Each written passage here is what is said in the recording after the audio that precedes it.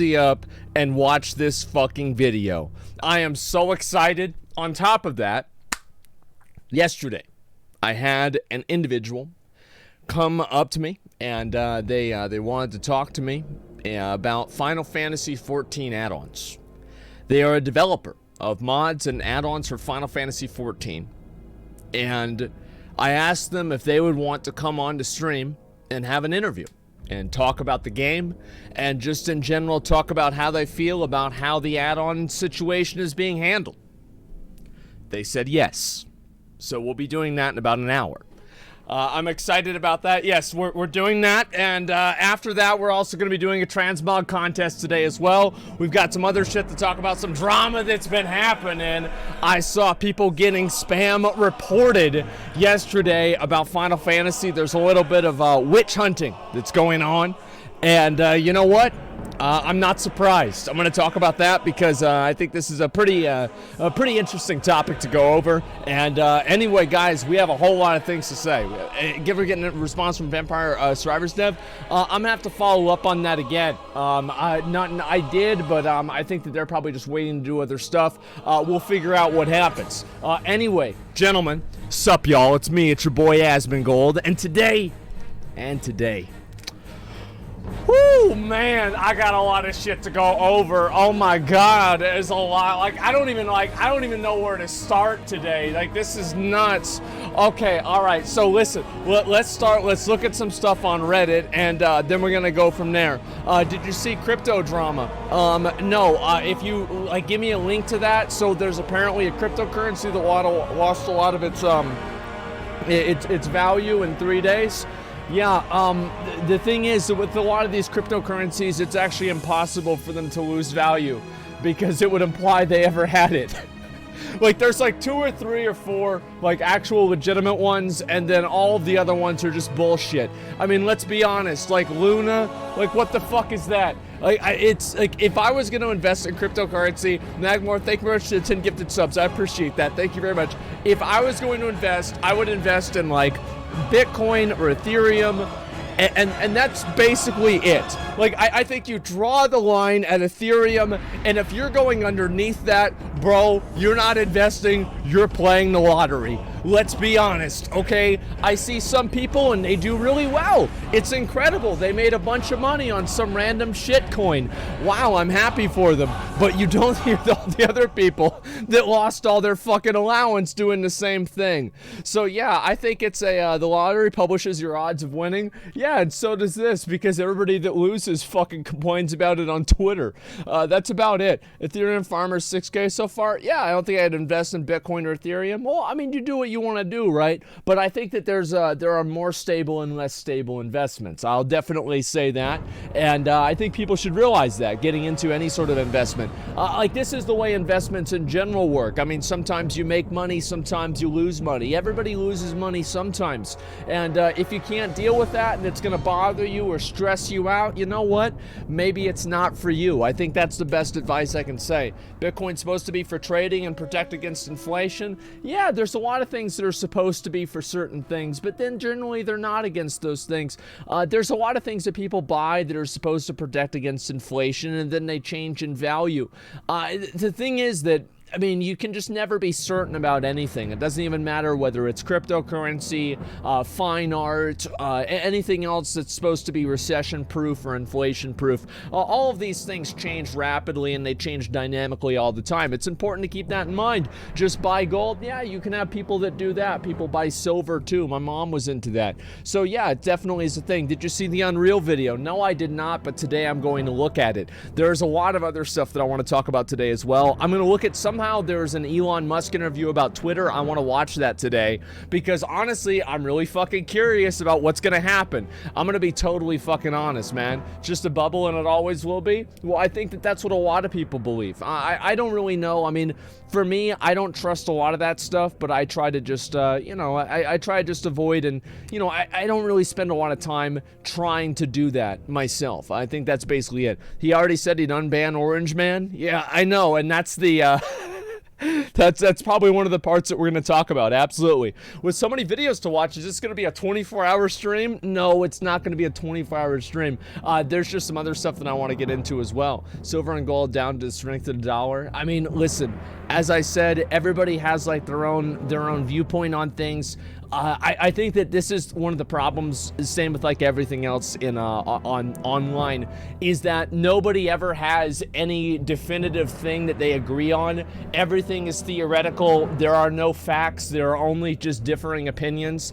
This has happened for quite a while, and I think it's just about the same now. It's always been like this. Today we'll see MadSeason video. Yeah, huge charge. Yes, we will. We will watch that finally. Banning political opposition is dangerous precedent, no matter how annoying they are. Well, of course it's a dangerous precedent for the other side, but it's a great precedent if you're the side that gets to ban them, and that's why they keep doing it. Why do you think it's happened for so many years? It's because it fucking works. Watch the so yes, there was a pyromancer meltdown. Pyromancer got pretty upset. I saw a little bit of this. We're gonna look a little bit more about it today, and yeah, we're gonna see a whole lot of that stuff. And I was kind of surprised to see it happen, to be honest with you.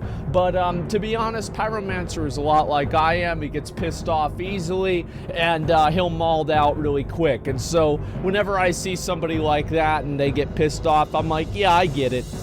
I get it. Yep, I totally get it. Cybo new video. Yeah, we'll watch that probably in a bit, maybe. I'm not sure what I'll have time for today, but we're going to do what we can. And do an interview with Elon Musk, ask him about Elon Ryan. Listen, if Elon Musk wants to come on the stream, he can come by whenever he wants, okay? Just whenever he has an opportunity to, we'll make time. Twitter isn't government. They can ban whatever they feel like. Oh, I understand they're not the government, but I think they should be regulated because I think they're it's a powerful platform. I think you could say the same thing about railroads back in the day. I think you could say the same thing about internet back 20 years ago. And guess what? The government regulated them, and most people are better off because of it. People have no fucking perspective of history, and they don't realize that this same thing has happened 20 other fucking times in history, in our history, and this time somehow it's different. It's the same fucking thing. Of course things should be regulated whenever they become too powerful and too influential, because it's in the best interest of the people, I would say. And yes, I know people get upset about this and they get mad, but again, read a history book. Many of these cases have happened many times before. Let's go back over here, and we're gonna look at some of the posts on Reddit. Here we go. It's not a bad thing. That's the whole stream, always has been. That's the intro. So I'm gonna be honest, guys. I know that there are some people and they look back and they say, wow, Asmon's streams from back in the day were so good whenever he used to play video games. I want you to understand that this never really happened. Like this maybe happened for like the first month of an expansion, and that was about it. Like that's actually about it. Like everything else besides this, it never happened. Like, do you remember? So this is what I used to do in WoW. So I would go up the stairs of the garrison, and then I would turn and I would go in between the stairway down and then the wooden fence, and I would jump there, and I would jump onto the fucking stone pavement of my gladiator sanctum, and then I would go down there and then around behind my stable of all my rare mounts, and like McConnell and I would sit around and just talk about, like, I don't know, like politics, or you know, how much WoW sucks for like 4 hours. Like, I mean, this was there was never any content. Like, this was never even a thing. Like, it just was never. There's base content for years. You attract all those people. People like watching you game. No, I don't think people give a shit about gaming. And I'll be honest. Like, so the fact with the gaming and everything for me is I'm not very good at video games anymore. Like, I'll be totally honest. Like, I'm not very good at video games anymore. And I feel like my my ability is getting worse over the years. And anymore, yeah, I used to be very good. And this is just kind of it's a lot for me to deal with, right? I get insecure about it. It sucks, right? I mean, imagine having something that you placed a lot of value in for 20 years, right? And it's just slipping away from you. Like, that sucks, right? It just fucking sucks. And you know, that's one of the reasons why. I mean, I just can't. I can't play. I can't do what I need to do anymore, right? And that's it. You beat Sekiro, though. I did beat Sekiro. Sekiro's not really that hard, and also I have a bad personality for dealing with frustration. I'm like Pyromancer. Like, I get really, really upset really, really easily, right? That's all there is to it. And knees weak, palms are sweaty. Yeah, but you never compete. Exactly, because I can't. And so that's what happens, man. Nothing like Pyro. Yeah, I love yourself more. No, the thing is, like, I know what I'm good at, and I know what I'm not good at. I think that's what happened, right? Is, yeah, it's just... that's the way it goes for me, and so, like, I don't know really if I'll ever get back into that or what's gonna happen. I think for me, I'm gonna wait for everything else. The past couple of streams have been so good, man. Let me remind you of what's coming: Elden Ring with McConnell, Final Fantasy XIV, Alt F4, Diablo Immortal, and Arclight Rumble. Holy shit, it's lit. Oh my fucking god, that is crazy, isn't it? Wow. Wonder when the Genshin sponsorship is. I don't know. I think for me, here's how I see the Genshin Impact thing. Is that if people like watching it and it's funny, I'll stream it. Like, I don't give a fuck. I think it's funny, and I like entertaining people, and so if people find it entertaining, I'll just do that. I mean, it's literally that simple, man. And hair appointment, yeah, I know I need to do that. There's like 3 other things I need to do first, and then I need to do the hair appointment. Genshin stream soon. We'll see what happens, okay? Yeah, I'm not really sure.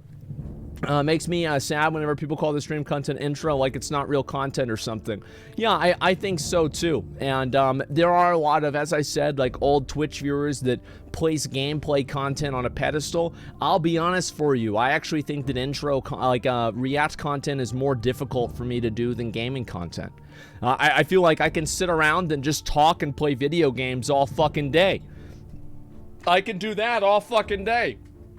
But having to sit there and you know, and watch something and have like actual commentary about what's going on, there's a lot more thinking that I have to do with that. I have to think about what's happening, read what chat's saying, etc. Right? And so yeah, Twitch purists, that's just not going to happen anymore. Okay? I feel like it's reductive, and so of course, why would I do that? Have you watched Doctor Strange? No, I haven't. Have you guys seen the new Doctor Strange? Was it good? I heard from one random person it was bad, and I heard from 2 other people that I actually know that it was very good. So yeah, I heard that it was, yeah, I heard it was good. All right, that's great. I didn't like it. Marvel, yeah, I know you're too cool to watch Marvel movies, man. I get it. You're so cool. And yeah, visually amazing. It was pretty okay. Yeah, I mean, listen, guys, I'll probably watch it soon. I think Doctor Strange is one of the coolest ones. Like, I love the actor, and like, anytime that he's in a movie, I will want to watch that movie because he's in that movie. I don't know what it is about him, but I really like him, man. That's all there is to it. Marvel has destroyed the film industry? No, it hasn't. Absolutely not. I don't think that there's a way to destroy the film industry because what Marvel is doing works. So, like, how can you destroy something whenever what you do and the success of it is based around an audience? I think this is what the audience wants. The audience wants to have these, like, big blockbuster superhero movies. They don't care about your really well thought out drama about some pregnant woman in the 1800s. Nobody gives a shit about that. People want to watch Doctor Strange go into like a fucking parallel universe and like punch some dude in the face. You know, like that's the cool shit, right? I mean, that's what it's about.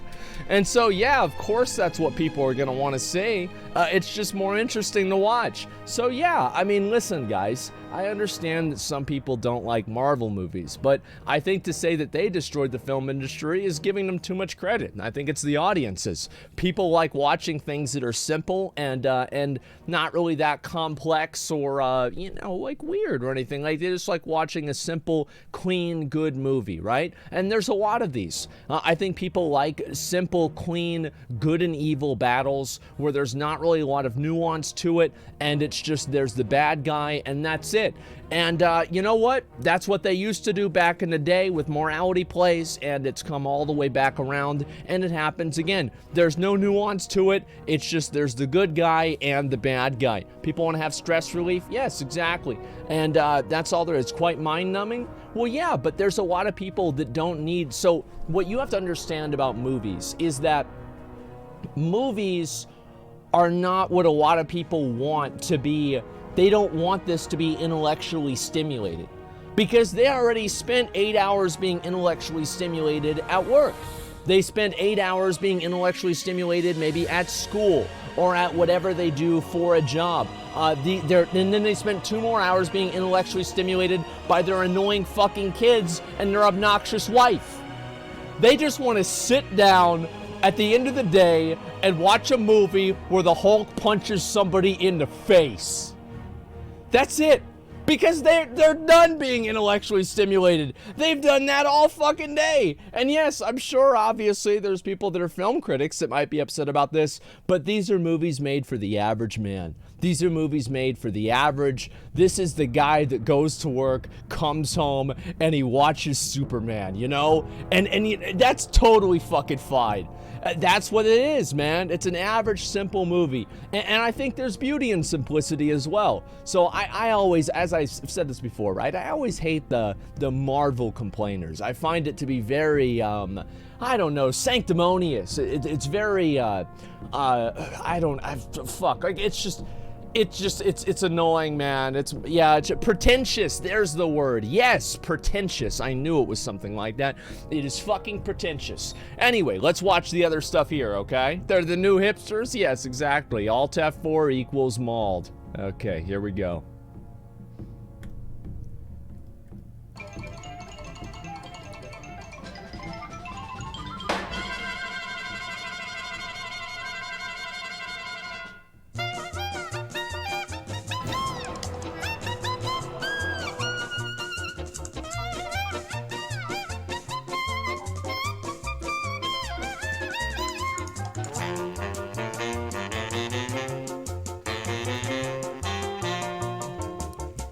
Is that right?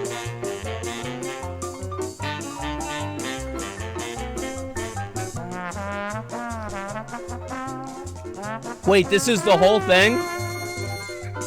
I love how you don't even need to see the gameplay to know how exactly things are going. Yeah, it's just...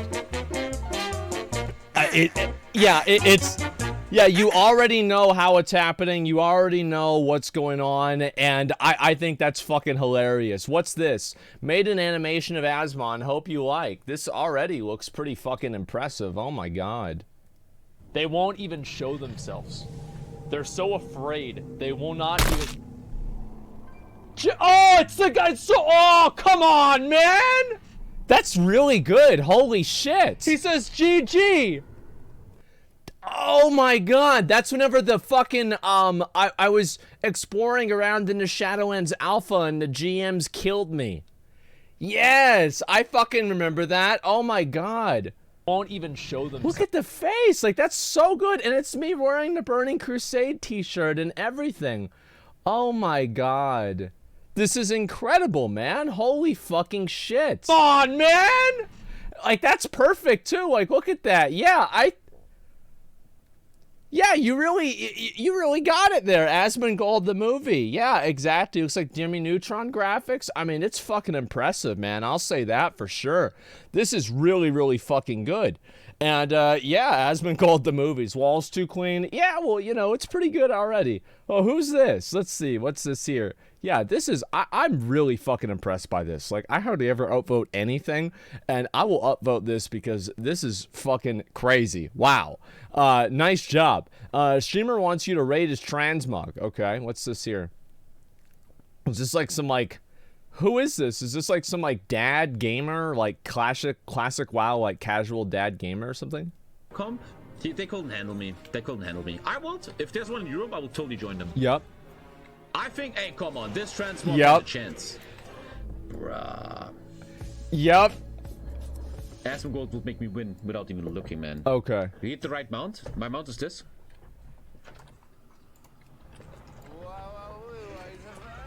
And then I will say something to Asmongold like, I am role-playing a corrupted paladin.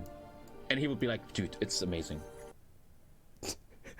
Okay, honey, that's nice. Dinner's ready. We have to go. Come on, wrap it up. Tell your internet friends we have to go.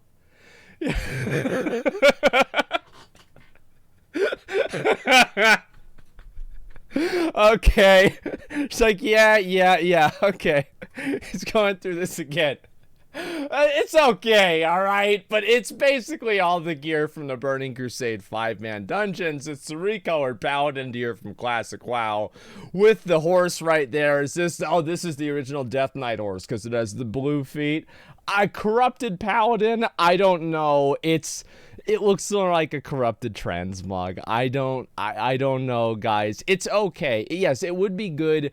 If we were doing 10 years ago, this would be a good set, but I'm sorry, but people have just raised the bar for transmogs. Straight up, like they have raised the bar. The expectations for them are so fucking high now that like you have to come in with a really, really good fucking set nowadays in order to be considered. I'll say that for sure. Wife kid, where's Asmon have balding? Yeah, sure. It's always fun to goof around, right? Let's see here. Where's the rest of this? And I watched this guy before I found Asmon. He's funny. You know what the funny thing is? The first frame here, you realize why I said, is he just some dad gamer? I actually thought for a second, with the frame being this small, that it was stay safe. I actually thought it was stay safe for a second. Like, I did. I thought it was stay safe, and I was making a joke, because, like, stay safe is, you know, he's married now, he's got, like, a kid, and he's a dad gamer, and I was, like, making a joke, and I'm like, wait, this is some other guy. Like, oh, what, this is awkward, right? I made a joke for, like, a friend of mine, and now, you know, it's like, what the fuck? And so, yeah, that's kind of what happens. MK's biggest Hearts of Iron streamer? What's Hearts of Iron? I'm not even sure really what that is, but yes, I think it's not that bad, okay? It's really not. I think that he wouldn't get roasted, I'll say that for sure. Reasons why Asmon should hire me. Can clean, can multitask, works well with others, works better by myself, super quiet, won't notice when I'm there, takes care of the elderly for a... fuck. Okay, all right. Really fucking funny, guys. Yeah, that's great, guys. Yeah, can clean unlike you. Yeah, sure. Yeah, that's awesome. I'm so happy to hear that. You know, it's too bad I'm not elderly, or this would be really useful for me, right, guys? Holy shit. All right, let me see if I can find the rest of these. I'll scroll down, read a few of the comments. I'm sure these will be good. If you've got big goth milkers, your chances are much higher. Yeah. Let's see here. The smiley face is always a red flag. Yes, it would. Goofy request on our Goofy Asmon. Goofy request. Is this a subtle Asmon is elderly joke? I don't think it's subtle at all. Yeah, I'm pretty sure it's not subtle. Let's be fucking honest. Okay, here we go. New Japanese magazine interview with Yoshi P, where he directly cites Asmongold and Rich Campbell for reigniting interest in Final Fantasy overseas. So let's look at this right here. Excuse me.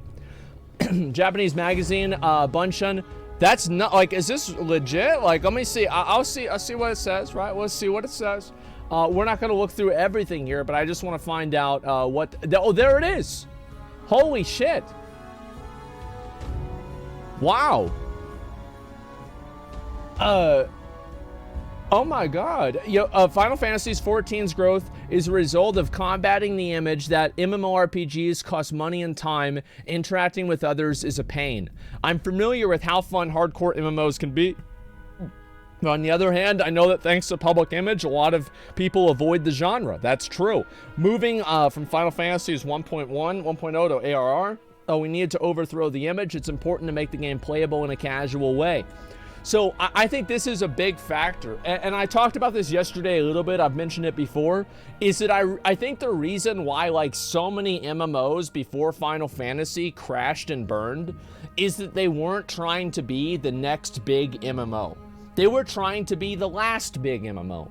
They were trying to recapture the excitement that people had with Ultima Online, or the excitement that people had with EverQuest, or the excitement that people had with World of Warcraft. And they were trying to make the game like what it used to be. And so they're taking solutions for problems that were existing in 2004 and then applying them to 2014 and then being surprised whenever they didn't work. Well, a big surprise. It's a different fucking world. You can never step in the same river twice. You can't keep going and making the same fucking game and doing the same things. Oh, let's look back and apply the solution that we had 10 years ago to the problem that exists today. Well, you can't do that because games are different, players are different, culture is different, everything is different, and the only thing that is the same is the fact that things will continue to be different. And I see games do this all the time. And the reason why I think Final Fantasy has really done well, and it's held its own, and it's come into its own, and it's its own thing, is the fact that it does not try to become the last big MMO. It's its own thing. And a lot of the bad things about Final Fantasy, and even A Realm Reborn, were things that were vestiges that they were holding on to from World of Warcraft. Tank stance making you do less damage, healer like mana bullshit. I think that there was like some other stuff as well. I don't remember like all of them because I didn't play that then. It's just stuff I've read about. And it wasn't until later on in the life cycle of the game that they got rid of that stuff. They got rid of it. And they said, this is not what we are. This is what they were. And if we want to be what we want to be in the future, we have to be who we are, not try to emulate something that happened in the past. And I think that's what so many MMOs do wrong nowadays, is they continue trying to be the last big MMO. And you can't do that. You have to think about things. You can't just take a platitude like the world should matter, or, you know, make epics epic or something like that, and then apply it to a new game because it's meaningless. It doesn't matter.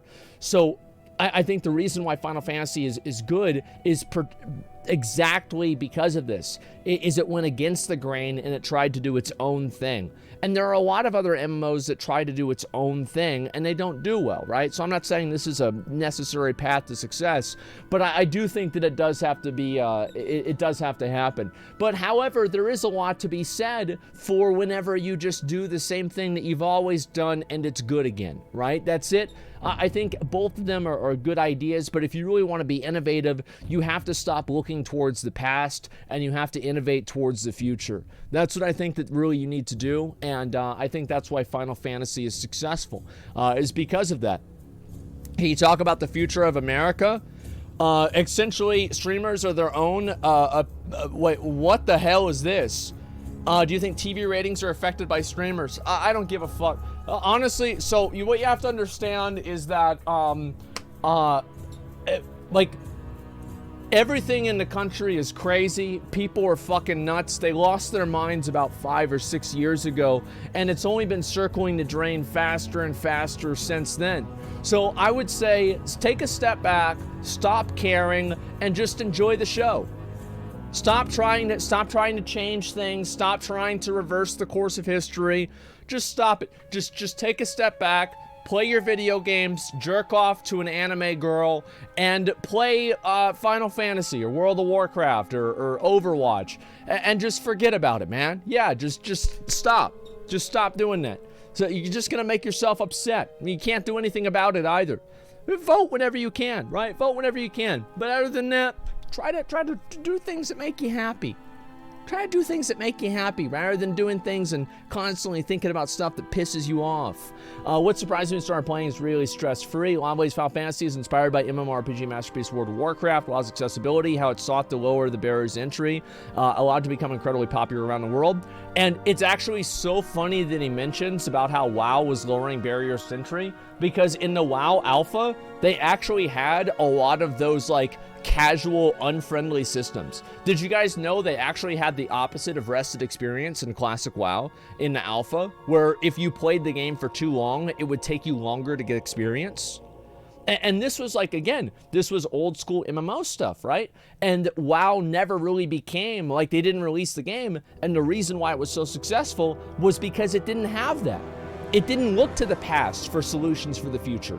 It looked to the future and innovated for what they thought the vision of what the player wanted was. And that's why it was fucking successful. So WoW did the same thing that Final Fantasy did 10 years beforehand. So let's see here. Final Fantasy 1.0 had that. Yeah, and it fucking died. So what do you expect? Game did not become Japanese language support, so WoW didn't become as popular in Japan. For a while, there weren't any MMORPGs for Japanese players. There's an opportunity for Realm Reborn. Yep, Final Fantasy is very popular in countries that have more experience of WoW too. Thankfully, that is indeed the case. Particularly around last year, internationally popular WoW streamers like Asmongold and Rich Campbell started playing Final Fantasy XIV, and it feels like that's where the spark got reignited. The two of them were surprised by the kindness of the community, certainly on overseas bulletin board sites and so on, and there are many positive exchanges of opinions. Even if there are people who compare Final Fantasy and WoW and speak ill of either one, there are many comments telling those people to stop. The thing is, like, I'll say this, like, obviously, you know, I probably was the most popular one that did it, sure, but there were a lot of other people that did it too. It wasn't really just me. I think that I was just, you know, the loudest one, you could say. But there were plenty of other people who also led the charge into playing this game, and it wasn't just me or anything like that. It was people like Preach, you know, Belluer, let's see, Annie played the game. There's plenty of us. Summit played the game. Quinn played the game. Pyro played the game. Yeah, Savix. There's a lot of people. Pint. Yep, there you've got another one. So, yeah, guys, it wasn't just me, but it is, of course, flattering. Of course, yeah, of course. Soda Poppin' played the game. Yeah, let's see here. When I played the game, there were so many times the performance wasn't so good. We couldn't win against the boss. Other players would kindly encourage me.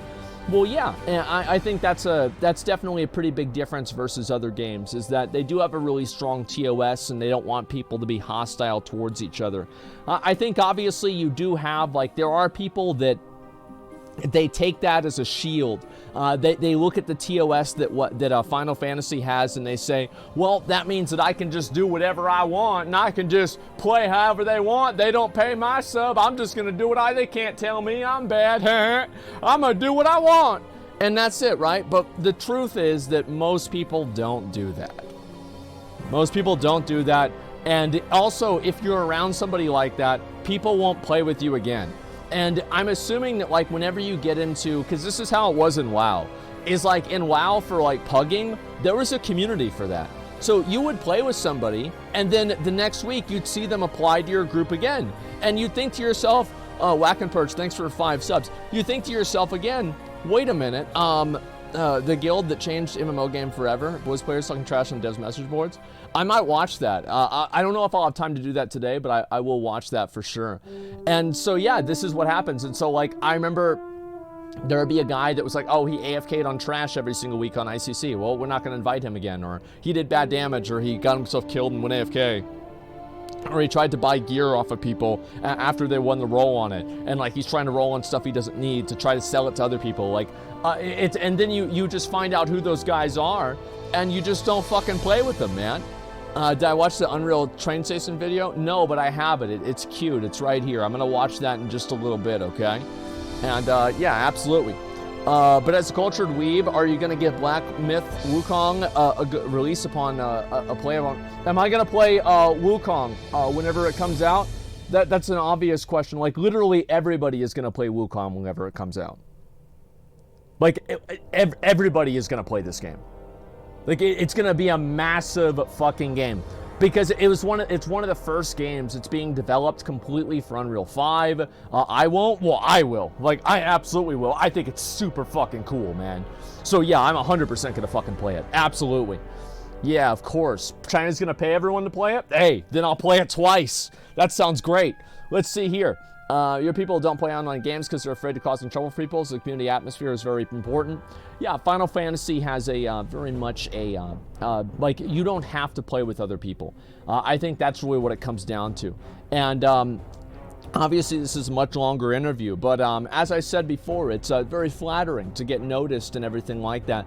But as with anything, and you know, there's not just one person. It's not just me. It's not just Rich. It's a lot of people that started playing Final Fantasy, and I think in general, content creators. There's always like a symbiotic relationship between content creators liking something and the audience and like just the player base liking something. So for example, there are a lot of times, you guys ever had like a, remember like, for example, didn't Square Enix actually make this game?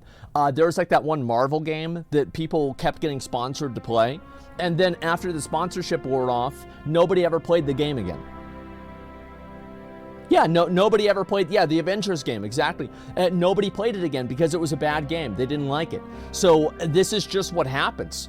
And it's just, you can't make people like a game just because streamers play it. But there was a day, and you guys might not remember this day, but it did exist. There was a day that Dr. Disrespect and Tim played Fortnite together because they were sponsored. And it was the first time that I had ever seen the game. And you know what? It took off because of that. And not just because of that, but I think the reason is because it gave it a head start. Yeah, I remember. Yeah, this happened.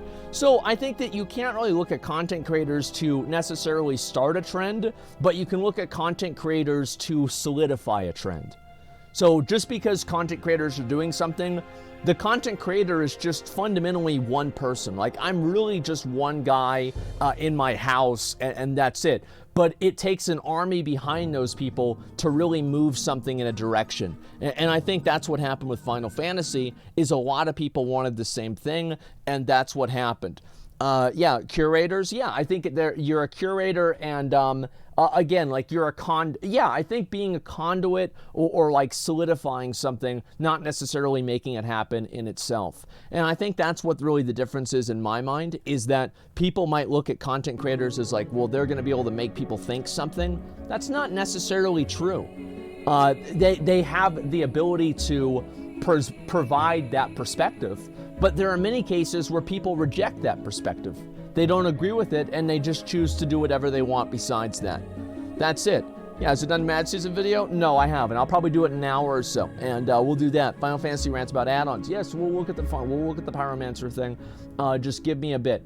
But yeah, either way, this is very flattering.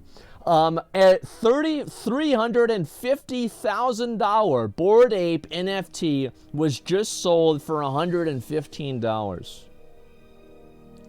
Wow. That guy got ripped off. $115 is way too much for a JPEG. Like, let's be honest. I mean, come on, man. Who could do this? Like, I can't. It's just, I'm so glad this is happening. I think it's funny.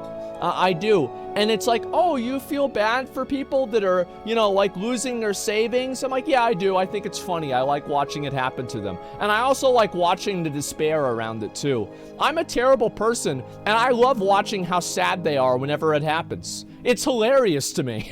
It's just because they're so fucking pompous about it. And now we get to watch it happen. And now we get to yeah, because I love seeing people that I think are assholes get completely fucked.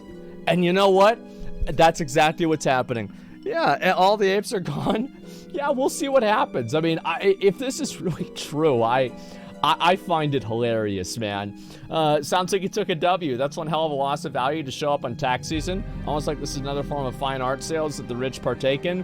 Even if you lose, you win. I'm not really sure if you can do that with NFTs yet, but I'm not sure. I think you'd have to talk to a CPA. I have no idea, but I have a good feeling maybe you can now. Like, it's hard to say. Anyway, you can? Yeah. All right, let's look at the other stuff. Elden Ring co-op with Twitter Overlord and McCool win. What build are you playing in Elden Ring? Int Dex build. Mostly mage with some weapon skills. Shield in left hand, staff in right with rapier and claws. Fast switch. Holy shit. Damn! Elon's actually playing Elden Ring! Oh my god. I wonder, like, how do you have time to do that? Like, does this guy sleep ever? Like, how does he have time to run Tesla, SpaceX, and Twitter now? And also play Elden Ring, and also, yeah, click and read? Okay, sure. Let's look. We're gonna click and read it. There we go. All right. Guy allegedly worked crazy amount of hours, sleep at the office, amount of time to play Elden Ring multiple times a day. Constitute his work is very flexible whenever you're the boss. Fuck billionaires, but not millionaires. Slight outdated content, considering many billionaires' wealth increased massively over the pandemics. Billionaires aren't just a policy failure, but they're an embodiment of immortality. What? You can't be a billionaire and a good person despite what their PR astroturfing teams on Reddit might tell you with some of the good ones. It's literally impossible to accumulate that much wealth without the mass exploitation of others and their profits being labor generated. Not to mention the exploitation of the earth until it's uninhabitable for human life. So, why does this person think that Elon Musk cares about their opinion of if they're a good person or not? Since when is your approval when did you ever, when did you think that your approval mattered? Like, yes, obviously he does care because it's easy, but you're never gonna fool all of the people all the time. You're just gonna fool a lot of the three heads like, oh wow, he plays video games, he's cool, he's just like me. That's the way it goes. And you know what? That's good enough. Because guess what? Most people are like that. And it doesn't matter how many fucking paragraphs, how many bullet point lists, how many Reddit posts, how much all capital letters in order to emphasize certain words.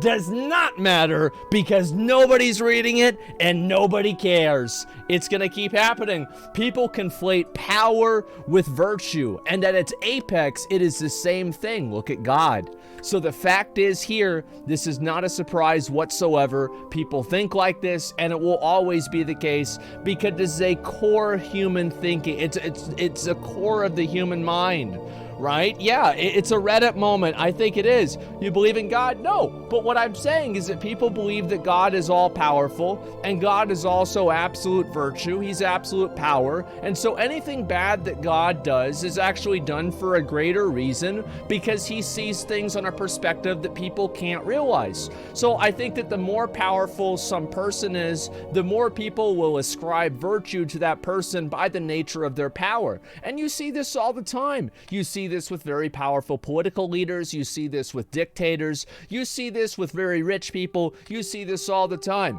And I think that nobody really talks about this. Maybe nobody thinks about this. But yes, I think that in the human mind, power and virtue are the same thing at a very, very high apex. Yes, I think so. And they don't see that. Yeah, thank you, Asmon. Yeah, you're wrong. Okay, why you are wrong. All right, well, let's go ahead and we'll go back to the post here. Those with more money than 90% of fellow Americans, millionaires who we consider upper middle class, professional class, live more than comfortably, are on the 11th step. Billionaires 10,000 steps up the staircase. That's incredible, man. I can't believe that. Tesla, Elon Musk a billionaire for 1,000 works feed their families just because work he created. Listen, nobody...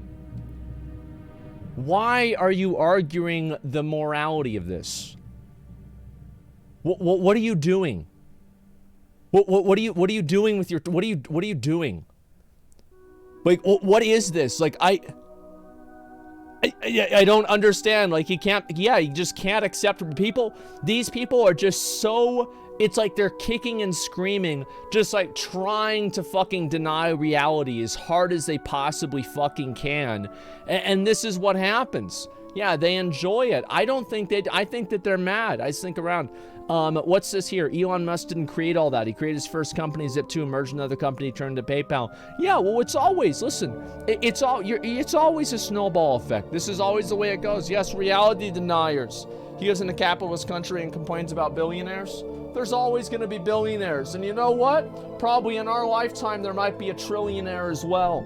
That could happen. And it's just going to keep happening. Wealth inequality and wealth disparity is going to continue becoming more and more perverse. The Gini index, which is what measures the disparity between income of the rich people and the poor people, is at its highest number that it's ever been in the entire history of the country. It puts the Gilded Age into fucking shade. It's like, oh, that was back whenever things were pretty good.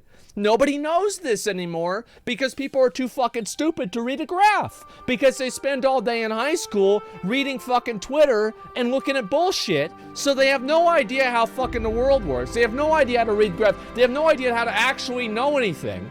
And so then this happens, and they're surprised about it, and it's some big fucking shock. Here's what's gonna happen. Automation is going to completely take over almost all working class jobs and many other professional class jobs. You might even have automated streamers like bots that are able to interact with you. There was actually a psychology experiment in the 60s or 70s where there was a robot who was programmed to effectively give therapy to people by using what they say and then asking the question back to them in a different way. And the people actually enjoyed that robot a lot. You can look this up if you want. So there are many cases of this happening, and this has context that spans 50 years. And also the Industrial Revolution is the first time that it happened, but the Industrial Revolution was made potentially to increase progress, whereas automation's main goal is to reduce workers. So guess what's going to happen is you're going to have a modern day slave class. You thought it was bad, now it's nothing. We're going back to modern day neo-feudalism, and it's happening faster than you can fucking imagine. There are people now who it's their job to bring rich people food. These rich people don't even have the time to go to fucking McDonald's and get their food, and it's your job to take their food to them because they're too fucking lazy to do it. And you know what? It's just gonna keep getting worse. That's right. Yep. I don't mean to expose my power level, but yes, I think all of this is gonna happen within 20 or 30 years. I do. And what's so funny to me about it is that people are so fucking stupid, they don't even realize it. And they're so fixated on the color or the gender of a hobbit in the Lord of the Rings show. That's what they're thinking about. They're not thinking about this because they can't comprehend it. They can't understand this. They're thinking about the gender of a hobbit in a TV show that's built off of something that's not even real. It's crazy. I think it's fucking funny. As I said, guys, yeah, it's that the what's this here? But the Gini index is a poor indicator. Look at the Netherlands discussion video on YouTube. Sure. Okay. How many other graphs do you want me to use? Do you want me to use a productivity graph and where it's superimposed on like a wages graph and see how wages have stagnated for 30 years? Like how many graphs? Like, so if you can deny one graph, but you cannot deny all of the graphs, okay? Like there are so many graphs about this, it's absolutely insane, and people don't realize it.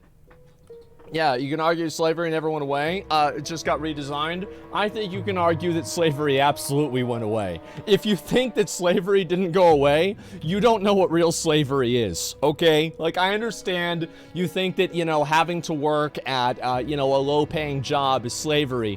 But, so, I'm not even gonna say how bad it was, because it was so fucking bad. It was awful. Like, guys, you were literally treated like livestock, man. Like, they would just kill you. At least your job can't kill you if you show up to work late. You know, at least they can't do that yet. I mean, that's not going to be for another 15, 20 years. So just, you know, try to enjoy it while it lasts, okay? And, you know, yeah, it's not going to happen yet. In prison, you get paid $0.03. Oh, yeah, no, in prison, they do have slavery, sure. Yeah, but those are prisoners. That's different. I'm talking about, like, just an average person, right? Somebody does something to get into prison. I'm talking about an average person just by the nature of their existence, they're a slave. That's completely different. Oh, what's your star sign? Why? You gonna tell me my future? Is that it? It's not different. Yeah, sure. And what's this here? I'll read a few things. That's not different at all. Chattel slaver is what you're, that's not different at all. Well, I don't know. I mean, the government can kill people. I mean, shit. It's like, what a surprise. They can use them as slaves, too. I mean, if you don't like it, go vote against it.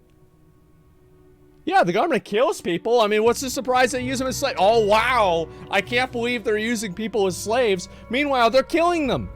Oh, my God. I can't believe this. Look, let's go back over. I've got to read a few more of these, and we've got to talk about some other stuff too. And there are slaves in other countries. I know. There's so many countries nowadays that still have slavery. And you want to talk about real pseudo-slavery? You know, this is like a few years ago. There was a, like, you know, one of those like sweatshop, like call center places, and it had a fire, and everybody in there died. You know why they died? Is because the people, the supervisors that ran this this building, they locked the people inside the building overnight so they weren't allowed to leave. And so the fire killed all of them inside the building and then got cooked alive. Isn't that crazy? That was horrible. Yeah, it was. See, people think that, like, they think that being mistreated at McDonald's, do you think being mistreated at McDonald's is even in the same universe? You are just so privileged and so fucking delusional. You have no idea who you're talking about. Like, it's just so, like, I just can't believe it. I can't believe it. It makes me so mad to read these things.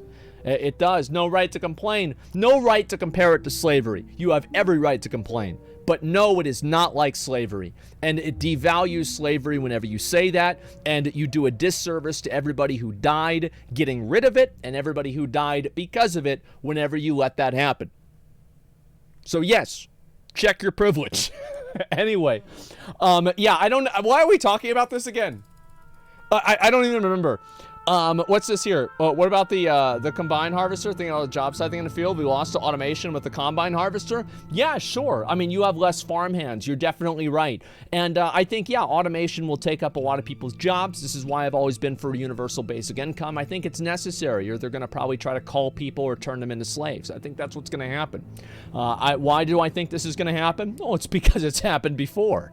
So, big surprise. I don't think that people are that much different than they were in the Middle Ages. I think they're pretty much just the same, and all they need is a little bit of a push to remind everybody that that's exactly the case. We can have witch trials again. It won't take that long. We had McCarthyism in the 50s, and that wasn't that long ago. My dad even remembers that. So let's see here. Anyway, I'm not going to get into this too much, but we are going to watch today the interview with Elon Musk about Twitter. I'm very curious about this. And yes, I am a big fan of Andrew Yang. I like Andrew Yang a lot. Do I agree with everything that he's ever said? No, I don't. But I think he's one of the only people that's talking about solutions for the future rather than solutions for problems that got solved in the past. So yeah, I like him a lot. Anyway, let's look at this. They should do a collab together. Asmongold when he's streaming, Zach Rar when he's streaming. So you have to understand that whenever I'm streaming on my second channel, I'm literally like this. This is my natural habitat.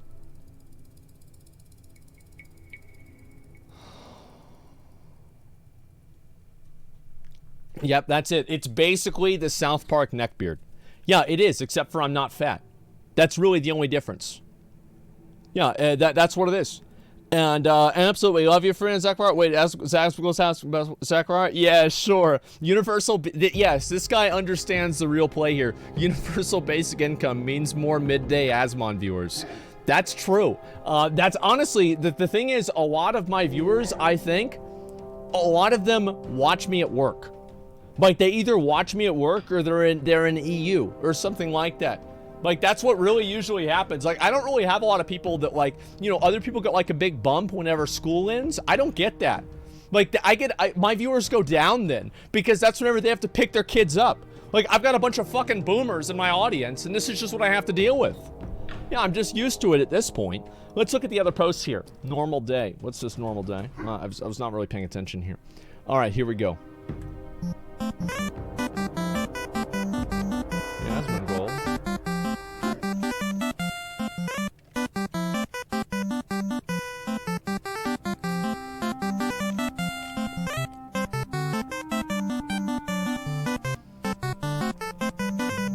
That's hilarious. How many posts did that? This got 31 upvotes. How can 31 people be this stupid? Really, I mean, how can 31 people be this stupid? Like, I don't understand it. Like, this is insane, man. Like, what the fuck? Like, there are 31 people that are dumb. What's this here? Getting the Trilogy Media guys all the way over. Dude, this shit's so cool, man. Oh, fuck. This is actually Is this the cool. midlife What crisis fuck? clip? This actually makes me want to go back and make videos again. Yeah.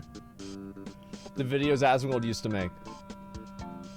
Sup y'all, it's me, it's your boy Asmongold, and throughout my years on YouTube, I've shown you guys how to get a lot of really cool stuff in Warcraft. Pets, mounts, achievements, etc. But the one thing that I haven't shown that a lot of people need to know, especially the ones that have all the pets, mounts, and achievements by the way, is how to get a girlfriend in World of Warcraft.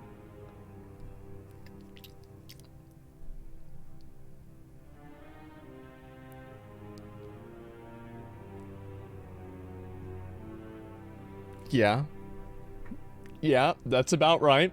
Time to watch it again. So we used to go down, like me and my friend Austin and Jeff, whenever they added in like the thing where you can add people on Real ID, we would say, "Hey girl, let me get your Real ID." And we kept typing this over and over and over. And eventually me and Austin was staying the night over at my house, and we typed it to this girl and she gave it to him. They live together now. I'm not even kidding you. Like, he actually, like, and like, yeah, yeah, they actually live together now. I can't fucking believe that happened. It happened back in Cataclysm. I remember it. I was in the group Pickup Artists. Dude, me and Cody, oh my god, and Dylan too, we would make these copy paste things and just send them to like fucking 100 girls, like just boom boom boom boom boom, and you get like 5 responses, and that's pretty fucking good. Like, you get 5, oh my god, that's a lot of them. We would do this constantly, man. Yes, it's a numbers game. Girls, no, it's an actually real girl. Yeah, sure. All right, here we go. Let's look at the other stuff. But yeah, I watched your poaching video from old YouTube recently. Yeah, those were the good fucking days. All right, here we go. Let's watch this. WoW refugees in their first Final Fantasy XIV dungeon.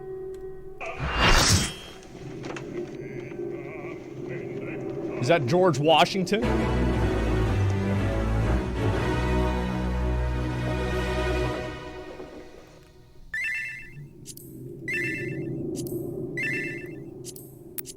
Nice. What the fuck?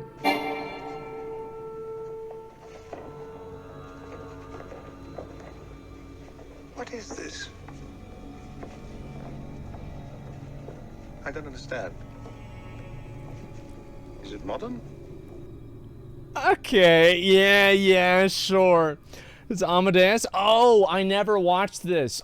We were gonna watch it, and my mom didn't want me to because she thought it was like too adult content. And so yeah, very fucking funny, man. I never saw it. I should probably watch it now that I'm older. Pyro arguing at chat over simple things. Okay, all right. Let's get into that. Let me scroll down just a little bit, and we're gonna look at everything else. All right. Activision, and then we're gonna look at the Pyro thing, and then after that, I'm gonna do the interview with the Final Fantasy, not developer, but developer for plugins and things like that, who was affected by the changes that Square Enix has had, and then we're gonna have them on in just a little bit. Okay, guys? So yes, let's go back over here. Activision shareholder meeting agenda. Board recommending for re-electing Kotick against employee rep on board of directors and against a report on company efforts to prevent abuse, harassment, discrimination of employees. Wow. I can't believe that. Wow. What a surprise.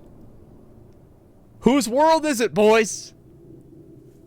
Whose world is it? Shareholders in Stockholm Syndrome bad? Shareholders are not on Stockholm Syndrome. They know that, listen, here's the truth. It's Bobby's world. We're just living in it. Yes, there was a situation that happened where Bobby tried to, like, I don't know, I think he tried to kill somebody or, like, whatever. But we don't know why he tried to do that, right? I mean, like, we never heard Bobby's side of the story. We're making plenty of money off of him. Let's just assume that it's a wash, guys. It's okay. You know, like, that's just the way it goes. And yes, people are just not gonna give a fuck, man. They're just simply not gonna care. And I think this is something that, again, people might be upset about. They might be mad. They might think, oh, wow, this is unfair. This person is so bad, and they're still it's still Bobby, right? What can you do? It's over. This will never be over. You understand? Bobby will not rest until he is in the ground. Like, and even then, there will be fucking, there will be, like, somehow a residual influence of Bobby, right? Like, he will never stop. This is it. Yes, Bobby, yes, there will be Bobby Jr. Even if it's not his son, it's gonna be somebody that's basically just Bobby 2.0, right? And like, that's it. You've just got to get used to it, okay? And that's all there is. Yes, there's a reincarnation. Yes, you can't destroy the Flackery. It's at the very core of the earth. And let's see here. It's being protected by Hillary Clinton. And so, yes, it's not a surprise. They're not going to get rid of Bobby, guys. True, dude. This show is the best thing to happen to the bald community. Okay, all right. Fucking Breaking Bad. Yeah, very fucking funny. She forced me to watch The Big Bang Theory. I saw this. Great seeing so many new players in Lost Ark. Oh, good. Let's watch this again. It's another clip. Damn, bro. Damn, bro. Look at that. It's lit. Wow, that's a lot of real players. That's a lot of real players playing the game. Let's see how many real players are playing the game right now. Let's refresh it. 543,000 real players are playing the game right now. Can you believe that? Isn't that incredible? Yeah, isn't that fucking nuts? Wow, guys, that's insane. Yeah, I mean, the game is growing. It's popping off. Actually, there was a video I was gonna watch about Lost Ark popping off, but you know, we'll get into that sooner or later. I want to watch this right here, okay? Now, this is something I'm gonna look at. Then I'll look at the pyro stuff. Then we're gonna do the interview, okay, guys? And we're not doing Dragon Song video. Listen, we'll do what we're gonna do, all right? I don't never expect me to do something that I said I was gonna do. Never expect me to do that. That's not really going to happen. Now, I probably will do it, but I might not. You know, that's it. So, look, here we go. This video is rendered live. Yeah, look at this. This is a, this was a video. Look at this.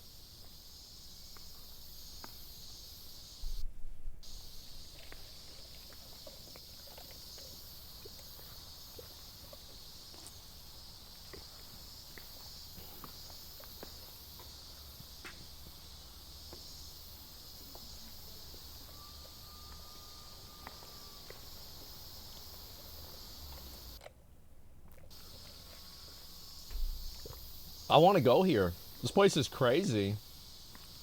Wow. No, this is real life, guys. Yeah, it's real. Can you believe that? That's nuts, right?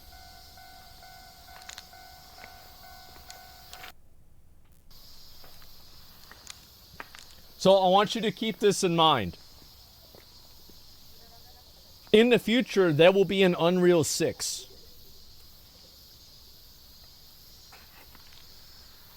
Keep this in mind. This looks so real. I know. All static objects, though? You're right. You're absolutely right.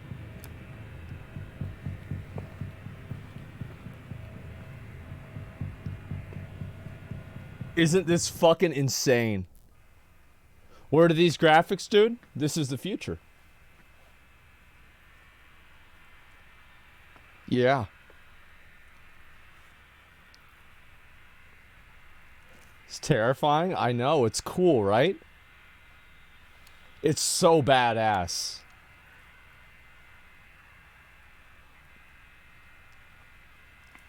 Oh my god, man. Oh my fucking god. Vampire Survivors, the Unreal 5. Yeah, there you go. Imagine playing that in this first person mode. That'd be so fucking terrifying. Oh my god. This is proof we're living in a simulation. Yeah.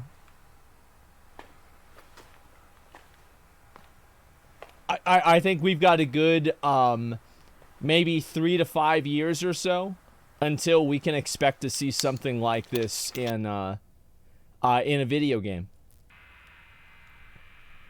Running Unreal 5 using Lumen, no nanite. So yes, this entire thing right here, this is completely fucking fake.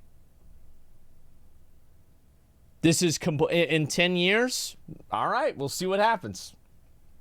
Yeah, we'll see what happens. Yes, that's right. This is completely fucking fake. Can you believe that? How fucking incredible is this? I can't believe it. That is just amazing. Wow. Deepfakes, by the way. There's a video if you guys want to look at it yourselves, okay? Yeah, I am just so... dude, I'm so fucking excited to see what this is going to be in the future. Like, look at that, man. Holy shit, that's fucking amazing. Wow. Deepfakes are scary as fuck. Yeah, I know. It's just... this is why... what's this here? In 30 years, we'll choose to live in the Matrix? Yeah, I know. Look at Kendrick Lamar's last video. Oh, I know that there's other versions of this too that people have seen. It's not in real time. He rendered this on a 2080. Okay. Look at things that got rendered 10 years ago. And now you can render them in real time now. See, you're not like you like I think that like whenever I'm looking at this, whenever I'm showing people this, I'm not saying this is the future. I'm saying this is the first step of the future. Do you see what I'm saying? So like this will continue to become the case. Right? Like this will continue to happen. And this is, I think, one of the first times that we really see something like this here in Unreal 5 that looks photorealistic. Like, we've seen other things before in Unreal 5, and they look really, really good. But, like, whenever we're talking about something that looks photorealistic as if it was real life, if you showed this picture, if you printed this out and showed this picture to 10 people, and you asked them, is this a real place? They would probably say yes. They would. And I'm not saying that this is the end. I'm saying this is the beginning. And I'm excited. I really am. I think this is going to be fucking crazy, man. It makes me so excited to find out what's going to happen next, man. It really is. I think it's just so fucking cool, man. It is. Link it again, please? Sure. Yeah, there you go. I'm saving up for a fucking... yeah, a 5590, exactly. Camera shake is what's giving it 80% of its realism. Yeah, I think the camera shake does really help out a lot. I agree with that. Especially with, like, the random cuts and stuff like that as well. Yeah, absolutely. Technology is exponential, too? Yeah, I think so. And we'll probably see this continue to happen. I'm super excited for the future, man. I think it's going to be fucking awesome. Camera work makes it perfect. Camera motion gives it away. Well, for me, I think that it makes it look more realistic. It's not that it gives it away, it's that it gives it the impression, it misleads people into thinking that it's a person holding their camera. I think that's why it works. It's not because of the camera work, it's what the implication of the camera work is. Does that make sense? So yeah, I think so. Anyway, so yeah, let's look at the pyro stuff, and then we'll do the interview thing. I already pulled this up. And so we've got this thing here, Pyro arguing at chat over simple things again. So Pyromancer, I don't know if anybody has any clips of this. The video apparently got taken down or some shit, so I'd need to have an actual clip. But basically, Pyromancer got really fucking pissed off at his chat. You have to link it to my mod, and then it's in my thread. Witnesses console players speak in chat. I don't know how you exist. Calls them fucking idiots, bans them, and stops streaming for the day. Here's the problem that I have with people criticizing Pyromancer. Is that you could say the same thing to me. Okay? You could say the same thing to me. And so I see people getting mad about Pyromancer. You know, banning people for disagreeing with him. And I've said many times that I think console sucks. I think PC's way better in all regards. And you know what? If you still think console is just so much better, it's just so good, and you just don't understand, just plug in a fucking controller to the PC. Yeah, just plug in a controller to the PC. I think console sucks. And you know what? I've got a PS5 over there, and I've got a Nintendo Switch back there. So I've got consoles too. I think they're great for laying on. I've got a PS5 Netflix machine. I've got a PS4 Netflix machine, and I've got a Mario machine. That's about it. Yep, that's what we've got. Yeah, we got Mario Kart. Nah, boys, we're not gonna do Mario Kart. I'm not into Mario Kart. I fucking hated Mario Kart. F-Zero was way better. When the fuck are we gonna get the next F-Zero game? I don't give a fuck about sitting Bowser's fat ass on a go-kart and watching him flop around on the stage. I want to see some F-Zero. That was my favorite fucking game. F-Zero GX? Bro, I remember I played that shit. I told y'all, right? Martin, oh my god. I own that game. Martin got it for his birthday. I lapped his ass like 3 times. He never played that game again. I beat him on his birthday in his own house. Oh my god, man. Those were the days. Holy shit. Time for a stream? Yeah. And so it was funny. Nah, Martin and I, we had a going rivalry for, I don't know, like probably a long time. And disrespect, yeah, I know. There's an anime, all that. We got back and forth with each other. We grew up together. We met each other in, I think, 3rd or 4th grade. And so yeah, haven't seen Martin for maybe 5 or so years. His dad used to drive a big red van, and he would only wear sunglasses. Like, I actually don't think I ever saw his dad without sunglasses, and he would always wear a cowboy hat.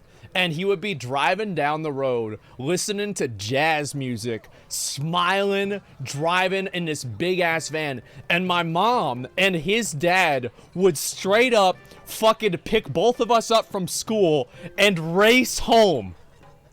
Straight up fucking race home after they would pick us up.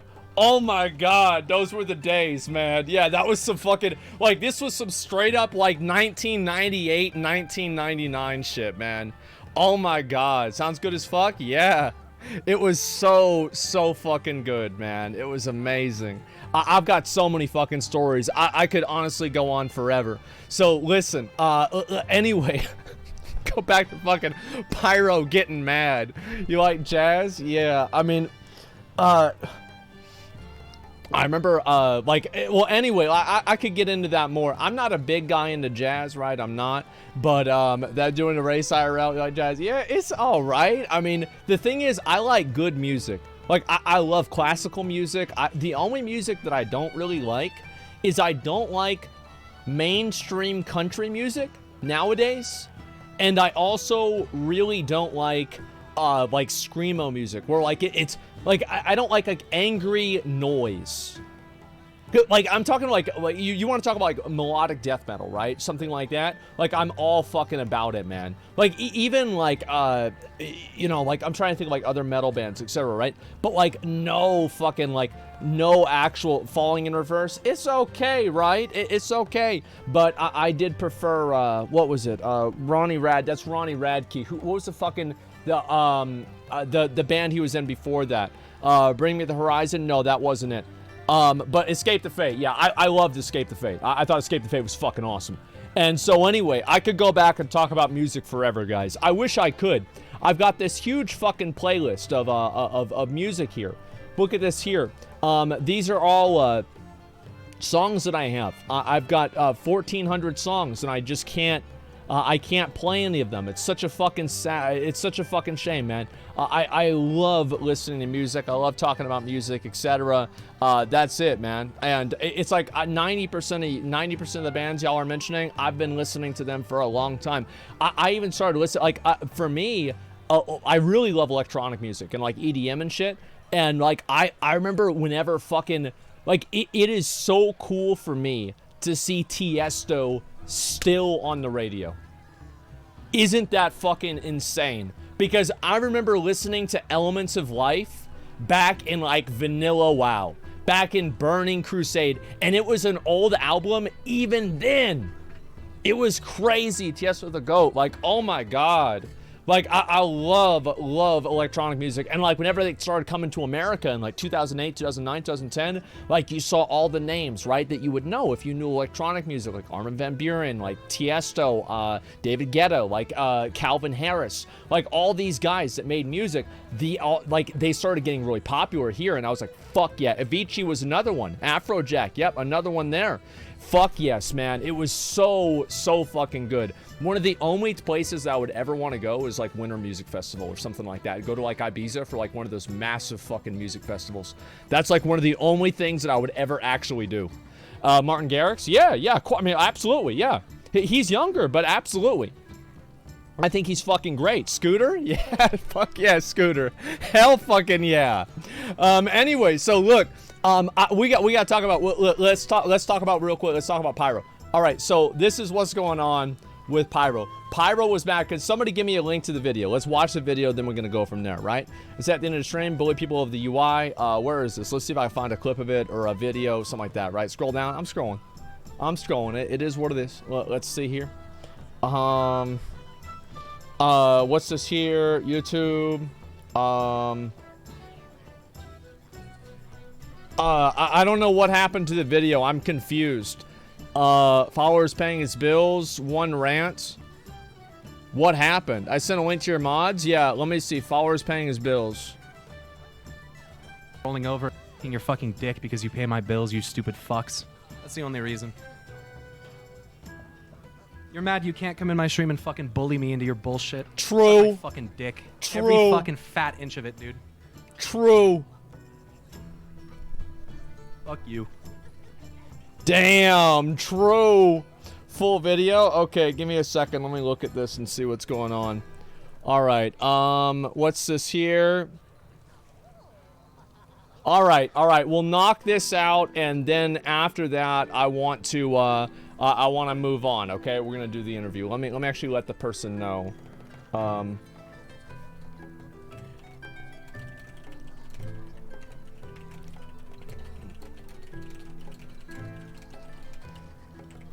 Okay, great. Yeah. All right. These are great. Let's see it. Before this video begins, I want to set a content advisory for those who are watching and listening. You're going to hear some very strong language, and I think essentially if you are listening in the presence of young ones, perhaps this is going to be a video that would be best served with headphones, or a video that we will explore at a later time when the kids are not around. Now, that all being said, I will include a link to this full clip if you guys want to go watch it for yourself and you don't care for my commentary and my thoughts on the subject matter at hand. That being said, what you're going to see has been edited down to highlight the key points hide your of kids, that, hide but your I wife. would still encourage you to go watch the full clip in case any of the context that I cut out ends up leading to miscommunication or misunderstanding of the points intended. Okay. With that disclosure out of the way, let's go ahead and jump into it. And then we'll talk about, essentially, another epic gamer moment from Pyromancer. Yeah, what a fucking intro. What a fucking intro. Oh my god. Just flat out, it's definitely inferior when we're talking about the capabilities of the console. Yeah, it is. That doesn't make the people inferior, but that's what people infer from it. No, question mark? Yes, question mark? Yes, question mark? Yes? Console's better, IMO? Right, okay, right. Said no one fucking ever who sat down in front of a 165 hertz screen. No one in the history of the universe has ever sat down and played at 165 FPS and then said, I want to go back to 30. You're fucking full of shit, dude. You're so full of shit. I came over and gave the game a chance and learned to love it and fell in love with it. It's just like, I can't, the logic just is not computing in my brain, dude.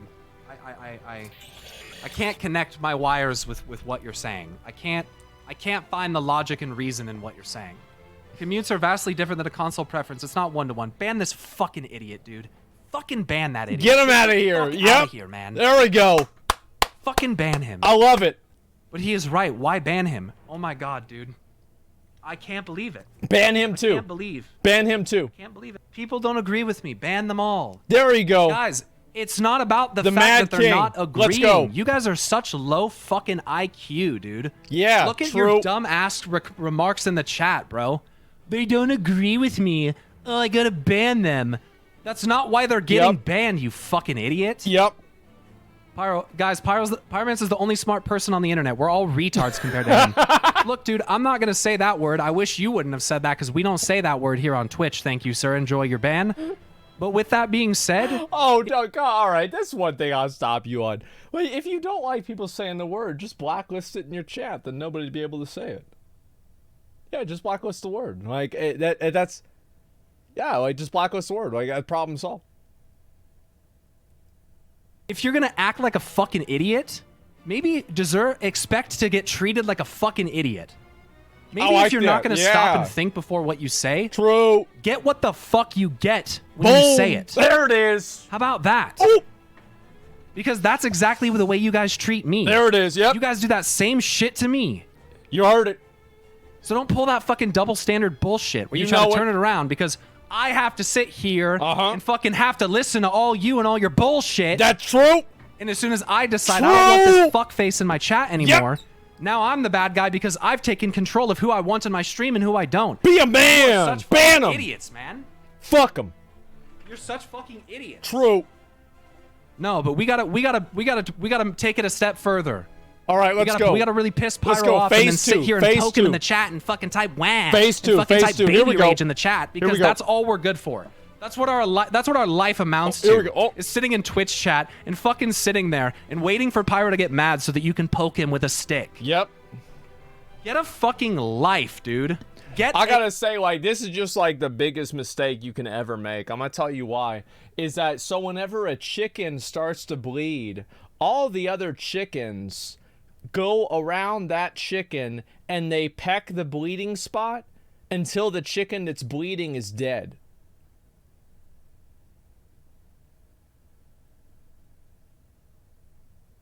The solution to that, don't bleed. That's a pecking party. That's right. Don't bleed. If you have people that get you pissed off, that make you mad, the best thing that you can do, never show weakness. Never, ever, ever show weakness. Never get mad. Never show weakness because people can make you mad because they have control over you, man. That's what it is. Absolutely. You say stuff like this, but you mauled constantly. Guys, I think you should brush your teeth every day. Actually, to be fair, I do that. Guys, I think you should go to bed at a reasonable hour so you can wake up in the morning and be able to go about your day without being completely tired. Yeah, I think that's a good idea. Now, do I do this? No, absolutely not. I stayed up until 1 a.m. last night. Nope, I didn't do that. But I know it's a good idea. I know, like, theoretically, like, this is what you're supposed to do, but it's just not what I do. Why? Because I'm an idiot. Only 1 a.m.? Bro, I wake up at 8 in the morning. You understand that? Like, I wake up 8 in the morning. Like, I have to get up. I get my stream ready. I go and I go to the gas station. You know, I wake up early, and so, like, that's 7. It's not really 8 in the morning. I wake up by 8:30, right? But, like, yeah, it's early. Only 8? Yeah. You wake up at 4 a.m.? Bro, shut up. Like, you wake up at 4 a.m., just tell me you wake up late. Like, that's more late than early. 8 a.m. is early? It is early. Today's the worst stream I've ever had on Final Fantasy. The worst. This is the worst stream you've had on Final Fantasy so far.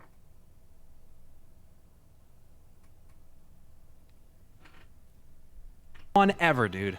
And I know part of it is because of my attitude. I know that I am fucking... I get heated, bro. Yeah, I swear. I can be short and condescending, all right? Yep, I do the same thing. I know that. Yep. But so has everybody else the whole time. Pyro mad about the 10 assholes in chat out of 1,800 people. Nope. Yeah, that's exactly right. That's exactly right. Pyro, don't hide it. That's what it is. Like, I do the same thing. There'll be like 6 people in chat. I'll be like, you guys agree? And everyone's like, yes, there's one guy who's like, no. I'm like, well, fuck you, bitch. Okay, so you guys don't agree. All right. Well, here, let me explain it another way. And I pull up Microsoft Paint and I make another graph, right? Like, it's just, that's just what happens, right? It's just what fucking happens. Yeah, it's just, there's a, like, the thing is, I feel bad for Pyro because I feel like I do the same stuff, but like, I guess like people don't pop off on me as much about it. They don't get mad as much about me at it or whatever. Like here's what, yes, Asmongold gamer moment. Exactly. Yeah, I do the same stuff. No, you don't. I think the difference with me is that like what I've learned to do is that eventually whenever I figure like I've hit the, like we've gone in circles 7 times now, right? We don't need to do 8. I finally decide, you know what? All right. I'm going to just tell people, like, listen, this is how I think, this is how I feel. That's it. It is what it is. Dude, okay. Do you not understand that I'm mad at you when you make comments like that? You're winding yourself up over a UI.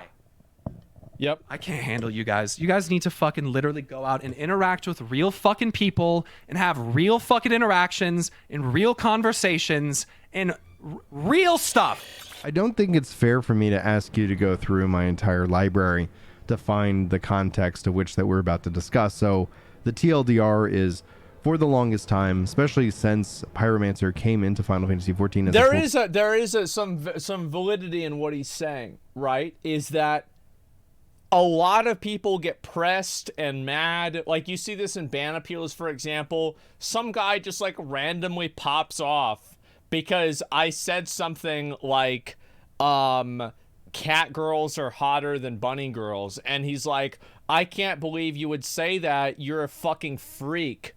And you know, they get so mad at me for something like this, which by the way, it's true. It's obviously true, but you know, this is what people think. And they get furious about this. Streamers are not gods. Streamers are not these infallible beings. They are not these, this ideal to ascribe to. Streamers are mostly middle-aged men, younger to middle-aged men, sitting in their house, yelling at a microphone, playing a video game that they're probably bad at, that they played for the last 10 years. Why are you expecting a person like that to have, like people get pressed about shit all the time. Like, people get mad about shit in real life all the time, like stupid shit, right? Do you remember, like, this is what I said before, right? That Gideon video where he goes to the bowling alley with a coconut. And there's like 3 pyromancers just there at the bowling alley. They're just there at the bowling alley. Like, this is normal. I'm content creator. I have pondered, and with others have pondered, what will life look like once the content that he likes to consume has really run its course? And I'm not going into the raids, and I'm not going into that he can't find and create content and find joy in Final Fantasy XIV. Yeah. Far from it. Essentially, what is kicking up a lot of the frustration and trauma in the community is a video that I talked about over on Ginger Prime, focusing in on how the community itself kind of imploded today. But beyond rehashing that video, what I want to focus in on is the concept of Pyromancer as a content creator, not as an... I think that the idea that every action that occurs inside of Final Fantasy is a direct reflection of the community of the game is very surface level, and I think is very bad. I don't like this. I find it unfair. There are millions of people that play Final Fantasy XIV, and if 75 of those people are hostile in a Twitch chat, that does not mean that the community is bad. Also, it does not mean that that's even the Final Fantasy community in the first place. There are people who watch Pyromancer that are not really in the Final Fantasy community. They just watch Pyromancer. Why do they watch him? There are some people that watch him because they don't like him. How do I know that? because I've got some of those people myself. And you see them in the ban appeals. This happens all the time. This is WowG trolling him. Wow, I would have never expected 4chan trolling someone to make them mad. How could this have ever possibly happened? How did this get through the Norton cybersecurity? How did this get through Norton and McAfee? You're telling me 4chan, the hacker, got through Norton and McAfee at the same time and Windows Protector Shell? Oh my God. And he got all the way into the Twitch chat? Oh, he's breaking through all the barriers. He's unstoppable. Listen, guys, it's just every time that something bad happens in Final Fantasy, this is not an indictment of the Final Fantasy community. It's just not. It's such a stupid thing to say. It's the same thing with WoW. It's whenever it happens as a habit.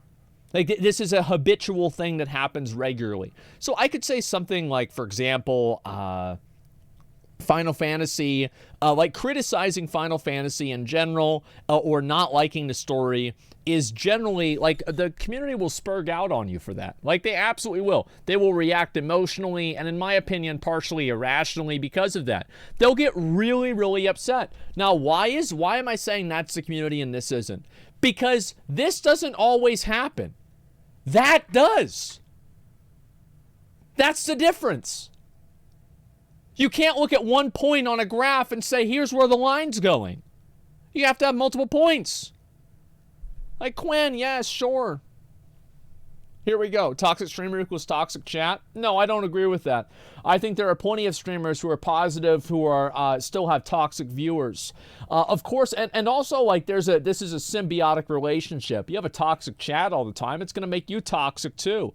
I think the only reason that streamers and that viewers say that is they're trying to hand wave their own hostile behavior by rationalizing it, saying that it's the streamer that caused them to do it. I think it's bullshit. I don't like it. Attack on who he is as a human being, but as a critique overall to the points that he's making in this rant video, and also kind of that I'm not surprised by it. And I don't know if that in and of itself is surprising, so I feel like I should owe you guys some context to what's been said publicly and what we've talked about behind the scenes. Now, ultimately, both of those are the same conversation. What does the content for Pyromancer look like once the content, the story, the hype behind Endwalker has all but gone away, and then tapping that into Pyromancer being, I would say, a man of passion based off of the first Epic Gamer moment where he really kind of exploded onto the scene, especially within the Final Fantasy XIV community, Warcraft. On the backs of everything going on with Blizzard. Yep. To now, that video, where he's exploding at the... That video on my channel has like over 1 million views. And I remember it was him and he's like this. And it says like it was all for nothing. Holy shit. Yeah, 2 million? It's crazy, bro. Over 2 million. Oh my god. The difference between my stream and the others is very thin hairline. I think that I'm not really that much. I think really the reason why I don't know. I'll talk about more like at the end, but yeah, that's it. Well, I'll talk about more based off of decisions that Square Enix has made. Now, these decisions Square Enix has made were made years ago. They were part of the terms of service that we've all agreed, and people have continued to push and push and push on that line. Yeah. And now, especially after coming off the Ultimate, a lot of the drama that's been surrounded with that, Square Enix has no choice really but to enforce their policy and etc. And that's why Pyro deleted his stream, his VOD. And so this moment now lives on somebody else's channel, and that's again going to be linked in the description of this video for you guys to get the full context. Pyro's passion for the game, in his opinion, is his own. And I think essentially I don't really fault anybody who's willing to get up, put themselves on camera, become an entertainer, especially somebody who promotes Final Fantasy XIV, but beyond just the promotion of any one single game. I have had long standing reservations that playing just one game is actually very, very unhealthy, and the content creation aspect is kind of now a predictable cycle of hype, grind, and then explode. And that's actually true. This is a very good insight. I think that being a one game Andy is only a recipe it's a recipe for disaster. And this is one thing that I learned playing WoW. Think about how long it took me to play other games and have it be successful. Like just generally successful. I had a lot of success very early on. Dark Souls 1 and 3. I mean, this was like, they were the most popular streams on Twitch at the time. Let's be honest. Yeah, it did. Look at Tyler 1. No, and you're right. Tyler 1 does what he wants to do, and that's, I think he does fucking amazing, right? But don't go and look at one person and say, oh, this one person has this one thing, so what you say that's general advice about the other 1,000 people, it's not true, because there's that one person. Yeah, that's one person. It's the same thing with me in WoW, right? Like, I streamed WoW exclusively. I only streamed World of Warcraft, and my stream was massively successful. It was. And it was great. And it's not like you can't do it, but whenever you do that, you do have a huge problem. You have a massive issue, is that whenever you run into a content drought or something like this happens, you get put in a position where it's like, well, what do? Do you continue playing the game that you want to play that maybe you don't want to play as much because you've already played everything? Do you play another game and lose a bunch of your viewers and then maybe potentially send your channel into a death spiral? There's a lot of streamer fucking, existentialism that goes on there, right? And it's just unfortunate. It's the case, it's the game, it's not you. Yeah, exactly. So, this is what happens with a lot of people. Variety doesn't work if you're not an interesting person. That's why many people fail. And that's the fucking truth. And I will say this because I'm an asshole, is that a lot of people are not successful variety streamers because they're fucking boring. They're fucking boring and they have a shit personality. That's why. That's the facts. And you could go, oh, it's not. No. And you know what I learned? Is that there are games that make me boring. There are games that give me a shit personality. And you know what I did? I stopped playing those. Because I can acknowledge, wait a second, this isn't really my thing, right? It puts me in a weird spot. So, I think this happens. Which games? Any game where I have to read a menu. Yeah, so any game where I have to read a menu, that one's off the table.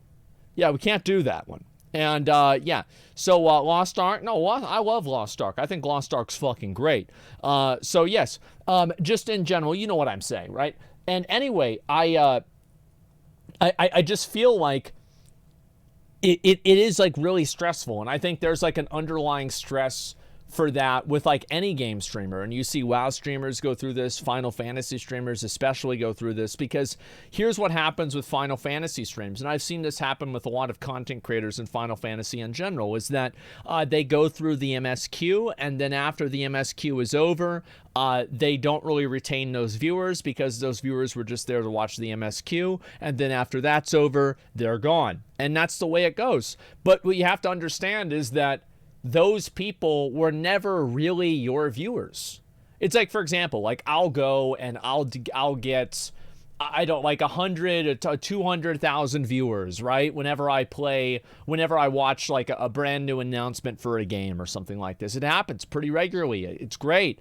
But those people are not my viewers. Those are people that just want to watch me watch that content, and then after that content's over, they're gone. So you have to look at building up an inner community and growing that slowly, and you can't look at hype viewership as the norm, basically. And so yeah, that's it. And Still Watch Preach though, well, there's other people that are exceptions, right? I'm not going to go through and say who is and who isn't an exception, but I think that we can all agree that whenever many streamers finish the MSQ in Final Fantasy, their viewership goes down drastically. Am I wrong?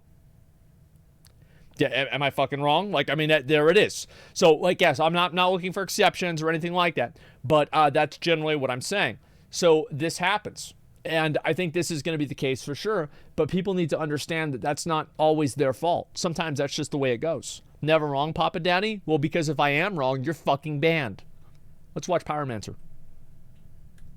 It's essentially kind of what I see happening here in his content. Yeah. Now, he's frustrated. He is asking questions. But essentially, something obviously happens. And he goes on to say, talking about This isn't his best stream. He knows that he's bringing a part of this negativity to the stream, and it ends up just obviously creating this epic gamer moment in which that these two worlds collide. And I'm sure that somebody said in chat that I'm wrong about HEB turkey. HEB is a grocery store, and basically, like, so they never stock turkeys. And what happens is, like, I will go to HEB and I'll want to get a turkey, and there'll be 17 chickens and 0 turkeys. Like, that's not true. Number one, it's not true. Blackjack, thanks for the 5 subs. I appreciate that. It's not true. Like, I'm not wrong about this, because there are people that look for turkeys and then they leave. You can afford to stock 2 turkeys a day. Okay? You can have 2 turkeys a day. It's fine. Like, you can do this and it's okay. It's not like we don't need 20 chickens. They're not that great. I did go to KFC last night with my dad, and it was pretty good, to be fair. Were raised, and bans obviously from his content, from his community starting rolling out. The long-term effects is something that I'm more interested to understand as a content creator myself, but as a data analysis. One of the things I've really enjoyed, and what you actually would see in the top 100 content creators of Final Fantasy XIV video on this channel, or in my How Asmongold Impacted the Final Fantasy XIV community video. Watched that. Pyromancer and Preach were the top 2 beneficiaries from all of that wave. Yeah. From that last wave, it ended up really having a massive, massive impact on who they are as content creators, their viewership over on Twitch and on YouTube. And tip of the hat to them, and congrats to them. I don't see this as kind of a negative on Final Fantasy, and that's obviously my bias. People think that we should, only talk about, a game in a certain light and present it a certain way. I don't subscribe to that theory and that philosophy, because I believe all conversation is promotion, especially of that game, and I see that happening personally time and time again. I see people talk about how bad a game is, only to be messaged by other people saying, hey, we should go check out the game. I hear it's pretty bad. Yeah. Or, hey, it's been a while since we played that game. I remember how tough it was. Let's go relive that for a little bit. And so I do get these messages recently for Lord of the Rings Online, just as an example. Josh Drive Hayes made a video apparently, and now all of a sudden people want to play it.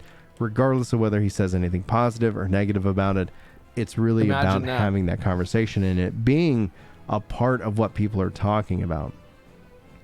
The add-ons things, I think, is the catalyst, but what I think Pyro showed us today is it actually is something deeper. Perhaps a frustration, perhaps he's just having a day, perhaps whatever insert thought that you might have regarding of it, but here we are, and here's his moment, and here's where the community has to make a decision, and that is essentially what I think is what I'm waiting to see what happens next. My prediction has always been, and especially with anybody who's I've talked to that has been following Pyromancer for a long time, is that they would say this is pretty much his standard laissez-faire. This is his standard process. He has these moments. He has these times where he ends up... this is not a Pyromancer epic gamer moment. This is not Pyromancer's epic mega meltdown. This is Tuesday. Yeah, this is Tuesday. That's all. And so that's all there is to it. And so it's the same as like people, like there are a lot of people, if they said and they did stuff that like I would do or he would do on stream, this would be a big deal. But nobody talks about it whenever I do it, because it's like, he does this all the time. It's who cares, right? Yeah, it doesn't matter. Just fighting with chat and arguing over whether something that's important or something that's complete nonsense. But he loses his cool. He loses his, honestly, his, for lack of a better term, even despite the fact that I gave you the content warning at the start of this video, I'll try to remain myself. He gets pissed off. He gets fucking mad. Yeah, I get it. This happens. Like, I think that the reason why is like you have streamers that are really bad at video games, and people fucking hate them for it. You have like I think DSP, Darkside Phil, and Wings of Redemption. These are 2 big examples of people that are not amazing at video games, but people fucking hate them for it. And then you have other people that are also not amazing at video games, and people don't hate them for it. Because it's not about getting mad. It's not about how you act, really. It's like a likability level. So, like, if somebody has a very low level of likability, people will perceive their malding and their blow-ups as, instead of funny, they will perceive them and as shitty, and like it will make them mad, right? Renzi, thank you very much for the 5 good subs, right? And so being likable is the most important thing that you have to do whenever you're a streamer. Being likable and being entertaining. That's the only thing. You don't have to be good at games. You don't have to be, well, at least for a guy, right? It's a lot harder for a girl that's not attractive to be popular. It's just the truth. But for a guy, you don't have to be attractive. You don't have to be really consistent. You just have to be likable. That's it. That's the only thing. Mizkif is not like an amazing video gamer, right? He's very good at Mario 64 and a few other platformers, absolutely. But he's not this, next level video game player, and everybody likes him. Why is it? It's because he's likable. That's what really matters. And everything else, like likability is like a charisma stat in real life. And if you have low likability, people will perceive all of your other actions with a much more negative connotation. You see what I'm saying? Check Arthur's tweet. I actually already have it up because I'm going to talk about that after this. Attacking others personally because they don't agree with your opinions isn't likable. There are actions that make people unlikable, but there are also just general demeanors that people have that are unlikable as well. In this regards. And all that being said is that this feels kind of like who he is. Mm-hmm. And whether you like that content or not, that's not a judgment. Like, again, I have no ill feelings or ill will towards him or anybody who decides to sit here and put themselves out into the world. I think what they do is a real good service for the game at its core. And I think that's a real important conversation to be had. But I think it's also important to recognize our humanity in all of this, and essentially the struggles and the challenges that it can be faced as a content creator. We should strive to be better. We should strive to ask people to do their best, and and also we should probably, in this case, like, it feels like a lot of what's going on right now is everybody's just poking everybody, seeing who's about to break, who's having kind of a bad day. This is what people do for entertainment. They treat people like animals and they poke them with sticks because it's funny to watch them cry. That's true. That's the way it goes. And you can say, oh no, but that's not how it should be. Yeah, you're right. Okay, all right, now let's get back to reality. Yep, that's how it is. So yes, that's what they do. Lol cows, exactly. They love to do it, and to the extent that people can do it and actually upset someone, they will do it more. That's what it is. What happens, the same thing to bully. They say it's not fair. Absolutely, it's a pecking party. There you go, man. And the people are so mean. They're just so mean. They're so mean. And the thing is that they do it because, this is the thing I noticed a lot, is that many of them will do it with a sense of that this person deserves it. This person is acting out in a way that I find socially unacceptable, so it is now my responsibility as internet user number 2744 to harass them. And this is what people do, right? And like, again, this happens constantly, man. He deserved it. Yes, they say he deserves it. And this is just what's going to happen. Like, and again, it's not, Legit made a video analyzing a single brief streamer interaction. You should make videos on you. He'd have hundreds of content for videos. To be fair, he did make a video on me. That's just how it is. But if people don't change, it's just the same. So we should start to be better individually. Just saying how it is a very lazy thing to say. No, it's not a very lazy thing to say. It's it's the opposite of a very lazy thing to say.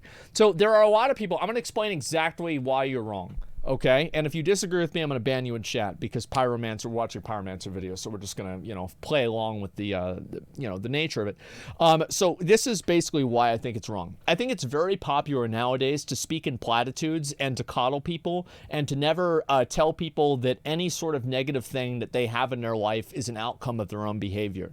I think that it's very popular to speak in platitudes. It's very popular to talk about how things should be. It's very popular to say, oh, well, you know, everybody should try to be better individually and make these meaningless platitudes that don't help anyone. Because obviously what you're saying is true, but it has no consequence and it has no value because it can't be acted upon. Of course you should become a better person. Is that really going to help anyone? No, it's not. But you're leading them into a world where the expectation is that everybody is doing that, where that's not the case. So just because you paint a fantasy world, just because you believe that this is what people should do, that doesn't mean that that's not what's going to happen. So like, for example, just because it's going to rain next week doesn't mean you're going to wear a raincoat today, because that's not what's happening. Just because you think this is what's going to happen in the future doesn't mean this is what's going to happen today. I think a lot of content creators do their viewers a big disservice by coddling them and not telling them anything that could potentially challenge the idea that they're perfect and everything bad in their life is a consequence of something exterior to themselves. The truth is that I think a lot of people are victims of their own bad decisions. In many regards. I know I am. I think a lot of you guys are too. How many of you guys are victims of your own bad decisions? You do something fucking stupid, and guess what? Guess what? You get fucked over for it. And yes, that's the way it goes. And if you don't tell people that, you're allowing them to live in a delusion that's unhealthy. You're allowing them to live in a world where they have no control over it. And what I'm saying is not that you can't work individually to be a better person. And I'm not saying you can't even work collectively to become better people. But what I am saying is that you have to do that in the context of knowing that that's not everyone's goal. And I think telling anybody else anything different is leading them into a position where they will make themselves unhappy. You see what you guys see kind of where I'm coming from here? Yeah, it's like that. That's what. Yeah, you're enabling them, right? Yeah, and that's really what it is. It's one of the big problems in today's society. A lot of young people don't accept responsibility for their own choices. It has nothing to do with young people. There's plenty of old people that do the exact same thing. There's no age thing. There are 60-year-old morons and there are 16-year-old morons. I'm not going to do this the younger generation is bad thing. I find it silly. I think that every generation has clowns. So that's all I'm really trying to say. Bad day. And that really comes down to kind of the final thought that I had. Yes. In the video I posted over in Prime, but this is kind of an addendum to that, especially after Pyro's rant in this case. And it comes down to you never really know what somebody's going through. And in the terms of content creators, like, I don't want to put them on a pedestal. They're gamers just like all of us in that regards. But there's also something that it's like, if you're gonna poke the bear, you shouldn't be, upset when the bear gets up and gets pissed at you. That's one thing. I agree with that, bro. Like, I 100% agree with that. Because, like, how many times do you have it where, like, I was trying to make someone mad and they got mad. Wow, they're such an asshole. Shut up, bitch. Shut up, bitch. Quit trying to be obnoxious.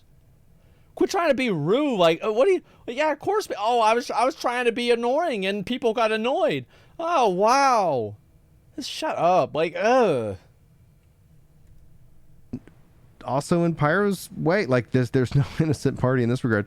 Poking the bear, talking about like add-ons and that he's actively streaming with them, despite the fact that bans have been rolling out like all day for people who are violating those things.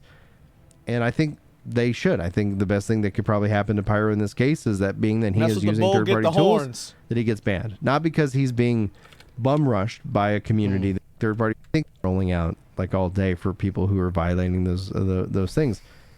And I think they should. I think the best thing that could probably happen to Pyro in this case is that being that he is using third-party tools, that he gets banned, not because he's being bum rushed by a community that wants to see him banned, but because I think the policies have to be applied to everybody evenly, even though I think a ban would help him out both in his mental state, also giving him free promotion to take a break from the game, get a breather, and come back strong, because that's essentially what happens with content creators.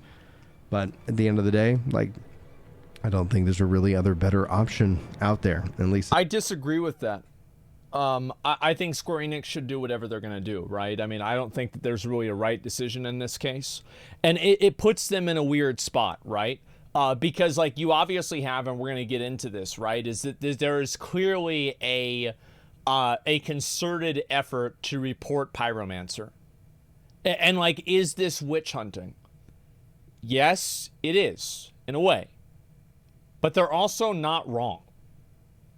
Like, there's a difference whenever you're reporting somebody for something that's not real, or you're attacking somebody because of you not liking their personality. And it's like, for example, like one time I made a group, and I called it Big Dick Throne of Thunder. And I put it in Group Finder, and people reported me, and I got suspended.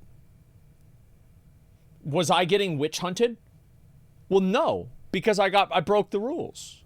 I did. I broke the rules. I shouldn't have typed that. I did, and I got in trouble. It was deserved. Yes, I broke the rules. I got in trouble. That's the way it goes. But it does seem like it's a stupid rule. Yeah, but it's the rule. Like, I agree that it's stupid, but you still have to follow the rules unless you can get away with it, right? It's like, I don't care about the rules, but at the same time, I don't get mad whenever they're applied to me because that's what they said they were going to do. Like, that's all there is to it. You're getting brigaded, though. Yes, you do. But you can't get brigaded if you're not breaking the rules.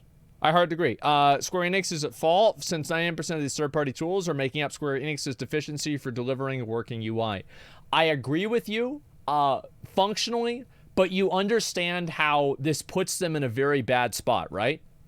This puts, like, it puts Square Enix in a very, very bad spot where they can't really draw the line anywhere because that's just opening up a huge can of worms.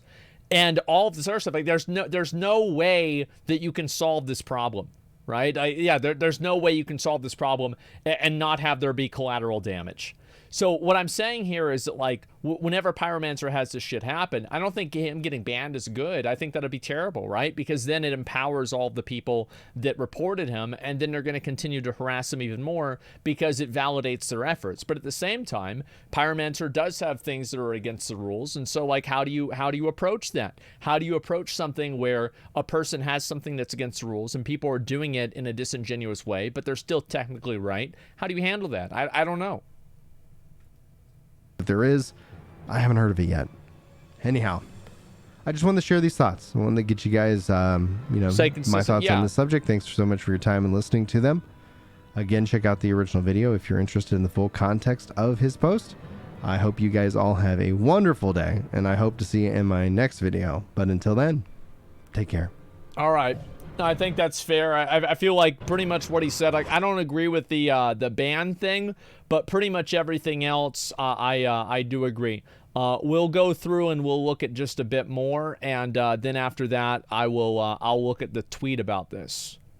What is this here? That you either leave the stream or you shut the fuck up and watch it. Oh no! Actually, sorry guys, I forgot to link this video for anybody who wants to know. This is a video made by, I think, Ginger Prime. Am I right about that? Yes, I am. And so you guys can give him a follow, give him a like if you feel like the video was good, informative, etc. I think it was pretty fair, right? It was pretty fair, and that's the way it goes. Let's see here. Pyro got banned. I kind of don't want to watch it with, like, the crying thing. I feel like that's a bit much, right? Yeah, that's a bit much, I would say. Played that one again. Yeah, it's just, that's fair. It's just like, cause it's just a bit much. So anyway, let's talk about over here. Imagine being an advertiser for Twitch and Pyro's stream. He gets upset, starts insulting viewers in stream because they don't agree with him. Yeah, but, like, the thing is, like, you're an advertiser. Like, what do you think's gonna happen? Some guy is like, man, I'm really mad about this. God, this streamer's really pissing me off. Oh, I saw a Coke ad? That's it, I'm getting Pepsi. Oh no, I'm not going there anymore. Yeah, I mean, like, listen, you can make that argument for almost anything on Twitch, right? I mean, like, there's a lot of things that an advertiser would probably not want to see next to their advertisements. And I'll be honest, I think most advertisers can be pussies about that stuff. It's really annoying. Nobody really cares about that stuff except for a select group of people that probably weren't going to buy your product anyway on Twitter. Who gives a fuck? So anyway, let's look at this over here. So this is what's happened, and this is blown up into, like, a very big thing, right? And so you guys see there's a thread on this in Final Fantasy, and let's see here. 899 comments. And so they locked the comments. We've had to lock this post due to an excessive amount of rule breaking in the comments. So people have, like, been really, really upset about this. They've been really mad. They've been very upset about this. Square Enix hunting modders. Well, yeah, it's a thing.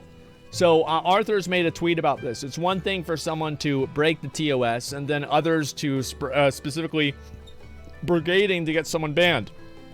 Both North America and Japan are actually doing it. What's sad? Dark period. So let's look at this here. These are people clearly basically making a they're creating a template for people to report Pyromancer.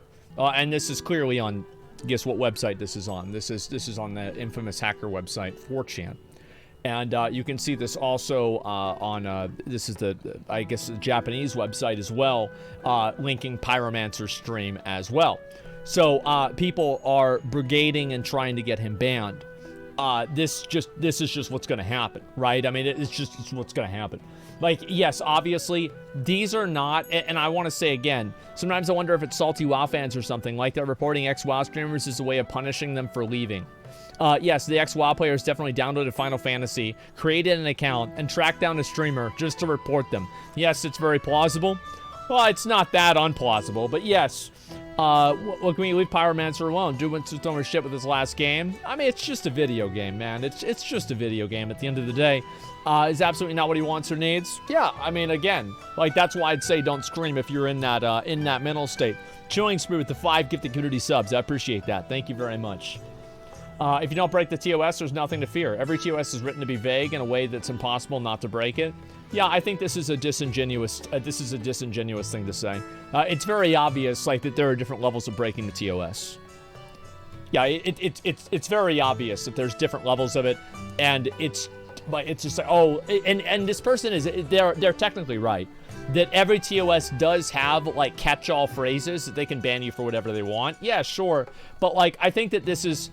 It's deliberately disingenuous to imply that having add-ons is in that category. Let's see here. I'll say it before and I'll say it again. The community I love is riddled with gatekeepers who will turn on you the moment the opportunity arises. It's not the majority, of course, but the best community in gaming has a secret, dark underbelly that does not like outsiders. Bro, what is this? The fucking, like, I feel like that's a quote from, like, a fucking, like, the beginning of Assassin's Creed. God damn. Like, what the fuck? Let's be real. All right, let's come back to reality here. That's not the like, you think the Final Fantasy community is on like, no. There are people that are assholes in every community. There are people that are huge racists that play Final Fantasy XIV. And you know why they're not banned? It's because they don't talk about it. It doesn't mean they're not there. They just don't talk about it. They haven't gotten reported. Oh, me? Yeah, shut up. Listen, all I'm saying is plenty of people. Yeah, absolutely. He was banned. Was Pyro banned? Let me see. Final Fantasy is one of the most toxic communities, and it's insane. This is really getting out of hand. What's happening with supposedly all this welcoming community? I find this to be so disingenuous and so obnoxious. I hate this. Because it's not the Final Fantasy community. This is the internet. It's like, for example, if you have, let's say you have no emotes banned on your channel, and you have a random, like, a black person come on stream, and this is any stream with over 40,000 viewers, what is going to be in the chat? Try hard. You know it. I know it. Everybody fucking knows it. That's what people do. They do that, and this is not something that is endemic of the streamer. This is not something that is, the streamer did not cause this to happen. Is that bad? I find it to be tacky, okay? I don't want to argue whether it's bad or not, but we can both agree that it's kind of tacky. So, whenever this kind of stuff happens, people always go and they blame the individual that it happens in. They blame something like the Final Fantasy community. But what they don't understand is that the Final Fantasy community exists inside of a larger community of internet users. And internet users exhibit this behavior, and the Final Fantasy community has internet users inside of it. So it's not a direct fault of the Final Fantasy community that a small amount of them are hostile or aggressive. It's not. It's not really harmless, though. I don't want to talk about what this is not really I don't want to get into that. But like, you see kind of where I'm saying here is that you look at any big stream, and like every big streamer almost has, like, whether it's fucking, like, people say Mizkif's community can be toxic. People say XQC's community is toxic. People say, like, any of the other streamers, like Aiden Ross's community is toxic. Anybody who gets a lot of viewers, they say their community is toxic. Why is that? It's because once you get to a certain amount of people, 1% of bad boys becomes a big number. You see what I'm saying? Like, if you have 50,000 people watching and 1% of them are assholes, that's a lot of people. Yeah, that's a lot of fucking people. And so, yeah, that's like 500 fucking people. Doesn't the same logic apply to WoW? Yes, it does. And this is what I said before about it being a consistent, repeated behavior. This is not something that's happening in Final Fantasy. This is something that's happening on another platform, number one. Number two, this is not something that is repeated. We've not really had this happen before. So that's why I'm saying it's not because of the Final Fantasy community. You see kind of where I'm coming from here? Wrong, it's because you and other big streamers don't take enough action into removing these people from your community? Well, I'm actually curious, like, what do you think that we should do? 44 Marka. I'm actually curious, like, what do you think that we should do that we don't do? Yeah, what do you think that we should do? Because, like, if you have insight that, like, maybe we don't, yeah, I'm actually curious. Yeah, go ahead. Give me one example of something that we could do. More moderation, not enabling racist people. When did I enable a racist person? When did I enable a racist person? Right now with these takes? So which part of my take enables racists?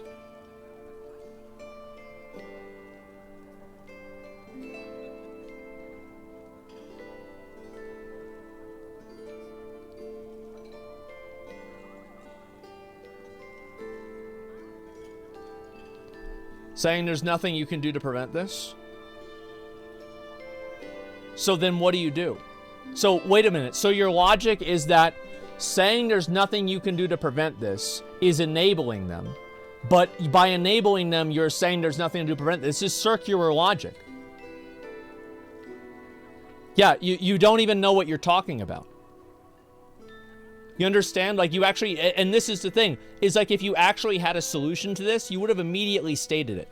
You would have immediately said, you should do this, you should not do that. But you didn't do that because you don't know what you're talking about. I find it to be very insulting to be told that I am enabling racism. I am not doing enough in my community. We've banned multiple emotes. We have to put things in sub mode constantly. Like, we really work overtime to make sure that this community isn't toxic. We really do. We work really hard to do this. And I think a lot of streamers do the same thing. Like, for example, I'll give you, like, one example. Is, like, the reason why the booba emote is banned is because what ends up happening is, like, every single time a girl comes on stream, people spam the booba emote, right? And we had to ban it. We ban it sometimes whenever we have, like, different girls on stream because it makes them feel uncomfortable. And I don't even really have to have them tell me that. I just don't want to enable a culture of people where they think that is something that's good to do. Does that make sense? It's funny? Yeah, it is funny. But for some people, it's not. And so I don't let them do that. I think it would make people uncomfortable. Fufi, thanks to the 5 gifted subs. I appreciate that. Did you ask them? I don't think that you really need to in a lot of cases. And I think also, even if that individual person is okay with people typing the emote, right? Like, I think Fandy's generally okay with people typing the boob emote, right? Sure. But there are a lot of other girls that aren't. And so I try to not create a culture around that, because if you do that, you end up making it to where people approach every single person in this perspective. Do you see kind of what I'm saying here? Hamzad, thanks for the 5 gifted subs. I appreciate that. Can I ban this? Ban whoever you want, Jibo. I don't care. But anyway, like, what I'm saying is that this is a problem. You know, it's a big problem. And I do a lot to try to remove toxicity from my community. And of course it's never gonna go away because they're just here endemically. They're here naturally on the internet. What I don't understand is how Square Enix thinks this is okay. I can 100% say this isn't different from harassment because, as you said, one thing is breaking the TOS and another one is ganging up on these guys to get people banned. There's nothing. Yeah, no, I disagree with that because he wouldn't get suspended if he wasn't breaking the rules. It's not like 50 people report him and Square Enix says, oh, well, you know what? That's enough reports. He's getting banned. Langomusky, thank you very much for the 25 gifted subs. I appreciate that. Thank you, thank you. Yeah, I completely disagree with this because this person would have never gotten suspended if they weren't breaking the rules. This isn't a case of someone being unfairly suspended. This is a case of somebody being breaking the rules in a realistically, like, not a big way. But, you know, and then them getting suspended for it. Yeah, I mean, that's just the way it goes, man. WoW does that, KEKW. After somebody reports, you get automatically banned. Exactly, and that's why it's... if we were talking about WoW, she'd have a point. Absolutely. But we're not. Someone who broke the rules can still be harassment. Third option is ban power for add-ons and the people who are mass reporting for harassment. But how do you know they're mass reporting for harassment? So, like, is anybody who's reporting for harassment? Maybe somebody doesn't like Pyro using add-ons, period, right? How do you know they're harassing him? How do you know they don't just have a genuine feeling about it? It's impossible to do that. I know that sounds like a good idea, but it's really not. So, anyway, I actually have an interview here. We're going to talk with a person who's been very involved with this in Final Fantasy, and we're going to get their perspective on things, and we're going to see kind of where they're at. And they messaged me yesterday, and we'll kind of get this happen, all right? Give me 1 second here. Some people report out of spite, by the way. I do it all the time. Whenever somebody makes me mad, I keep making them mad until they use profanity, and then I report their account for language. That's right. That's right. It's like you're baiting a pig into like a pit of spikes, right? So you can cook it. Yeah, I do it all the time. Because somebody fucks with me and so I fuck them back. That's right. That's exactly right. I love it. Anyway, let's go back over here. Let me call this person.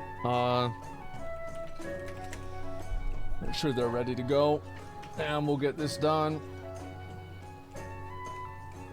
All right, here we go. Give me 1 second. Let me actually put this up on screen.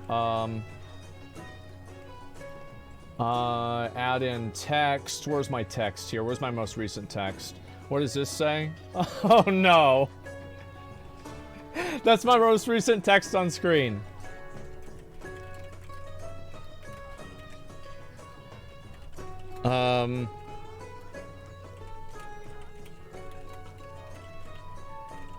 Okay, give me 1 second here. There we go. And I'll put this right down there. All right, and let's start this up. No, it's not Void Bunny, okay? Chill. All right, here we go.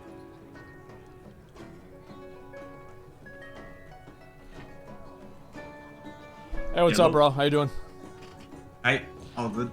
Well, anyway, I'm sure you've seen the whole stuff with Pyromancer and everything like that. You want to introduce yourself and just kind of tell everybody where you're coming from, what you're into, and what you do?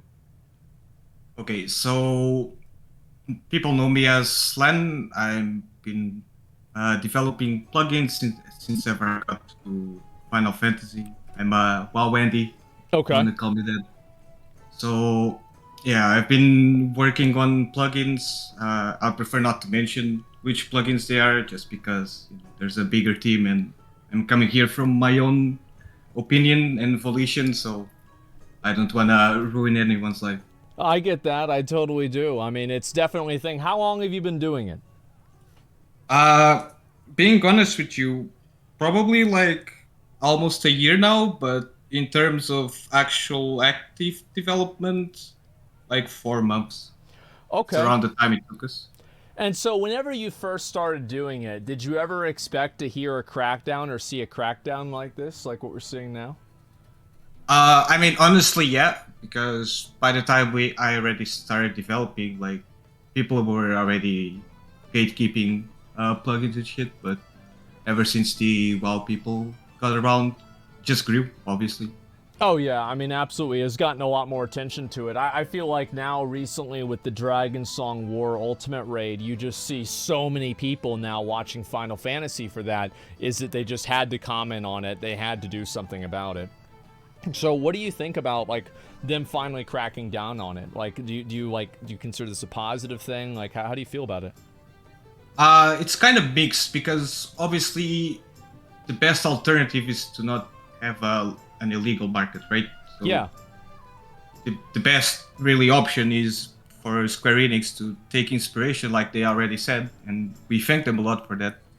Take inspiration from the plugins that are created and implement them in game. Like, no one's here to try to ruin the fun for anyone. We find flaws that we think we can fix, and we make a tool to fix it. So you think in a way like the add-ons have a symbiotic relationship with the game, and basically, and this is what's happened, like you said, you're a WoW Andy, you know this, right? Is that like in Classic WoW, we didn't even have cast bars, you could see. There were add-ons for it, and then in Burning Crusade, they added cast bars. So you think in a way like the add-ons actually help the developers, it gives the developers insight into what the players want to see improved in the UI? I honestly think so. Like, there's plugins with almost 1 million downloads. That's a clear indication that that plugin brings a lot of good quality of life to people. And that plugin simply does very simple tweaks, like showing your guild in your inventory instead of a UI element. Like, and there's so many things that plugins just give you quality of life, but they're still seen as bad. That's the part that really contradicts itself. So, like, yeah, go ahead. Go ahead. Oh no, you can continue. It's fine. Okay. So like, I'm sure you've seen some of the videos of people's takes, streamers and stuff. Like, for example, the target bar showing the duration of the buff, but not the party frames. Like, you can say whatever you want about plugins, but can you really call that good? Like, is that good? Could it be improved? I'm pretty sure everyone can say that yes. You're talking about the base UI. Could the base UI be improved? Yeah. Okay, yeah, I definitely think so. I think that's the way a lot of people view it. And do you think that it's a lot of WoW players that have come over to Final Fantasy XIV and there's much more of a culture of add-ons, or do you think this is just something that's been going on in Final Fantasy and it's just kind of been brought to a head now that you see a lot of high-end players with a lot of eyes on them, now that you see so many people watching the World First race? Well, it honestly always happened even before the WoW Exodus. People have been using plugins, ACT, you can name it, but obviously the WoW influx did have a major it just came to make stuff a little bit more difficult, mainly for the people who moderate. Go ahead. Do you think there's a difference between add-ons like ACT, and I think CactBot is one of the ones that calls out abilities that happen, and the difference between add-ons like that and add-ons like G-Shade and things that just show, like, for example, like a debuff timer on a party frame? Do you think there's a line where add-ons become unacceptable and a place where they are acceptable? Yeah, of course. Like, we ourselves, we have guidelines for developing plugins. We obviously don't want to ruin the fun for anyone. We just want to give quality of life and vanity. We don't want to give anyone a clear advantage on clearing content. And the plugins that are created and are shown to the people who moderate, if they don't follow those guidelines, they're just banned and they're not gonna be in the plugin list. So it's just that simple. Okay. Yeah, and like, whatever we're doing, Square Enix can do it. It's simple moderation. You can understand that moving out of bounds, moving objects out of bounds, that's clearly cheating. So that's not going to be a plugin that you're going to be able to install. We simply do not accept that, right? Would you say that, like, add-ons that tell you what abilities are happening in a boss fight? So, like, for example, if you're playing a boss fight and it just says, Terra Flare, Mega Flare, I don't know, Dive Bomb, and it says the mechanic immediately, like, would you consider that over the line or not? That's kind of hard to answer because obviously we had all these contradictions. Yeah. I've never been a fan of like big wigs and shit like that. My On man. WoW, it's kind of necessary. Here, I don't really see the need. I've came here, I've never used Kekbot. I've never really had the need to use it. Now, I'm not that far into progress. I know the fight gets pretty hard, and some stuff is just insanely hard, even with a 9th man to call out. So it's kind of like the way WoW went. That stuff became hard, too hard for people to figure out by themselves. That tools started to appear. I feel like it's kind of the same way. I think they're pushing the limits of people. They're reaching limits that it's just not doable within certain time frames, and people are just finding solutions for it. Like, for example, the 9th man, I know that's something really recent in Final Fantasy. It came from WoW. And it's literally just we as 8 men, we can't. It's too much, and I think Square Enix should also keep that in mind that there's an extent that you can push players for 2 weeks playing 16 hours a day. That like it's already too much by removing the tools that help you analyze. It's just gonna make it even worse. Like I don't think anyone will enjoy doing an ultimate for 2 months of 16 hours a day. Yeah, I don't think anyone will enjoy that. That's definitely true. What would you say to people that would say that the Final Fantasy developers themselves have cleared the fights, the ultimates, and thus players should be able to do the same thing? Well, without the add-ons. I'm not really sure who exactly they're hearing that from. I'm pretty sure they do clear them. I don't believe they clear the same way as players do. They're developers after all. They can literally, if they want to QA test a fight, they checkpoint at the mechanic, they test it 100 times, they make automations to test fights. That's just how it works. Like, the fact that you can clear a fight, obviously you made it. So you're gonna have way more knowledge than anyone else on the fight. So you think that they clear it, but they do it in a way that's not similar to the way players do, with extra tools or ways to pause or move forward in the fight? I would say so. Like, I'm not saying that they don't clear it like a normal player, but they definitely have to not clear it as a normal player to test it. Okay, yeah, I mean, I guess that, of course, that would make sense. The other thing I'm kind of wondering about is, like, you see, obviously, these bans going out, these suspensions. Do you think that Square Enix is handling it the right way? No, not at all. Like, they're going after people really. They simply shouldn't get banned this easily. Like, I do agree that you're crossing the line, you're crossing the TOS. That means you need to be punished for it, right?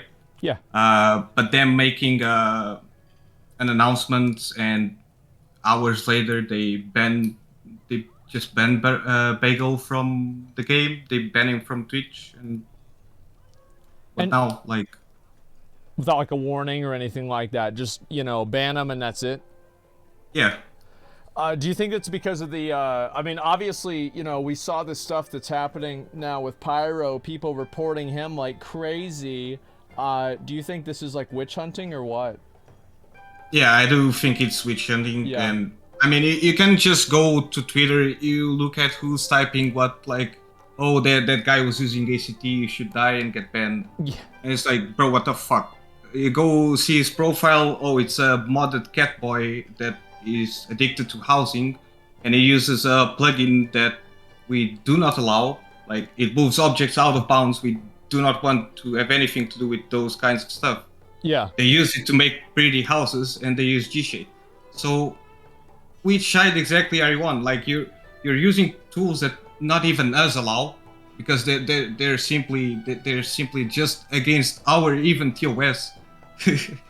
and you're telling someone that uses ACT to get banned and die. Like, does not make sense to me. It's certainly a lot, and I think there's a lot of people that don't like the add-ons, that they feel like now they are enabled to like really do what they want to do, right? They're able to report people and take action against these people that are doing something that they disagree with. Sorry, can you repeat that? I feel like this is that you're right, and like, yeah, of course you have something where, because you're right. So you're saying there are add-ons that allow people to do things that the base game doesn't even let you do, like put things in out of bounds, but somehow this is okay in the minds of people, but not ACT, and that there's somehow, I mean, there's kind of a hypocrisy there, where you're doing something that's literally not allowed versus something that just increases awareness, and one of them's okay and one of them's not. I think that this is kind of going to happen more and more until these features are built into the game. Yeah, like I personally feel like it's easy, well, easier than what people been talking about to draw the line. Yeah. There's stuff that obviously should not be allowed, but I don't see how giving people with disabilities and giving more customization the chance, I don't see how that should be against the rules. So, if we manage to do something for literally passion, like plugin developers are nothing but passionate players. Like, this is the first game even that I've heard that modders and whatever are the ones that the villains pretty much. Like, this is the only game, you look at Terraria or Minecraft, for example, and they keep the game alive pretty much. Whoever does mods, they're spending literally thousands of hours. No one does that besides for money, and we don't get paid. So you and don't we make even get seen by as a bad guy. So we literally do it for passion, and yeah. So you're like Batman. You do it, and people still hate you. You do what's best for them. I mean, I'm not saying that I'm doing the best for them. Yeah, Everyone has their opinion, but like saying, for example, that vision impairment is not an issue for me, so I'm gonna vote against it. That just doesn't seem fair to me. Like, if someone has an issue with their vision and they need numbers bigger, I don't think the humane decision is to tell them then don't play the game. Play something else with bigger names. Where do you draw the line? Yeah. Like, for example, so like, let's say you have somebody who is hearing impaired, right? And there are certain tells in a game. I don't know if there's that many in Final Fantasy, but you could do visual impairment as well. And would you think that it would be okay to have like text on the screen to tell somebody what mechanic is occurring at a certain time, because they might not be able to visually discern or audibly discern what's occurring? Well, this obviously depends, and I think it's more of a work for the Square Enix developers. Me personally, and we as plugin developers, we don't really do anything related to combat. We do UI, we do vanity. So in terms of combat, I'm personally against it. I don't like bigwigs. I don't think there's a need for it in Final Fantasy. Although for accessibility reasons, that's something that devs have to figure out by themselves. They will know more than better than us how to solve an issue. That's a good answer. I like that. Okay, yeah, it makes sense. And I would say, like, just in general, like, what if you're trying to get a message out there to like an audience, and you're trying to get like your opinion out there, where are you really coming from? Just take this whole situation and give us your general opinion on it, and really how you feel about it. Okay, so I'll try to even explain how I even started doing it. Okay. It was actually because I was leveling Warrior, and Warrior has an MP bar. Yeah, it doesn't need that. But Warrior doesn't use MP, right? Nope. So how do I remove it? Oh, I don't. Oh, it's also connected to my HP bar. Oh, this doesn't really seem good. Like, so if I want to even increase my HP bar, I need to also increase my MP bar that I don't even use. And then I started looking around, and like I found out I found out about plugins, and I started seeing what people were making, and I thought, man, I'll try to do something for myself. I'll fix my own problem. Like, I'm not a big person. I'm just a guy that plays games. I'm not gonna write a letter to Yoshi P and say, I don't think Warriors should have an MP bar on their UI. He's not gonna care. But if I can make the solution for myself and I can maybe help others, then great. Okay. Right? Yeah, I think that makes sense. Yeah, I think, like, last thing I'd want to ask you is, if you could say one thing to Square Enix, communicate one thing with them, what would you tell them? I kind of wish they would not throw so much shade at us. I think they have a really negative vision of the developers. But modding games has been a culture of PC gaming forever. There's a lot of other games that are cross-platform that have Steam Workshop support, and they don't have mods in consoles. No one's ever complained about that. If you want mods, you play on PC, right? But again, I also agree that there shouldn't be a need for mods. Thing is, if a plugin has been downloaded a billion times, and then that probably means it's solving a lot of problems that the game doesn't solve by himself. Yep. So I wish they would stop seeing as these guys are here to ruin everything, and try to maybe see it from the perspective that we're just trying to bring up the tools that we feel like the game should have by itself. I don't really feel like when I see a new plugin, I'm not really thinking, oh, this is a cool new plugin, awesome. I'm more thinking like, why the fuck isn't this in the game already? You know? As a WoW player, I agree.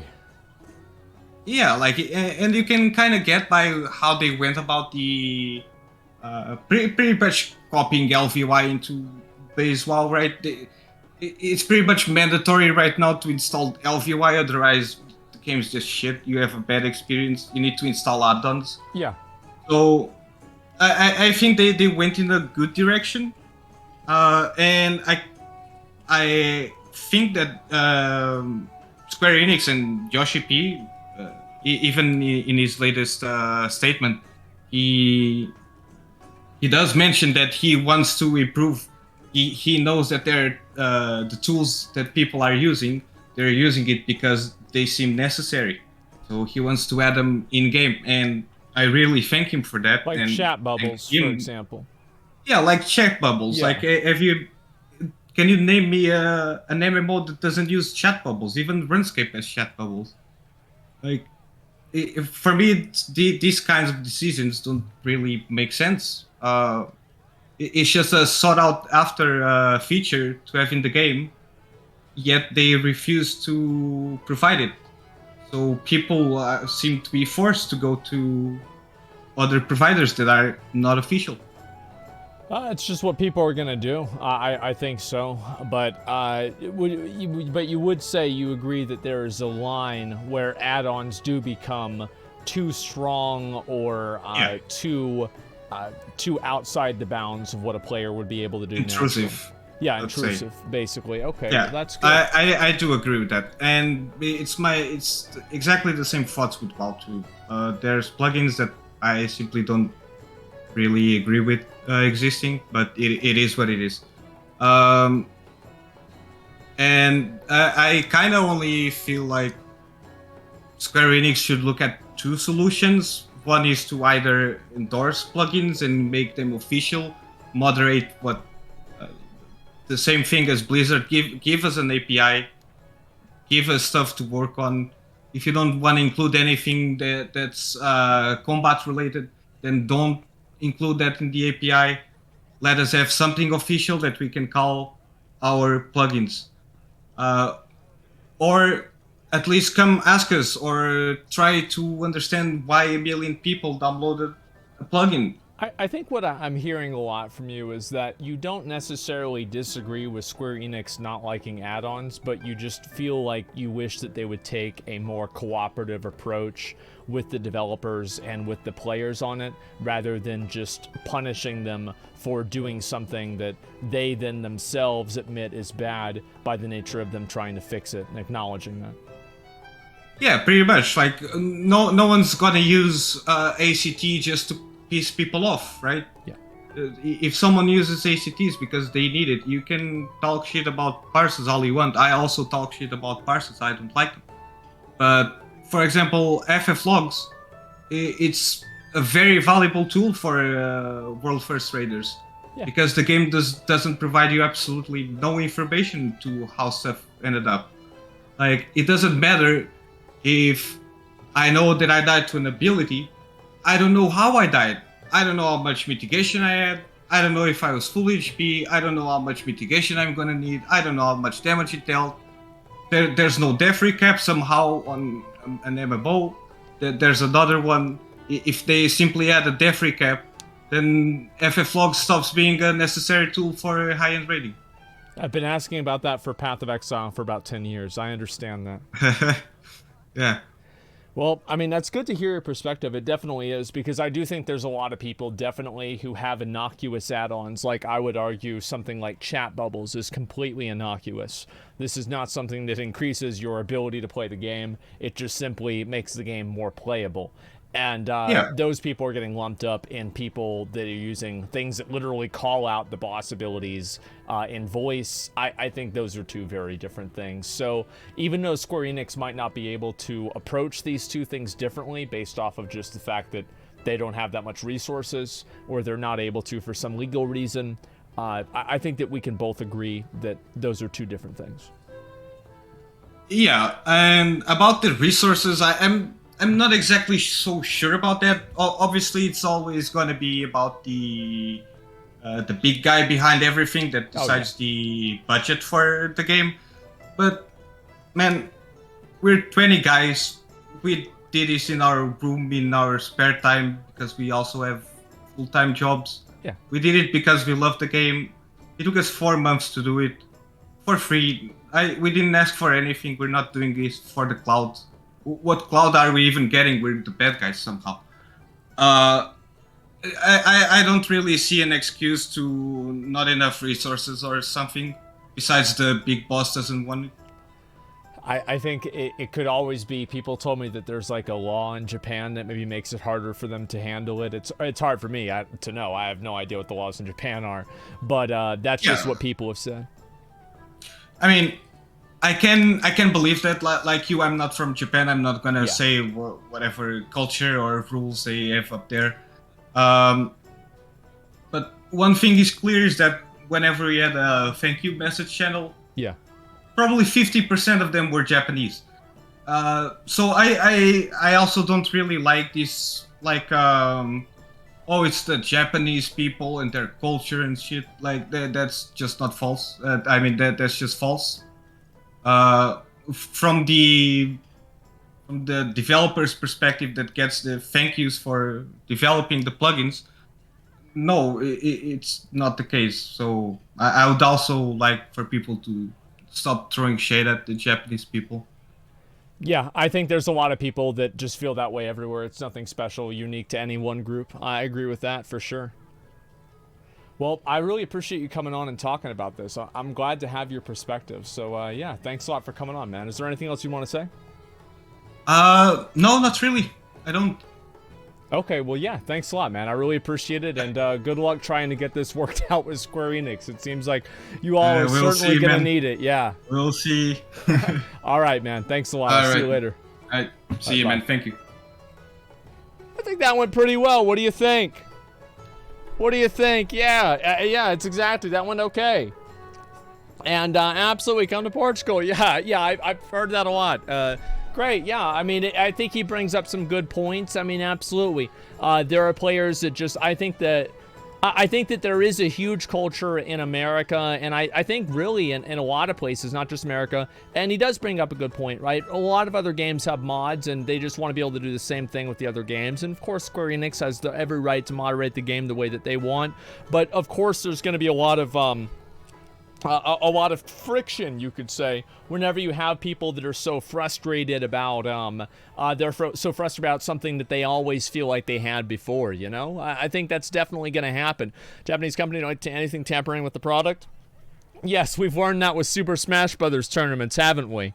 Anyway, I wanted to look at one other thing today, and then we're going to watch the MadSeason video, and we're going to look at the, where's this Elon Musk Twitter interview, okay? I'm going to see if I can find this. We'll watch that one later. Elon Musk Twitter interview. Let's see if I can find this here.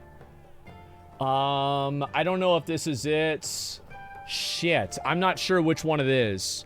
Text on screen? Yeah, let me deal with the text on the screen. And then after that, I do want to start the fucking whatever, MadSeason video. Yeah, there we go. Okay.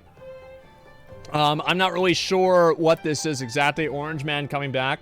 All right, we'll just watch that part of it, and then afterwards, we're gonna go and watch the MadSeason video, because I did promise that, and we will do it. Give me 1 second. All right. Let me pause this real quick. Okay. There we go. Okay, we're good. All right, here we go. Final question, and this is really the two-paid elephant in the room. Are you planning to let Donald Trump back on? Well, I think there's a general question of Popcork, thanks for 5 subs. Should Twitter have permanent bans? And you know, I've talked with Jack Dorsey about this, and he and I are of the same mind, which is that permanent bans should be extremely rare and really reserved for people where they're trying to for accounts that are bots or spam scam accounts, where there's just no legitimacy to the account at all. I do think that it was not correct to ban Donald Trump. I think that was. Oh boy. Oh boy. I'll be right back, boys. I'll be right back. I gotta use the bathroom.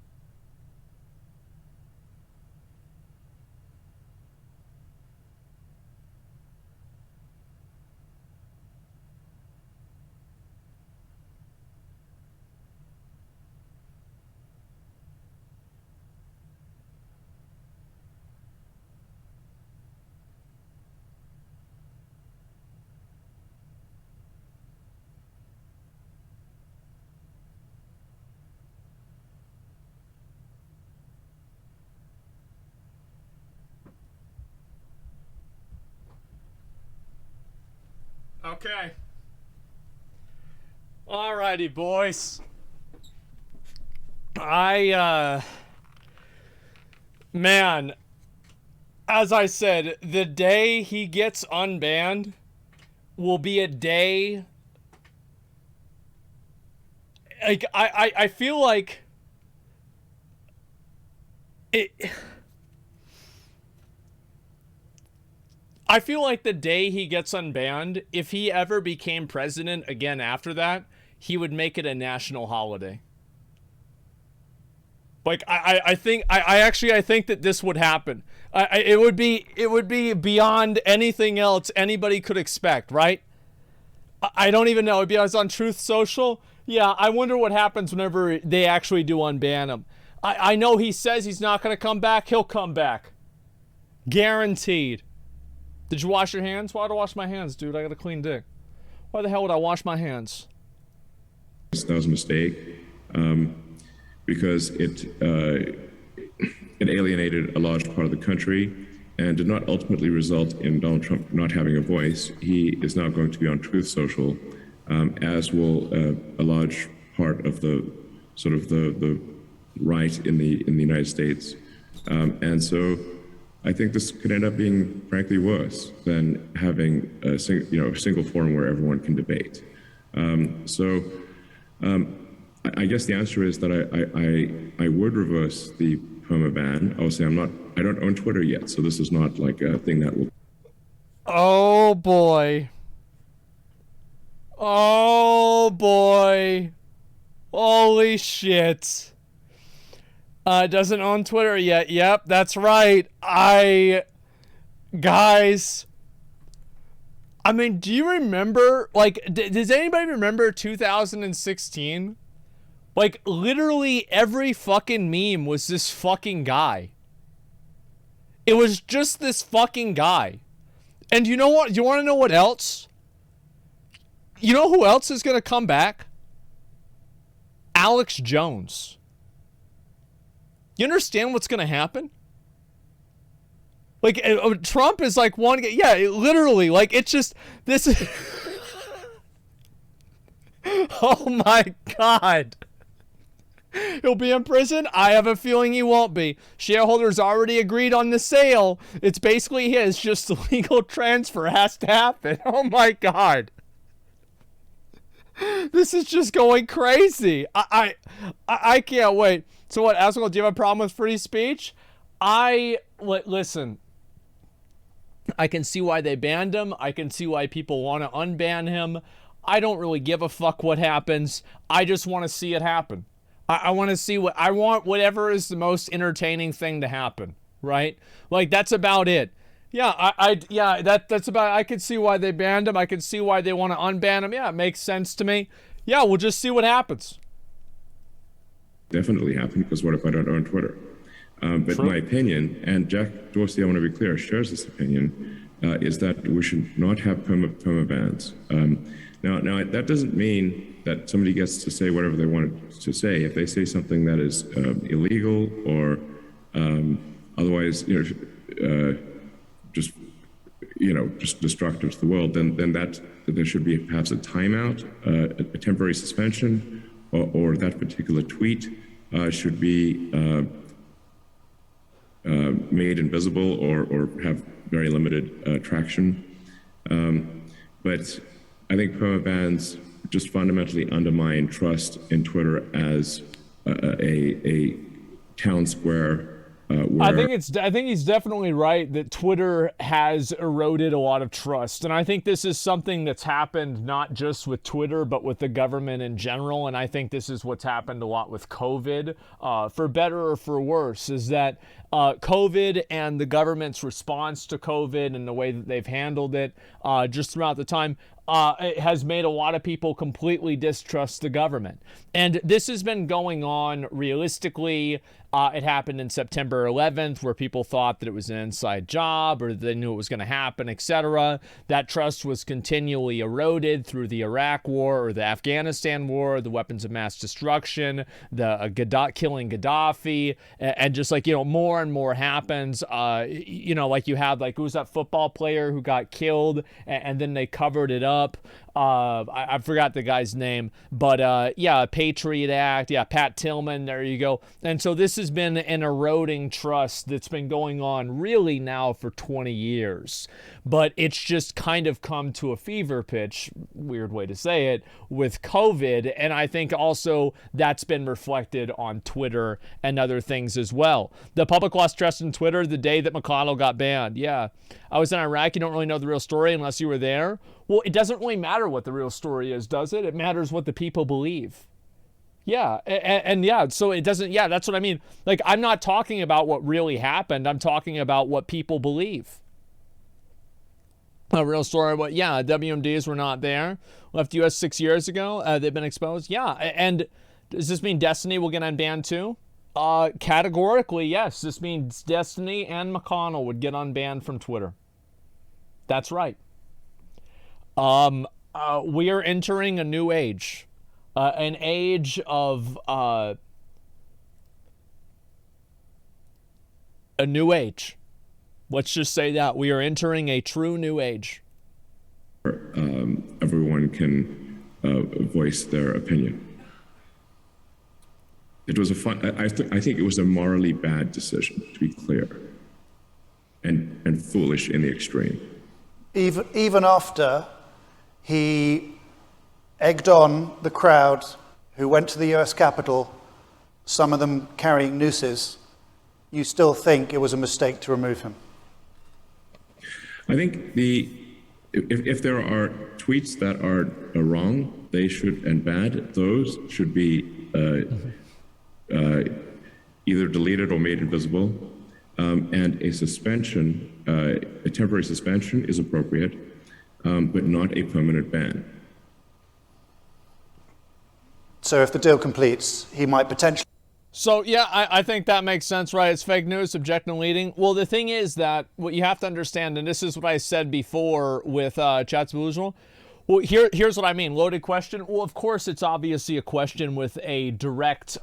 there is a intention behind the question that this interviewer is asking, right? This person is not asking as an objective, unbiased reporter. They clearly have an opinion going into this. Whether you agree with it or not, you have to admit that this is an opinion.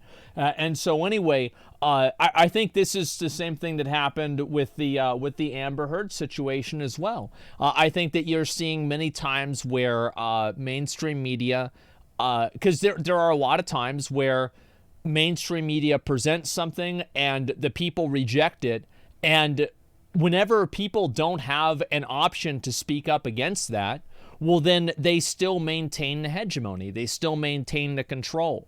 Do you see kind of what I'm saying? And this is what happens. And whenever you see people that are, we can use Alex Jones, breaking the conditioning, they're breaking the conditioning. They're waking up. They're starting to see what's really going on, and that's what's happening, right? And they're seeing that, a lot of the things that they're reading in the news, and it's, again, the moon meme always has been. I feel like the media has always been biased, and this delusion that people have that the media was actually unbiased in the 60s or the 50s was actually just a lack of information to know otherwise. I think they just didn't know anything back then, and so they thought it was unbiased. So I think it's always been like this. It's become more overtly like this. I'll totally agree with you. However, I think that this is going to continue to happen. There's pro-war in the media now, yes.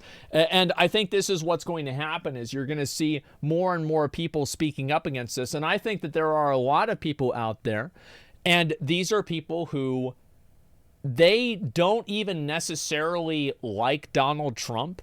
They don't necessarily even care about the Amber Heard, Johnny Depp thing. They don't care about all of these things. They just want to see it burn. That's all there is to it. And so they're happy that Elon Musk is buying Twitter. They don't care about the moral authority of this. It doesn't matter. They just want to see the people that they don't like get fucked. That's it. That's literally it. And there's no grand design behind this. There's no step 2.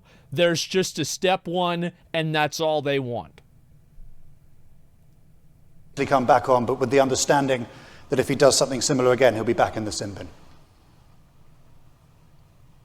bin. He has publicly stated that he will not be coming back to Twitter, and that he will only be on Truth Social.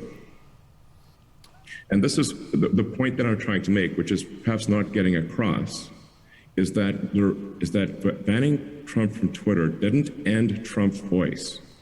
I would disagree with that a bit. I think that the truth is that whenever they got rid of Trump off of Twitter, Babylonian God, thanks for 5 good subs, I think that did kind of cuck him. It did, because he didn't just get banned off of Twitter. He got banned off a bunch of other places. And yeah, it absolutely fucked him. It did. The thing is, people wouldn't continuously use censorship for thousands of years if it didn't work. Now, it doesn't work forever. Of course not. But it works a lot. It works really fucking well most of the time, right? It disappeared. Yeah, I think so. So I think that's what happened. Echo chambers are the main issue. Most of the bias of the media. People can go to any forum to support their beliefs. Asmongold creates a bigger echo chamber, in my opinion, though. Everybody creates an echo chamber, right? I think that's the way it goes. Of course, people create an echo chamber because they attract people that are like-minded. That's just the nature of thinking. It's actually, as it backfires eventually, but it'll take time, like defamation. A lot of times it doesn't backfire. There are a lot of things that are censored and people just don't really talk about them or don't really do anything about them. And like, yeah, it backfires in 200 years, but what doesn't change in 200 years? It will amplify it among the right. And this is why it is morally wrong and flat out stupid. Okay, thank you. Elon Musk, great to see you. How are you? Wait a second, just a minute. I gotta... Okay, thank you. Just pause. Is there any more of this? I want to watch a little bit more of this if there's any more. And then we're going to start the Mad Season video. Yeah, I'm actually kind of curious. Like, what's the name of this? Yeah, re-listen at the end. Yeah, well, that was a separate interview, so I don't know what it was. There's a delay, that's why. I don't know how much of a delay that was. I don't know. Robotic ending, interview Elon. Let's see here. Elon Simps in the comments. Keck W. See, people don't really... Elon Musk is simply the executioner. People are not cheering for Elon Musk. They're cheering for the executioner. You understand? It doesn't matter what his name is. It doesn't matter. It's the same as Trump. People did not care about... Oh, Donald Trump. Like, that's why it didn't matter how many controversies he went through. That's why it didn't matter. Like, he said he could shoot somebody in the middle of New York and nobody would care. He was right. It's because people don't give a shit about that. They just want him to fuck the divine executioner for us. Sure. He is a person who embodies the aversion to the same things that they don't like. He is a person with the ability to fuck over the people that they don't like. That's it. That's it. That's it. There's no, like, it doesn't matter. Like, it could come out that Elon Musk was a murderer, and people would be like, oh, yeah, but who'd he kill? I mean, yeah, it's whatever, right? I mean, they will make an excuse for it. It literally doesn't fucking matter. It doesn't make a difference. It's not going to change anything. Yes, it doesn't matter one bit whatsoever. Yeah, Elon Musk could be called, yes, XX Catboy69XX, and it would make literally no fucking difference. He's an avatar of the people's animosity. Exactly.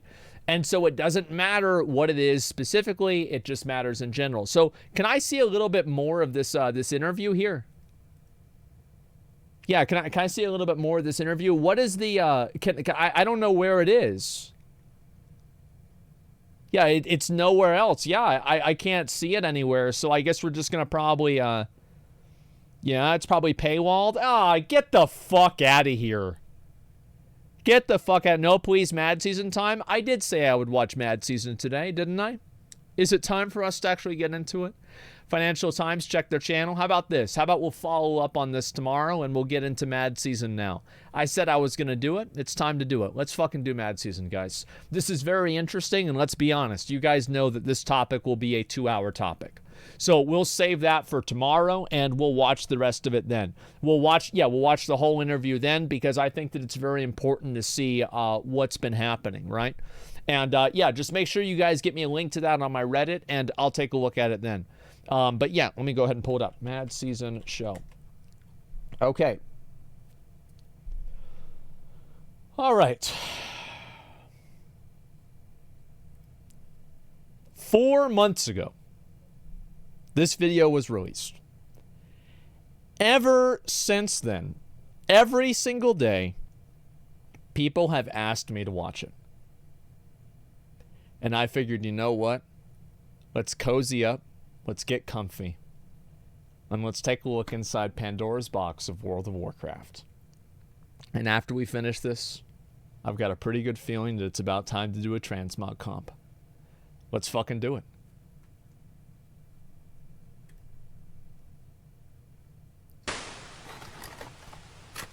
The following video contains subjects and footage that some viewers may find disturbing. All information contained within has been made publicly available by the people or entities discussed. Viewer discretion is advised. Uh-oh.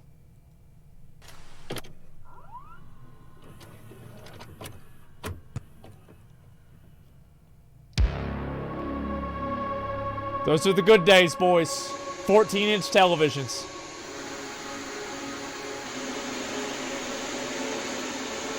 Yeah. I had one of those. In this section, Chip, the question is, does the international addiction to an internet game represent a danger? Maybe, but there is also no indication that anything can slow the explosive growth of the intoxicating game called World of Warcraft. Yep. That's how you knew it was a good game. Fox News doing documentaries. What the fuck was that shit?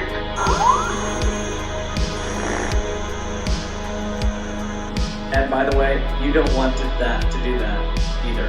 You think you do, but you don't. Yup. Dude, I love the 90s fucking intro, man. You guys really take care of it. Oh, I game cubes all day, every day. Oh shit. My man, that guy's a gladiator. Incredible 16 hours a day. His mother says his personality has changed and that he's become moody and violent. Fuck and his yeah. addiction is tearing the family apart. Fuck yeah. But our actions are going to matter more than any of these ones. That's right. They sure did matter, didn't they? Alright, thumbs up. Let's do this. Damn, that was some good shit. Bro, what a fucking intro. Holy shit. The power level where... Bro, I watched this on that monitor. And they get all the at Jeff's experience. house. Oh my god.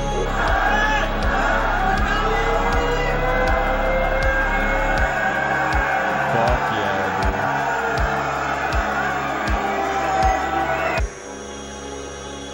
dude. This is so good. Holy shit. There it is.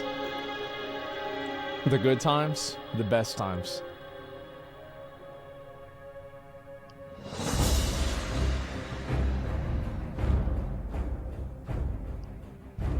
In the world of MMORPGs, you'll scarcely find anyone who hasn't heard of, if not played, the World of Warcraft. Released in 2004, it would quickly begin to make a name for itself, garnering worldwide praise for its innovation, accessibility, and the closeness to the community by its developer, Blizzard Entertainment. Both celebrated and condemned for its addictiveness, in the span of a few short months, it would not only become the most popular of the MMORPG genre, but also set the standard for all of those that would follow in its footsteps. Many would try, and over the course of 15 years, few would gain even a fraction of the player base of the seemingly unstoppable giant. Today, though, much people forget how big WoW was. Like, WoW was like, it was the game. It was the game people were talking about. It was like Fortnite in 2018 for 3 years. Probably longer than that, like 5 or 6 years. It was massive. It was the fucking game. Different picture is painted. What was initially considered inspirational in the world of game development now leaves behind a controversial history marred with what many describe as betrayal, deception, and squandered potential, leaving many asking the question, how? A snapshot of history of a world created within a world, a microcosm of mayhem, a virtual playground for humanity to show each other their best and their worst. Yeah. This is the story of Blizzard Entertainment and their iconic MMORPG, the World of Warcraft. Damn. As I said, I really cannot emphasize enough how different the whole world was like back then. It was just so different. It was so crazy. Like this, yep, Y2K. Yep, listen to this.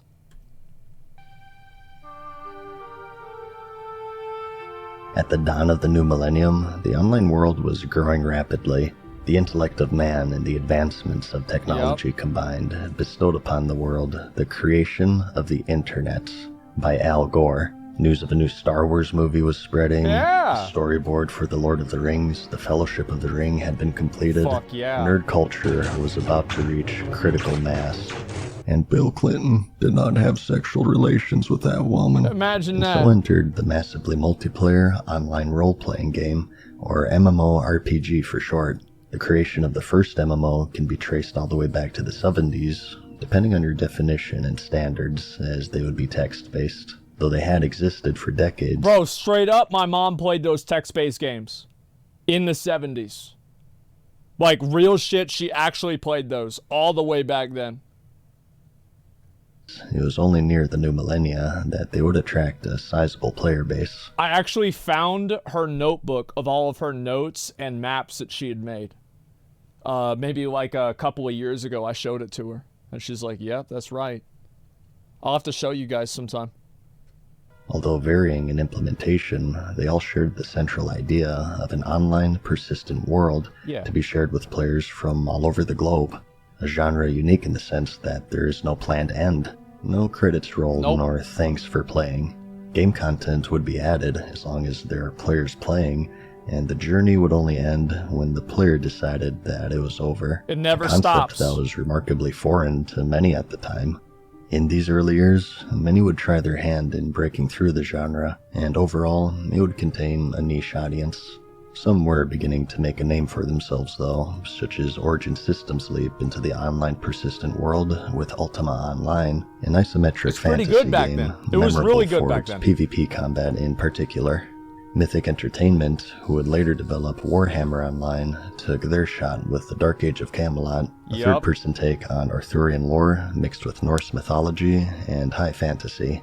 Star Wars would make their debut into the world of MMOs with the 2003 release, The Star Wars Galaxies, an MMO with a more heavy focus on community and sandbox gameplay. You know what's really kind of funny about it is it's almost like it is now, where every company is trying to go towards a metaverse, but back then they actually were, and Blizzard succeeded. Blizzard was the one whose metaverse effectively won out over everybody else. And most prolific at the time was EverQuest in 1999 by Verant Interactive and 99 Studios, decrowning the previously reigning champion, Ultima Online. Just 24 hours after launch, it would quickly become the most subscribed MMORPG at... I thought Ultima Online looked better, personally. I like the aesthetics of Ultima Online more. 10,000 subscribers. Yeah, really. 10,000 was the most subscribed MMORPG at the time. It would eventually peak at over 500,000 years after its launch. Holy but shit, as I didn't know history has that. shown, this would yet be a fraction of the potential that was hidden within the genre. Wow. A potential that had yet to be realized. That's a lot.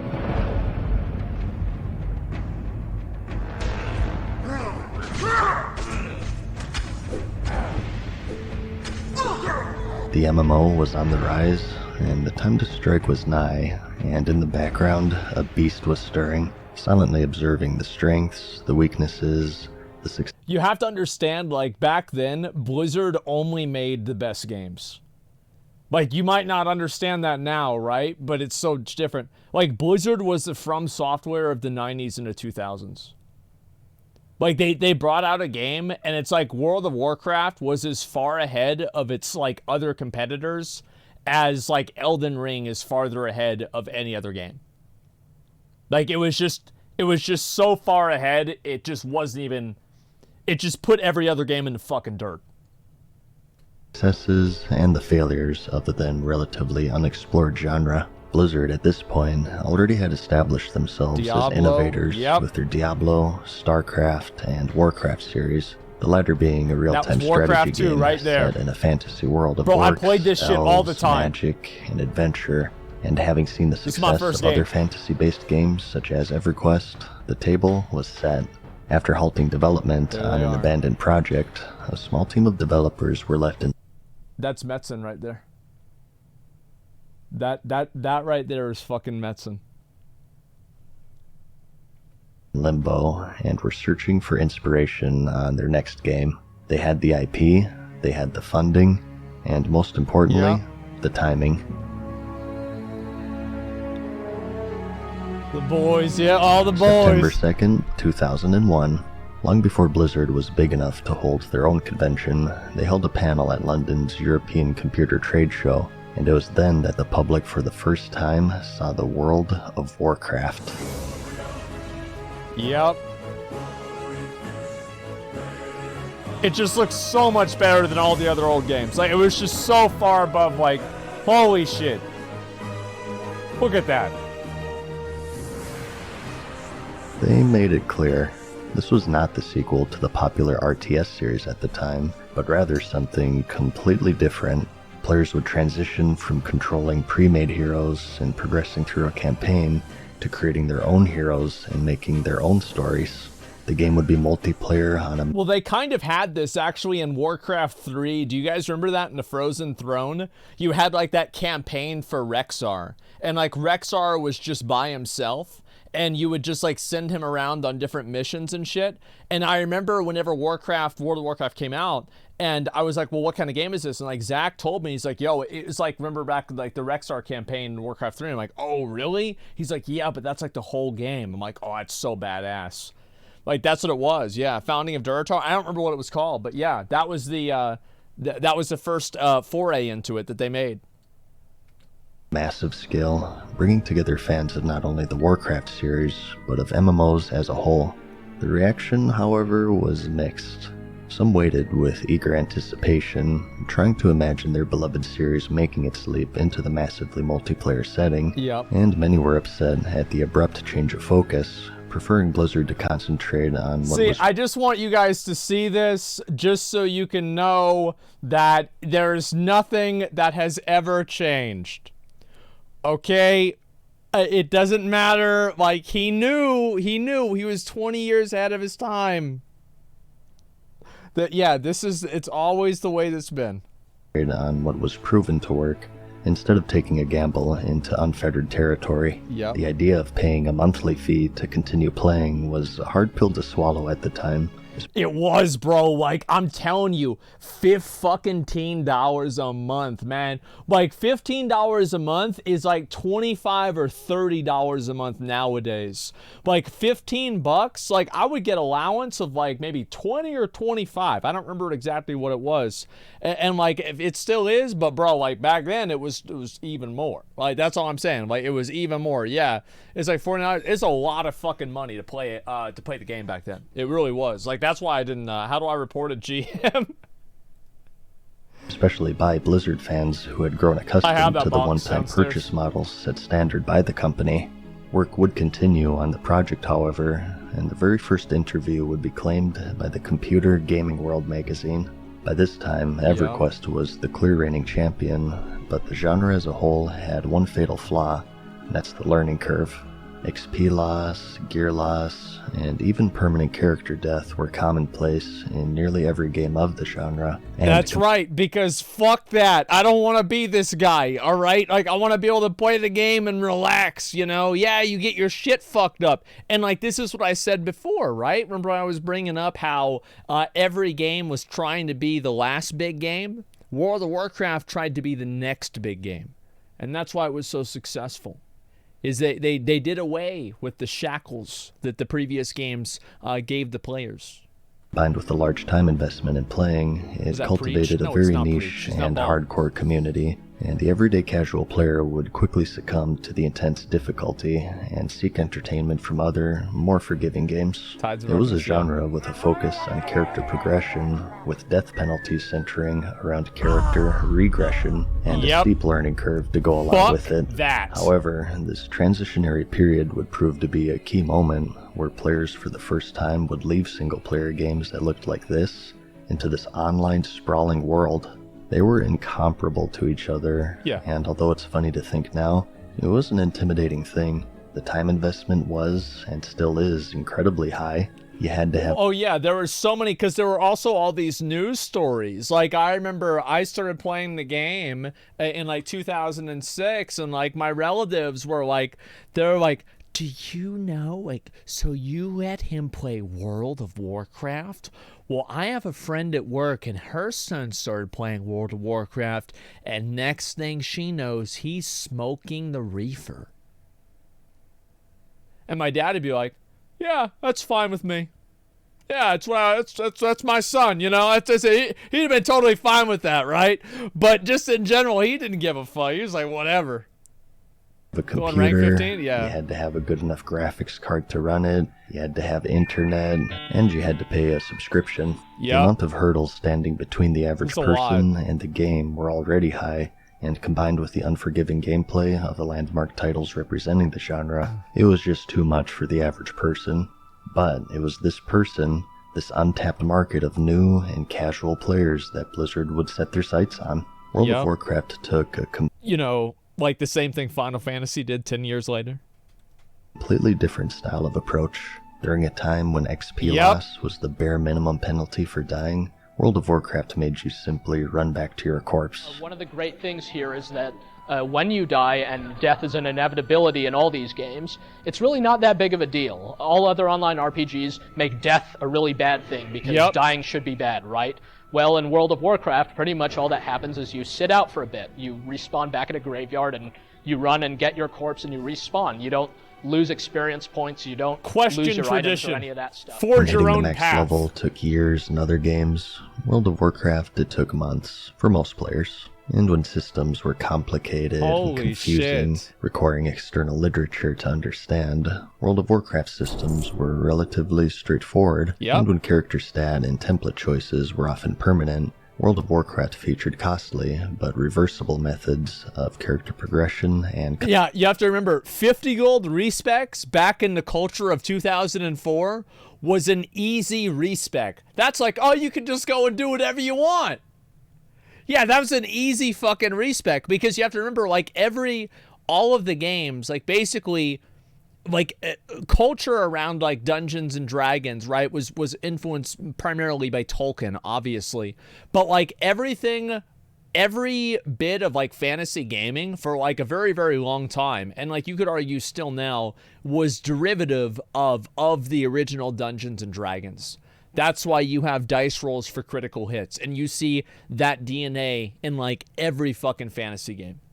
And like, back in Dungeons and Dragons, it was harder to respec as well, especially in the earlier versions. That's my understanding. Customization. In other games, you had areas designed for large groups of high-level players, referred to as raids, but they were commonly out in the open world, which resulted in having to compete against one another for kill credit. Due to this, there was a greater sense of urgency to complete the raid in its entirety in one sitting before any other guild had the chance to catch up and bring unwanted competition. Marathon sessions of guilds setting up 24-hour shifts was a common strategy to maintain dominion of these raids, in many cases to the detriment of the health of the players. This Final Fantasy XI boss was engaged for 18 hours until players were forced to quit after they began to faint and vomit. Though this boss in particular... But guys, he was at 10%. Just keep going. It's only 2 more hours. Yeah, come on. You're almost there. Remember that? Yeah, that's how serious this game used to be. Like, people back in the day were ridiculous at these games. It was nuts. Was nerfed shortly after the incident. This was the state of the endgame for most MMOs in these early stages. However, World of Warcraft had been one of the first MMOs to standardize instance raids, where players and guilds could create their own unique raid instances, resetting on a weekly basis. And as for the raid bosses themselves, although today seen as archaic and simplistic, at the time they were quite advanced. In a genre... Oh, it's like, you look at this thing. What is this? What is this? The Triangle Dragon? The Lord of Geometry? Like, what the fuck does this... What the fuck does this do? You know what I mean? Like, this is the Lord of Geometry. Like, of course not. Like, what the fuck? And so, like, whenever WoW came out and, like, it had instances, it sounds really cool to have these outdoor raids until you have the outdoor raids. And then you realize how fucking annoying it is. That being said, we did have a lot of fun in Classic WoW doing the world bosses. It was fun. Having a little bit of it is okay. I hope they have that in Ashes of Creation. where raid bosses boiled down to having a unique name with a higher health pool and increased damage. World of Warcraft would add unique, and often at the time, complex mechanics that required teamwork and thought to overcome, which in turn would become one of the game's major selling points. Yep. The worlds had NPCs, but were commonly static, whereas the world of Azeroth felt more alive with dynamic NPCs going about their daily lives. Simply put, what it didn't invent, it improved. And that's the thing is like, yeah, back then there were just characters that just sat around. Like so many of the things that you take for granted now, like for example, like in New World, there's no loading screens whenever you're running around in New World. World of Warcraft was the first MMO really, or first big MMO I know, to just not really have loading screens. You just go from one zone to another zone. That just like that simplistic thing that like everybody takes for granted now was gigantic. Back then. It was huge. Were in a constant state of almost theirs, and World of Warcraft was the first one to bridge that gap and bring it into a more mainstream audience, and it reaped the rewards because of that. The game would continue development throughout the years, with teasers being released in the form of magazine interviews and trailers, keeping the curious onlooker abreast on its direction. And after a long alpha and beta testing period, the moment of truth came on November 23rd, 2004. Yep. Oh man, guys. I can't believe that these new games can't keep these servers up. It wasn't like this back in the day. I tell you something. Back in the day, they used to run a whole lot better. Uh-huh. Yeah. Ain't shit changed. Yeah, it was worse. Because back then, appealing to the casual gamer worked well. Back then, the developers didn't care. Like now they hire a PR person or a community manager to pretend like they care about you. Back then, the developers were like, fuck. Really messed this one up, huh? Oh, we'll fix it eventually. I'm gonna go to lunch. Yeah, like, I didn't even give a fuck. Too well. It's Blizzard borked, in no way was prepared for the frenzy of players eager to get into the world. Disconnects, lag, and rollbacks would persist heavily for the opening months, and still consistently through the next couple of years. Forums daily would be filled with outrage, demands for a refund, and even threats of lawsuits. The miraculous thing about it, though, is that it didn't even seem to slow its growth. The launch today is looked at as disastrous, and yet still... Nobody cares about a bad launch. Literally nobody gives a shit. They will come back and play the game later on if it's good. That's why I tell people, it's like every launch is going to be shit. Why is it going to be shit? Because it doesn't really matter. Look at this, RAM or video card? Yes, this was a real question back in the day. This was back in the Stone Ages. Like, people had to connect. There was like an aqueduct with water, and you had to connect that to the stone cutting device, and then the stone cutting device's kinetic energy would power the hamster wheel that would cause the computer to turn on. And that's what it was.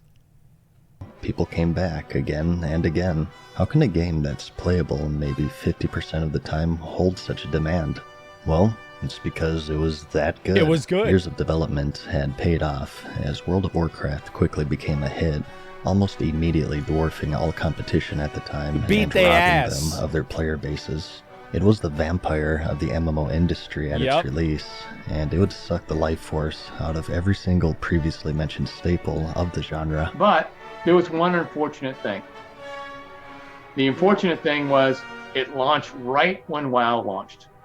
Yep. So WoW brought the whole industry down, not just us. Every online game out there went down as soon as WoW went out. WoW was like a huge succubus of players went over there and drove into WoW. Yep. And it drove all our numbers down. 60 levels of progression and a world of challenges awaited the eager player base, and there would be many landmark moments just waiting to be claimed.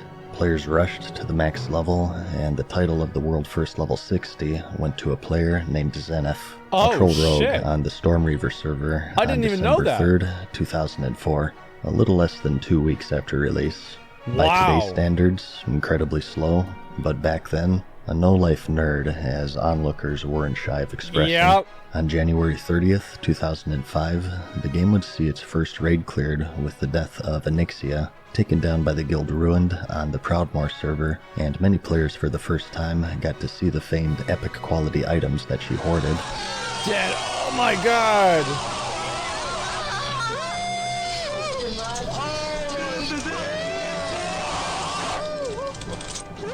Blizzard would spend the following years perfecting their craft. As their subscriber base increased, so too did their budget, and more servers would quickly be added to support the booming player base. New patches would not only release new raid tiers, but also systems, items, and much more. And it was a lot of the shit. Same year, the subscriber base would see its biggest surge for the next decade. It was fucking insane, man. Okay, guys, these eggs have given us a lot of trouble in the past. Does anybody need anything off this guy? One of the earliest videos to go viral in the world of Warcraft was created by the guild Pals for Life. The guild was strategizing on how to clear out a particularly tricky room in the upper Blackrock Spire raid.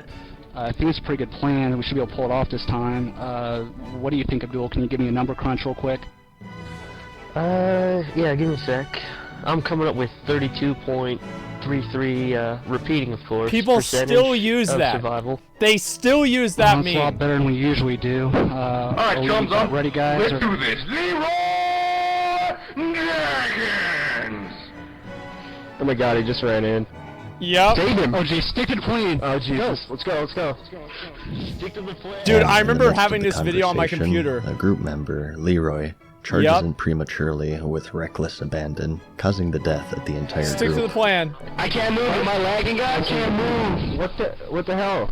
I can't aim. Oh my god. The eggs keep spawning. More respawning. I don't think you can cast with that shit. Oh my god. Get off. I got it. Get off. I can't move. Oh my god. It was bad. God damn it, Leroy. At least I got chicken. The video was later revealed to be staged, but nonetheless, it caught on like wildfire, and it was shared across multiple websites and forums, making it one of the first videos for World of Warcraft to gain viral popularity. Onlookers were intrigued. Man. Word of mouth proved to be a prolific It sounded so scripted. No, but like what you don't understand is like back then, people didn't think if something was scripted or not. Like, it wasn't even in their mind.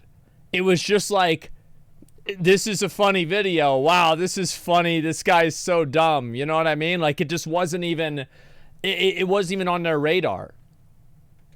Advertising vehicle for the game. It's hard to say today just how many people watched the video, as some of the uploads have been lost. Millions the and original upload millions on and Warcraft millions of movies people. today sits at nearly 19 million views, and the original YouTube mirror reached at least 46 million before Holy it was taken shit, down. that's a lot. And surviving mirrors today sit at a total combined count of around 24 million. 88 Regardless, million it's by views. far the most viewed Warcraft-related video, even to this day, Oh over my 15 God. years later. It was so popular, in fact, that it was later featured as a question in the trivia show Jeopardy, just a few months later in November.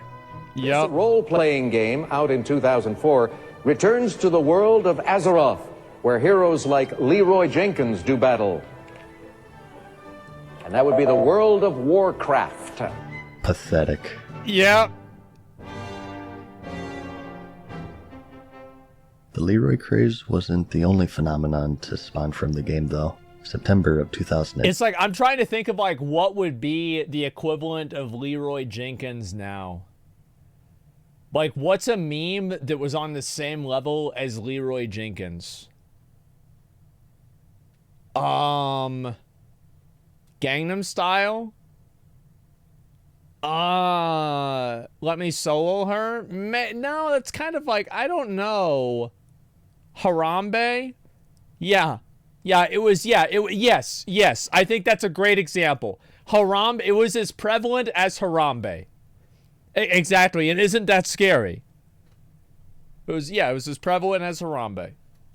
5 saw the release of the Zul'Gurub raid, the final encounter of which was a boss named Hakar. I know had that an guy. ability called Corrupted He's an Blood, asshole. which dealt some damage to a player, and if they were to stand too close to another, it would spread to that person.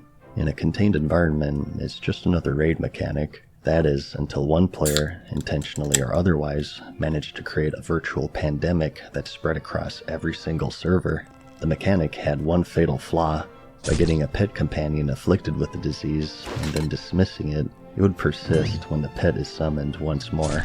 This person did just that, but in a crowded area, and spread the affliction to every nearby player and NPC, and as long as there were living hosts, there was no escape. I love how this is exactly what happened with COVID. Like, this is exactly what happened. Is like they never really got rid of it. Like, because it wasn't like, oh, the people would just like, they would, they would stay by themselves. Nope, they just run around and, it just kept happening. Entire cities became infected It was by real. the plague.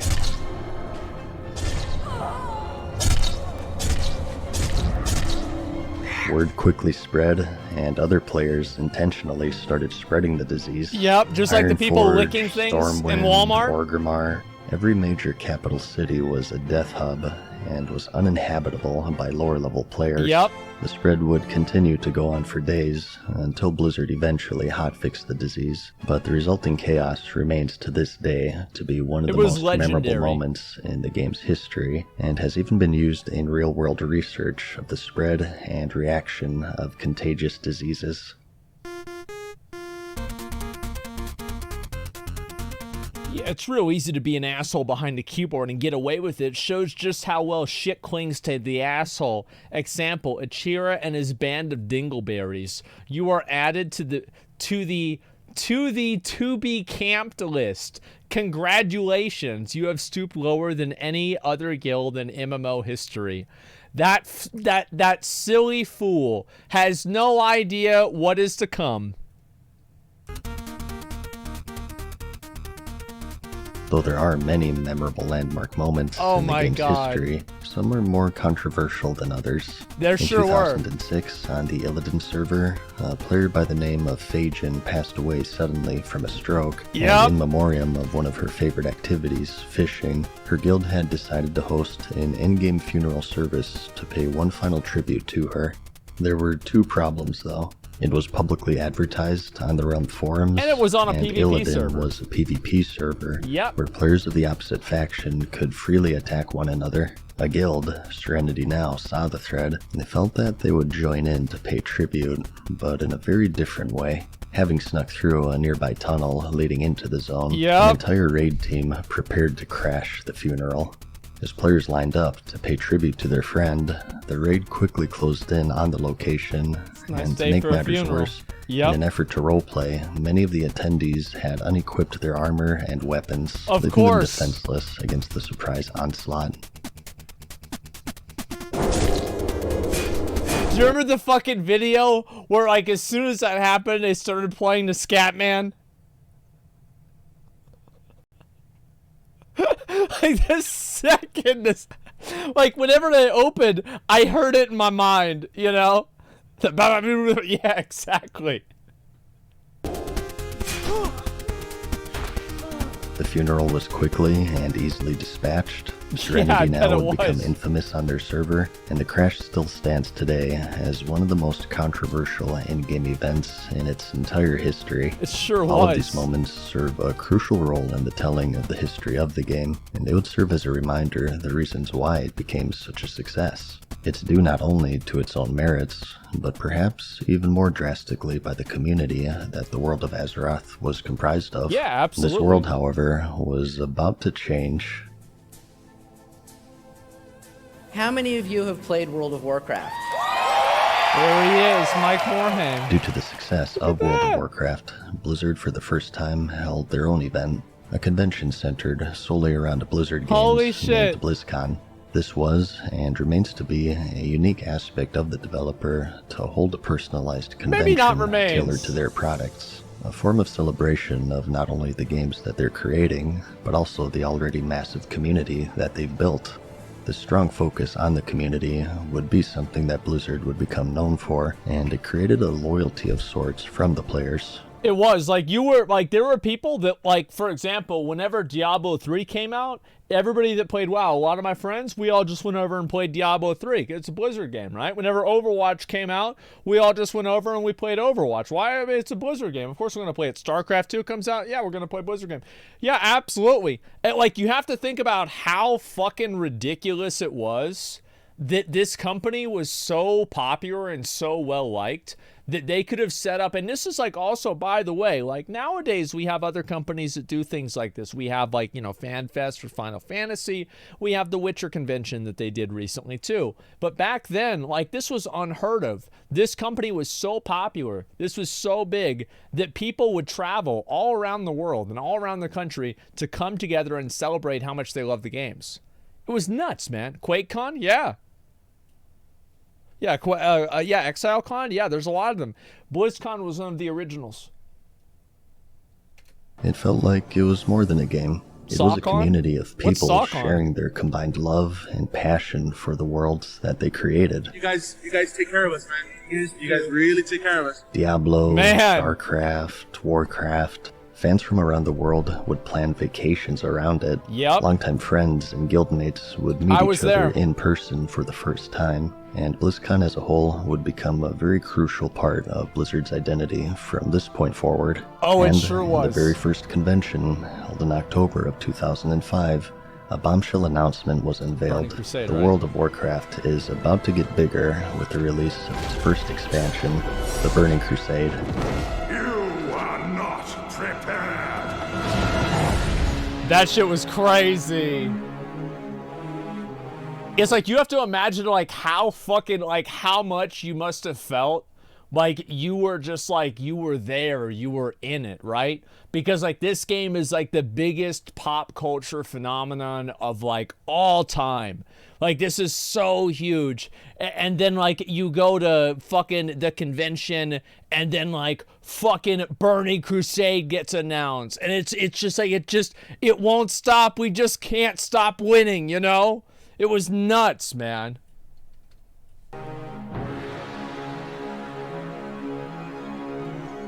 The expansion boasted what players had come to expect from the world of Warcraft and more. They would step into the world of the Outland and progress through 10 more character levels, new zones, talents, dungeons, spells, raids, races, a profession, a new PvP system, and much more. It would add on to and improve in just about every aspect of the game. It did. But it's still 2005, and there's a lot of game left to conquer before players began worrying about their foray into the Outland. There were dragons to kill and DKP to acquire. DKP, Dragon Odd Kill groups Points. got left, even groups got right. That means 1, 3, 5, 7 left, 2, 4, 6, 8 right. Oh god. In the game, you had casual, hardcore, and everything in between, and there were some who took it even further beyond. No reason to lose main tank, and I am blaming you, because I blame myself. I can fucking do it. Everyone can do it. Do it right. This is bullshit. Videos of more. He's not wrong. You understand? They're wiping on Magmadar. Like, he's actually right.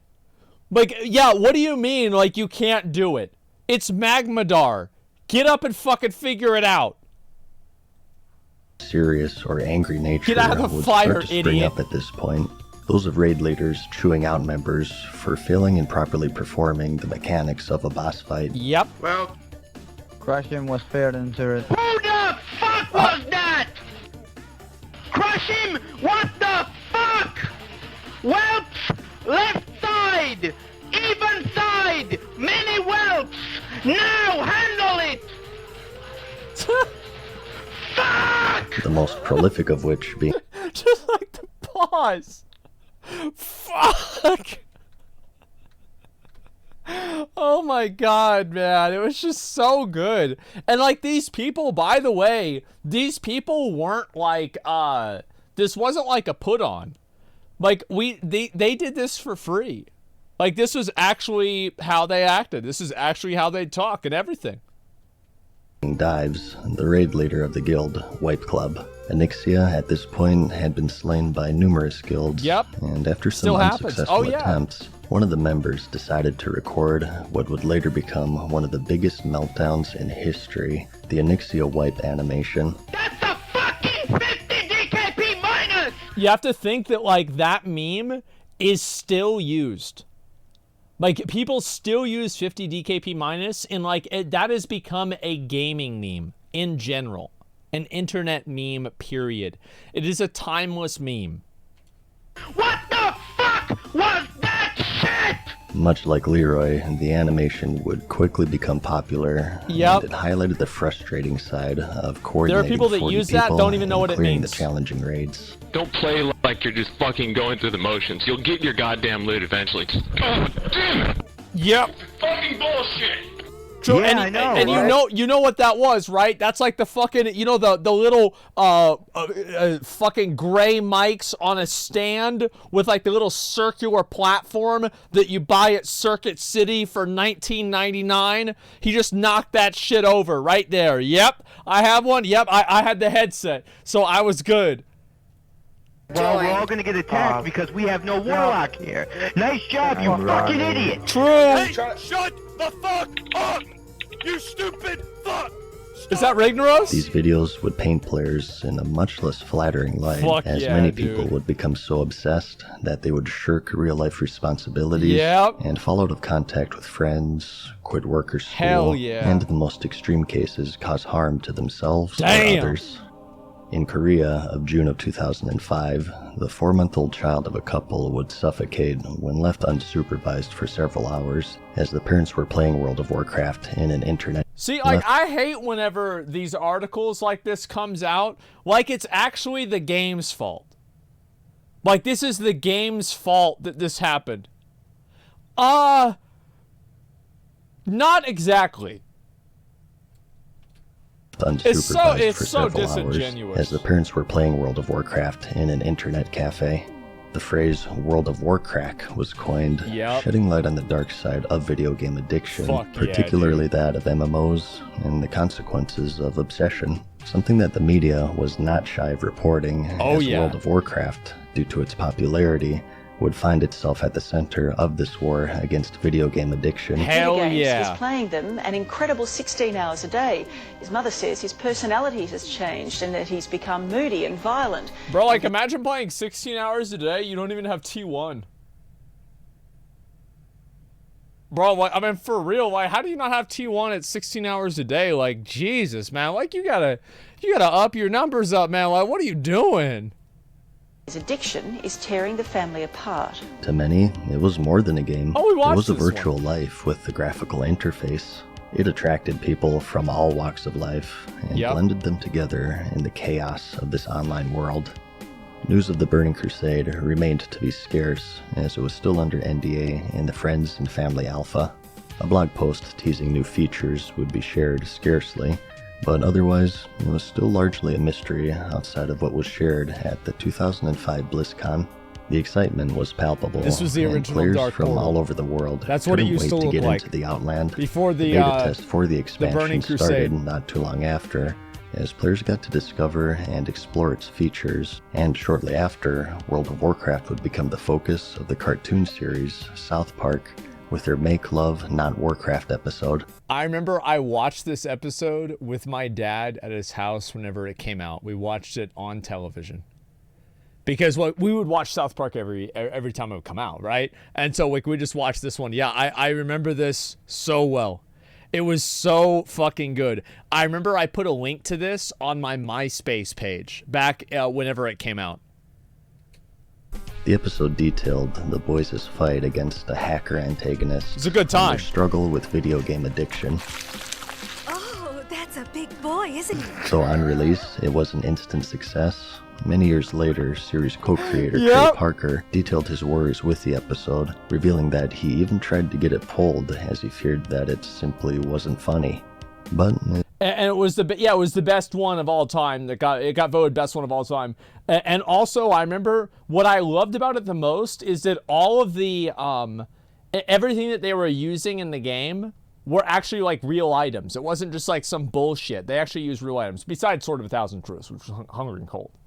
Besides that, it was all the actual items. As history has shown, the episode would become an instant success, and despite the fact that the series at this point now has over 300 episodes, it remains to be one of their most popular to this day. Yep. Looks like you're about to get pwned.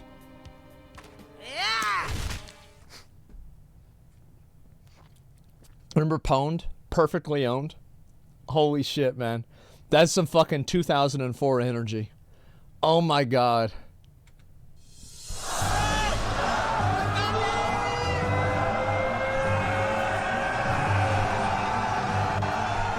Yep.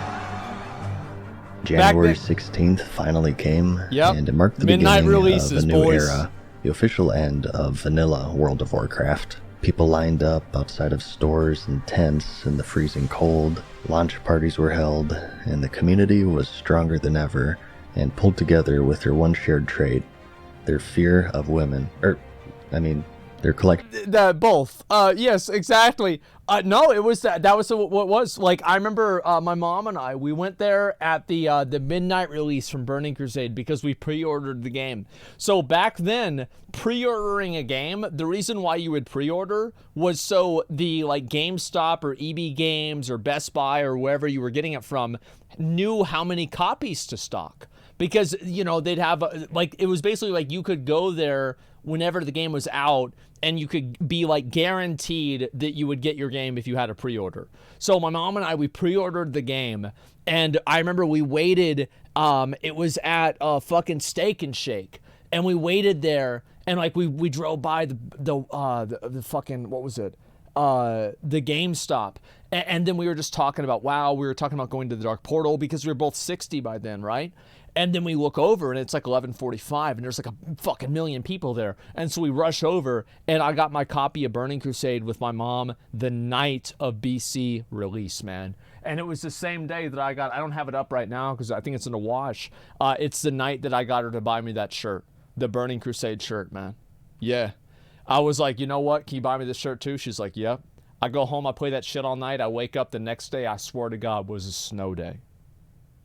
I swear to fucking God, the next day was a snow day. I stayed home, played the game all day. Of love for the game. At this point, it had amassed roughly 8 million subscribers by the expansion's release, never once reporting a loss, and holding on to the lion's share of the market. In the background stirred some serious competition, however. Mythic Entertainment, who developed the Dark Age of Camelot, sought to compete against Blizzard with an MMORPG adaptation of the renowned Warhammer series. Due to its similar fantasy setting, holding orcs, magic, elves, and wizards, many thought it to be the direct competitor to World of Warcraft, and deemed it to be one of the first of many would-be WoW killers during the time.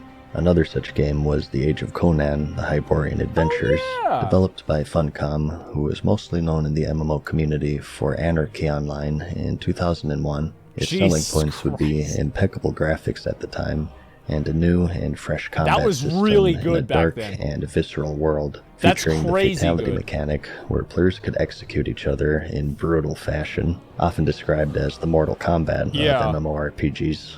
And The Lord of the Rings Online by Turbine was also in development, an MMO of one of the most celebrated franchises in nerd culture history, certainly posed as a serious threat to Blizzard at the time.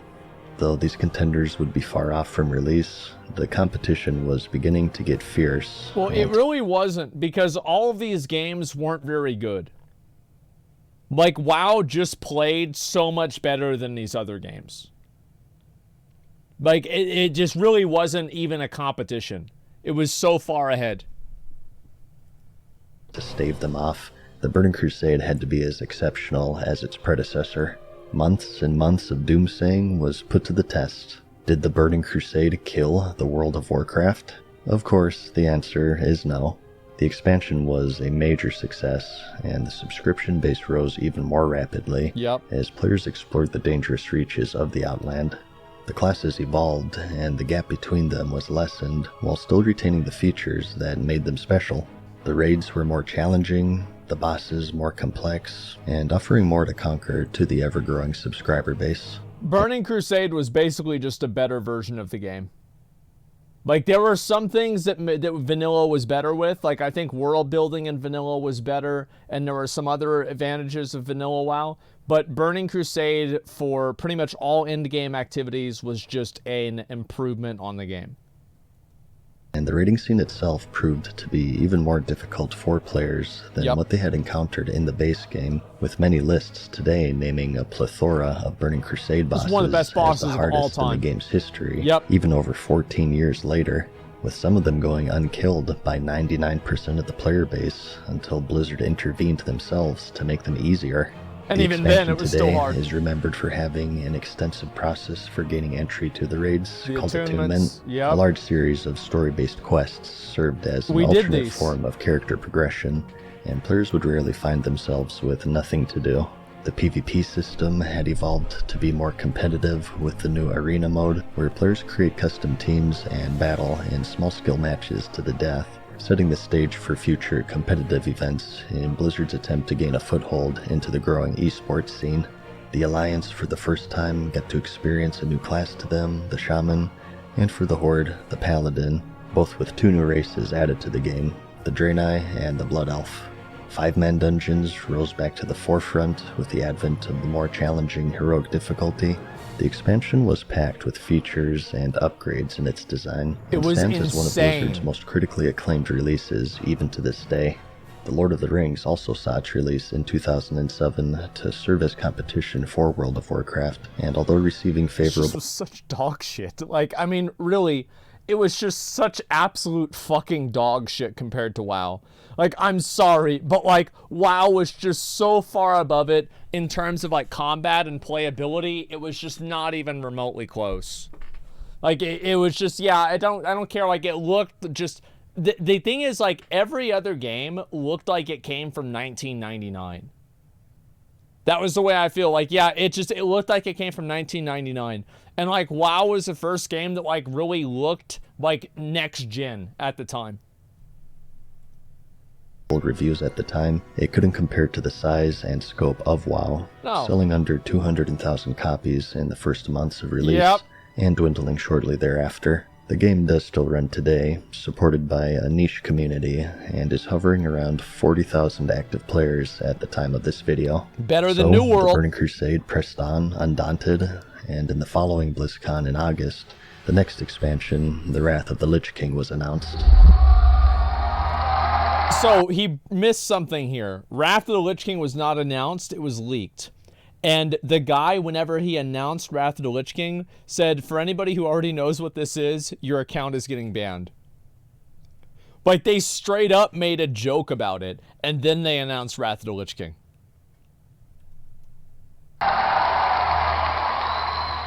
Players were teased of the land of Northrend, where they had once visited in the events of Warcraft 3. Well, you have to remember, like, in Warcraft 3, the end of Warcraft 3 was, like, Arthas beating Illidan.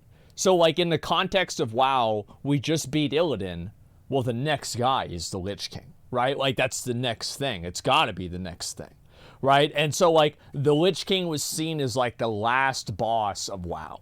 Like, yeah, you had things like Sargeras, Deathwing, like Deathwing's in Warcraft 2, but like really it was fucking the Lich King, right? And like, so whenever this shit happened, it was like, holy fuck, it's like, we really out here, boys. This is it.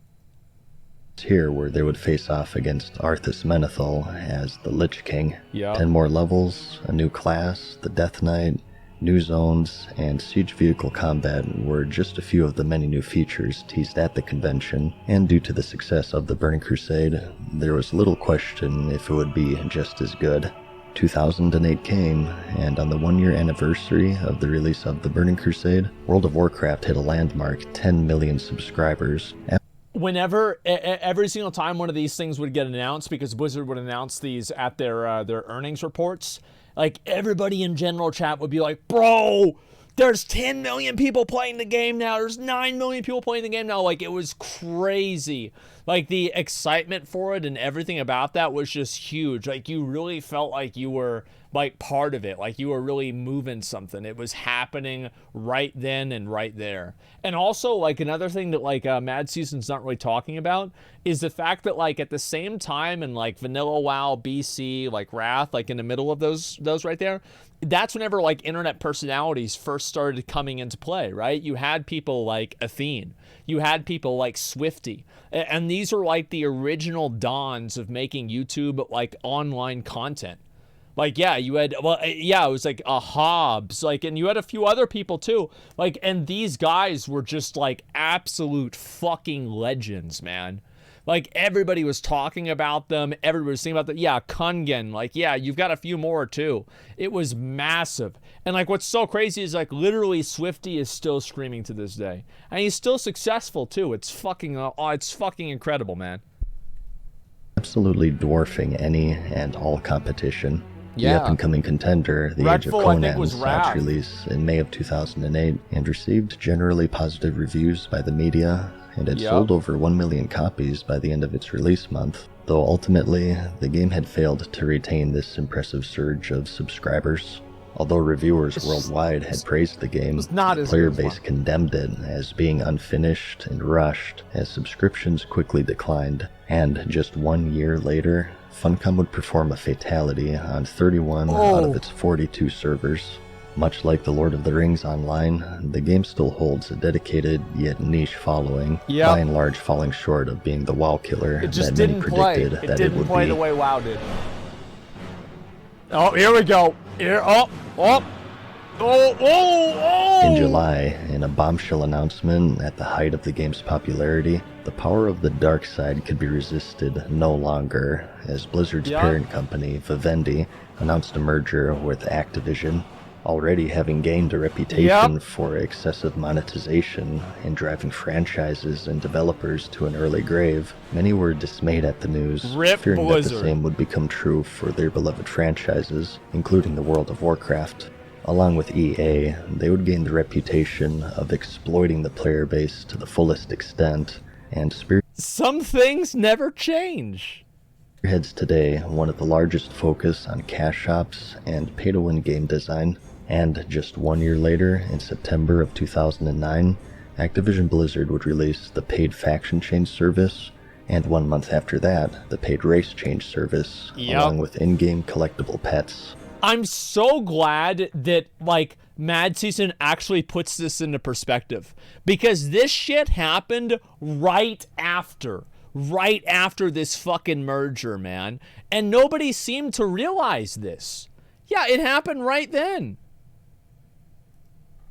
These services were seen by many as an affront on the integrity of the game, and although not terribly impactful by themselves, it was believed that they would serve as a gateway for more damaging paid services to be introduced later. In September of 2008, the release date for the Wrath of the Lich King expansion became set in stone for November. Nobody wanted to listen. Just as it was back in 2006, the clock began ticking for players to finish their activities in the Burning Crusade before the content was made to be irrelevant, and due to the difficulty of the raiding scene in general, they had their hands full. There was quite a long drought between the final patch of the Burning Crusade and the launch of Wrath, nearly 8 months, but players didn't seem to mind. Nobody gave a fuck because there was always more content to do. There were so many, like, you had to do, like, fucking Kara, Gruul. You didn't really have to do Mag. You didn't really have to do Gruul either, really. Like, SSC, Tempest Keep, Hyjal, fucking Black Temple, Sunwell. So, like, most people always had something to do next in terms of their raids and everything. No catch-up? Well, they had catch-up, but it wasn't all-encompassing. So, like, for example, like, the badge vendor would have 3 or 4 items that were Sunwell, trash level quality or like Black Temple level quality, but like that's all you could get. So you couldn't get a full set of gear, you just got 3 items. Like I remember you got like an axe, you got like a ring and like a chest piece or something like that. That's it. ZA was catch up? Yeah, but ZA was still like, you would do Zulaman and you would still want to do SSC and TK as well because it had other gear. to the success and lingering challenge that the expansion had to offer. And you couldn't do Those ZA who thought and otherwise, Blues. though, sought to fill in this void with the release of the highly anticipated Warhammer Online, which saw its release in September. But was it enough to succeed where the Lord of the Rings Online and Age of Conan failed? No one gave a shit. True. The game saw similar numbers to the Age of Conan, selling 1.2 million copies at launch, and just WoW starting was off the with a biggest solid game. That's all there subscriber was to base it. of 800,000 players. But similar to Funcom's debacle, it simply wasn't ready. Performance issues I think overshadowed. also, like, for the scope of what Warhammer 40k is, I don't even know if a modern game could do it. Like, you'd have to have No Man's Sky plus World of Warcraft plus Elden Ring, like, plus, like, it's just like the scope of it. Warhammer, yeah, but like, yeah, I guess, yeah, Warhammer's about yeah, it's different, sure, but like, I feel like a 40k universe would be fucking amazing. I would, if a massive publisher said they were making a Warhammer 40k MMO, I would be so excited. But I feel like it's so hard to do. Like, imagine having a fucking spaceship. You can, like, land on planets and, like, go to war there. It'd be so cool. What could have been a great There's, like, one experience, giant server. and players that have grown accustomed to Holy World of fuck. Warcraft's finely tuned and polished combat system Yeah, it was just better. immediately noticed a lack of fluidity with its gameplay. was dog Additionally, the game would suffer from major scandals, such Billing as erroneously error. charging subscribers for years of game time in a single day, with some racking up charges and overdraft fees into the thousands. Similar to the Age of Conan, Warhammer failed to retain this early surge of players, and servers were shut down, and the subscriber base dropped even lower than that of their 2001 MMO, The Dark Age of Camelot. The game officially shut down in 2013, but many deemed it to be truly dead just 1 year after its release. Because WoW was so good, why would you play anything else besides that? And also at that point, people were so invested in WoW. Why are they going to stop playing WoW whenever they're already invested into that game? Right? Why would they do that? They've already made a character in WoW. They've got a guild. They've got all their friends. It's like there can only be one MMO. Yeah, all their friends play WoW. Like, yeah. Shortly after, the Wrath of the Lich King expansion saw its release, and Blizzard would once more break sales records. Players charged into Northrend with new zones to explore, dungeons and raids to conquer, and a new class to discover. The Death Knight was what everyone expected and more. A lot more. Way too much, in fact, as many saw them to be far too powerful on release. They would later They're not far too powerful. They were fucking broken. They were fucking broken. So Death Knights had an ability that would turn them into a, they would die, whenever they would die, they would turn into a ghoul. And then the ghoul could blow itself up. And if the explosion that the ghoul used to kill itself killed you, it would win the arena match. It was just such, like, Death and Decay would automatically horrify your character over and over and over as long as you were inside of it. It was so bad. Oh my god. Tuned down in upcoming patches. Replayability was amplified as the achievement system was implemented, and players could collect points, titles, mounts, and more through this new feature aimed towards completionists. I did a lot of those. It would receive positive reviews of its many new features and improvements, and the subscriptions continued their upward trend, eventually peaking at 12 million. Just as with the Burning Crusade, it seemed to be unstoppable, though it would be where the first sign of weakness showed. Through the numbers that have been made public, there wasn't a single moment where Wrath had lost subscriptions between reports, but it was also the first expansion where they had stopped gaining subscribers, as they hovered around 11 to 12 million throughout the course of the expansion, and as shown, it wasn't due to any of these would-be WoW killers. In August of the same year, the rating scene expanded. I think you also, another reason why WoW kind of, like, this is just what's going to happen, right, is like, you hit what's called market saturation, where everybody that's going to play this game has already either played it, is playing it, or has chosen not to play it. And that's it, right? And there's also there's like a certain level of it's $15 a month, I'm not going to play it, because there's still a lot of people. I remember Austin, like, he's the guy that, you know, met his girlfriend, and WoW. He didn't want to play it until like the end of Wrath, because it was $15 a month. That's a lot of fucking money. Yeah, it was a huge thing. The big way, as the third raid tier for the expansion, this was such Trial a of the Crusader would release with the heroic difficulty setting. Yep. Previously, if players saw an extra challenge with the encounters, they could impose boss-specific hurdles or restrictions upon themselves for bonus loot, achievements, and bragging rights. Players would now instead toggle this optional difficulty setting before entering the raid, and every boss within would deal more damage, take more damage, and gain extra mechanics in exchange for better quality loot. Yeah. This, along with the mythic raiding mode to be introduced later, would become a landmark change in the core design of the game, aimed to increase accessibility by greatly lowering the base normal difficulty and funneling those seeking a greater challenge into this optional difficulty setting. I remember we one-shot some of the bosses in TOC. Like, they were so fucking easy that, like, we just brought in 25 Dumbos, and I was like, so yeah, it says on ThoughtBot that we have to hit the, oh, no, never mind. Okay, yeah, all right, forget it. So we have to have everybody, wait a minute. Oh, okay, all right, let's just give it a pull. See what happens. Oh, it's dead? Okay, cool. See you next week, guys. That was it, man. This change in design would later be accelerated in the next expansion, the Cataclysm, which would be unveiled in BlizzCon 2009. This is a big fucking deal. Change the face of the world of Azeroth as you know it. This was huge. Ladies and gentlemen, I give you World of Warcraft Cataclysm!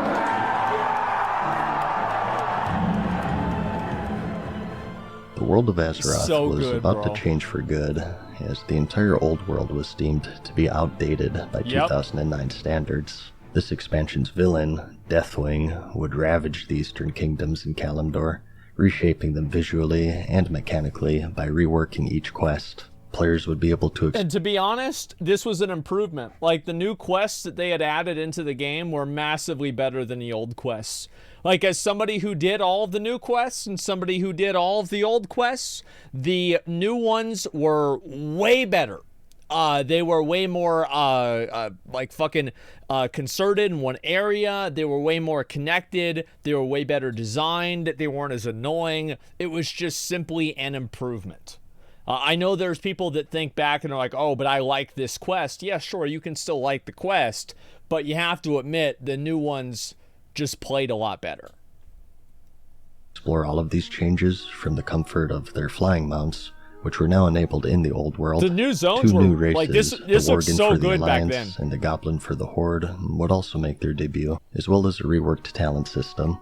The game was to go over its biggest makeover to date, and whether it was for the better or worse was yet to be seen. December marked the month of another hallmark feature being added to the game, the Dungeon Finder. This is whenever things began to get a little bit turbulent. This was right here. It's the Dungeon Finder. Oh my fucking god. Like, this was what it was. It was not really like, I think Cataclysm, I don't think they should have changed the whole world until they had the tech to make it to where you could go back in time.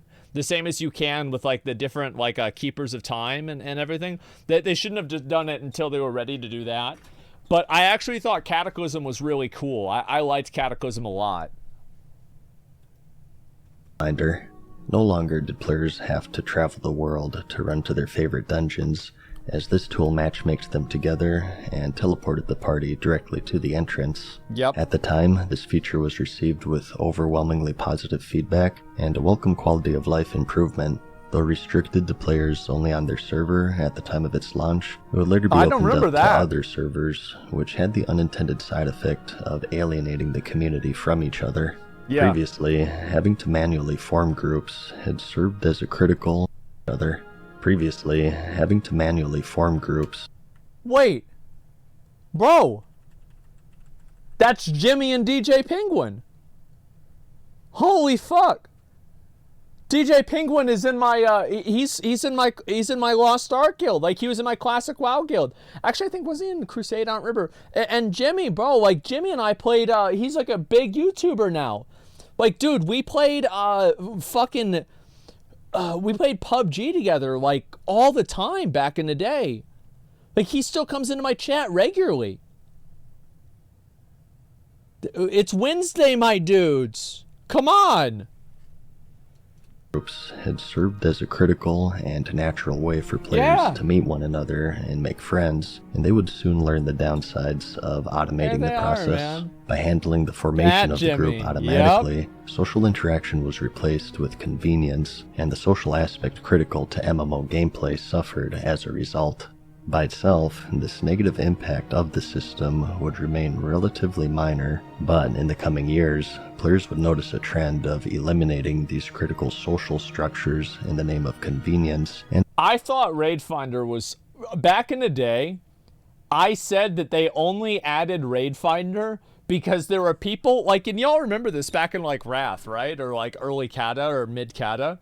There are people that, like, they were just so fucking garbage. Literally everybody on the server knew that they were fucking garbage, and no one would play with them. Nobody would play with them. Nobody wanted to have anything to do with them. And I said that they added Raid Finder because these shitbags could never find a group, and they kept crying about it. That's what it was. I'll be right back. I'm actually going to fill up my bottle. Be right back.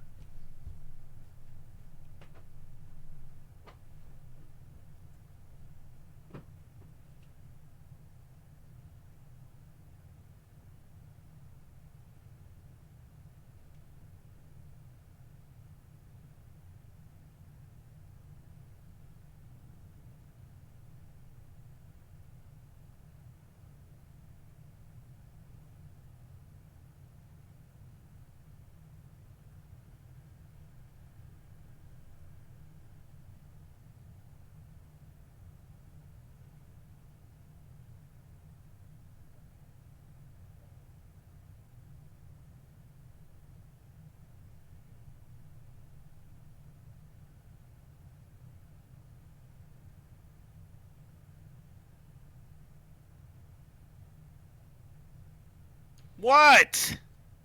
Jesus Christ! I'm busy fucking your moms. Jesus fucking Christ, man. What a day. Fucking idiot.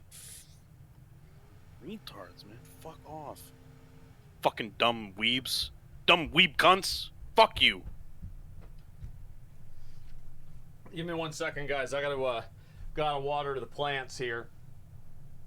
I forgot about doing this the other day. Man, this plant over here is pissed off. Like, I gotta do something about him. I feel like he's in a bad mood.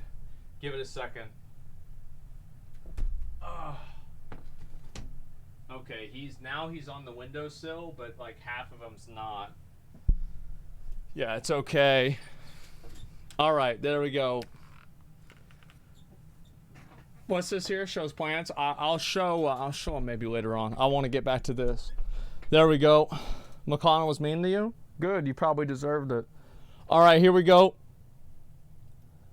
At the cost of the game's sense of community, which many claim to be one of the biggest features to which it owed its success.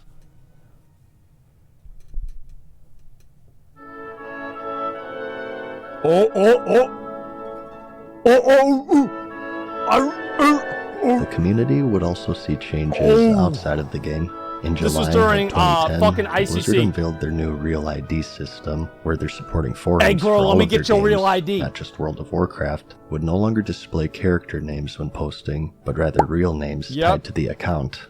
Players and onlookers alike reacted with concern of Blizzard's disregard of basic privacy rights. See, I never cared about this really because I never posted on the forums. The only time I would post on the forums was to talk shit. Like, that was it. All I would do is talk shit on the forums, and that was literally the only thing I cared about. Everything else was whatever. That their actions would essentially dox the entire forum community. Doxing is the act of unearthing someone's personal information, such as their name or address, with the ultimate goal of real-life harassment. Today, the advent of swatting shows the repercussions of those whose personal information was leaked. Put your hands up! Put your hands up! For a company to do the work for them was seen as extremely dangerous. Flame wars and online disputes, past, present, and future, would serve as vessels for real-life harassment, they argued. Yep. They stated that the reason for the change was to cut down on forum trolling, their logic being that if someone's real name was tied to their post, they'd think more carefully about how they treat others, and that, quote, removing the veil of anonymity typical to online dialogue will contribute to a more positive forum environment and connect the Blizzard community in ways that they haven't been connected before. Another community manager put it to the test, and in an effort to quell the players' fear, he posted his real-life name. Within 1 day, players found and published his address, phone number, age, and took to placing false pizza orders in his name, and even placed death threats, connecting him with... I thought that what happened was that they put a bomb threat on his daughter's school. That's what I remember happening.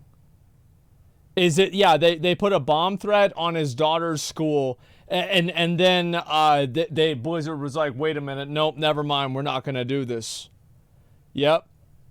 What's wrong with them? Well, that's why you don't put people's real information out there.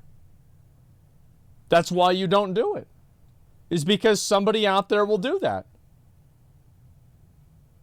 The community in ways that he's never been connected before.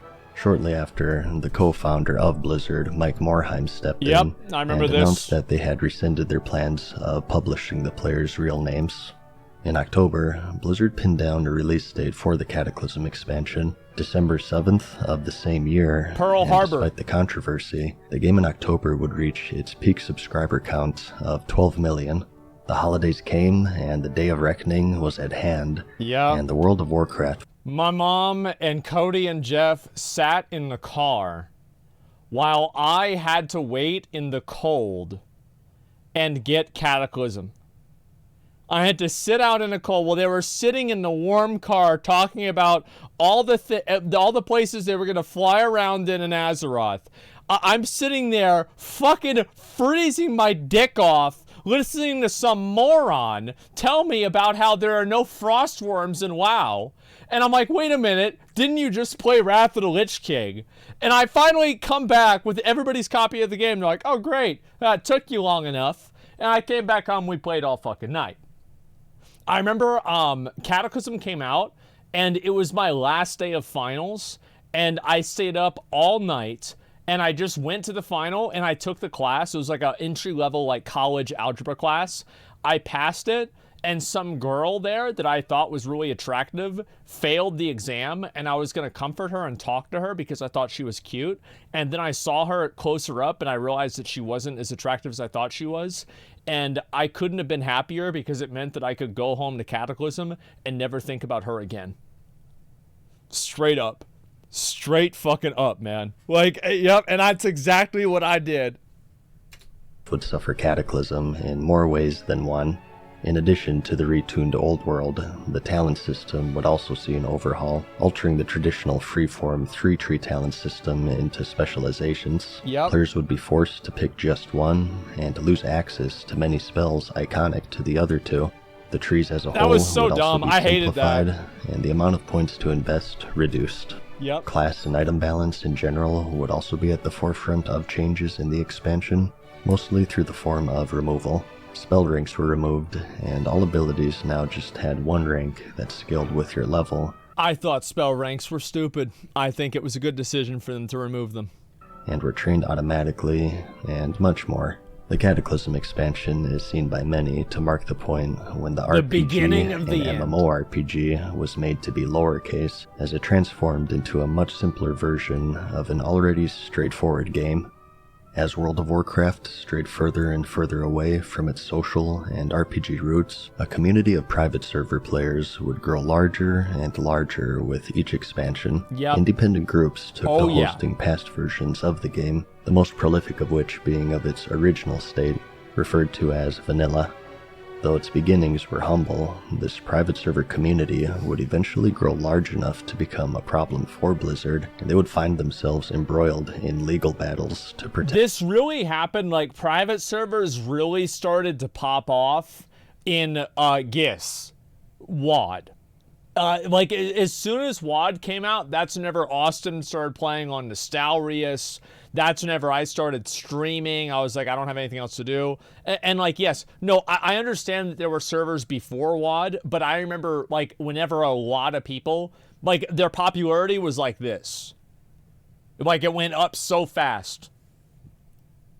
Their IP from infringement, Alex and would Sensual? eventually Yep. influence a major developed project many years later. He's back, by the way. Regardless, they showed once more that Back they had again. no difficulty in selling expansions, as once again, they broke their own sales record with Cataclysm, They did. selling a staggering 3.3 million copies on release day. But unlike the previous expansions, they had not seen an overall increase in subscribers post-release, instead remaining steady It was the at the first 12 million decline. mark it had been stuck at since the beginning of 2009. Yep. And for the first time since its inception in Post-cataclysmic. 2004, the World of Warcraft would see a loss in reported subscribers. It was a lot, in fact, too. Cataclysm would fail to gain subscribers in a single reported quarter in its near 2-year run, discounting the release of the next expansion, The Mists of Pandaria, which would be announced in October. Cataclysm wasn't really that popular among a lot of people. I think that the changing of Azeroth really upset a lot of people because it was like, oh man, like this was the world that like at that point they had grown up with and loved, and like now it's different, and so it kind of it severed that emotional bond that they had in a lot of regards. I thought Cata was great. Oh God. Ah, The initial no. reaction would be very mixed. No. The theme of the expansion was so unexpected that many thought it to be an out-of-season April Fool's joke. No. Players would explore the mysterious world of Pandaria with a new race, the Pandarin, and a new class, the Monk.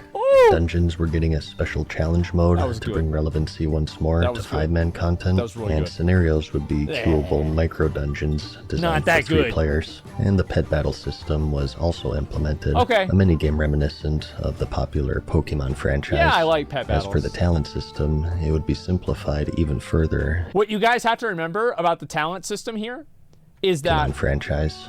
the talent system in Mists of Pandaria was actually really good because each different thing that you would use had its own purpose. Like every single one of these was fucking insane. Like in Disrupting Shout was an extra interrupt. A rude interruption gave you a damage bonus, and gag order silenced a target whenever you would interrupt them. It was fucking OP. So like the original talent tree was really, really good, and then over time, the good talents just got gooder, and the bad talents just got badder. And now, like, you have each talent tree, there's like one option, and everybody picks that one option. As for the talent system, Especially it Warlock would be talents were simplified really fucking even cool. further into the tier system, offering more impactful choices, but at a reduced quantity of just 6 points to invest. Yep. And most controversially, cross-realm zones would eventually be implemented. I thought cross-realm zones were fucking amazing. I think servers are simply a technological limitation, and in a perfect world, they would not exist. I loved cross-realm zones. I had so much fun whenever they got added. It was awesome. Players of differing realms would be able to see and interact with one another. Due to the falling subscriber base brought on by the Cataclysm, Yep. there were far too many servers running for the Mega dwindling server. player base, and as a result, the worlds were starting to become barren. By grouping servers Same like together, Mr. Fox Blizzard aimed once more to breathe life into the world of Azeroth. While many looked at the expansion as something new and fresh, many more would be immediately turned That off was by me. its aesthetics, and due to the downward trend in subscriptions, skepticism if it would be a success I thought it was a at cock. an all-time high. This was still far into the future though, and the current focus remained to be Cataclysm, which at this point was still steadily losing subscribers. I thought the Firelands patch was lit. Oh, I mean, literally, right? Like, I mean, we had the Molten Front, which was fucking awesome. And then we also had Firelands, which was fucking awesome. Like, the PvP season was pretty good. Like, it was fun, man. It was so fucking fun. And it was like, whenever Mists of Pandaria got announced, I didn't like it. Like, I still thought it was, I still think it's stupid. I still don't feel like Mists of Pandaria fits into, like, WoW's aesthetic really that much at all. Like, if you compare it to, like, everything else in, like, Warcraft 2 and Warcraft 3 and everything, like, it just was, like, what the fuck?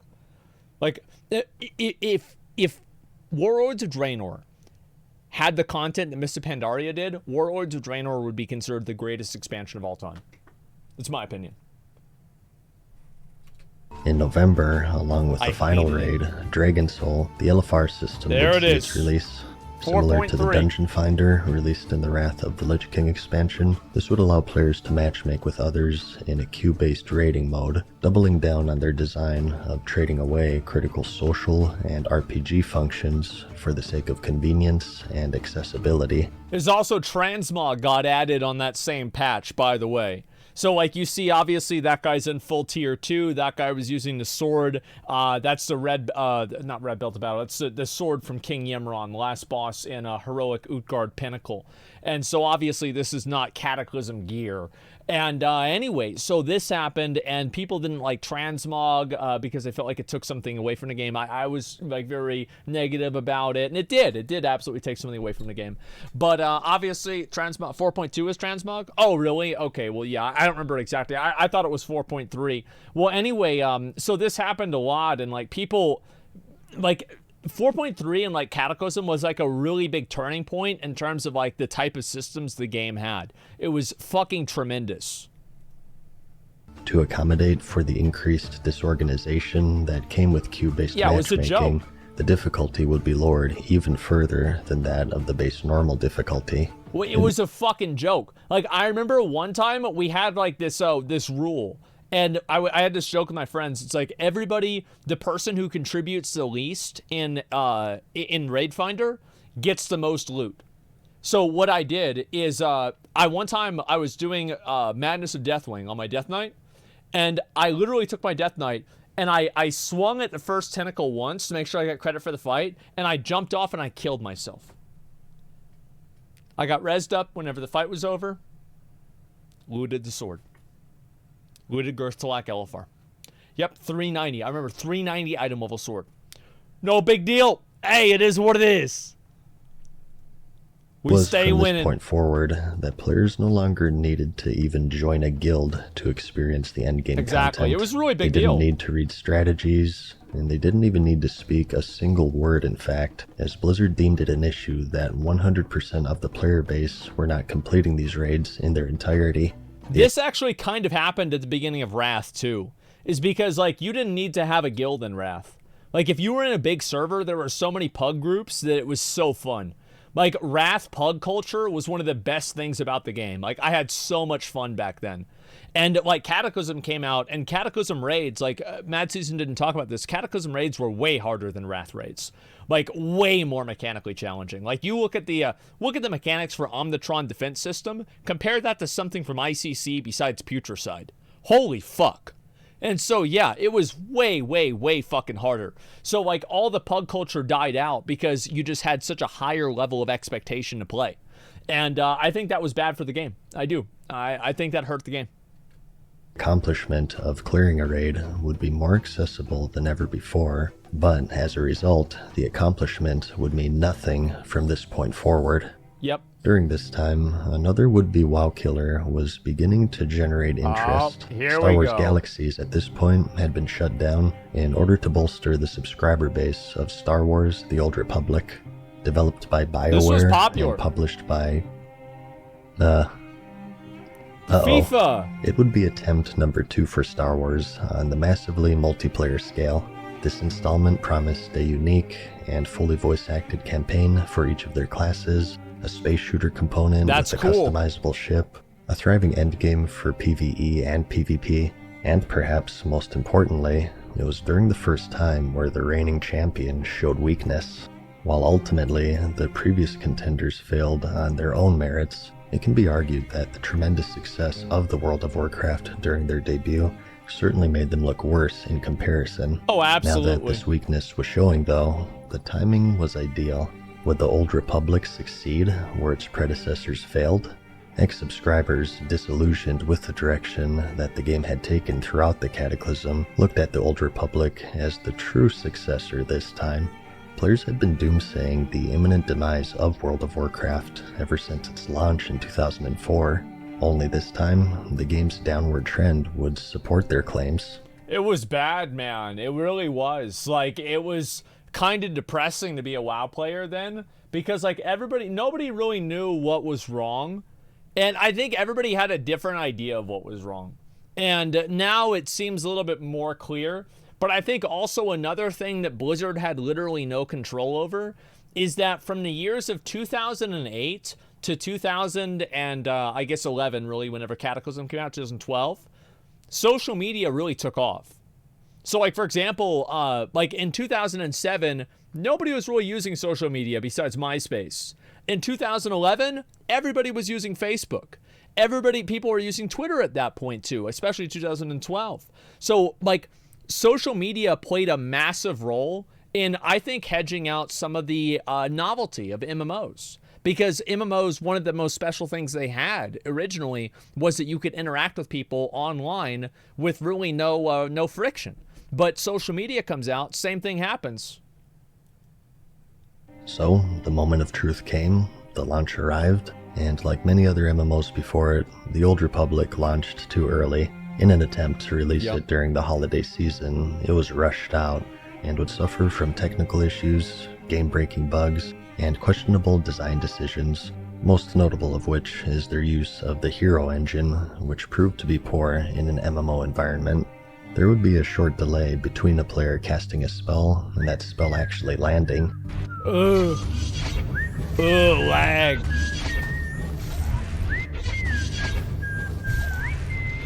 An issue they attempted to rectify by tying an animation for each ability to make it seem more natural. As a result, though, the combat felt very sluggish and awkward, and those used to the crisp and smooth nature of the World of Warcraft's combat system noticed a huge and immediate downgrade in quality. See, back then, guys, you saw that clip? Bladestorm used to really mean something.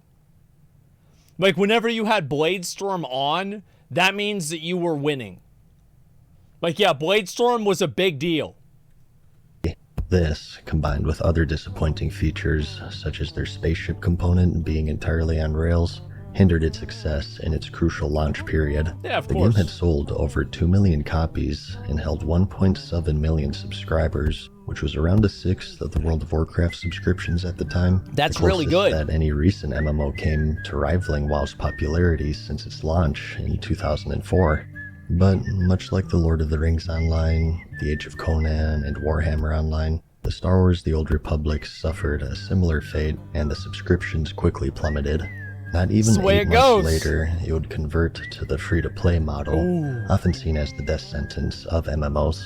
Today, the game holds... That was one of the reasons why people didn't want WoW to go free-to-play back in the day, is that, like, back then, a free-to-play game meant that you lose. It's like, the game's going free-to-play, that means we're giving up. Total of 5 servers, once again coming nowhere near being the WoW killer it was predicted to be. You were the chosen one! It was said that you would destroy them! World of Warcraft. Not join them! Yeah, it's about right. Ooh! Time marched on, and the Mists of Pandaria expansion would release in the month of September, and for the first time since the release of the Wrath of the Lich King expansion, they saw an increase in subscriptions, though the eagerness of the player base was notably diminished, as this would be the first expansion to fail in breaking sales records for Blizzard upon release, falling 30% below than that of Cataclysm. Dumb as hell, man! Barring this initial surge, they would be unable to halt the downward trend that had begun since the launch of Cataclysm, as subscribers would quickly drop from 10 million at launch to 9 million, then 8, and around 6.8 at its lowest point, a drop... You gotta remember, too, like, in Mists of Pandaria, the raids were also really fucking hard. Like Mogushin Vaults, like, yeah, first 2 bosses were not that bad. First 3. But then, like, you get into, like, the fucking 4 Kings, that shit was hard. And then Heart of Fear, that was hard. Terrace of the End of Spring, besides the first boss, that was hard. Like, these fights were fucking hard. And it completely killed Pug rating. And it's like the casual players, like the casual dad gamers that are, you know, babies crying in the background, wife is fucking screaming at them, they're trying to listen to Van Halen, and, you know, they can barely even hear what he's saying. Like, these dad gamers were just getting fucking edged out, man. They were getting edged out, and they were going extinct like woolly mammoths. It was sad. And, like, they just couldn't keep up. Of over 30%, and the players were starting to feel the effect of a world that grew less active with each passing day. Crossrealm officially saw its release. There was an exception to this. In Throne of Thunder, the player numbers went up by, I think, 200,000. That's how big of a dick Li Shin had. He actually brought the player numbers up for 1 patch. Yep. Would make the world seem sprawling once more, but once again at the expense of the server's community, which would be present only in name from this point forward. Good. Seeing the same players and guilds on your server consistently turned out to be an integral part of establishing a community that was only realized once it was taken away. I actually, as I said before, I kind of agree with that, but I think it's so much more important to have a sprawling, like, massive world that you feel like you're just one little piece in. Like, I feel like, yeah, that was S-Fan. That was during, oh man, when was this? This was during, I think, the beta, wasn't it? Yeah, make Azeroth great again. That was our guild. Holy shit, that was our fucking guild. Yes, that was our fucking guild. Oh my god. Yep. That was so cool, man. Yeah, we had the hats and everything.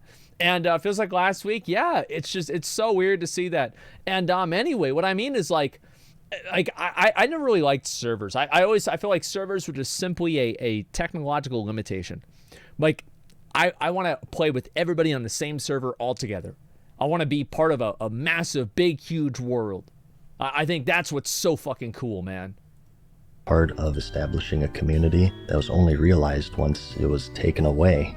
The world once more had players in it, but due to the large amount of servers that would be grouped together, players scarcely saw or recognized other players from previous adventures. That's true. The basis to form a community, which had been a key reason for its success, was now... This guy, Xgenomar, this guy tanked dungeons for us in Classic WoW, in the Classic WoW beta. This guy was actually a fucking legend paladin. Like, one of the best paladins in Classic. It was insane. A distant memory. The world was in a predicament, and Blizzard had a difficult problem to solve. Yeah. A nearly empty world with little community, or a full world, ironically enough, with no community.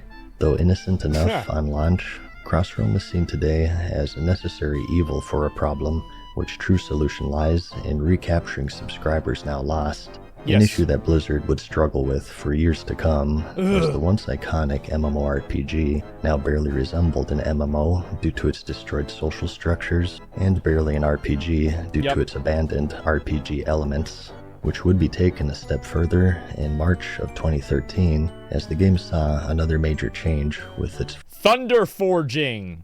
First instance of forged loot. Released with the Throne of Thunder raid, loot had the potential to have an increased quality, regardless of the difficulty at which the players defeated the bosses. Having previously lost longevity in the raiding scene through the reduced base difficulty, they had hoped to regain it via randomized loot, and although it was relatively tame at the time of its release, this made me so mad, because, like, you guys don't remember this maybe, but, like, tier 14 was really hard. Like, Shexier Heroic was fucking hard. Shaw of Fear Heroic was fucking hard. Protectors of the Endless Heroic Elite was even fucking harder. And then this wasn't enough. This wasn't enough. It wasn't enough that we had to do this bullshit. Now we have to go and do it twice? What is this? Shaw of Fear was too hard? No, the Shaw Fear was badly designed because the first phase was just a fucking, it was a formality. Forging system would later be seen by many to get out of hand and help diminish and confuse the reward structure that had been standard for the game for 8 years at that point. Yeah, they had to nerf it for people to Time kill it, passed, I think. patches released, There he is. new raids and systems debuted, and much changed with the expansion in the year of 2013. Something that didn't, though, was Siege of Orgrimmar was the first tier they brought in flex rating. Flex rating was a really big deal. Because, flex rating made it to where you didn't have to fill slots. For all the time before then, you'd be at 23 people and that stupid guy keeps messaging you. You just invite him because it's better than nothing, right? And flex rating stopped that. It killed 10-man rating. I don't know if it killed 10-man rating. I feel like I like the smaller raid sizes of, I like big... I wish they had 40-man raids back in the day. But, they can't make them as hard as they used to be. I prefer the larger group content, but there is a part of me that really enjoys smaller, focused challenge content, like Final Fantasy, like Savage or something. That's really cool. I think, 40 and, 8 or 10 man is, I view them in a way, equal, separate but equal, right? They're both really fucking awesome for completely different reasons. Was this ongoing downward trend of subscribers. In BlizzCon 2013, Blizzard would announce its next expansion, the Warlords of Draenor. This was a really big deal. The player base would journey back to the world of Draenor. Because everybody thought, the subtext of WoD was that we were going back to Burning Crusade. That was the subtext of the game. Is we're going back to past the Dark Portal again, going back into Draenor. We're going to see some of the same characters. We've gotten the Grand again. The same shit's happening. And so everybody was expecting, a return to form. WoD was going to finally save WoW. In alternate they hyped reality, it up. It was before so it was hyped. corrupted into what they knew Holy as the shit, it Outland was hyped. in the Burning Crusade Wow. expansion. It's here where they would establish forward bases, known as garrisons, and launch a campaign against Garrosh Hellscream, the leader of the United Orc Army, known as the Iron Horde, who were set to invade the land of Azeroth. At this point, the private server community had gained considerable traction as players yearned for the game that had originally captivated them, and were becoming more and more unruly as the retail version strayed further and further away from its roots. It sure and did. They began campaigning Blizzard to officially develop and support this past version of the game. Back. In a Q&A panel during the convention, one such player asked for an official answer on the possibility of a legacy server. The question was fielded by J. Allen Brack, at the time a production director. I want to just again draw attention to the fact that all of his hair was completely black. Look how much, imagine this guy's life, right? So he's a developer for WoW. He's kind of jackass, right? But it's whatever, right? He makes some stupid fucking comment about some kid with a hood on that wants to play vanilla again. What the fuck does he know? Meanwhile, he can never live this down for the entire rest of his career at this company. And then finally, after all of this shit happens, he becomes president of the company. And I did the math. Within 2 months of him being president, the fucking lawsuit happened with California investigating them. And then, big surprise, he comes back next BlizzCon, all his hair's gray. You know what? I kind of feel bad for him. I do. It really, fuck, that must suck, man. Jesus, yeah, stress. This guy got fucking wrecked. For World of Warcraft, and he delivered this now infamous answer. Have you ever thought about adding servers for previous expansions as they were then? No. No.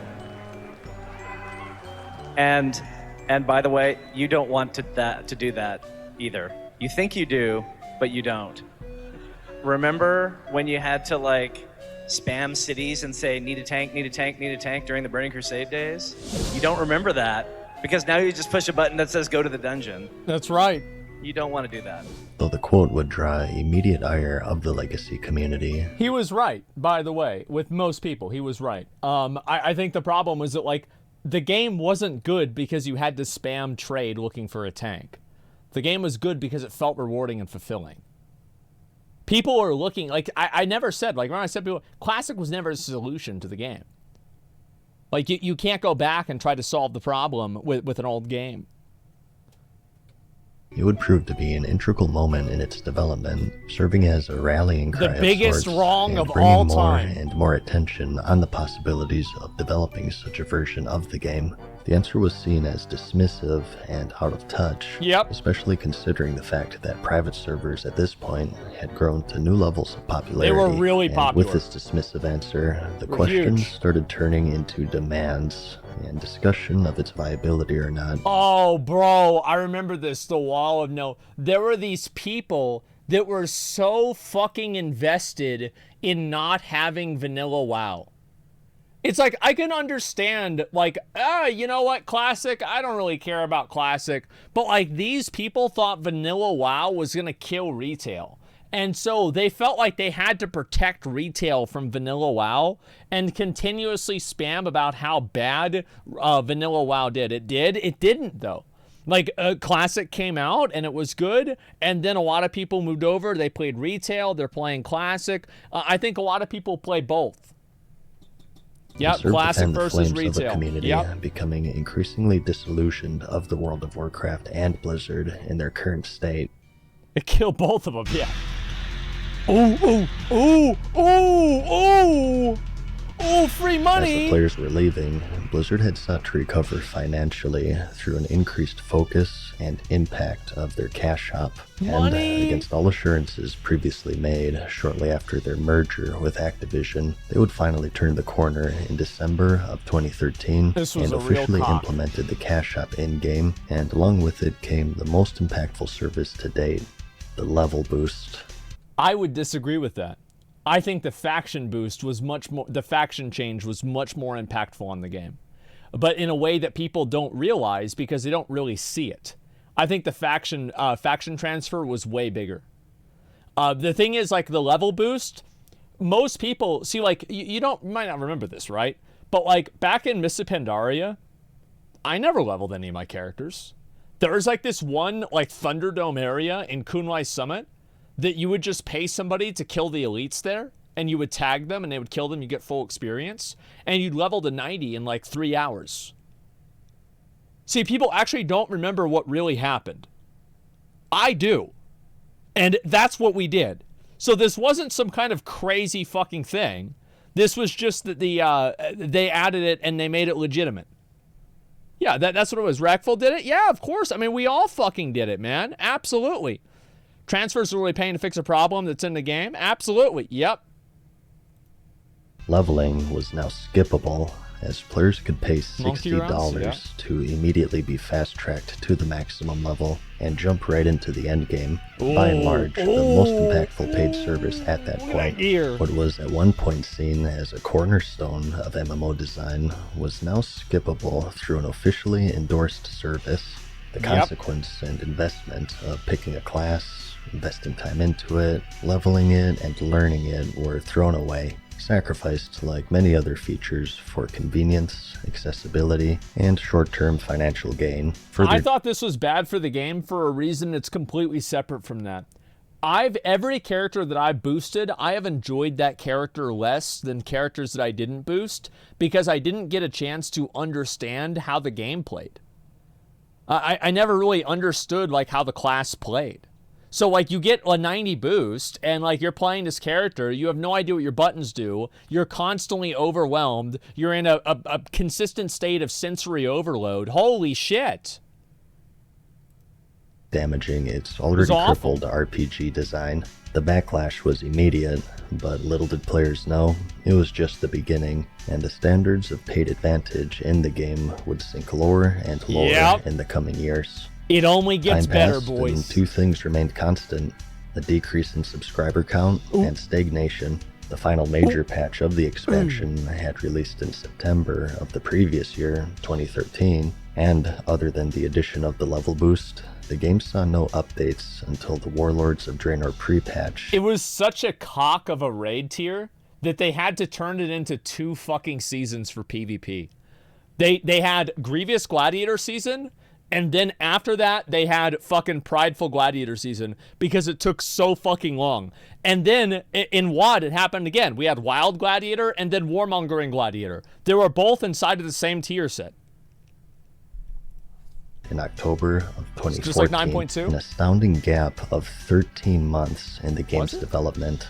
This had marked the longest drought yet. Yeah, just like we're right now. Subscribers fled the game in just record like we're right numbers as the Mists of Pandaria failed to retain the migrating player base.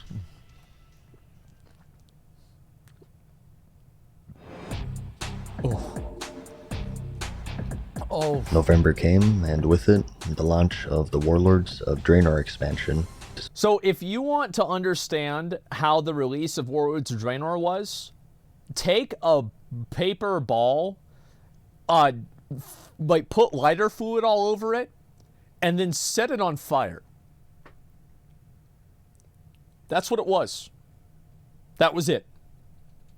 Despite the game's troubles, couldn't play the game. A combination 14-hour of marketing queue. and hype led to a rather successful expansion launch. Yeah. Sales-wise, over 3.3 million players had Big expansions dick. in hand, ready to step through the dark portal for a second. It went up time, to and 10 million subscriptions subs. skyrocketed to 10.5 million, the Yup. highest it had been since the Look at launch this. of the Mists of Pandaria, and it holds the record of the largest surge in subscribers It was for huge, expansion launches. man. Though unfortunately for Blizzard, history would repeat itself in more ways than one. Yeah. As once again, they had failed to retain this boon as problems soon arose after launch. Oh, that's nice. Every fucking server that I even play on is offline. Time to play a new server. Oh, yeah. It looks like mine aren't the only ones. That's they had right. come under a DDoS attack as their servers were flooded with artificial traffic until they shut down from the strain. It's kind of crazy to think about it because I remember this is whenever I started making content. I started making my YouTube videos. I had first started, I was making like videos off and on in Mists of Pandaria, and then WoD came out, and the beta for WoD came out, and I played the shit out of it. Like I made so many fucking videos, and like that was the Asmongold channel and fucking everything, man. It was great. This would go on for several days as law enforcement investigated Lizard into Squad? the matter. No, Lizard Squad Meanwhile, wasn't. though, I think it was players Classic, would become wasn't it? increasingly frustrated as the game remained to be mostly unplayable. The culprits were eventually stopped, but the damage had been done, and the game experienced its worst launch since its initial release in 2004. What's 5 more, free once days. the issue subsided, players were met with what is now widely considered to be one of the worst expansions in the game's history. It was the biggest The main dick. feature of the expansion, the garrison system, isolated players in their own instance, where they could I recruit remember they added trade chat to the garrison, and I was on the forums, and I think you could probably find this. Whenever I went and I said, back then I said, this is not good, nobody's gonna leave their garrison, and people was like, oh no, I said yeah, and they said no, and then Blizzard did it, and I was right, and they were wrong, so fuck them. followers, start an herb garden. Oh my God, that mine, made me craft, mad. And even use the auction house with the correct buildings. Although convenient, it served as yet another feature to alienate an already fractured community from each other. Oh my the God, game at times those seemed missions. as if it was single player. Like, y'all don't remember this, but like that, maybe you do. But like, you had to level up your followers because the missions would give you mythic level raid gear. Like, as soon as you unlocked it, you would get mythic level raid gear out of a box every week. Problem made worse by So you the had to massive do the hemorrhage missions. of subscribers that was yet to come. Just as how the expansion broke subscription records on launch, it also broke records for lost subscriptions shortly after, as players... Bro, the day this came out, I made a YouTube video about it, and I remember I mauled it out so fucking hard that it was on the front page of Reddit. Like, this is in like 2014 or something. And it was like the front page, like this video got so many fucking views. It was a big deal. No, you didn't? Yeah, I fucking did. Go back and watch it. Saw little enjoyment from what was eventually ousted as an unfinished expansion, as many of the features previously teased would be left on the cutting room floor, including new systems, 2 major cities, battlegrounds, another zone, and even an entire raid tier, to name just a few. That was the thing, is like everybody wanted, I think this is what was so frustrating about it, is like so many people wanted the game to be good, and it just fucking wasn't back then. Like it was so frustrating for people because of that. It was awful because everybody thought that like, okay, this is going to be it. They're going to bring everything back. It's going to be the same as it used to be. And it just did not fucking happen, man. It was awful.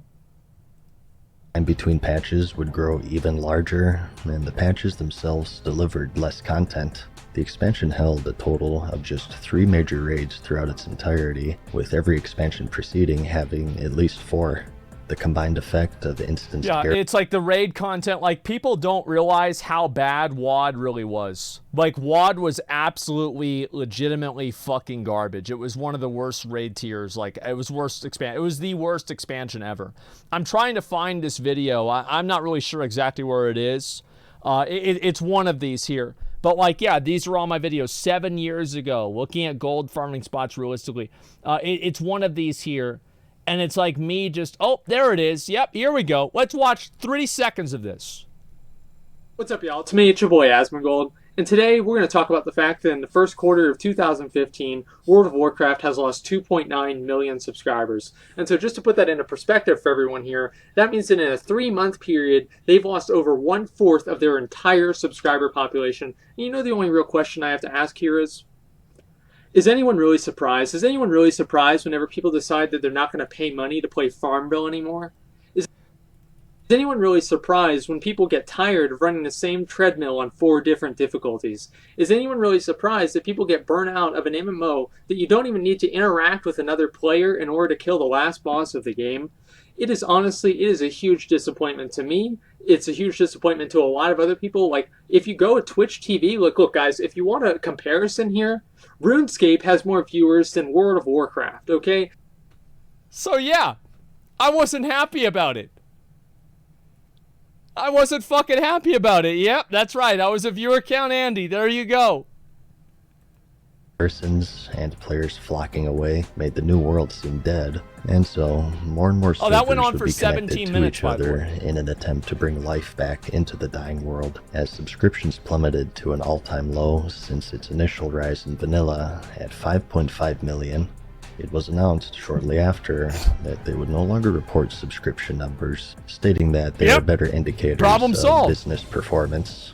The message was clear. Where they had lost revenue in subscriptions, they gained several times over via the paid level boost. Ain't that something? Was no longer tied to a healthy player base. Ain't that but just a rather little bit revenue. of something? And although looked at today as an embarrassing period in the game's history, financially it lifted the developer to new heights. Combined with other cash shop services, the level boost and the Warlords of Draenor played a large role in Activision Blizzard's best financial quarter to date. This was Bobby's, this was the rise of Bobby. You have to understand that, like, you see all of these other characters. Imagine Bobby is the puppet master behind everything. You know, he's got, you know, instead of eyes, he's got dollar signs instead of pupils. You know, he's just fucking moving everybody around and everything. Yeah, that's right. The influence of the cash shop now fully realized, it would be taken a step further in March of 2015 with the addition of the WoW token, where players could exchange real money for in-game gold, or on the other hand, use gold to purchase a token to pay for the subscription fee, or convert it into a balance only spendable on Blizzard products. Regardless of the method, it would prove to be a massive commercial success. Huge success. People love buying gold. Why not let them buy gold? Activision Blizzard, earning them record profits during record low subscriptions.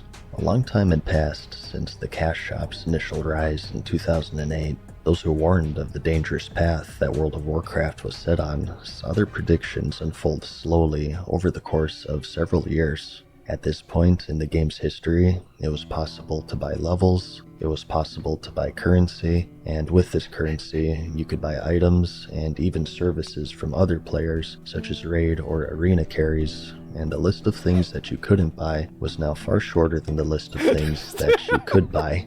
It was at this point that the game was deemed by many to be pay to win, as real-life purchases now had a clear and heavy impact on the power levels between different players. behavior. The WoW token was whenever the game was pay to win. The game was not pay to win before the WoW token. The game was pay to win after the WoW token. You could argue that boosting is pay to win. I think any reasonable person would say getting to max level in an MMO nowadays is not winning, right? It's just not. WoW token was pay to win. Previously warranted suspensions. I'll have to find my video about that. Now officially endorsed and advertised, and any semblance of integrity the game had left was abandoned. Yeah. Though at this point, subscriptions were no longer being reported, morale of the game's future continued to decline. It was so bad back then. Like, you guys have no idea how fucking bad it was. Like, WoD was by far the worst the game has ever been. And I find it to be so ridiculous that people even think that BFA was even remotely close. WoD was the pits of oblivion. But in Legion. August of the same year, at the Gamescom convention, the next expansion, Legion, would be announced. The long-lost Broken Isles were discovered. By the way, I predicted that. I can go back in my other video predicting that it was going to be the Legion. You know, I mean, it is nice. And the Orc Warlock, Gul'dan, unleashed a second burning crusade upon Azeroth. It would feature a new class, the Demon Hunter, among many supporting systems such as powerful and unique artifact weapons that players could obtain and level up as an additional form of character progression. Each class would have a story-driven Order Hall campaign questline. A new legendary system would be added, where for most activities in the game, players had a small chance to obtain powerful legendary items to further enhance their characters. Bro, that's exactly what it was. This is the perfect clip right here. Getting Safuz, and then somebody types LOL. There it is. Because you knew every single time. I remember, where was the clip of Zach? Oh my god, bro. Like, let me see if I can find this real quick. Oh my god. I don't know where it is. I'll find it another time. I remember Zach, we were doing like Nighthold, and he got the helmet for Hunters, the Feigned Death helmet, and he immediately was like, ah! And he threw himself on the ground behind his fucking PC. No, not Zach Rar. McLareevy. Yeah, daily quest hubs would be replaced with world quests, offering a greater variety in daily activities, which had become standard for several years, and the Mythic Plus system, an infinitely scaling timed challenge mode to bring dungeons back once more as a focus of endgame content. Dude, Mythic Plus was actually... After the Warlord...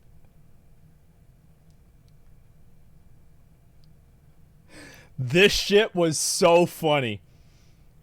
Like, I'm sorry, but, like, this shit was fucking hilarious. Like, whenever they had, like, the, what was it called? Ekihomo, and it showed, like, all of the different characters, or all the different, servers. Wow, it was amazing. Of Draenor, the confidence of the players was at an all-time low, and many would hope that Legion would be the expansion to redeem it. Mythic Plus Although was lit subscription in numbers Legion. were no longer being reported. It had tied the release day sales records set by Cataclysm several years prior, selling a total of 3.3 million copies on release. Big day. Quarterly investor reports would also provide promising data on the overall reception of the Legion expansion, suggesting higher playtime per player. Mostly due to the success of its major features, Mythic the Plus. expansion as a whole proved to be a much-needed recovery. The Order Halls being public locations that players... What's also, it was like a focus on like core WoW lore. You know, you've got like Varian, you've got Illidan, you've got fucking Malfurion, you've got Tyrande, you've got Jaina, you've got all of those characters and everything like that. Like, that's what it was, man. It was great. Timestamp, what's this video? Oh, yep, there we go. Here we go. Let's see this. There it is. And there he goes. No!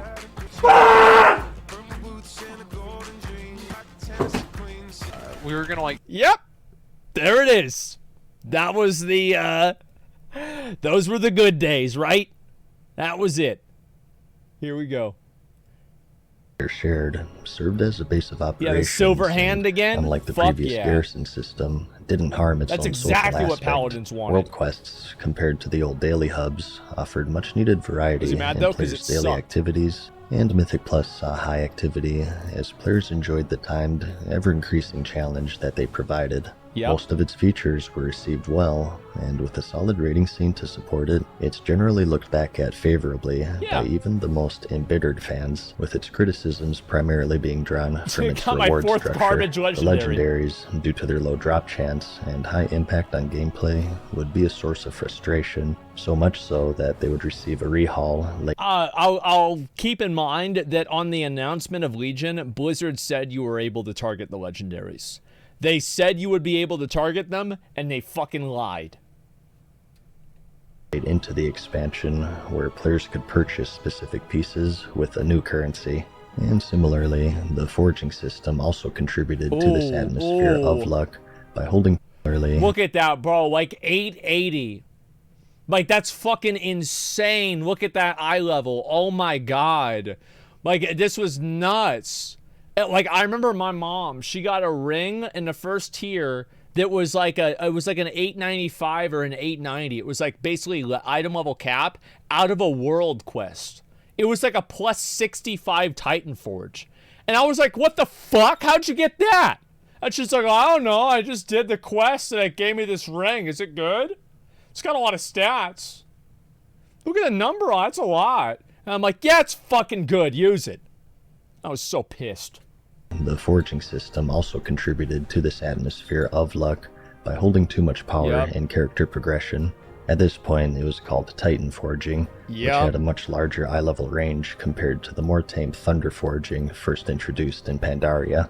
Items could roll up to 60 eye levels higher than that of their base, which made it possible to obtain mythic rating quality gear from even the most mundane activities. That's right. World of Warcraft and MMOs in general already have a high amount of luck tied to progression. They sure do. This added layer of needing the right piece to drop, and for that piece to Titan Forge, shifted the reward structure further from time investment to blind luck, and combined with the legendary system, many players would liken the expansion to a slot machine. Oh my god, please show it. Please show Though it. overall, Legion would be received quite well, it was met with troubling news from within.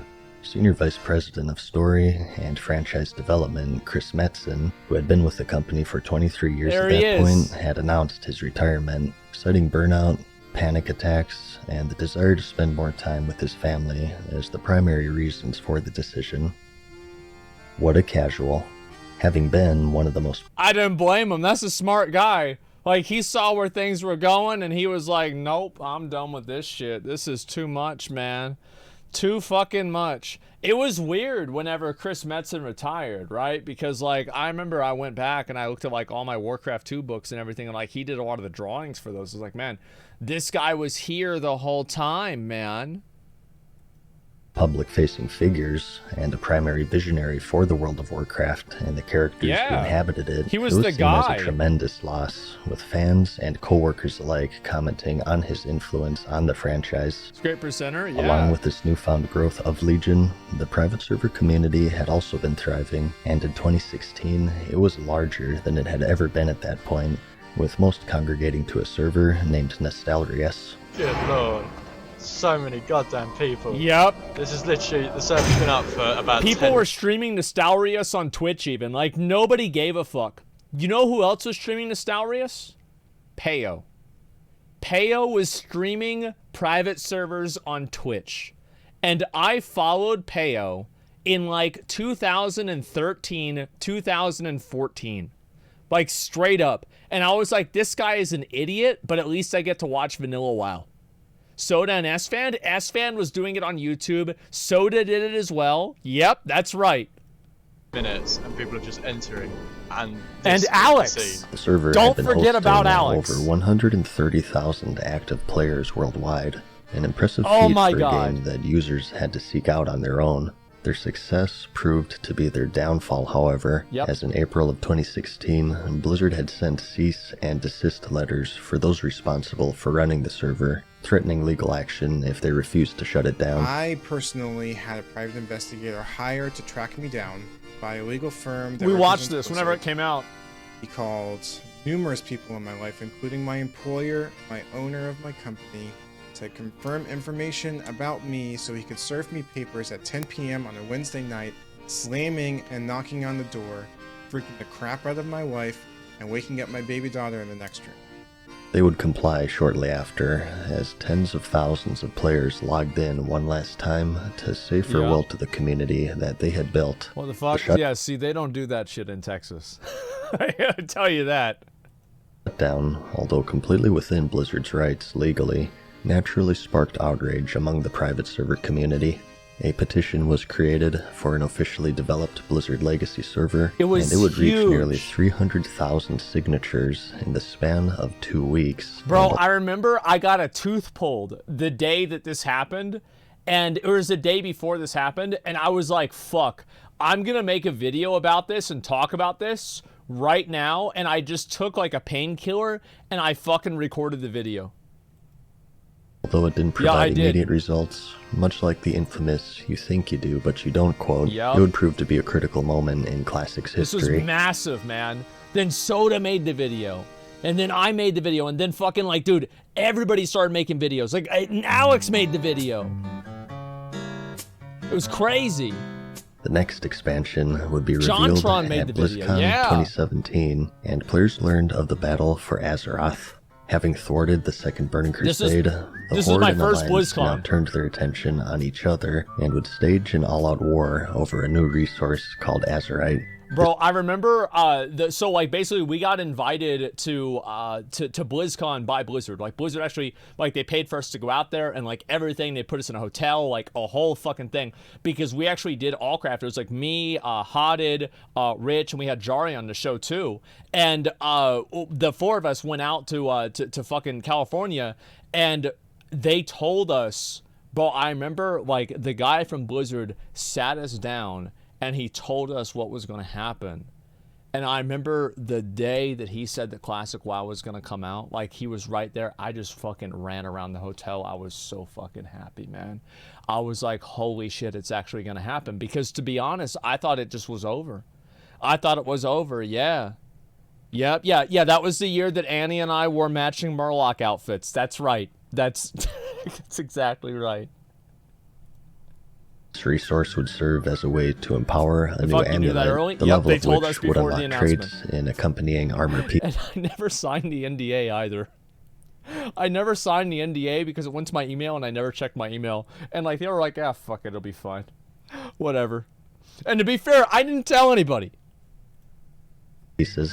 The system had been set up similarly to the previously successful Artifact system, and advertised increased customization and player agency, allowing them to tailor their characters to suit their gameplay style. You might find and Azerite was a cool idea. Power that makes you think twice about using a talent that you'd previously written off, and you will certainly find combinations that reinforce your favorite way to play your character. One of the main methods of obtaining this resource were through island expeditions, where a team of 3 players could fight against another team of players or AI for Azerite. Dude, island expedition, PvP island expeditions were so cool, man. And like Blizzard was just like, yeah, never mind. Throughout the island, it was so cool. with random I loved enemy selection, placement, and quests serving as the primary means of attempting to add replayability and longevity to them. They tried. It's something that we're calling dynamic replayability. Every time you come to this space, the puzzle is different. The creatures are in different locations. There are additional gameplay elements scattered throughout the world, and it's always a little bit different. Warfronts were a new feature, which were reminiscent of the original strategy games that the MMO was based off of. In here, you would battle for resources, and construct and upgrade buildings, and fend off troops with the ultimate goal of defeating the enemy commander. Dude, I was so hyped, man!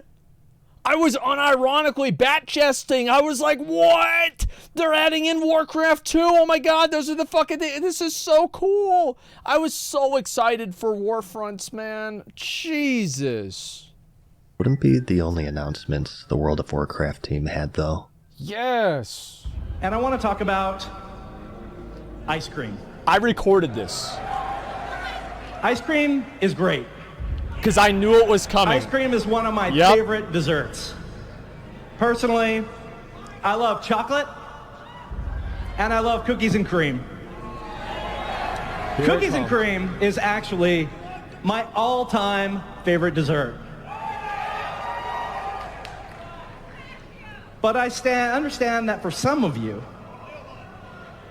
your favorite flavor is vanilla. This shit was fucking ridiculous, bro. Though for years they had claimed that a Holy re-release shit, of previous this was so versions of the good. game was impossible, World of Warcraft Classic would be unveiled, combining the updated Legion client with old data discovered on a backup of a backup held onto by an ex-employee. A small team dedicated their efforts in providing a home for the ever-growing population of vanilla fans in place of the one that they had not so long ago taken away. Details of development would follow shortly after, with a philosophy of changing as little of the game as possible in an effort. The only thing I had to feel bad for Omar for is having to listen to SFEN. Fucking dude, SFEN would try to get a hold of the classic devs all the time. I'd be like, listen, so paladins, they don't really work this way, and so what they really need is, so like, all right, so in patch 1.13, so there's a change, but then it got reverted in 1.14, and so like what really paladins need to have in order for them to be good, and like, oh my fucking god. To most accurately recreate the experience as it was from 2004 to 2007, including a phasing schedule to match roughly the original release schedule, and as requested by the player base, the absence of many features such as the dungeon finder, looking for raid mode, and the endgame cash shop, to name just a few. Combined with Legion's recent success, the outlook of the game was looking more promising than ever before. The Battle for Azeroth soon saw its release in August of 2018, selling 3.4 million copies on its first day, breaking the record initially set by Cataclysm in 2010. However, when the honeymoon phase ended, the faults of the expansion started to become clear.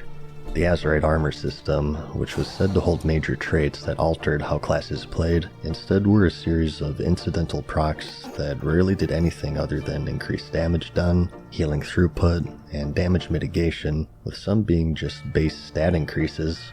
So I've got an absorb on my Azerite gear, and then my weapon has on proc absorb, and then so my gloves, if I have them proc, I have an absorb, and I also got a belt that every 2 minutes I can use it, and it gives me an absorb. And also my charge, and I have a leech too, so it heals me. And basically every arena game takes 18 minutes, and I lose. That was fucking ridiculous. Peace Stickman, 25 gifted subs. Thanks a lot. And by the way, that was not a joke. Like, that literally was what it was like whenever Crucible came out. Weapon was the halberd. Gloves from first boss. Belt from, I think, first boss too. Yeah, that wasn't a meme. You might find a power that makes you think twice about using a talent that you'd previously written off. That was crazy. And you will certainly find combinations 99 that reinforce mastery. your favorite way to play your character. I love mastery. Not at all as gameplay altering as advertised. Wow. And despite BFA being centered around a faction war, Warfronts were exclusively a PvE game mode that were also nearly impossible to lose, with the only recorded losses resulting from the entire That team. was me! That's whenever I fucking remember we got everybody together to lose the Warfront. Is that who I think it is right here? Is that Spurgord, who I know is in chat right now? No, it's not. Oh, I thought it was. Never mind. Okay, I thought, yeah, there were a lot of people. Like, this is back in the day, man. Look how much different I look. Look, I look way different. I think it's because of my beard, maybe my hair too. Waiting within the base until they were overwhelmed. Wow. I'm screenshotting this. Due to this extreme lack of challenge, they were seen to be more of a chore than anything else. And as for island expeditions, players saw little replayability in the randomized selection of enemies, and behind the bells and whistles was a simple and repetitive truth. Rush to get the required amount of Azerite before the enemy team does, and as a result, the game mode would become very repetitive very quickly. It sure Story did. would also come under heavy criticism. The whole expansion would have a heavy focus on Sylvanas Windrunner, the leader of the Forsaken of the Horde, and throughout BFA's 2-year run, she would face many major lore characters, and even entire armies, outwitting them at every turn or dispatching them with ease in combat. The decisions she made often came with no reasonable explanation or logic, leaving the player base in the dark for the entirety of the expansion. Well, we're still in the dark, really. I mean, it still doesn't really make sense. Yeah. Was what, morally gray? Sylvanas was really cool, man. Like, she was actually one of the better characters in, like, Cataclysm and shit. She was great. I don't know what happened. And many would liken her to a Mary Sue, a fiction archetype who is inexplicably free of any and all weakness. Such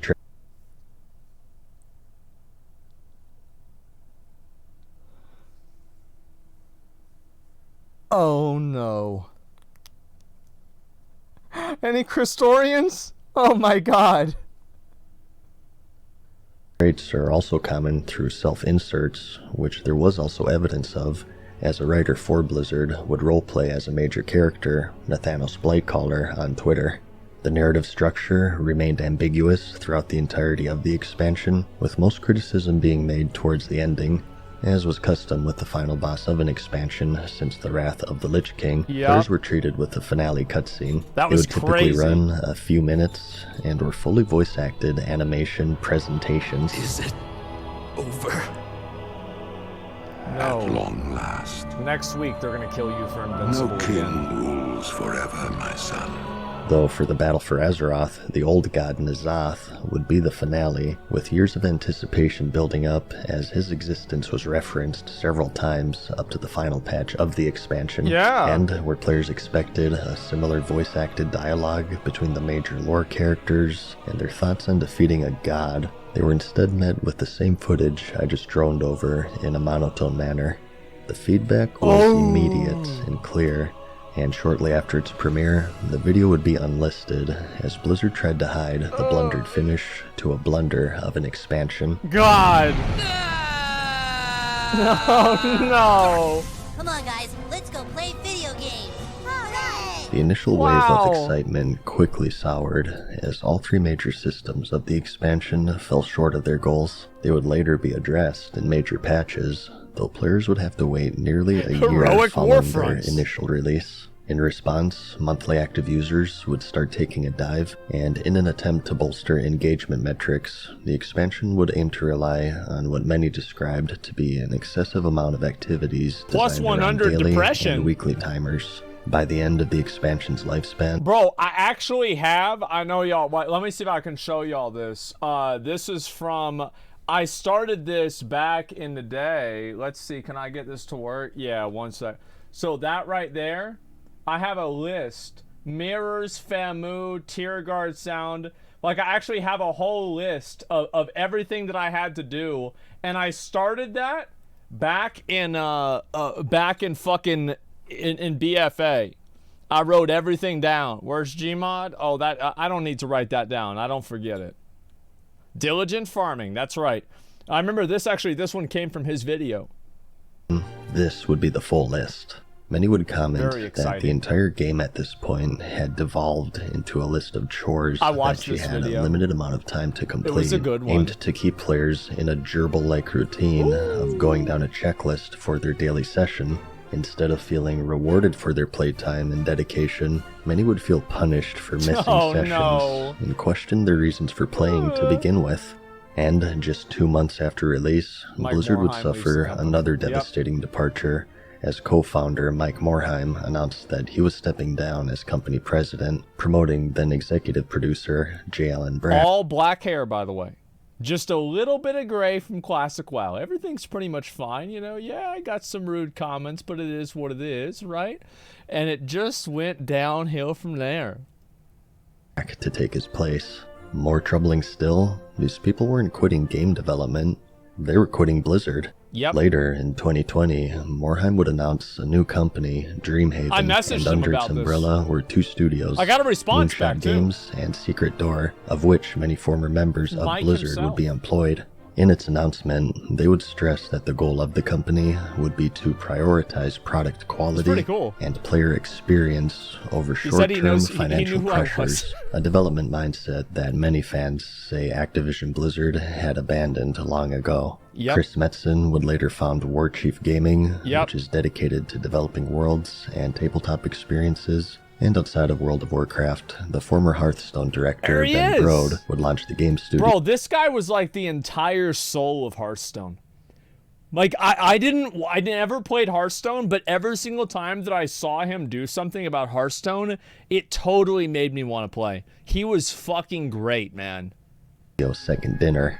Ex-StarCraft 2 developers would join Frost Giant and work towards developing a new RTS, and Lightforge game was opened by former Blizzard engineer Matt Shimbari and would later partner with Dreamhaven. Morheim would be just one of many longtime talent leaving the company in recent years, and his departure would be instrumental in what would later be known as brain drain afflicting the developer. Slowly but surely, the people who made Blizzard what they were departing. This rash of departures would be downplayed as ordinary for the world of game development, in that the games were more about the team rather than individual members. But internally, employees shared a different story. Rather that these people were irreplaceable mentors, and that they drew inspiration from each other, and that each departure would be accompanied by a negative, cascading effect to those left behind. And just months later, another co-founder, Frank Pierce, I would forgot be the about next this to guy, announce his because we departure, never hear about leaving him. just Alan Adam as the last co-founder standing.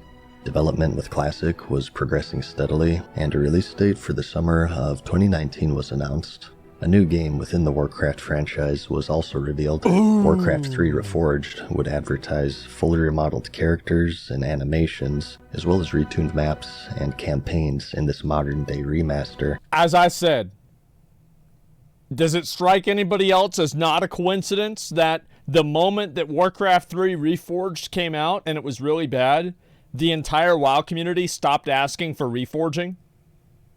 You never hear about people wanting reforging anymore, do you? Yeah, because Warcraft 3 got that. We don't want that again. Nope.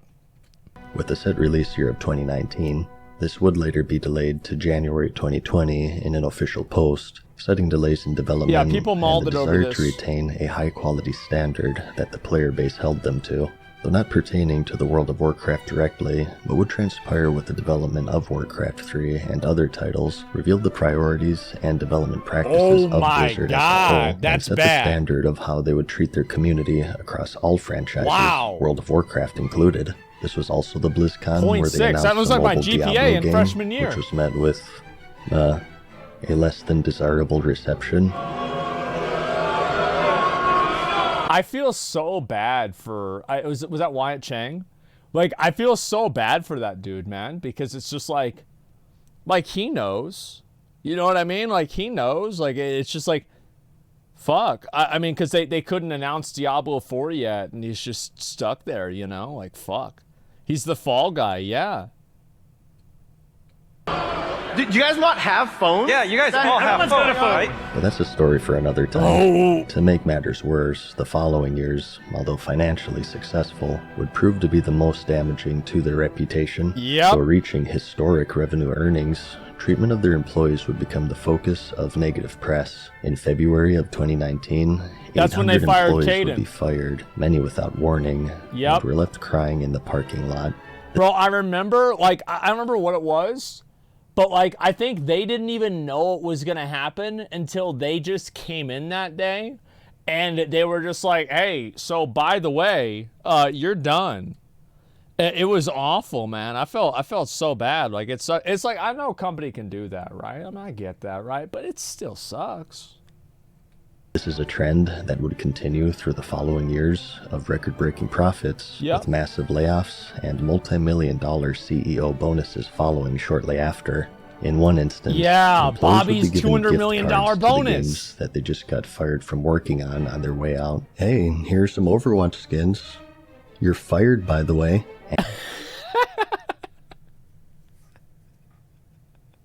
It was really kind of impressive, you know? Like, they laid him off, giving him 9 days severance and $200 in BattleNet balance.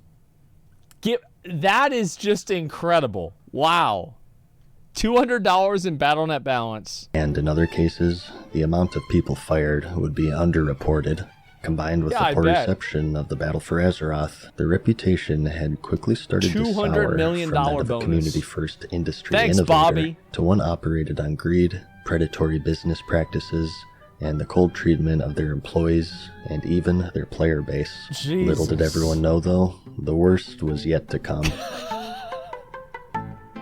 Uh-oh. Oh my god, bro. Since 2008, they had hosted an esports event called the Arena World Championship. Who was it that put their neck out there to fucking put this information out there? I think it was Snuts, right? What wasn't it Snuts that put his fucking neck out there? Yeah, I remember that. And then I brought that shit up, and everybody was like, holy shit. Because like that, nobody was going to know about this. So basically, he'll explain it.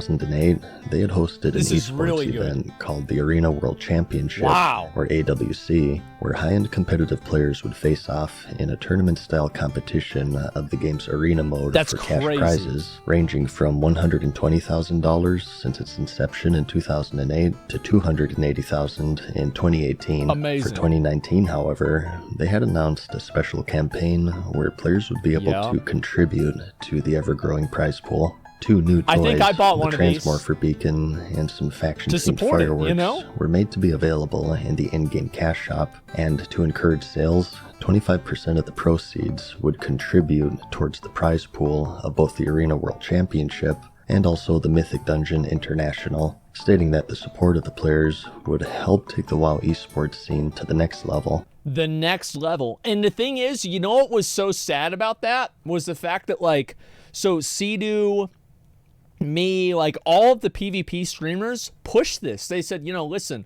like if you want to support like the whole PvP scene, buy this, and you know, like you can support us. And like I even defended 25% because that was the same percentage that Dota took whenever they use part of the money that they got from whatever the fuck they sell regularly for the prize pool. So I defended this. I did. PvP streamers? Oh, I wasn't a PvP streamer. No. But like, I mean, like Vinruki, fucking like Sea-Doo, Zico, you know, all the normal guys, right? The compendium. Because that's what their percentage was. So I'm like, yeah, this is industry standard. It's low, but this is what they usually do. I'm just glad they're doing something, right? So I actually defended this shit. They also assured that a minimum prize pool of $500,000 would be offered, split up evenly between the 2 events. Considering that all announcements used verbiage such as help or contribute, the player base had assumed that this $500,000 prize pool would be funded by Blizzard as they had done for a decade prior. Of course. And that the proceeds of the toy sales would, well, contribute to the total. Why would anybody think that? Why would anybody think that this would possibly happen? Help a billion-dollar company? I have no problem with a player-funded, a crowd-funded prize pool for like a little fucking bullshit toy. Like, I think that's totally fine. Almost all games do this. It's not a big deal. Stated. But after the campaign had concluded, though, fans were dismayed to learn that they didn't help nor contribute, as Blizzard pocketed what they would usually put up and put the responsibility on funding the entirety of the prize pool on the player base, as confirmed by an AWC participant, Snuts. Yes, so let's rephrase this. Holy shit! Look who it is! I remember this. So, wasn't I in BRD here? I think I was. People gave Blizzard so much money, Blizzard decided to give themselves even more. Right. So they collected around $2.6 million, give or take.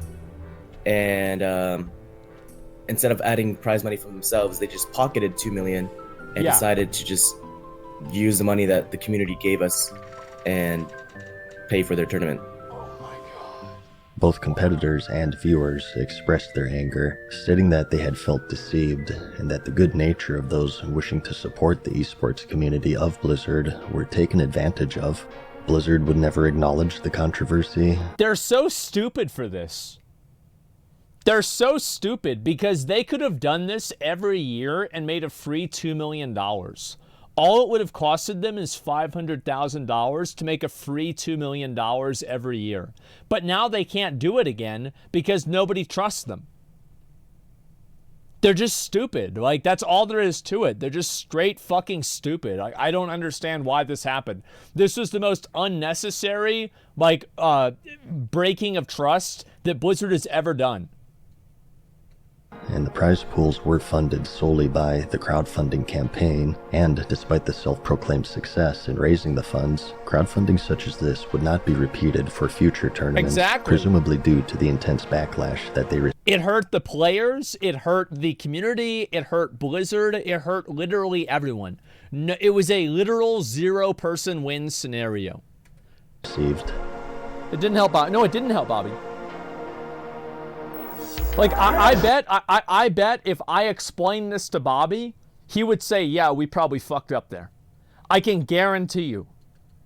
Do you honestly think that Bobby, he doesn't, do you really think that he would get in the way of his own money?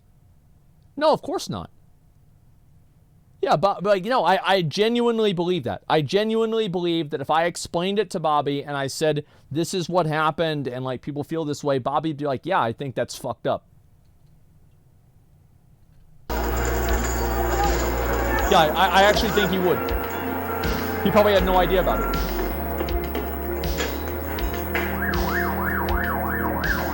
Oh, this was it.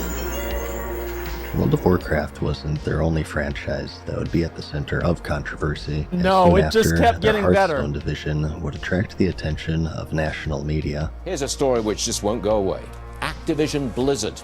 It has suspended a gamer and taken his prize money away because he made comments supporting Hong Kong protesters. The protests in Hong Kong were at their climax at this point. Having been a British colony until 1997, when sovereignty of the territory was returned to China, Hong Kong would retain a separate legal and economic system with basic human rights safeguarded, in contrast to other cities in China, which are heavily governed by the authoritarian central government. Everybody is a number. In March of 2019, a bill would be proposed that would allow extraditions of fugitives to mainland China, which infringed on these rare freedoms, and due to China's opaque legal system, would allow the prosecution of citizens for political purposes. Yeah. Citizens held marches and protests, which quickly turned violent after they were fired upon with tear gas, rubber bullets, pepper spray, and even live rounds as the situation spiraled out of control. Of course. In October of the same year, a tournament competitor, Jung Naiwan, or Blitzchung, after a victory took out a face mask similar to those being worn by the Hong Kong protesters and voiced his support to them, quoted, "Liberate Hong Kong, the revolution of our times." The feed was quickly cut, and the following day, Blizzard announced that Blitzchung had been banned from competing further in the tournament. The two guys that were hosting it also got banned. In addition to revoking the prize money that he had won up until that point, totaling $10,000. Additionally, he would be banned from competing for a full year, and the two casters interviewing Blitzchung at the time would also be fired. As a result, I can understand why they, like, here's the thing, right? It's like, I understand why Blizzard did it, but they went above and beyond by, like, taking away the guy's money and everything. Like they definitely did. Like, yeah, it's like they have to send a message. I think that really, if like any other company besides Blizzard did this, nobody would have really cared. But it's because Blizzard made a lot of statements on social issues over and over and over that like this is happening like at the same time. Like, question marks? What? Okay, so basically, here's like what I'm saying, right? It's like it was against the rules for you to talk about political issues on the broadcast, right? And on top of that, putting the company and effectively like hundreds of people's jobs at risk by losing access to selling a product in China, is this truly the morally right thing to do for the company? I think you can make an argument that it's not. And so I can see why they would make that decision on a pragmatic level. Yeah, like, and I can understand people say yes, yes, yes. Sure, you can say yes. I understand you guys say yes. But I guarantee you, if it was your mom or your dad who lost their job and now you're fucking homeless because of it, you're going to think about it a little bit differently.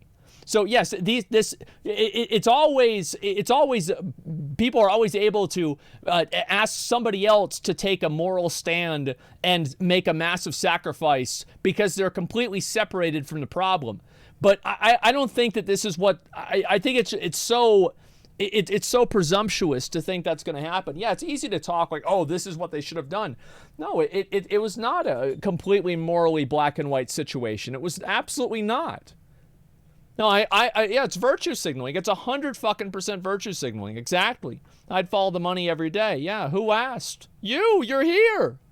Not at my expense, though. Yeah. Why bring the subject up in the first place? Blizzard did the right thing by banning the player? I don't know if they did the right thing. I think that they overcommitted on punishing him. Does that make sense? Why is this any different than companies standing up for Ukraine now? Well, it's very simple. It's because companies don't stand to lose money for standing up for Ukraine. It's literally that simple. They don't stand to lose money. Like, China is a massive fucking market. Do you think Blizzard is going to lose like billions of dollars in revenue over being able to give somebody a platform to spread a political message? Do you think they're going to do that? No, they're not going to do that. There's about 1,000 people that work at the company. Yeah, exactly. Like, yeah, it's massive. Russians still can't pay for WoW subs. Yeah, well, Russia's a lot smaller than China. China's fucking huge. I understand that there's some people that don't like this opinion because they feel like it's a I'm not treating it as important, right? It's like, oh, well, you should do the right thing. No, I think, yeah, you should try to do the right thing. But I think it's always easier to tell somebody else to do the right thing than to do it yourself. Activision Blizzard would swiftly come under heavy criticism as many saw morality cast aside for vested financial interests. Yes. Exactly. And I remember people got so mad at me because I said what I just said the day this happened. Imagine how mad everybody was. People were fucking furious that I said this. And I said very clearly, I said, no one's going to give a fuck about this. Next expansion's going to come out. People are going to go back to playing the game and they'll be completely forgotten about. And by the time that BlizzCon comes around, there's going to be a handful of protesters and no one's going to care. And I said that. People got so fucking mad and I was right. Another team, American University, would add their voices to the protest, which was also quickly censored and condemned by Blizzard. Spirit. And that is game WPI with the win. The winners Similar to Blitzchung, they would also be banned from competing in future tournaments. Yep. This time for 6 months.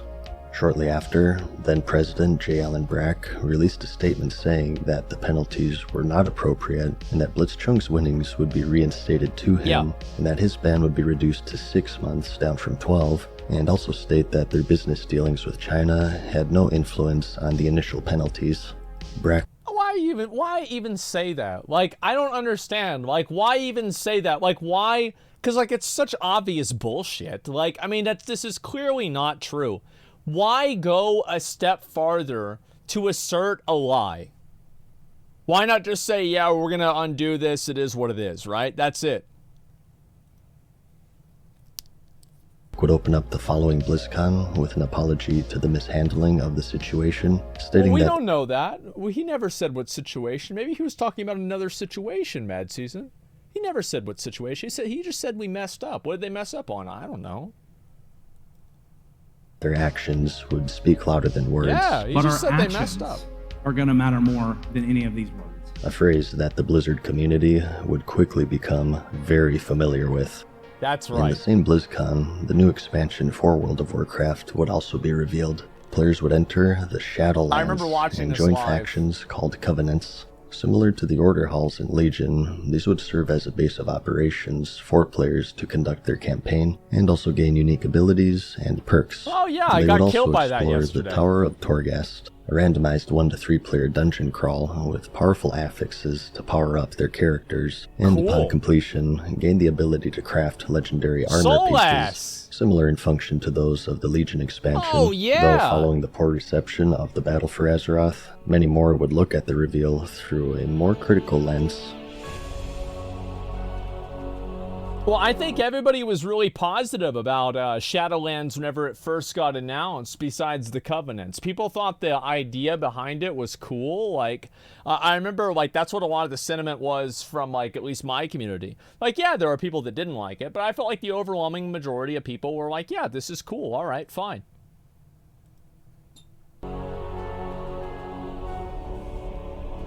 Though their current projects were met with mixed reactions, World of Warcraft Classic had seen its release in August of 2019 to surprising success.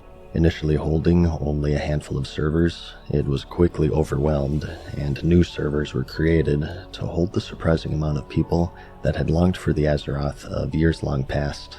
Upon launch, interest was so underestimated that queue times would balloon up to several hours, and even months following the release for some of the highest population servers. It was insane, bro. Like, I had to download a program to where I could log in on my phone. So I had to remote desktop on my phone to avoid the queues. Aspects of the game would age well, such as a renewed sense of community and a heavy focus on traditional RPG elements, and other aspects such as a solved and archaic raiding scene and an eventual stagnation of content would remain to be problem areas within the game, as well as botting. As the game grew in popularity, so too did third-party websites offering in-game items or services in exchange for real money, a practice that's against the game's terms of service. What? These sites oftentimes what are they use trying to automated cock block programs us to obtain for? this Come currency, on. and Blizzard would be ineffective in controlling them throughout the duration of Classic, even though they were relatively easy to spot by the players, as displayed many times by content creators within the community. I found a warrior mob grinding in Tanaris having a bit of trouble getting... I love watching these videos because I literally remember reacting to them. I watched this exact fucking video. To his target. Cheating had always been and continues to be an area where Blizzard would perform poorly, even in the current version of the game, but due to the more fragile nature of the economy in World of Warcraft Classic and its community, it would have greater negative consequences. It was great. We got free materials. Remain a problem area due to its traditional design and the absence of what many now deemed to be an overly intrusive cash shop. It proved to hold the attention of a wide player base consistently through its year-and-a-half run, though not every re-release was to be met with the same success. Uh-oh. Burning Crusade? Oh!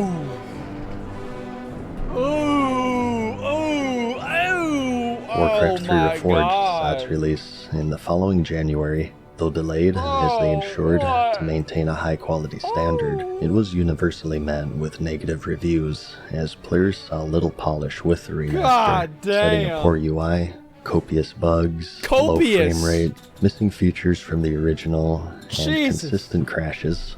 The latter of these issues would take the spotlight in the competitive scene shortly after. In their very first major tournament, in a quarterfinal match between two top players, Moon and Thorzane, a crash occurred at a key moment.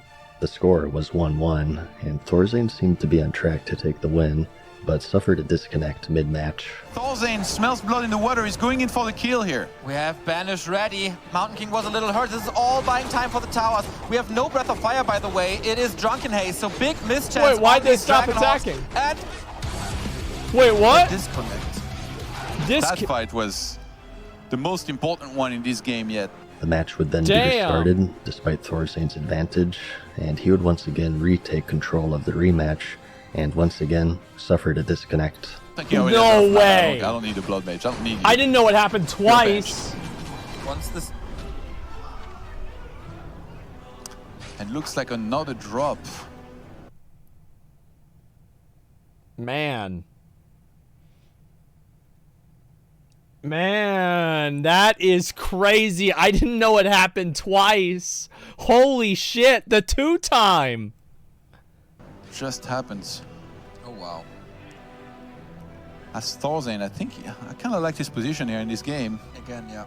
This is so frustrating. The match would be replayed for a third time, and Moon, having adapted to Thorzane's strategy at this point, was the one to take the lead and eliminated Thorzane, resulting in the forfeiture of the large prize pool he surely would have won twice, though they are the most... See, like, I would have, like, if I was Blizzard, what they should have done is they should have just said, listen, you guys are going to play a shell match. It doesn't matter who wins.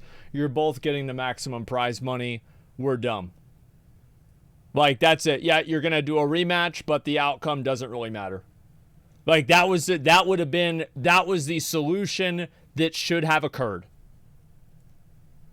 Impactful as they happened during a quarterfinal match. And, like, what's so crazy about this is, like, the amount of money that costs is, like, nothing. I mean, like, you have to understand, like, these guys have, like, million and billion dollar budgets. Like, we're talking about, like, what? Like, a fucking $50,000? Who gives a shit? These would not be the only disconnects to occur in the tournament, as competitors in lower level brackets would also become victim to random drops at key moments. 10K. Years later, an internal investigation would reveal that they knowingly released the game in an unfinished state, unwilling to delay it for a second time in fear of losing the pre-orders they had already amassed. Yeah, you've got to get those pre-orders. The entire project was hamstrung by a low budget due to its low potential for being a big earner for the company. Internal sources would also share their struggles with exhaustion, anxiety, and depression for more than a year, and that their warnings of the game's unfinished state being largely ignored in order to make the tight release schedule. Negative reviews continued at a steady pace. Bro, like, that's just, like, I'm gonna be honest, that does not look like Arthas. Like, I think back and it's like, what's Arthas? Like, that's not Arthas, bro. Like, that's some other dude. Funds, as players were less than impressed at the level of polish that they received compared to what was promised. The classic game teams would be shut down, a new team now in their place, and in a bit of irony in a Bloomberg interview, a Blizzard spokesperson repeated the same failed promise made by Brack a few months prior, that their work and actions would speak louder than words. Yeah. A delay was also announced with Shadowlands, this time from October to December, once more citing that extra polish is needed before a release would be made. And I remember whenever that happened, I was actually so happy. It was during an Warcraft that they announced that, and we were so happy. We were like, fuck yeah, they're actually going to delay the game. Thank God it's actually going to be good now, because, like, the game was just not ready. The struggles with the Battle for Azeroth, Blizzard proved, as they have many times, that selling copies wasn't the problem. As Shadowlands sold an impressive 3.7 million copies on launch day alone. Best-selling PC game Much like ever. its predecessor, though, not long after the initial launch, the expansion's major features would be the focus of criticism. The Tower of Torghast, or Chorghast as players soon likened it to, suffered the same fate as island expeditions from the Battle for Azeroth, and quickly became repetitive, as with most systems that reset on a weekly timer. Dude, I think they've made Torghast a lot better over time, and I think it's better now than it has ever been. But, like, I just, what I really hope they don't do is they don't just stop, they don't stop doing it in the next expansion. They don't just give up, etc. It's still shit. I think it's a lot better, and I think that they can continue making it better. Yeah, I think that they should continue trying. For the expansion's high-level zone, the Ma, due to the player's inability to mount, it was seen to be unnecessarily frustrating to navigate and formulate to other such zones released in the past. By now, players were noticing a pattern of high-level zones with new reputations and excessive daily timers such as quests, rare elite enemies, and treasure chests. Oh, that was fun. As for Covenants, they received a mixed reaction, with some praising the unique abilities and aesthetics obtained from choosing a specific faction, and others condemning them for being unbalanced, thus burdening them with regret if they had made a poor choice. Some people's classes, 40% of their damage is just their Covenant ability. They're all over the place. Bro, do you remember how many videos Preach made about this? It's like, I remember Preach during Legion made so many videos about how the legendaries were going to be broken. And then Preach during BFA made so many videos about how Azerite was going to be broken. And then during Shadowlands made so many videos about how fucking Covenants were going to be broken and are broken. And like, finally, like, he got a hair transplant and he quit the game. And that was it. Yeah, he quit the game. He was done. Like, it was enough. Like, all right. I get it. Yep, that's fine. We're a mess. Some would also take issue with He being didn't locked quit, out you of know a that. large amount of content offered from the other Quit covenants, making it as main as content. choosing one meant excluding 3 others, though a time-gated quest was available should they feel the need to switch. For better or for worse, Time-gated. Blizzard would stand their ground at launch, but also stated that they had the ability to pull the ripcord to give players more freedom with covenants should the systems be Remember received poorly. This comment would start a movement called Pull the Ripcord, which they would comply to nearly a year later in patch 9.1.5. As per the story, And this many is would under the context, by the way, the context of everybody leaving the game. Like, everybody left the fucking game because they were just like, well, fuck this. I don't want to deal with this shit. Like, this is dumb. And, like, obviously he's not talking about this, but that was the exact time where everybody moved over to playing Final Fantasy. Yeah, they admitted they said there wasn't a ripcord, and then players were like, oh, okay, well, then never mind. And then they stopped playing, and they're like, whoa, wait a minute. We didn't mean that there wasn't a ripcord. We just mean that there is actually a ripcord. We're going to do it, okay? So please come back. We just found it. We just found it. It was right here all along. see it as even worse Just than that joking. of the Battle for Azeroth expansion. The plot somehow became even more confusing and contradictory, requiring external literature to follow along, as even YouTube channels dedicated to the lore of the game had difficulty piecing together the disorienting storylines. They would not be shy in expressing their frustration. There he is. How many books are you gonna fucking get out of me? How much money am I gonna... I can't believe Pyro's getting so mad at Final Fantasy. This is so totally out of character for him. Wow, I don't understand this. To pay before I can finally explain the lore to the people that want to know about it to the degree that it's actually comprehensible. I will never serve. Major cutscenes would continue to be unlisted on their YouTube channel in response to the negative reception. God. Only time will tell of the fate of the Shadowlands, if it'll go down as a good or a bad expansion, but players are quick to note the similarities between it and the Battle for Azeroth, where the major systems are released in a poorly implemented state, only to be addressed in patches several months later, and many at this point would take notice to a rising contender within the MMO genre. Over the years, Final Fantasy XIV would slowly but surely gain a sizable subscriber base. Yep. Following a failed initial launch in 2010, after listening to player feedback, the MMO was remade in many ways and relaunched in 2013. It would see steady growth due to these improvements and also the shortcomings of the World of Warcraft. I remember during that speech he was giving, I was like, man, like, are we sure he's the bad guy? This guy doesn't seem that bad at all. I kind of like him. Yeah. As players became increasingly embittered with Shadowlands, they started migrating over, including major streamers and YouTube channels. Bro, look, bro, look at that. Shadowlands, they started migrating over. Look at that, man. Like, that's what happened. We're quitting WoW. I remember I watched this one too. Including major streamers and YouTube channels, creating more. Damn. As we criticize World of Warcraft devs, start making the game that we know you can make. That's right. Oh yeah, that's right.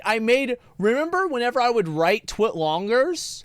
So like, you know how people would usually use like twitlongers to like cancel someone? Like I would cancel entire games. I would write like these massive fucking twitlongers, and they got super popular, by the way. Like the WoW one that I did, it literally had 1 million people read it. Like there were 1 million, not read the whole thing, right? But like there were 1 million views on the twitlonger, which is fucking wild, man. Tension within the already tribalistic MMO community, as players, content creators, and even employees would take shots at each other over social media. Though subscriptions remained to be hidden, He wasn't third-party analytics began favoring Final Fantasy XIV to be the most active MMO, with Blizzard. That was such a bullshit article, by the way. I still am not convinced that Final Fantasy has more players than World of Warcraft. I am not convinced that this is the case. It was a completely bullshit article. The website was using bogus statistics. I don't think so. It might be close. You're right. It could be close. But I don't think it is. Like, based off of everything that I know, it seems like that's not the case. How do you know?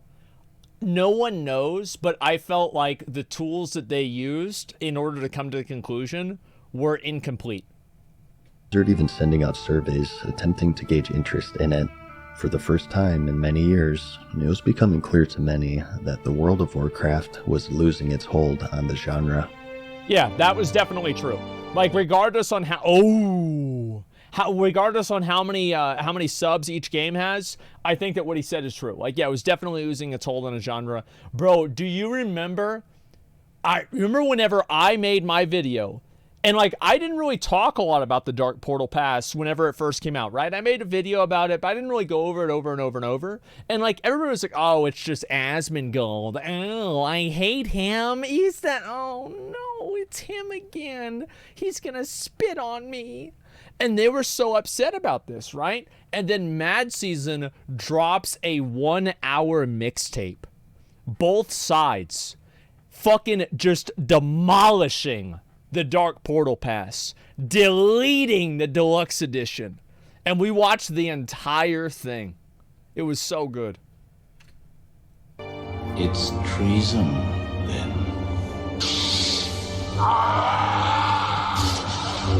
At BlizzCon 2020, the next step for Classic was announced, and as many expected, players would begin their second journey into the Outland in the Burning Crusade Classic. Yep. Much like the base game, the first expansion would be recreated closely to its original run in 2007, but with one exception, the addition of a major cash up element, the character boost. We are going to offer a level 58 boost for purchase, but it does come with some restrictions. So it's going to be 1 per account. It's not going to be usable on Blood Elf or Draenei. It'll have some dungeon. For many players, the feeling of anticipation was quickly replaced. TBC equals the Bobby charity. The Bobby charity. Oh my fucking god, man. It's like, the thing is, TBC having the level 58 boost, I don't know, like, it wasn't really that big of a deal. I think it was more of like a, not iconic, but it was more of like a symbolic thing. Where it's like they have the boost and it's like, okay, this isn't really the way the game was anymore, right? It was just like, it sends a message. And it was weird, man. The Wrathgate Pass? Oh, absolutely. As character boosts, among other paid services, I did. such as the WoW token, were specifically stated not to be released in the classic version of the game. It's not classic. It's classic Burning Crusade, and that's not the same thing, MadSeason. Don't turn their words around on them. That's so disingenuous. As they didn't exist back then. Ultimately, the character boost would be a one-use service, bringing any character to level 58, and was offered in a bundled package that also included other digital rewards, including a mount, a pet, and a toy. Ignoring the fact that they had lied, I never bought Blizzard this. would pitch that it was intended for new players who didn't have the time to level. There's a lot of my friends, for example, who maybe didn't really play Classic when it first came out, right? And so now they're behind. And they're interested in playing the Burning Crusade. We want to make sure that those people are served too. And one of the ways we could do that is provide a boost to people who are interested. I feel like a lot of the people that like that pulled in, like those people probably quit at 70. Because like the thing is, like, yeah, you can make an argument that like, yeah, the leveling process is too long and it's like it's a barrier to entry. Yeah, sure. But like if you think that, like, so show them the flow chart of the attunements, and then be like, okay, so you can spend $60 or $40 so you can get to this flow chart faster. Do you still want to play? And I bet a lot of those fucking dad gamers are gonna think, you know what? Let's go back to Minecraft. Though this was contradicted in the fact that the service was purchasable by everyone, even by those who already had high-level characters. I made a 58. In addition to the boost, I did. Blizzard had also announced Classic-era servers for those who preferred the vanilla state of the game. There's a but dozen. This too I would wouldn't be say met with dozens, that's too many. controversy, There's a as there dozen would be a people to play on the server. $35 charge in transferring characters to both states. Oh my god, I forgot about this. Listen to this. I talked over him. Listen real quick one time, one more again. As there would be a $35 charge in transferring characters to both states of the games, as characters that players spent the past year and a half leveling and gearing. Wait, MadSeason got the shield? When the hell did he get the shield? I didn't know he had that. I never got that. How the fuck did he get the shield? That son of a bitch. That's the face of death. That's a Nax shield. Yeah, I didn't play. Yeah, you're right, I didn't play, but still, man. I mean, it's just like, fuck. Be dangled in front of their faces in the login screen behind the paywall. The outrage was immediate, and Blizzard would respond by lowering the charge to $15, down from $35. As for I thought it would be fair, like $5, like $15. It went down a bit, but like, you know what you call that? That methodology, by the way. There's a sales term for that. It's called anchoring, and anchoring is whenever you set a price in the consumer's mind, and then you use that price to negotiate down to what the actual price that you were using. There's another term for it, though, that they actually talk about in Warcraft Arclight Legends. It's called Sneed's Greed. You're right. It's the same thing. Boost, the community was quick to point out the dangers of releasing such a service, such as the abandonment of the old world. Wait, yo, McConnell, you didn't hear about that. You heard about that, right? Don't tell me you didn't fucking hear about that. You know that there's a character literally in fucking in the mobile game. What? What the hell did you say it was called? His name is Sneed. And he has an ability called Sneed's Greed. I swear to God. Like, I swear to fucking God, it's real. It's actually a real thing. I couldn't believe it. Like, I'm like, is this fucking real? Like, yes, it is. Oh my God, it used to be called Chuck? I have no idea. But yeah, Sneed's Greed. There you go. Wow. Okay, so yeah, $35 fucking dollars for that, and they took it down to 15. People thought they won. It was better, but it was still too much, I think. And how bots, which had already been a major problem in Classic, would become empowered with the ability to skip towards the end game, making them capable of farming higher level materials almost immediately, thus having a greater negative effect than they previously had. Remember whenever I did the graph for this? Remember that graph? Does anyone remember that graph? We don't have the NFT for it, but, you know, maybe I should have. He also warned that accepting a service as major as this would lead Classic down the same familiar road, and that it would suffer the same fate of the game that spawned its existence to begin with. I'm glad they're speeding up the release of like all the Classic servers and everything, and just, you know, like now how TBC, pretty much the whole life cycle of the game is less than a year. Like, I hope they go even faster with Wrath. That way they can have the Classic servers catch up to the Shadowlands servers, and everybody can be playing on, like, the same patch again, you know? Like, that's, I mean, hopefully that's what's gonna happen, right? In addition to creating an unfair, paid element that let players pay to skip what other players had already worked for. Yeah. Though these worries would ultimately be ignored, and the level boost was released despite the backlash. Footage of boosted characters started to appear immediately. Literally every single bot without fail was a level 58 boosted character. The limitation of 1 per account for bots is completely irrelevant. As expected for them, it's just a huge time save from actually having to level. And many saw an old world now abandoned, as the boost now loaded the majority of the player base directly into the Outland. One of the core design philosophies of Classic had been betrayed.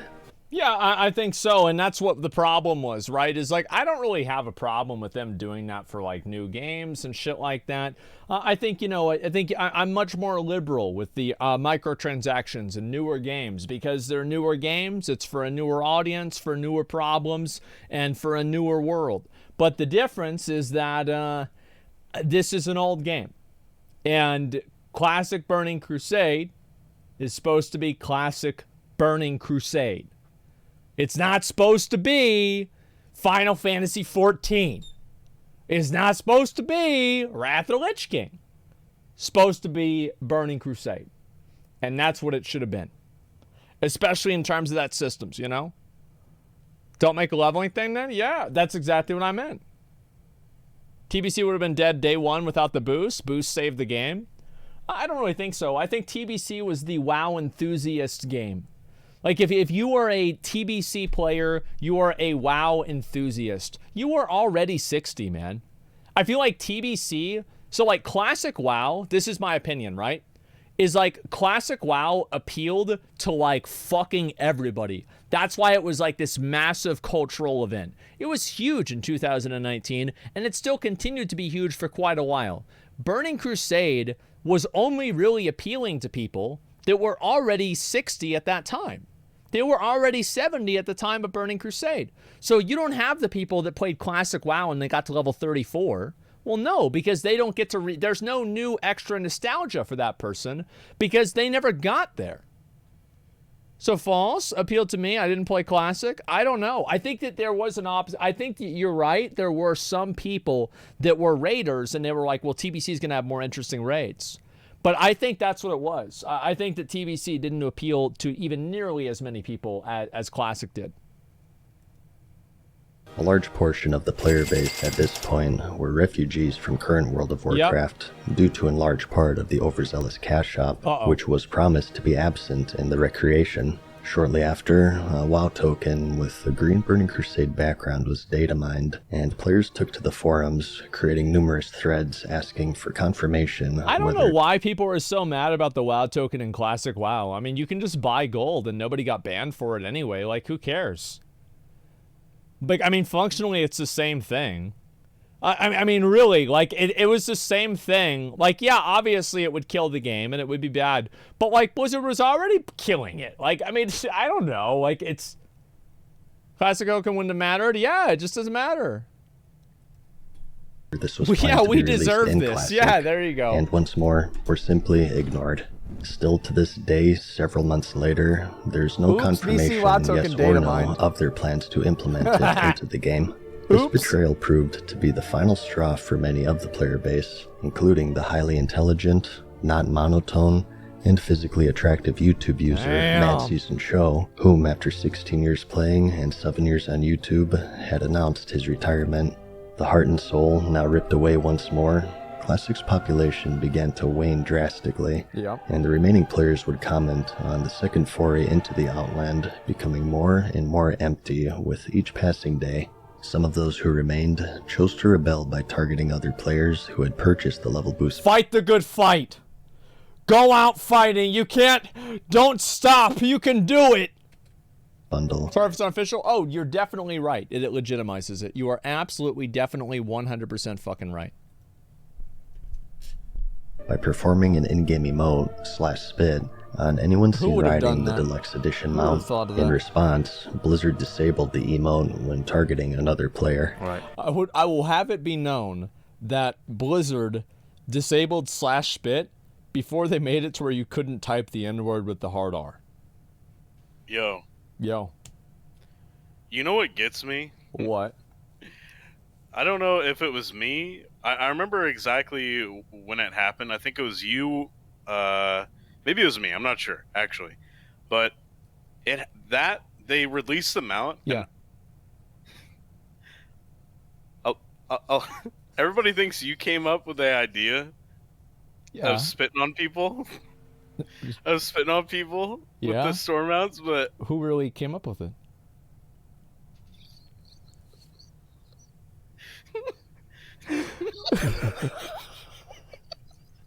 I have to deal with this shit. I have to deal with this fucking shit. And then if it gets better, I see we got S-Fan in the chat too.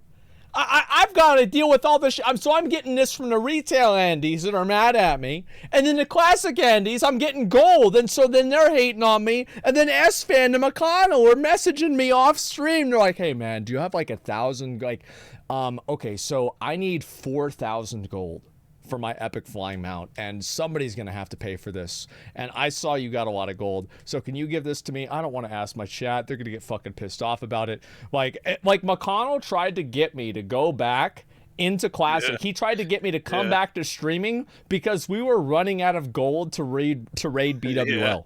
That's true. Like, it had nothing to do. Yeah. He's like, oh yeah, Bash Cutter. Yeah, I gave Bash Cutter money. I gave it to my mods too. Yeah, that wasn't because like, oh yeah, let's come stream again. No, like, we need gold. Like, we really got to make this happen. I remember the one time we did that during Nax. That was disgusting. We made so much gold off of these idiots. I think it was like 18,000 gold we got. You know, I gave most of that away to Paladini so that Olympus could get through Nax. Did you know that? Yeah. Did you know I did that? No, I didn't know that. I did do that. Yeah. Wow. Did you know whenever we transferred, I paid for a lot of people's transfer. Yeah, that's what they said. Yeah. So listen, I get it. We gotta do what we can for the guild, man. I haven't raided with them for a long time though. Like, I need to go back and transfer over. Why? You don't care? Oh yeah, but like, it'd be fun to do Wrath for a little while. I mean, you know Warrior's OP, right? Warrior's always OP. Oh yeah, do Like, you want a duel? No, I mean, like, it's OP on the damage meter. Yeah, I'm not gonna win in a duel. No. Oh, okay. So you don't want to duel? No, I'm not gonna duel. Okay. All right. I look at the All right. I just look at the leaderboards. Yeah, all right. Yeah, okay, sure. all right. We'll get back to the video. Well, actually, Red's Go ahead. ahead of you. All right. Anyway, back to the video. Let's see if we can spit on someone. You can't do it. There it is. No spitting allowed. Wow. Forum That's what 20 threads gives us up. expressing Thanks. concern with Classic's future were ultimately ignored, but to a community that acted against their interests, Blizzard's response would be immediate and clear. It was revealed later that Omar Gonzalez, who was one of the few responsible for taking action and making the Classic Recreation a reality, had silently taken leave from Blizzard to join Secret Door under Dreamhaven, contributing to the ever-growing list of people who didn't quit developing games, but rather quit developing games for Blizzard Entertainment. Not long after, Jeff Kaplan, a 20-year veteran of Bro, Blizzard... this was so crazy whenever Jeff Kaplan left Blizzard. It just kind of came out of nowhere, man. Like, I was like, wait, what the fuck? Jeff is leaving Blizzard? Like, what? What? Like, it was so sad. And director of Overwatch announced his departure. This news would come as a surprise to the community, as the sequel to Overwatch, Overwatch 2, was still in development. Kaplan himself had gained the reputation as a leader and wholly passionate about his craft, so to leave a project before even seeing its release came off as abnormal, and many feared that something was deeply wrong with Blizzard behind closed doors. And prior to this, there he industry is. veteran since its release in 2004, Alex Afrasiabi, would also quietly drop from the company in June of 2020. I wonder why. The manner of which he moved on, however, was also abnormal. As had been customary with the more recognized veterans of the company taking their leave, there was no farewell post, nor even an acknowledgement by Blizzard, though the true reason for his departure would soon become clear. So-called cube crawls, in which male employees apparently drink a lot of alcohol as they crawl through their way through the cubicles, often engaging in inappropriate behavior toward female employees. The agency is saying it seeks, among other remedies, pay adjustments. On July 23rd, 2021, This was a big Activision Blizzard once again became the center of national news, as the world would learn the details of a 2-year investigation and lawsuit by the state of California of continuous sexual misconduct and discrimination of their employees. The investigation alleges that female employees in particular were underpaid and subjected to regular sexual harassment by coworkers and superiors. Part of it said that the guys would make the girls do all the work because they wanted to raid. Like, that was some fucking wild ass shit. Like, it was just like the actual meme. Like, can't believe that. In the report, it was revealed that one employee ultimately committed suicide during a company vacation.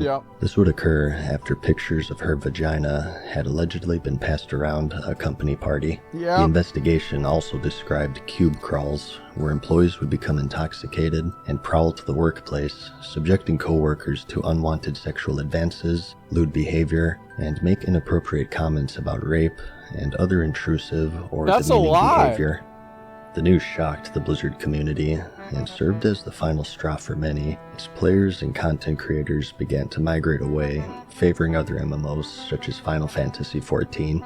Activision Blizzard's response would be swift and attempted to mitigate the allegations, stating that the DFEH, the plaintiff in the lawsuit, had distorted their claims and had rushed to file an inaccurate complaint, and that they were sickened and found the manner of which they investigated and reported to be reprehensible, referring specifically that the employee's suicide had no bearing on the case. The response was quickly deemed tone-deaf by onlookers and employees alike, who staged a walkout in protest of the allegations and the cold response by their employer. Shortly after, Activision CEO Bobby Kotick also denounced the response, stating that it was tone-deaf and that fair and respectful treatment in the workplace was of the utmost importance. Not long after, he would hire a firm made famous for union busting for Amazon to investigate their HR practices. Months later, it was revealed that it was he who had originally drafted the initial response, and having another executive sign it in her name, that is the very same one that he denounced. It was also revealed that he had prior knowledge of several sexual assault cases in the workplace, and settling them out of court and failing to make them public. In one instance, he threatened the life of one of his assistants. In response of this news being made public, he would reiterate his commitment to the safety and equality of his employees. Anyone who doubts my conviction to be the most welcoming and inclusive workplace doesn't really appreciate how important this is to me. In August, the DFEH accused Activision Blizzard of destroying documents relevant to the investigation in violation of their legal obligation to not tamper with evidence of an ongoing lawsuit, though this claim would be quickly denied by an Activision Blizzard spokesperson. Pictures and conversations relating to the Cosby Suite were also leaked, the nickname for Afrasiabi's hotel room from BlizzCon 2013, after the former comedian Bill Cosby, who had at that point faced multiple accusations of date rape. In an internal email, President J. Allen Brack stated his respect and care for equal treatment, and that Gloria Steinem, a well-known activist for women's rights, was a revered name in his household, having failed to grind the reputation to reach exalted, despite being human and having the diplomacy racial. What a casual. The response wasn't received very well for some reason, and shortly after, he would step down as president, ending his near 3-year tenure, and was replaced with a 2-person team, Jen O'Neill and Mike Ybarra, the former of whom would announce her departure just 3 months later, stating in an email to Activision's legal team of her lack of faith of their ability to change, and that she herself faced sexual harassment earlier in her career at Activision. She also revealed that she was being paid less than her co-leader, and that although equal pay was negotiated by both she and Mike Ybarra, it was only offered to her after she announced her resignation. She also described attending... Yeah, that's like one thing that people forget, is that Mike Ybarra also negotiated for her to be paid the same amount of money. And they just didn't do it. Isn't that horseshit? It's like they're setting him up to look bad. A 2007 party with Bobby Kotick, where scantily clad women danced on stripper poles. Yeah, well... I'm gonna go build my own game dev studio with blackjack and hookers. As for Mike Ybarra, he would quickly come under controversy not long after his new position for a tweet advertising selling raid carries for gold. While this isn't against the game's terms of service, it remains to be a controversial point within the World of Warcraft community. I hate people got mad about that. Like, yeah, obviously selling runs is bad, but selling runs wouldn't be bad if you didn't have the WoW token. The problem is the WoW token, not selling runs. As it edges the line of pay to win due to the player's ability to purchase gold with real money. As details of the investigation unfolded, many employees would quit or be fired, including senior game designer Jonathan LeCraft, the lead level designer of Diablo 4, a level designer of World of Warcraft, as well as the inspiration for the Overwatch character, Jesse McCree, and Diablo 4's game director, Luis Barriga, was also revealed to no longer be a part of Blizzard, leaving the upcoming action RPG without 2 critical leaders in the middle of its development. In response to McCree's involvement in the scandal, it was announced that the character McCree would be renamed, and that once again, actions would speak louder than words. Blizzard at this point would... I feel like it's not really that big of a thing. I don't really get, like, I felt like that wasn't a big thing. Changing the guy's name, changing the character's name. Because, like, for example, like, I can see why they'd change, like, a WoW character. Like, that one makes sense, right? Like, this one does, for sure. But, like, changing McCree's name, McCree is already an established character that exists externally from the person who it was originally named after, right? So, like, the character exists independently of who it's derivative from, whereas, like, this character is just obviously named after a dev. They deleted Swifty NPC? Well, of course they did. I mean, what do you think they needed? A trial or any sort of facts? No. Also began a series of in-game changes, such as removing items and references they deemed to be inappropriate given the circumstances, such as changing pictures of women into fruit. In-game joke emotes that were deemed to be highly controversial would also be removed. If there are any children in the room right now, I advise you at this point to cover their ears. To fart in the tub. Amidst the lawsuit, as tensions were at an all-time high, a senior systems designer of World of Warcraft revealed that almost no work is being done as the lawsuit was unfolding. This sparked outrage among the player base as they learned that they were paying for content that was no longer being developed in an expansion which had already seen updates at a sluggish pace. Yeah, Blizzard's had a lot of people. I feel like Blizzard has had more people and like game designers and people like this pop off on Twitter and cause drama than pretty much every single other company in gaming put together. You know what I mean? Like, it's like, it really, like, it's happened so many fucking times. It's crazy.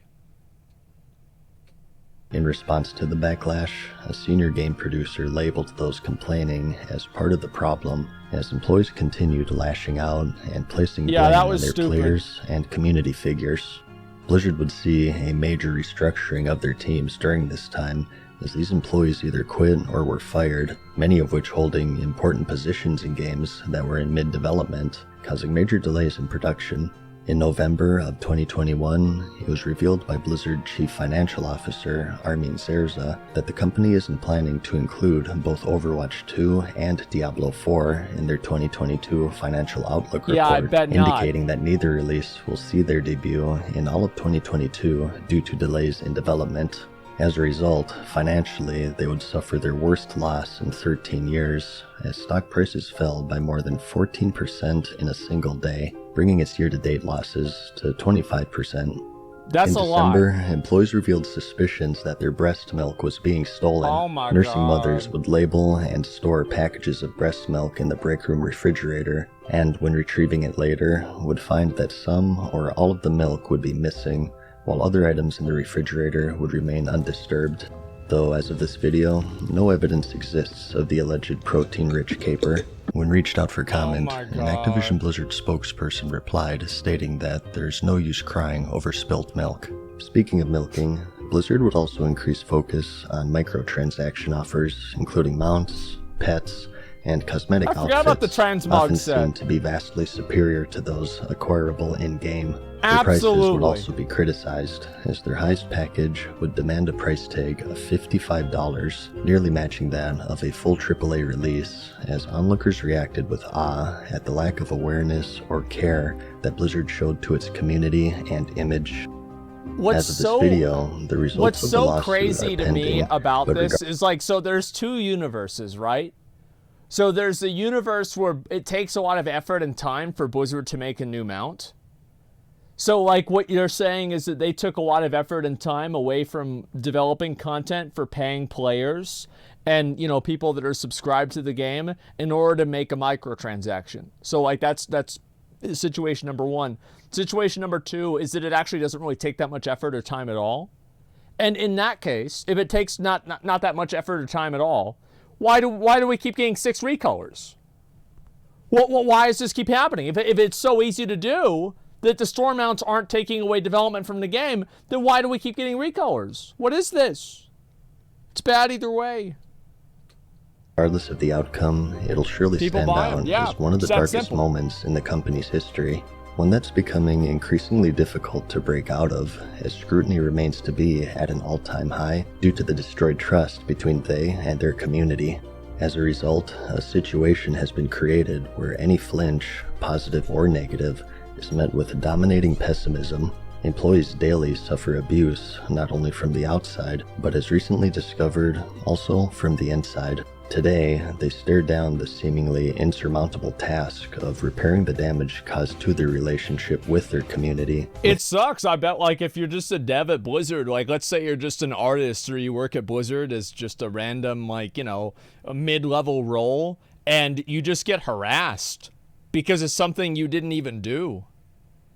Like, it sucks because, like, people think they're doing a good thing, right? It's like, this is there's the worst evils are always committed in the pursuit of what's good.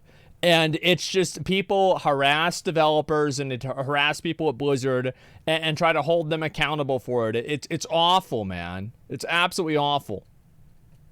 To each passing day, their environment representing a battlefield more so than that of a game development studio. While this itself is an unfair situation, many deem it a consequence of casting aside the goodwill of their player base consistently over the course of 3 tumultuous years.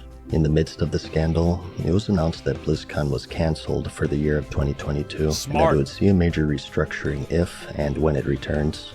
Initially, a heavily community-focused innovator with franchises that redefined genres, now leaves behind a sullied and controversial legacy in one of the most jarring and unforeseen falls in game development history.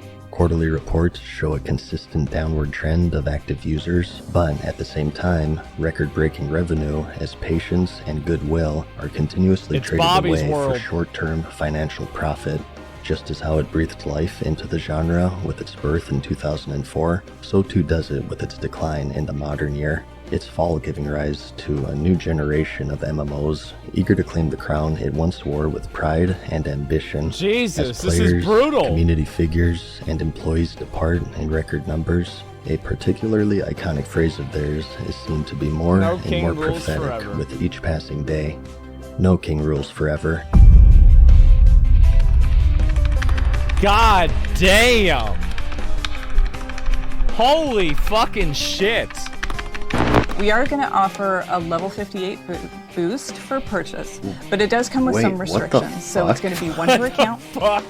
It's not going to be usable on Blood Elf or What the fuck? True. Hey, boss, now that you're done with your video game, and I don't rush you or nothing, but we got a lot of people waiting to be sentenced to their eternal afterlife. It's the jailer. Send them in.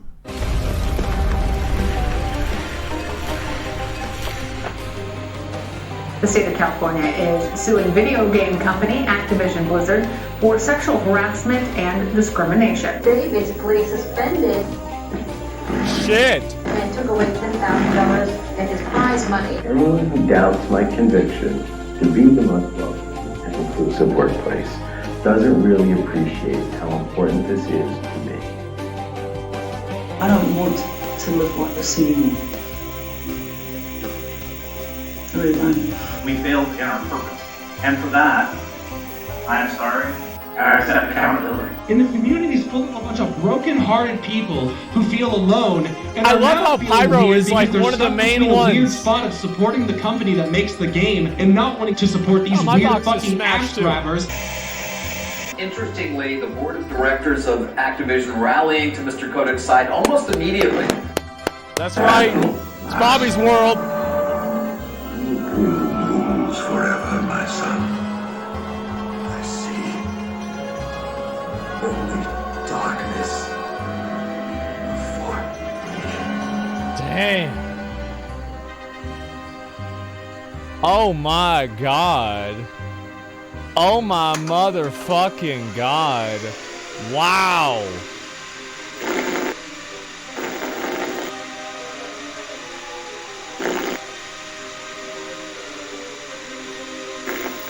If only we could do that, huh?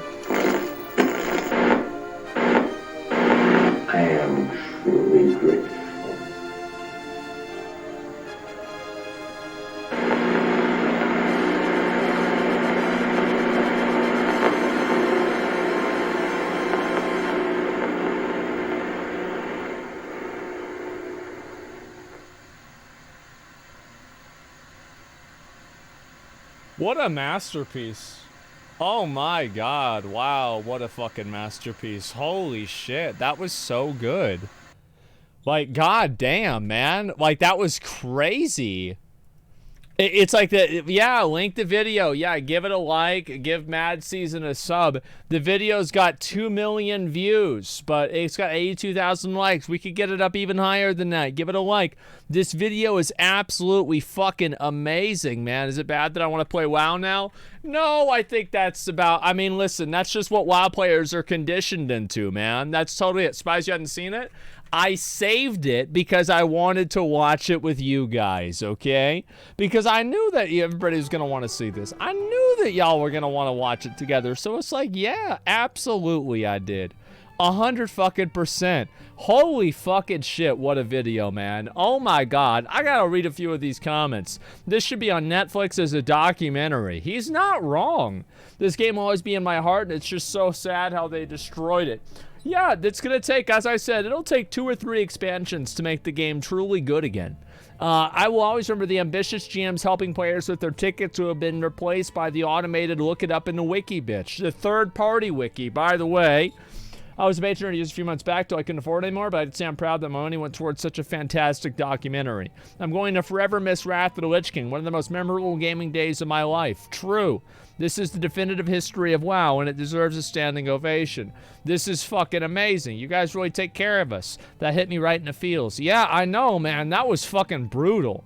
So bittersweet to watch. I know, man. Like, it was just, holy shit. I mean, what, rewatch Day 1 Classic release? Do you think WoW will ever be free to play? I don't know. Like, it's just... Holy fucking shit, man. God damn. Like... God fucking damn, what a video. Like, wow. I just... Like, I feel like there were a lot of things that...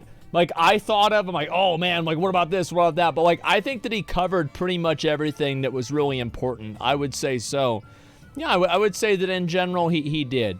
And have you seen the Final Fantasy XIV documentary? No, but we will watch that. Maybe we can watch the Final Fantasy XIV documentary this weekend.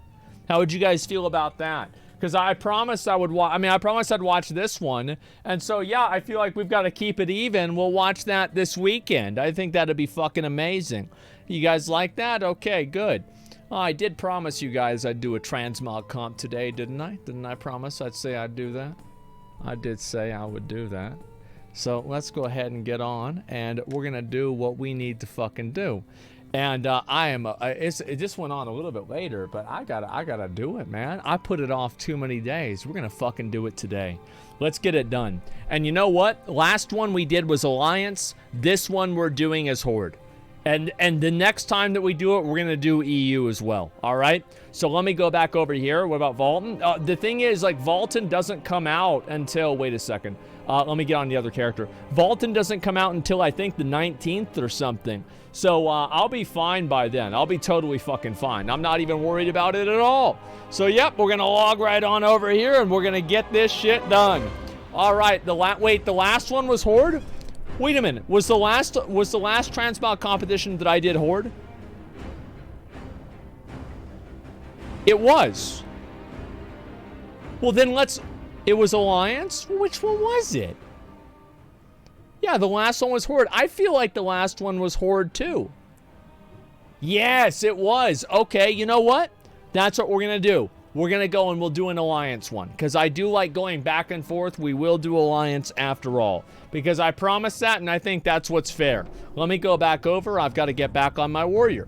Or my other warrior. Give me a second. The mount off was Horde. No, the mount off was Alliance. I remember that pretty well. Yeah, that was a mount off? Okay. Okay. Okay. All right. We're gonna have to figure this one out, okay? Give me a second. So let's see what the last one was.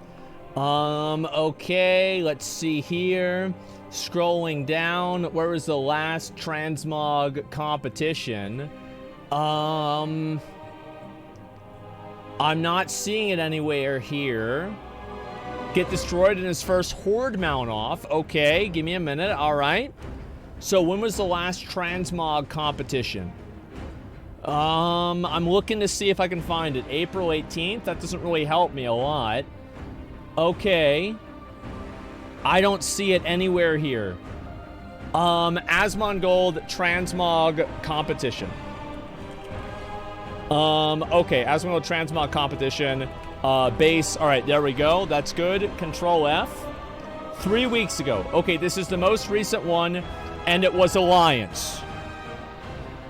This was the most recent one, and it was fucking Alliance. So let's see here. And what day was this? April 3rd. Yeah, that was from quite a while ago. All right. So that means we go back to the Horde. That's right. I was wrong. This actually, yes, it's for Horde. Okay, there we go. I think people got confused because of the mount off thing and everything like that. So yes, the last one was Horde. All right, let's do it. Because I did do a mount off, but that's a little bit different. Dude, you did a Horde Transmog less than 3 weeks ago? All right, well, we're going to do the Horde one this time, and that's the first one that I realized, and I think that'll just be simple enough.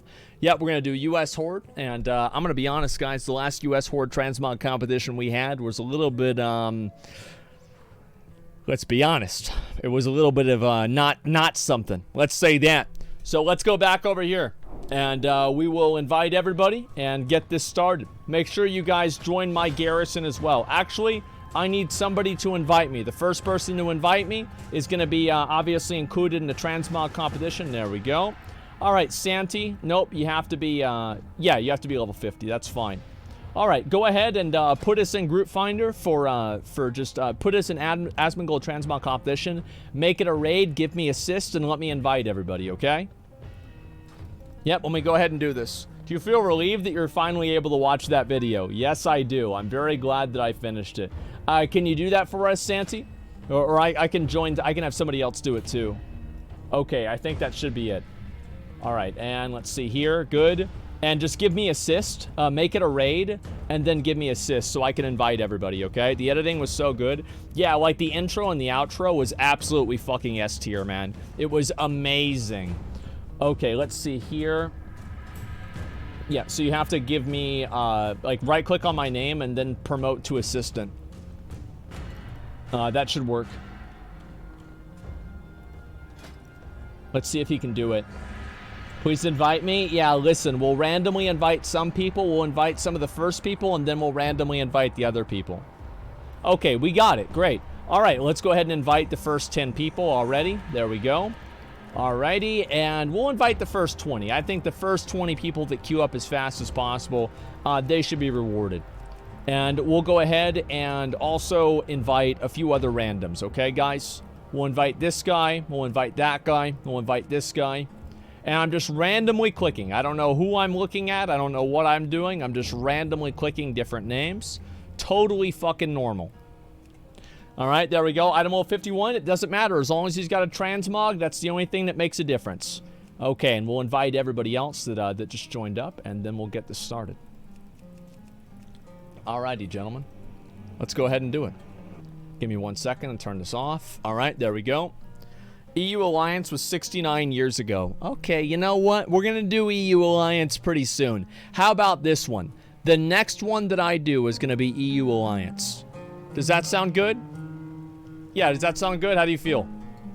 Yeah, the next one is going to be EU Alliance. We had a lot of disappointments in the last time we went to the EU, and that's why we went back to the US to give them some competitions, because honestly, I'm going to be real. The EU transmogs last time were pretty fucking bad. Like, they were really fucking bad. So hopefully people are ready and they're more prepared for EU, and it's going to be okay. All right, can't join? Sorry, guys. There's a lot of people that want to join these competitions, and we can only invite so many. So go ahead and right-click on my name, and you're going to be able to view my garrison, and just head on over here. And we can start summoning people over as soon as we have Warlock and a handful of other people in the area, too. And let's see here. 2's offline. Yeah, we'll give them a minute or two, and then we'll probably just re-queue and try it again. That's what it is. Play game is awesome. I have the Shadowlands expansion, so shit. Oh, it's okay. I mean, I think a lot of people stopped playing Shadowlands for a while. You see some people coming back now for 9.2, which is nice to see. I'm always glad to see people coming back and playing the game again. But I do think that there's been a lull in interest in the game just because people are fucking tired of the same games that Blizzard's played, you know? Fake group in LFG, if you join a fake group, that's your fault. Let's be honest.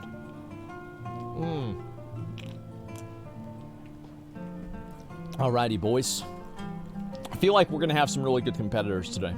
I don't know why, but I feel like today is going to be a very good Transmog competition. And I swear to God, you guys had better not make me look stupid. Okay, and actually, go ahead. Can you... Sorry, can you... Santi, can you give me lead? This is going to sound stupid. Yeah, give me lead. Okay, now view my garrison. Because it was view leader's garrison and people were going to his instead. Yeah, now view my garrison. And I think it'll work and we can start inviting everybody, okay? What's the background sound? Oh, this is just a Skyrim remix. I'll put on some music whenever we're actually going to start the competition, okay? What if I was there? All right. For the love of God, make people spread out more this time. Yeah, we'll definitely do that. That way people aren't like inched up next to each other and everything like that. Is this EU or NA? This is a NA Transmog competition. We've actually had NA turn around and actually have some very good sets recently, so I've got very high expectations. Get off that storm out, you piece of shit. Okay, and let's go ahead and get the Warlock in here and we'll start summons. Let's get this done. What happened, Indestructible? Nothing really. Indestructible is still chilling. They're raiding Mythic now again, and they're doing quite well. Swaggeroony, can you go ahead and get a stone down so we can get this started? What would you rate Skyrim of 1 to 10? 0, because I played it for 5 minutes and then I got bored. Like, I was on like this wagon ride and I was like, holy fuck, how long is this gonna take? I'll just go play WoW again. And I got bored and I quit the game. So I have no idea how good Skyrim is. To be honest with you, I always thought the Elder Scrolls games were kind of scuffed. I've always felt that first-person melee combat is always bad.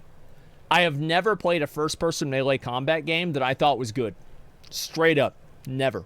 I've thought every single one of them was trash. Yeah, I've never liked it. Mordau? I never played that game, so it's hard for me to say, but I've watched it and it didn't look that great to me.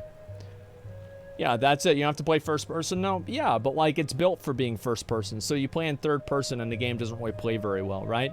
It's like the movement and the abilities, like compare that to like Elden Ring or something. It's just not there, man. Yeah, it's just not there. I don't like it. Wii Boxing, hello? I'm not playing that either. All right, get everybody summoned in here. Let's get this done. Third person's fine. It's just, I don't know. Like, I never really got into Elder Scrolls games. I did play Oblivion, though, a lot whenever I was there. And we are full, guys. Let's make sure we get everybody in, and we're going to get this started. Media share stream? Yeah, we'll do a media share sometime soon. Why not? Mordau is a shit show. It is not to take it super serious. Yeah, for sure. Minecraft Hunger Games is actually gold. Yeah, but that was like a special event. You know what I mean? Like, it's not the same exact thing. Media share? Yeah, I'll do a media share stream sometime soon. I just don't know exactly when. I really like doing media share, but it does kind of melt your brain after a few hours, so I'm not sure how long I'm going to be able to handle it. Yeah, isn't your intro already media share? No, because nobody pays me. Media share is totally different because people get to give me money, and so it's even better. Have you played in VR yet? No, I haven't. Yeah, and let's see here, and we'll look over this way. Let's get everybody else here. All right. Get your sets on, guys, and let's get this started. Hopefully we don't have any sort of a problem here, and we get everybody in. Elden Ring plant update? Yeah, I'll show you guys right now. Was competition not in AQ? I feel like this is a better visual zone than AQ. There it is, boys. There it is. We got him. We're actually doing something with it. Yep, I've got it right there next to the window, so it's doing okay. All right, let's see here. What else do we have? Schwaganis. Okay. Let's get this done. Did you kill the Reaper in Vampire Survivors? I absolutely killed the Reaper in Vampire Survivors. I beat his fucking dick off. That's what I did. All right, let's get Santi in here as well, and make sure you guys are here, and we'll get this started.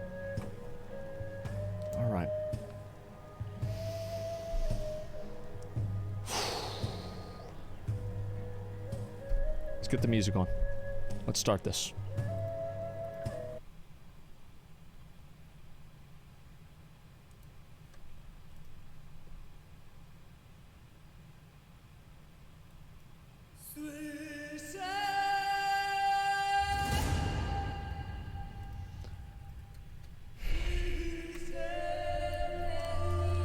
Gentlemen, I would like to ask everybody to step back, give each other a little bit of room here. Let's observe a little bit of social distancing.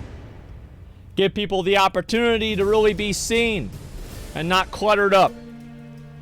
And guys, today we are back at the Garrison for I think one of the first Horde Transmog competitions on the US here that I've done in a long time. Now guys, I'm gonna be honest. The last Horde Transmog competition I did was absolute fucking dog shit, and you know it. This time, gentlemen, I fully expect to see some improved transmogs. I don't want to see a single person get on the armored brown bear today. If I see a single person on the armored brown bear, I'm going to be fucking furious. So guys, get your sets together, and let's see what we've got. Let's see what we've got ready, okay? Here we go. Let's start with Green Boy right over here. Okay, Valandro Defiler's in. Oh, shit. What the fuck is your belt? Oh, you're gonna use the two mythic, those are the mythic axes from, what's that? Hellfire Citadel, from Fellord Zakoon. The boots right there are from LFR. That's LFR and Taurus boots for Death Knights. The gloves there are the fucking warrior gloves for Tomb of Sargeras. The shoulders are from Heroic Blackrock Foundry. What the fuck are you thinking? And then the chest piece also is from LFR. It's LFR and Taurus, and the legs are from 8.2. The just random fucking Benthic gear. And what is with this belt? What the fuck are you doing? All right, let's see the mount. Come on. Let's see the mount. You've got to have a good mount for this, right?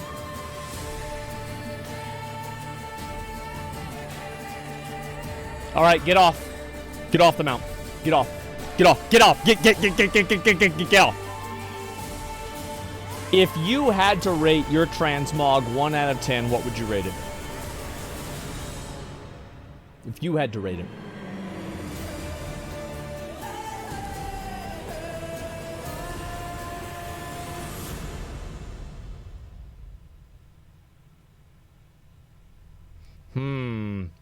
I know it's a hard question. It's a very difficult decision.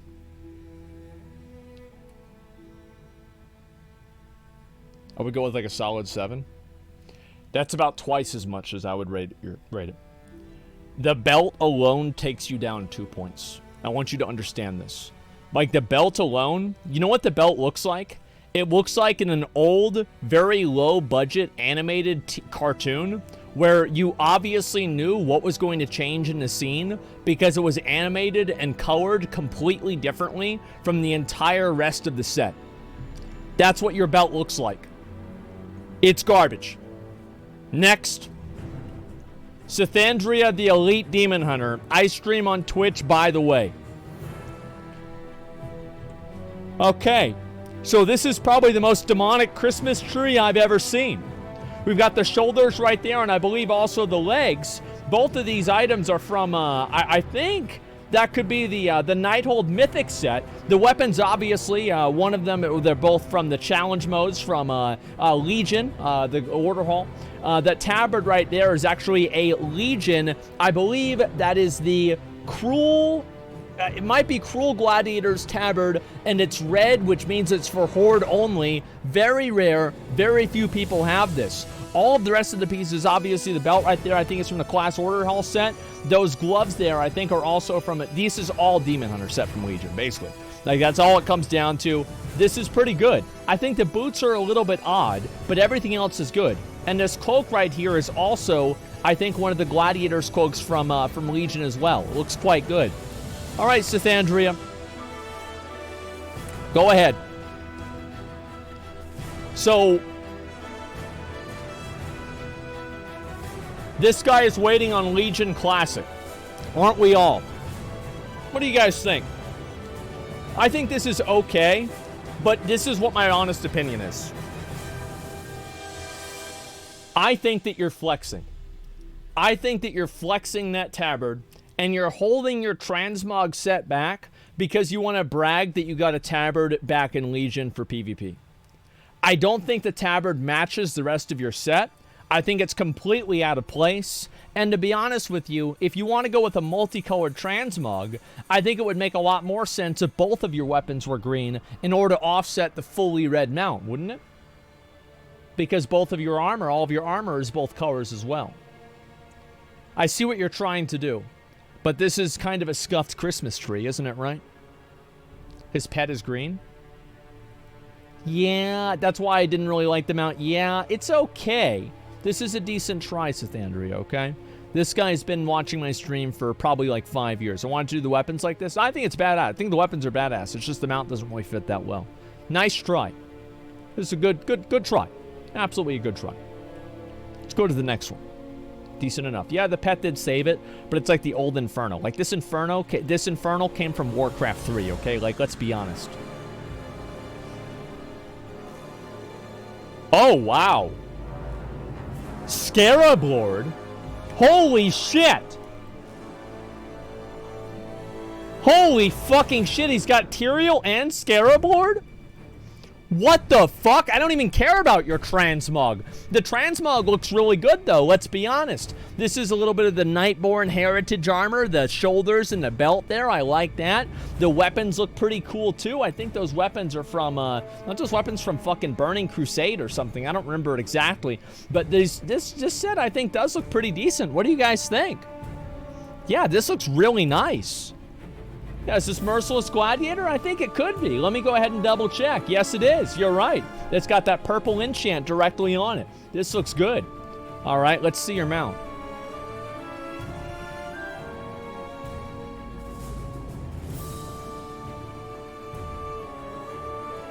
Come on.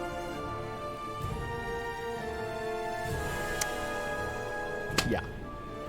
You knew it. I knew it. Everybody knew it. This is obviously what it was going to be. I'm going to be real, guys.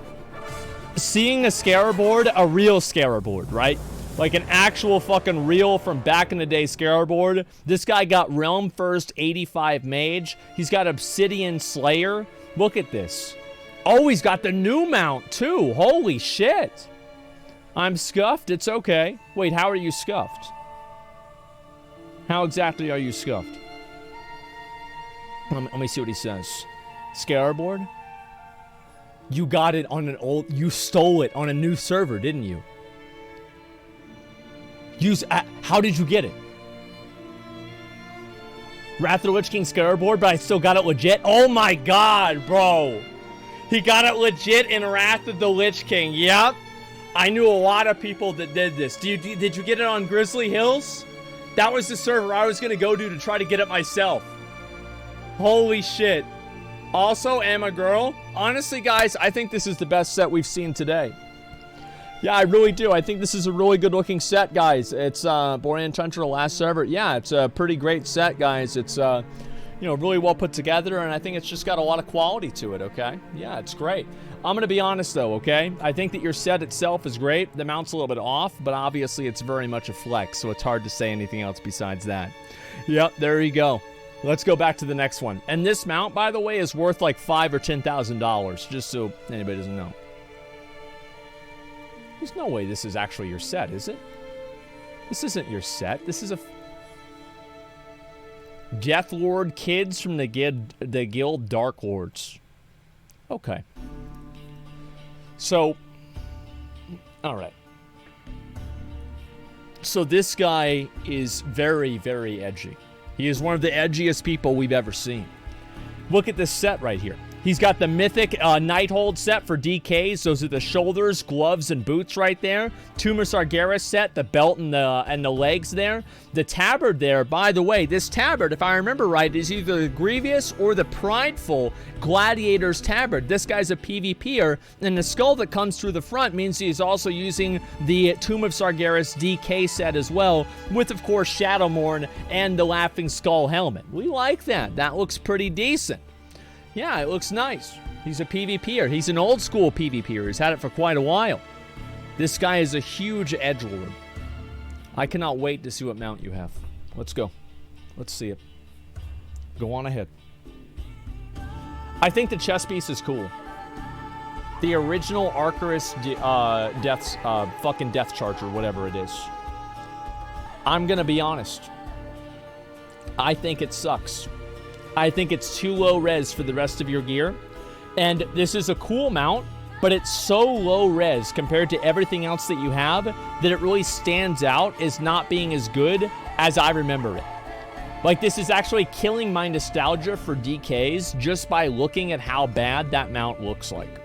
So you're ruining the game not only for yourself, but for me too. Thank you. Nice try, kids. Better luck next time.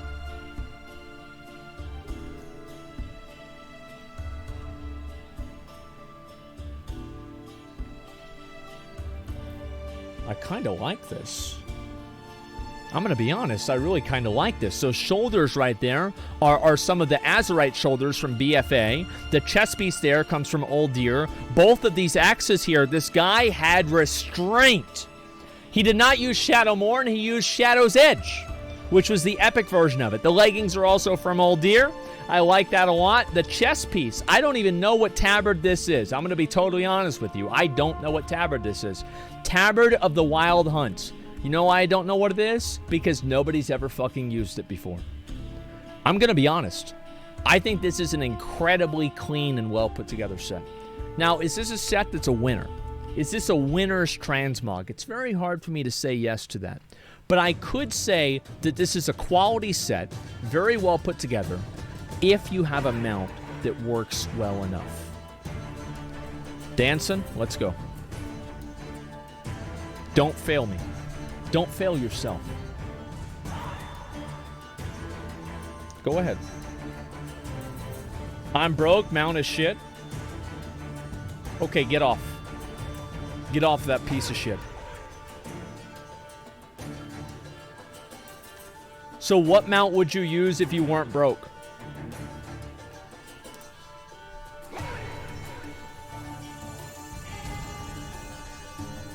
Huh? Would it be? Would it do? What it is? Invincible never dropped? And thank God for that, because it would have looked even shittier than the one that you got on. Try something more clean and less fucking, less pixel soupish, okay? Like, yeah, thank God it didn't drop. Jesus, can you imagine that? Him ruining Invincible's name by getting on it in that time. Oh my God. This is awful. Danson, nice try. Your armor is very good. I really like it, even though some of my chat doesn't. They don't know what they're talking about. I think it's really good. However, I do think that your mount needs work. Wow, great game. The Proud. From the Guild Without Warning. Okay. I really like the candle on his head. The chest piece right there, that's from that is from Ulduar. That is, I think, the priest tier set from Ulduar. The shoulders are obviously some of the 9.1 shoulders, and also the back piece there, whatever you want to fucking call that. This staff right here. This staff is one of the new staves from, obviously, the new raid. I think that we've all seen this many times before at this point if you play the game, with one of the Necrolord enchants on it. I think this is kind of an interesting set.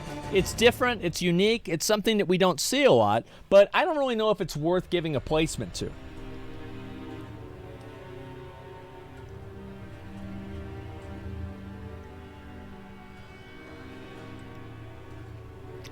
Let's see the mount.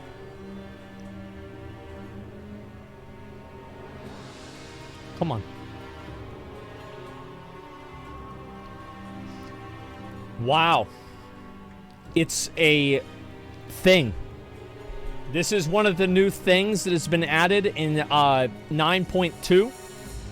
Now, as you can see, what is this? This is what they call a Wombata. Now, what is a Wombata? Nobody fucking knows. Why is this thing on its nose? Nobody fucking knows. And you know what else I don't fucking know? Why you decided to get on it. This vaguely matches the skin of this vaguely matches your armor. But for the most part, I don't really think this is that good of a match. I'm going to be totally honest. It's just not that great. 9.2 texture, by the way. Yeah, it's got 9.2 pixels on it. That's exactly right. Wow, great game, the Proud. This one looks okay, but it's not that good either. Yeah, you should have gone with that. That one looks a little bit better, but it's still not that good. You've got to go with something a little bit better. The candle on the head was a very, it was a very, what's the word for this? Very avant-garde decision to make. Now, I respect it, but it wasn't good enough. Add blocks, LOL. The class order hall belt for mages, I believe. I'm not sure about that. The Necrolord shoulders, one of the original helmets, and then that chest piece right there is actually a tier set for mages. That staff there is one of the artifact weapons, and I believe that's Ebonchill, if I remember correctly. I actually think this is really good. Straight up, I think the shoulders with that helmet is actually fucking lit. The chest piece is from ICC, I believe. And I think actually, yeah, it's an ICC chest piece. I believe, I could be wrong. The belt does clip in, which is a problem, but I will forgive it because of how much I like the rest of the set. I think this is pretty cool, man. I do. I like it a lot. Gives Bloodborne vibes. Yeah, it looks good. Yeah, the wrists fit really well. Everything about this looks really good. This guy looks like an undead pimp. All right, let's go. Come on. Ruin it. Base undead horse. Oh.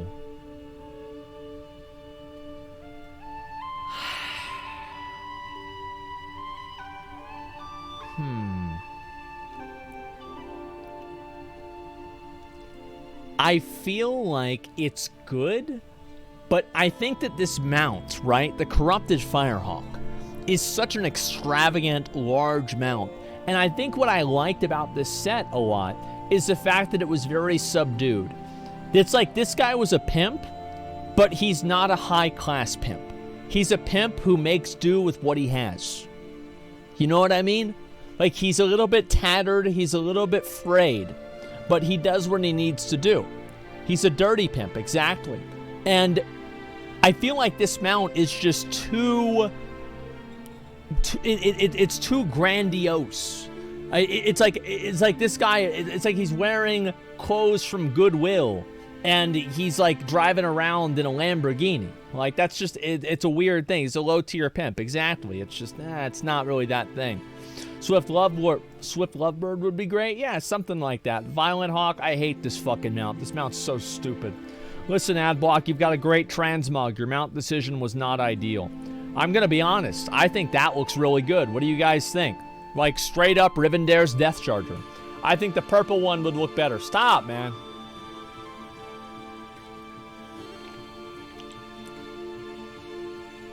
It's pixely? Yeah, I think that's a good thing.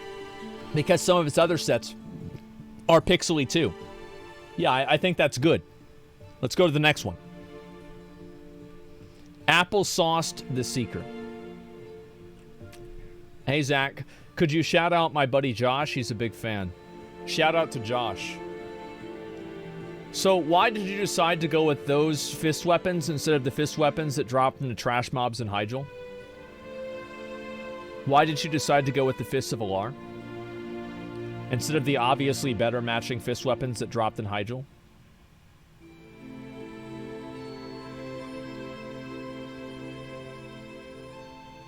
Tell me why.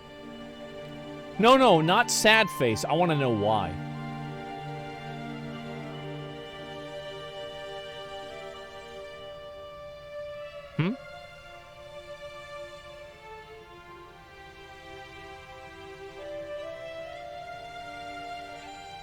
My PvP. I'm a casual? Okay, that's more like it. All right, listen, I'm going to be honest, man. I think the kilt there, it doesn't really match that well. The gloves are very much out of place. The fist weapons are, in my opinion, very, very, very much out of place. The shoulders and the glove from the Legion Shaman set, as well as the belt, I think that's decent enough, but you need to have something else that went with the earthen tone. There's nothing about a firebird that says the earth, okay? The helmet there, I think, also looks pretty good, but in general, I just don't think it's that great, man. I'm going to be honest. I don't think it's that great.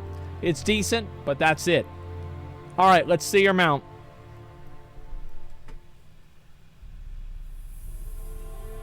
Ashes of Alar? No. Ah, man. Oh, ooh. Oh, what? Oh my god, bro. Like, what is this? Like, what are you doing, man? Like, applesauce. It's just a... Bro, I don't think... Like, this is honestly probably one of the worst ones I've seen in a long time, man. Like, it really is. Yep, go ahead. You know what the problem is? What? And I see this so much, okay? Yeah. PvPers are they always have either the coolest or the shittiest transmog. And they always play girl characters. Yep. And it's so weird because you would think like PvPers wouldn't be so fucking lazy because they spend what else are they gonna do? Well, I mean, yeah, they spend most of the time sitting in the queue, right, for arenas. Yeah. They could be doing like fucking, I don't know, runs for transmog. It's like, don't let you being a PvPer be an excuse to have a bad transmog, okay? It's embarrassing. It's not an excuse. It's horrible, okay? Thank you. Thank you. At least somebody fucking says it. Arena queues at 3 seconds? Yeah, and you have to sit in the waiting room for fucking a minute, so you've got plenty of time here, okay? All right, so listen. You did what you could. Think about it like this, Applesauce. It can only get better. Count Haculus.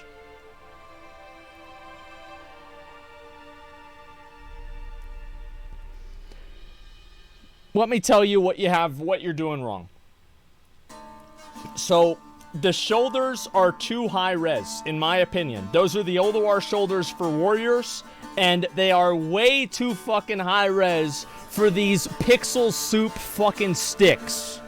I think that they're way, way, way too high. Same with these gloves and these, these legs and these boots here. These are both from, where are these from? They're from ZA. So I don't really think they work very well. The gloves, I think, are also from Ulduar. The chest piece there comes from Wrath of the Lich King, or I think Cat. I forgot which one exactly. And the belt, for some reason, you have... Wait, why do you have... Wait, what the... Dude. Why are you... What are you doing with this belt? What is this... What are you doing? Where did he think the green was? Yeah. What are you doing? It doesn't even match. Like, the color doesn't match. The theme doesn't match. What the fuck are you doing? All right, let's see your mount. Come on, Caculus. Hurry up. My back? All right, what's your back piece? It matches the green on his back. Okay. So you're using Ren's Stalwart Hound. Is that the right one? No, it's the Quinoshu's Eternal Hound. Excuse me. This is one of the new mounts added in 8.3. So I've got to say that I do think this mount does make the shoulders make more sense. It does. Like, credit where credit is due. You went from being a 5 to being a 4 to being back to a 5.5. 10 of 10 for logs. Your logs are very high. I don't know about that, man. I'm going to press X to doubt on that one. Yeah, it's just... I think you have 2 logs here, and those are the only 2 that you have. All the rest of your logs are going to be the same color as your weapons. Thanks for coming, Caculus. You did your best, and think about it like this. It can't get worse. Karma, the Elite Paladin. He says, I love you, McConnell. Wow, I'm rocking that title too, man, because I got 2,400 in arenas with Grayson and Flop. That's right. That's cool. I'm rocking the Immortal title because I got it in Wrath of the Lich King. Do you have that one? Wait, who? The Immortal? No, who asked, bitch? Shut up.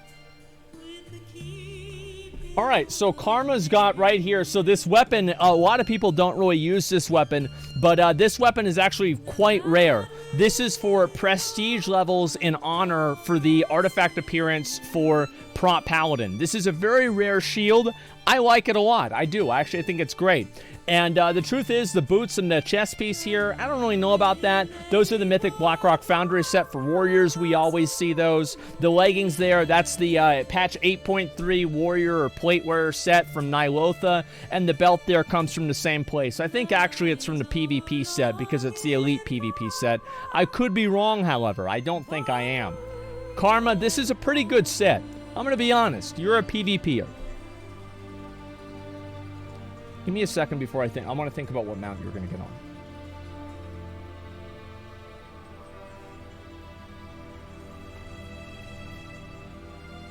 All right. Oh, man. All right. That's okay.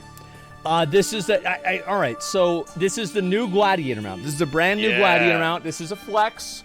Absolutely a flex mount. All right, we're playing on Horde, okay? These people love flexing. That's all they do. So bringing out the big guns. I don't have this one. You guys keep that in mind. I do not have this new Gladiator mount. I'm not even 2400 yet. McConnell was right. But the fact is that I don't really think it fits that well with the set. What do you guys think? What? You know what my opinion is? Get on the Season 2 one. You mean Season 1? No, Season 2. It matches her eyes. It matches her eyes. No. It matches her eyes, and then the silver armor is going to match the armor on the shield. That's not enough, I don't think. I think it is. Yeah, get on Season 2. You do have Season 2, right? Yeah, I mean, you have that, right? I mean, 100% you've got that one, too? What do you guys think? I think this one looks better, personally. Yeah, no, you got... All right, everybody fucking disagrees. I told you. Okay, yeah, sure. Yo, try Season 1 if you have it. Season 1, it's got red eyes, though. Like, I don't know. It's got red eyes. It's all black. Like, you know what I think would be really good is Ferocious Gladiator's fucking Storm Drake. Like the red one from Season 2, yes. I think. Yeah, or maybe it was Fierce Gladiator. I forgot which one. Like, one of those would be litty on a stack. But this one, it's like, yeah. Like, actually, you know what? Season 1, I think, McConnell, you're right. I think Season 1 does look way better. I know. Yeah. Season 1, yeah, this one does look pretty good. All right. You know what? We've got to rate you on the first one you get on. That's what we always say. But the fact is that I think this one looks pretty good. Yeah, it does. Good job, Carmen. Decent enough. Red's still better. Yeah, I mean, it looks so nerdy. Yeah, this is a good one. First one's good, too. Yeah, I thought the other one was going to look better. I guess not. Good try. Everyone asks where easy is, but nobody asks how easy is. Well, how are you? I've been better, honestly, but, you know, you just take it day by day. Yeah, that's just about right, isn't it? Yep. Let's look at this set. I'm going to be honest. I think this is fucking awesome. I really, really, really like this set. So I believe these boots are the Venthyr boots. Actually, maybe they're either the Venthyr or they could be, I think, actually, never mind. They are the Heritage boots for Blood Elves. And the chest piece is the same thing. And I also really kind of like the underneath armor from that, too. Shoulders are, of course, the shoulders you get from not Tomb Sargeras, what the fuck am I thinking? Torghast, from Adamant Vaults. And gloves and the leggings here. I really like the leggings. Boots are not Heritage. Man. Really?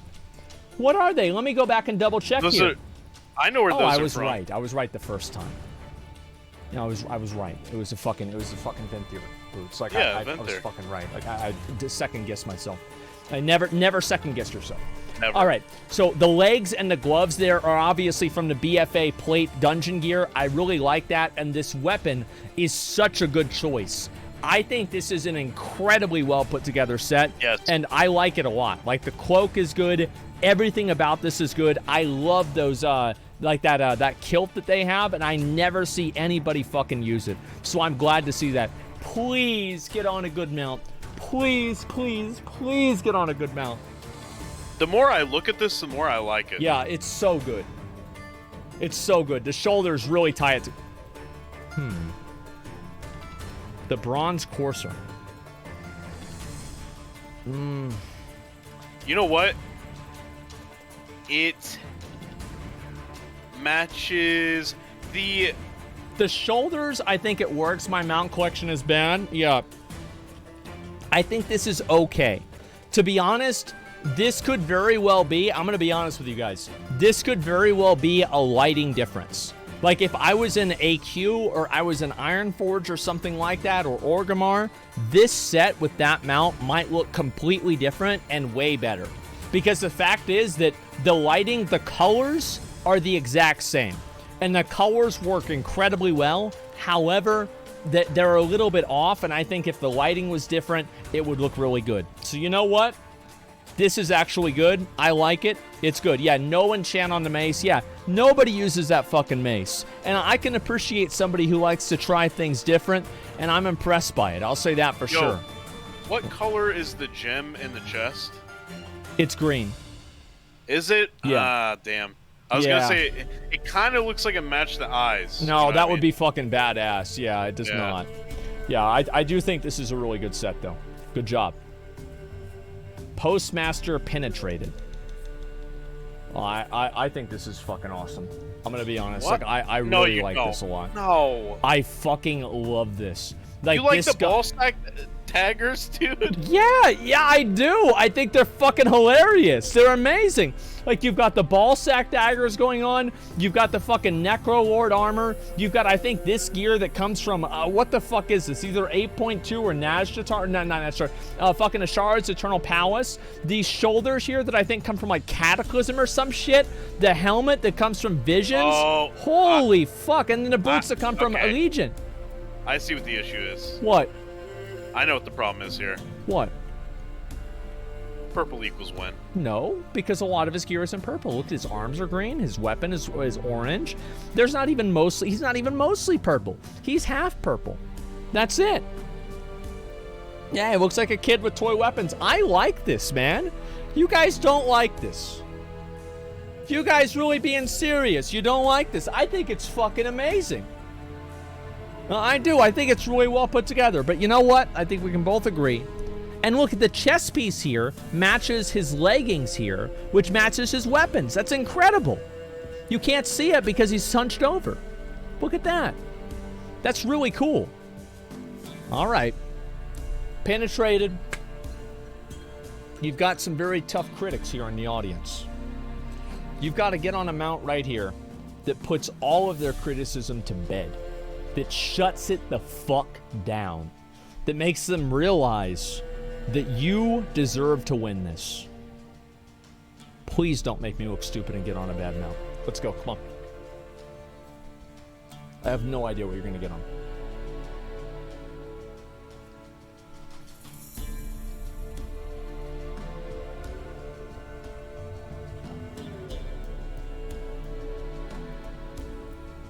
That's pretty good.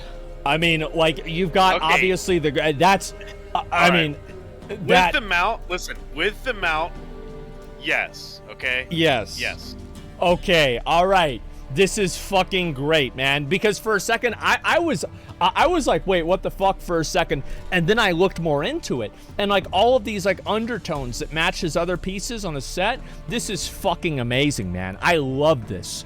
Good job, Penetrated. This is one of the best sets we've seen so far. This is incredible. Really good job. I'm proud of you. Xeron, the Hand of a Doll, the Bad Mama Jamas. I will absolutely say, so those gloves are from Uldir, these shoulders are from the first year of Legion. I believe that's the PvP offset. That chest piece there comes from Classic WoW. I think that's the Shadowcraft or some fucking chest piece. It actually could be Night Slayer. It could be Tier 1. I like that a lot. And then the weapons, of course, are the artifact weapons. I feel like this is decent enough. I do. I like it. I don't know. What does everybody think about this one? No boots, no helmet. That's fine. He's a troll rogue. Xeron. I feel like this set is on the verge of being a basic bitch set. I feel like it's very, very close to being a basic bitch set, but it's not quite there. please get on a mount that shows that you are not a basic bitch.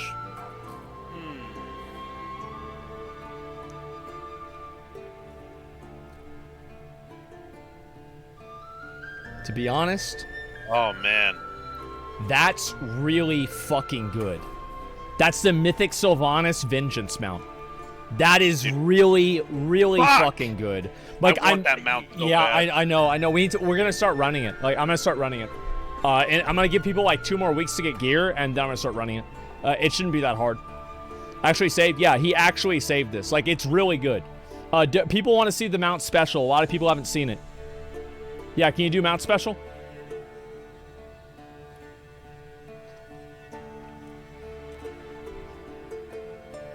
Like to be on the ground, yeah, type it.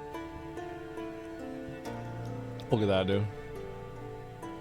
That's pretty fucking cool, man.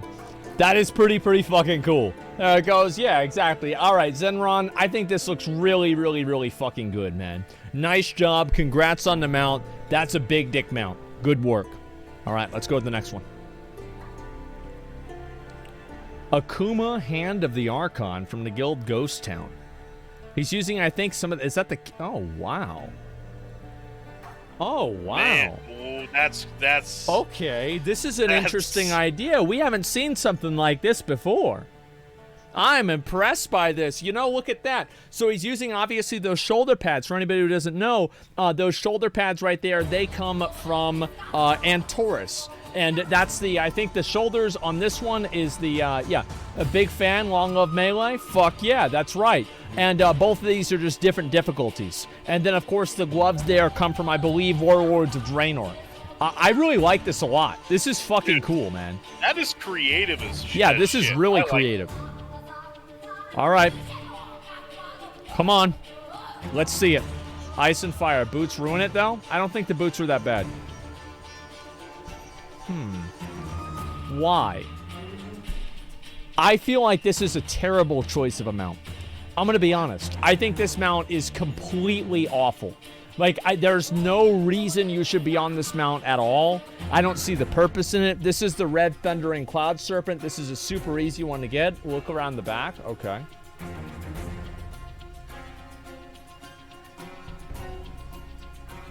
What do you mean?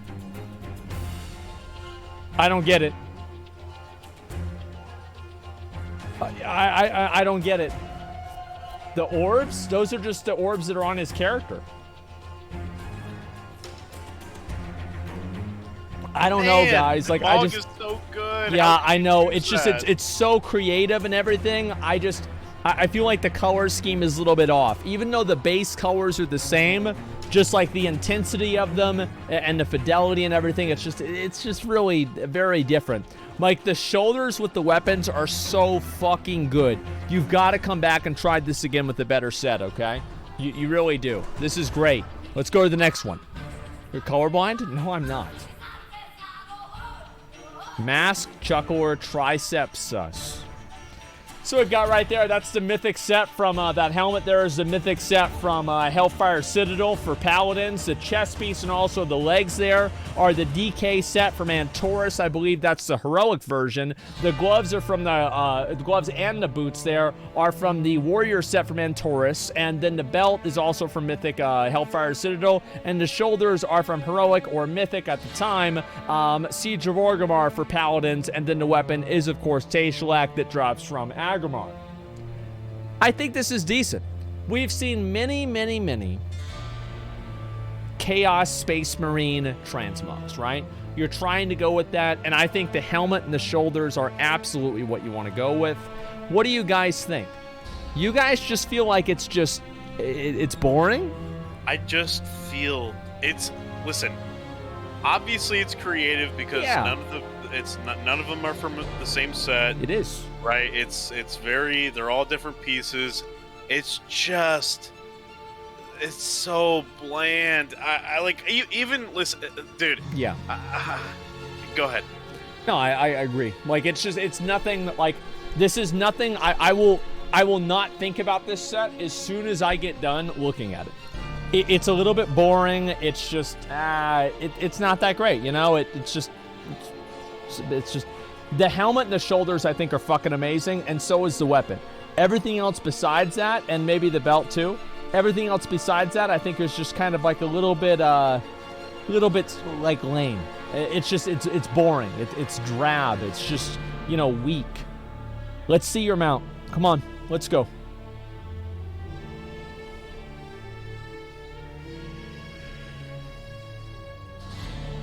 Go on ahead.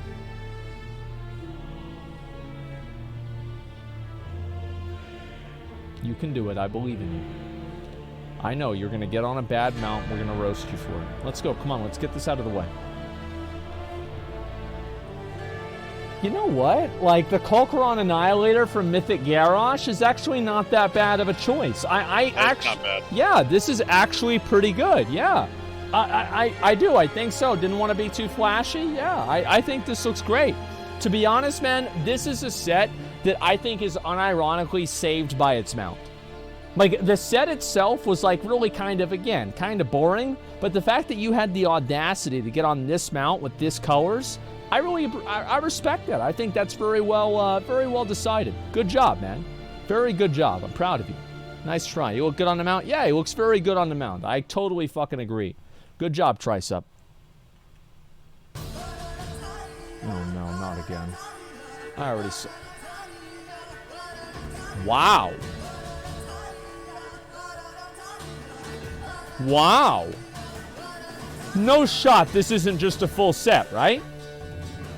No fucking shot. This has got to just be a full set, right? What? It's not a full set. The Cosmic Gladiator. Okay. He's got 3 pieces. And then he's using the weapons that's Cosmic Gladiator as well. Oh, man. It's so... That doesn't count. No. Oh, my God. It's so good. It's so good. Holy shit, it's so good. Wow. I really, really like this a lot, man. Like, this is fucking insane. It's not a full set, though. It isn't, but at the same time, a lot of the core pieces of the set are part of the set. Like, let's be honest. They are. The shoulders don't match. I don't really care. I think the shoulders still look good. I do. I think they still look good, and it's okay. And also, I think this person is not using the fucking Cosmic Gladiator shoulders, and they're making it like, oh, it's not the same set. But it kind of is, isn't it? Because it's the same exact thing.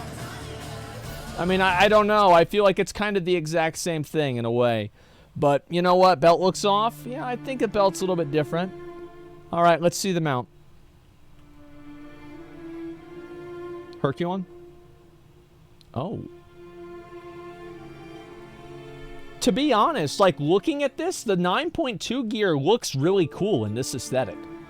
Like, it actually does look really fucking cool. Like, I feel like this looks great. Like, yeah, fuck. I mean, there are so many pieces that come together with this that are pretty much a full set, right? It is. It's like, I really think it's like so close to being a full set. I mean, oh my God. Like, it's just so hard for me to decide on this one, guys. It really is.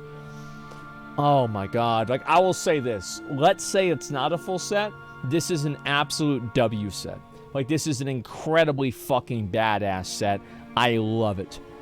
Yeah, this is awesome. Make them take... Yeah, this is actually a good way to look at it. Take all of the pieces off.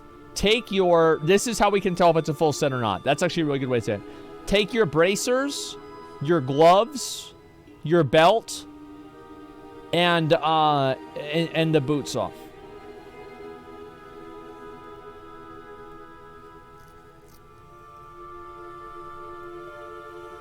I need Transmog mount.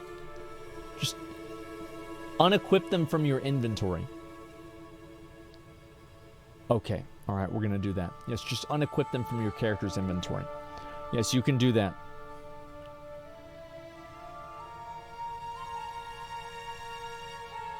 Put the helmet back on. The helmet is also Cosmic Gladiator. Put the helmet back on, because you also have Cosmic Gladiator helmet. So how much different is this? You see what I'm saying? This is kind of the same thing, isn't it? Like, it's pretty much the same thing, guys. Like, yeah, there's not really much of a difference. It's just, I don't know. Like, it's okay, but I do feel like it's so close on the line of being a full set. Shoulders, the shoulders are deceptive. The shoulders are the same set, but they're a different coloration, which I consider basically the same set. Like, let's be honest. Let's go back over to the next one. Oh, wow. Holy shit. I really like this. Oh my fucking god. Sorry, Asmon, I made the switch to Horde. It's okay, everybody did. So, like, I mean, this weapon is fucking insane. Isn't this, is this the Sargeras' Spire, whatever the fuck? Yeah, Scepter of Sargeras. Holy shit. And then you've got, obviously, that this thing right here comes from Torghast. The shoulders there, I believe those are Wrathful Gladiator shoulders from fucking PvP. Yeah, that's really insane. Look at the chest piece, dude. Like, that's the prettiest chest piece from Antorus. Yep.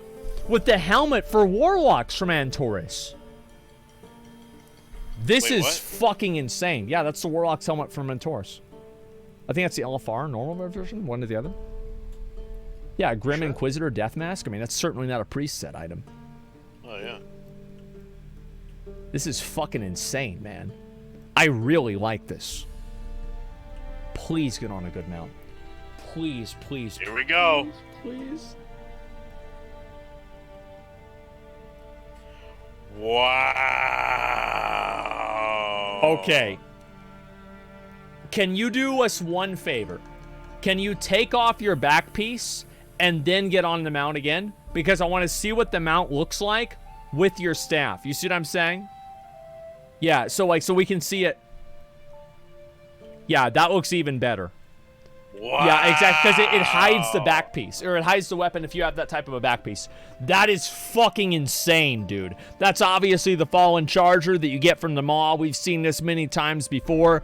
I fucking love this, man. This is insane. This is one of the better Warlock sets that we have ever seen. I like this a lot. Trace Sentinel, this is the Warlock version of that. Yes, this is fucking amazing. It's me, Reptilian, by the way. Who? Reptilian, he was a Warlock. Yes, I remember you.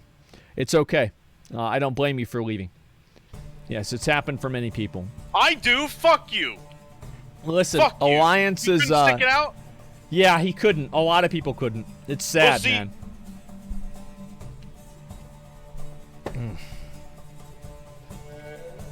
Okay. I don't know. Like, what do you think about this helmet, man? Oh, it's a green rogue transmog. Yeah, well, no, but like, Oh, green. Okay, yeah. Rogue. Well, it's still leads. Okay, so that weapon right here, these are the daggers that come from Hellfire Citadel Mythic.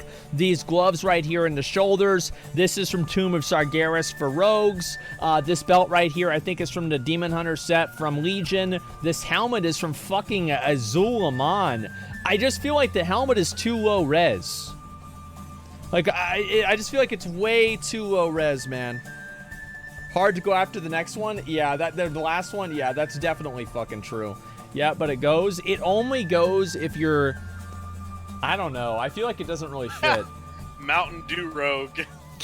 That's about right. Yeah, there we go. All right. Galata, let's see your mount. Come on. Hellfire Warg?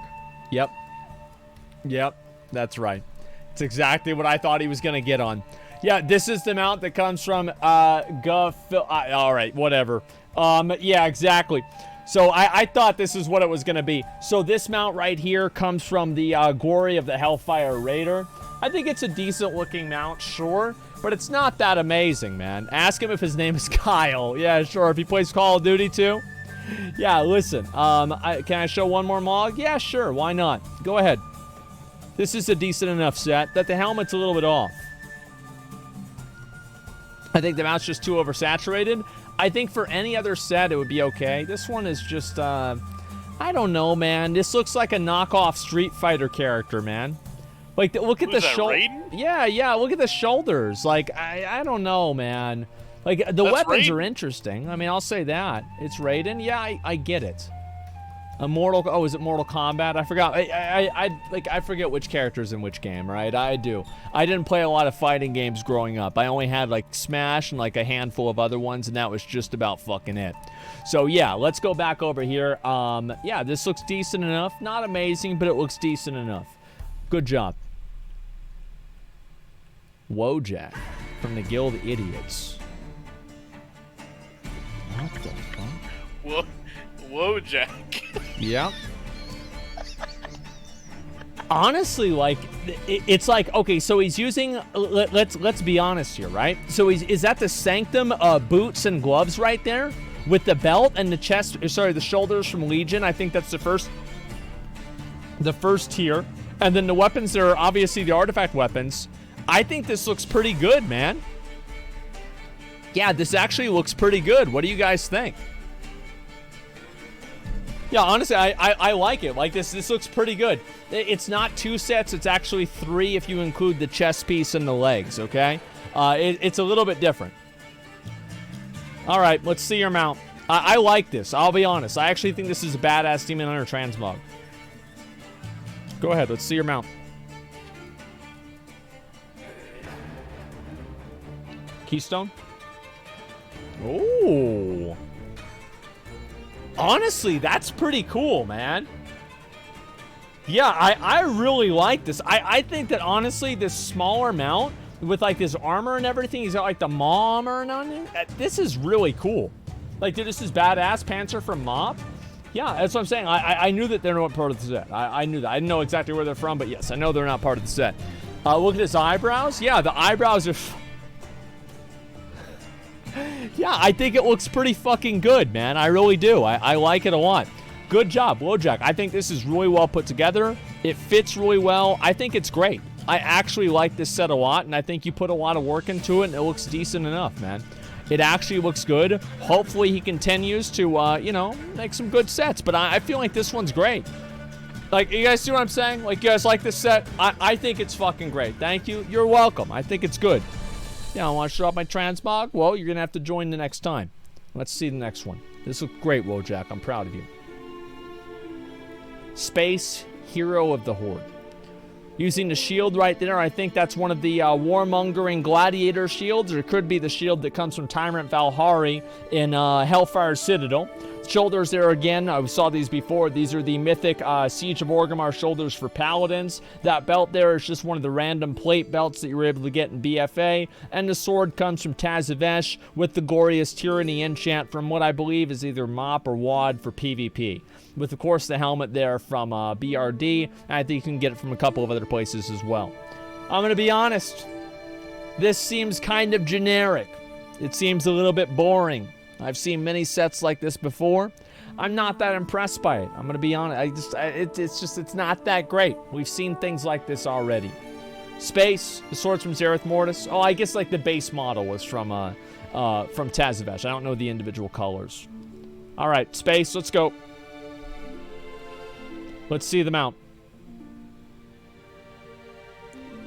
Okay. All right. So this guy came over here and he's gonna brag about being a gladiator. I understand. I get it. Yep, it's fine. That's exactly, yeah. That's exactly what he's doing. He's flexing on being a gladiator. That's totally okay, man. It's totally fucking fine. But I would not say this is an amazing set or anything like that. But it's okay. Yeah, and also Hero of the Horde. There's that. Whoa, wait. 1 second. Get back on that tiger. Get back on the tiger. Get back on the Spectral Tiger. He doesn't even have the Swift Spectral Tiger. He can't even afford the Swift Spectral Tiger. He's flexing on the base Spectral Tiger. Armor's ugly, man. Do you have the other one?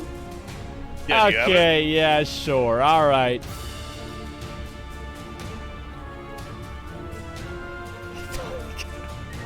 Okay, I can't even kill myself. Yeah, I thought you tried. That's what I thought. Yep, there we go.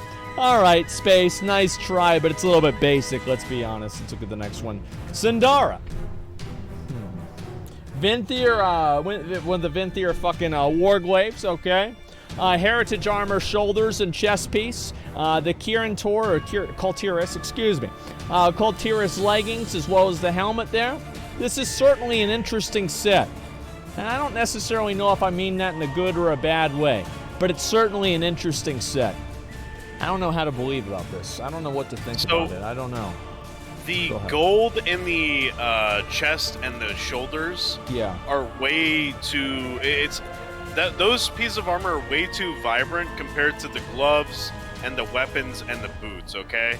So when you look at this and you see the contrast between those things, that's what throws it off, right? Like, you can kind of get away with it if the color is red, because it becomes a little bit more like muddied or whatever, right? But between golds like that, it's never going to work. It's the difference is way too apparent, and it's just not good. It just doesn't look good, but maybe the mount will save it. Let's see. And also the belt's a little bit weird. That's just like a random like 8.2 belt. Like, what's that? All right, Sindara, let's see the mount.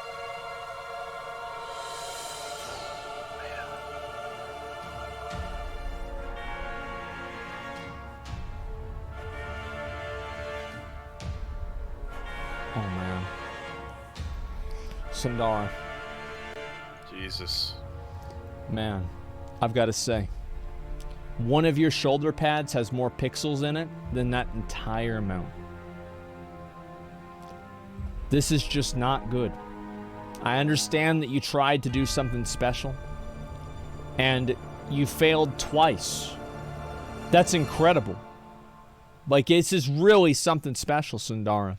You've got to, like, I think, go back to the drawing board, completely trash this transmog, and just start over.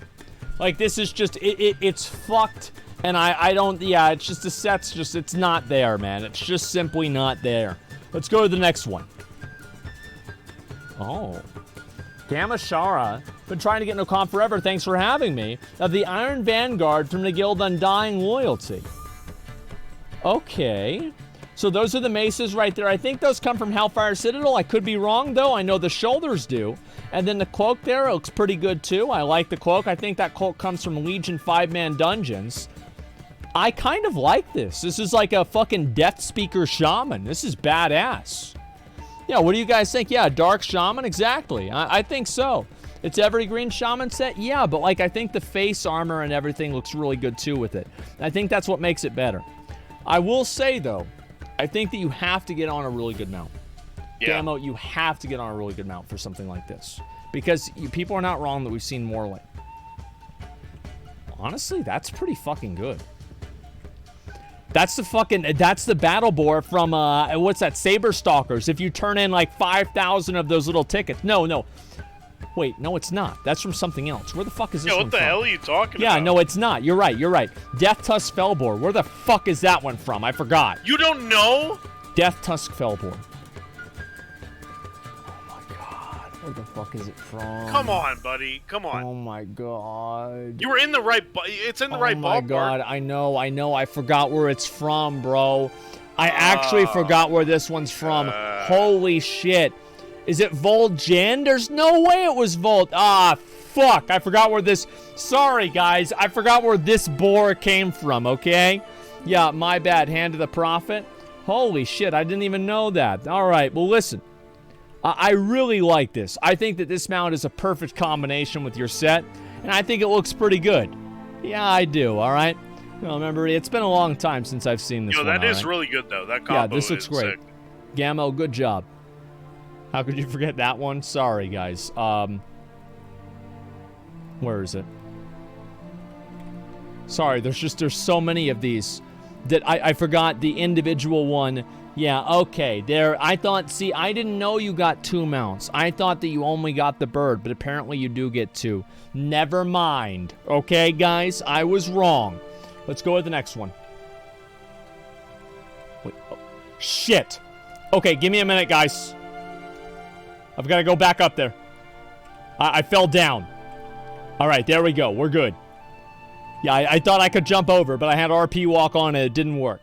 Pug Overlord, okay.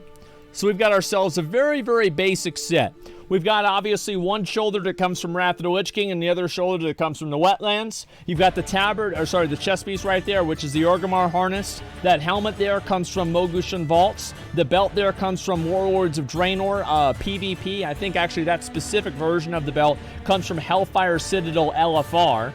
And I think also the leggings there are from, I think that's also, I think that's from Wrath of the Lich King. I'm not 100% sure, and I know the boots are from ZA. Let's see the mount. This is a weird transmog, okay? It definitely is a weird transmog, but we're going to see what we've got going on here. Pound Fist. Pound Fist? What the fuck? Shao Kahn Mortal Kombat? What do you guys think about this? I don't really know. Oh, Shao Kahn. Okay. All right, you know what? This is decent enough. I say I like the mount variety today. Yeah, I think this is decent. Yeah, I'm glad about that. I think it's all right. Interesting, actually. Yeah, I think it's not that bad. And he's using a St. Bernard instead of the Pug Pet, and his name is Pug Lord. Yeah, it's a good point, actually. You're right about that. This does look decent, Pug Overlord. I like it. And I think the mount, Pound Fist, is, it's a very overused mount for many people. But I think it works very well for your transmog. Good job, Pug Overlord. I like it a lot. What the fuck? Archdruid Shu Mo Druid. What the fuck? What? 4 of my X-Mogs, but I only received judgment based on my first X-Mog, 1 for every spec. Honestly, I think this looks really cool. What? I'm gonna be real. Like, I think this looks really, really fucking cool. Like, the gloves work. I think the helmet works right there. I think that's the Tuma Sargeras helmet for Warlock. Or sorry, for, what's it called? For Druids. He's got, obviously, the scythe there. Those shoulders are, like, monk shoulders, and then the chest pieces as well. I like this. I think it looks pretty good. Yeah, this does look decent enough. Check pet name. Good point. Okay. Okay. All right. Let's see the let's see the mount. I feel like the mount doesn't work. I'm gonna be honest. Oh no! I feel like the mount. I feel like this was such a good decision. It was just such a cool transmog, and you just get on that mount, and it just really doesn't fit, man. It really just doesn't fucking fit. Yeah, the mount just was wrong. All right, Shu, let's see the other sets. Let's go, mount look better in Stormwind. Yeah, that's what they all say. Let's go ahead and see the mount. Or, no! Sorry, the other sets. Yeah, let's see the other sets. Okay, that one looks pretty good, so you're all right, that's decent enough. I like that one. I don't know how... Trolling set? I like it. Yeah, it's a full set. I thought so. I don't really know. This is one of the new ones. I'm not familiar with all the pieces yet. I mean, let's be honest. It looks great. Okay, it looks fucking great. It's designed to look great. It's supposed to fit together, and guess what it does? All right, let's see the other two. Yep, it does look badass. All right, bear mode. Okay, this is, again, pretty much a full set minus the helmet and the belt. All right, this looks cool. It does really look cool. Yeah, I'm going to be honest. It feels like he got on his worst set. No full set? Did. I know it's not a full set. He did. Yeah, he pretty much, he got on his worst set possible. Oh, my God. All right. Let's see the rest of it. The mount's a little bit off, I would say. I'm not really a big fan of that mount for this set. Let's see one more. Come on. Let's see one more. Chop, chop. Yep, come on. Okay, never mind. You didn't get on your worst set. This is absolutely your worst set. Jesus. I think this one sucks. I'm going to be honest with you, man. I really do. But the other two looked pretty fucking good. Actually, with this model, you know what? Time Lost Proto-Drake does not match at all. I'm going to be totally honest. It does not match at all. Let's go to the next guy. Oh, what the fuck? Burger Arms, Fame Slayer of Denathrius. Okay, you know what? I kind of like this. So we've got those shoulders right there. This is badass. So one of those shoulders is from the, that's from Tier 14 set, as well as the helmet there. That came from Heart of Fear. The TCG tabard. The belt right there, the gloves, and also the boots there. I think this is all part of the Venthyr set, I believe, or Maldraxxus. I don't remember which one. It's one of the Covenant sets. Same with the other shoulder pad that he has. And he's using the Cloud Song glaive that comes from Warlords of Draenor Challenge Mode's gold. I really like this. Can I say something? Go ahead. This is one of the best Hunter Mogs I think I've ever seen in my life. This is badass. Like, this is the sets now. Oh, it's the NAT 301? Okay, yeah, I always get those confused because they're, like, very interchangeable. All right, Burger Arms, this is badass. I haven't seen anyone rock the Mythic Nathria set. Yeah, because that would require people to play the current expansion. Let's see your mount. Come on. Tabard's too vibrant? I don't think so at all. I think this is fucking badass. Ooh, the Mauler. Wait, Mauler. What the fuck? Who has anyone ever used that? No one has ever used this one. And you know what? I actually think it's not that bad. I do. I think this is it's a unique set. And I'll definitely say that. This is a unique set. Even if you don't like it, even if you're not into it, you have to acknowledge this is something unique. And to be honest with you, that helmet is one of my favorite helmets in the entire game. So I think it's badass. That's the truth. I think it's badass because of the helmet. Good job, Burger Arms. I'm proud of you. Let's go to the next one. Damn, I like that one a lot. Santi, if I had $1 for every single Orc Transmog or Troll Transmog that I had with the Laughing Skull helm and a bunch of tattered pieces of gear, like the Antorus Rogue Belt, yeah, and the artifact weapons that are bloody and everything, I wouldn't need to stream anymore because I'd be rich. Wait. Go ahead. Well, I mean... Go ahead. No, like way more. Way more money. Way more money. Alright, whatever. Go ahead. Get on your mount, Santi. He says, sorry? Yeah, me too. Get on your mount.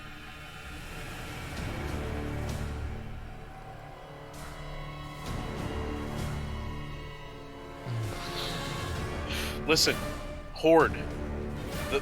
The Laughing Skull helms are, it's played out. You have to do something different with it.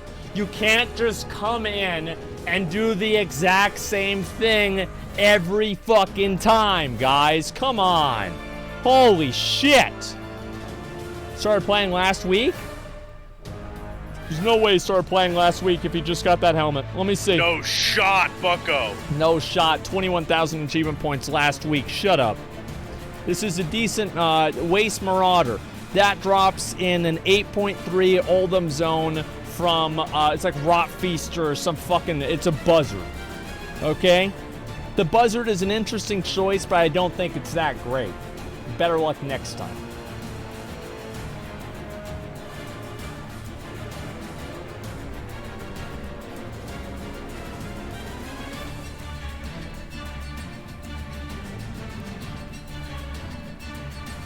Santa Coffson with 100 gifted community subs. Holy shit. Thank you very much, man. Thank you, Santa. Holy shit, that's a lot of fucking subs. Thank you so much, man. So I'm going to be honest. I like this because of the weapon. I think the weapon takes this from like... Wait, you don't like it? It's so bad. It's so bad. It's so overplayed. It's so... Listen, as a paladin, if I see this, I know you're bad. You're bad. You're bad at the game. You're terrible. If I see you in this, you're bad. You're never gonna be good. You're never gonna be good at the game. This is awful. Awful. All right. Well, Santa Coffson again. Holy shit. Thank you so much for the gifted subs. God damn. Thank you very much, man. Holy shit. So what we got going on here right there, that helmet there, of course, comes from Mythic Emerald Nightmare. The chest piece is from Mythic Trial of Valor. The belt there comes from Tomb of Sargeras, and so do the legs. Boots there also come from, I think, Mythic Tomb of Sargeras. Same with the gloves, and also this one shoulder pad. The other one is from Mythic Emerald Nightmare. This is the legs. Yeah, sure. And then the belt there, I think, comes from one of the Legion reputations. I think it's like the Nightborn one or something like that. I really like the weapon. I'm going to be honest. I know, obviously, McConnell doesn't like it, and he is the resident paladin. So, you know, that's kind of important. How can you like, just because the weapon... Yeah, the weapon has the outline. I think the weapon outline looks really good. No, Santa Coffson, 300 gifted community subs. Holy shit, thank you very much, man. I appreciate that. Thank you so much, dude. Thank you. God damn, man. Listen. All right. I'm going to be extra critical, okay? Because, listen, the bronze in the weapon doesn't match the fucking gold on the armor, okay? It's a different fucking color. They're not the same. Just because you happened to match the outline of the purple to your fucking tabard and some piece on the armor, that doesn't make the whole fucking thing good. It's not good, okay? I can't believe people are falling for this bullshit transmog. It's horse shit. Any idiot can combine gold and purple. Santa Coffson donated another 100 subs. Thank you so much, man. I really fucking appreciate it. Thank you so much. Holy shit. Thank you, dude. Eddie, McConnell is not happy. Can you change his opinion with a good mount? Come on. What are you capable of? What can you do? Come on, Eddie. What do you think, McConnell? How about that? Get the kick this guy. Just kick him out. I mean, he tried, right? I mean, he tried. I mean, he did. He did when he St. Coffson at the 100. Wait, 500. Jesus Christ! Holy shit! Thank you so much, man. God damn! Thank you so much, bro. Wow. 500 gifted subs. Oh my God! Thank you so much. Wow. Eddie, you gotta come back and try again, man. You should have got on the Lucid Nightmare. At least the purple outline would have matched your mount or something, dude. Come on.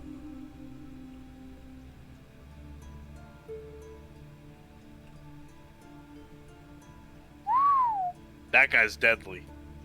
That guy is. He is deadly. It's the Deadly Gladiator's helmet. Like, that's wow. Yeah, holy fuck, man. Wow. This is badass. God damn. Thank you, Santa, again, man. I appreciate that. I want to say, holy fucking shit. Wait, now, oh, no, it's almost. So, the shoulder pad, obviously, this shoulder pad, we all know where this comes from. This comes from Mythic Battle of Dazara lore for plate. Same with the weapon there. That's the weapon from the first boss. The leggings, however, are from the Vinthier set and not the Castle Nathria set. However, all of the rest of the pieces are all from the Mythic. I think that's either that's the Castle Nathria Heroic set, I'm pretty sure. I don't know exactly, but I do think this is decent, okay? Weapon is bad. Well, it's normal. Yeah, but it's the same fucking weapon. All I'm saying is from Battle of Dazara lore. Yeah, I think the Mythic one is like, it's like yellow or something. I don't remember.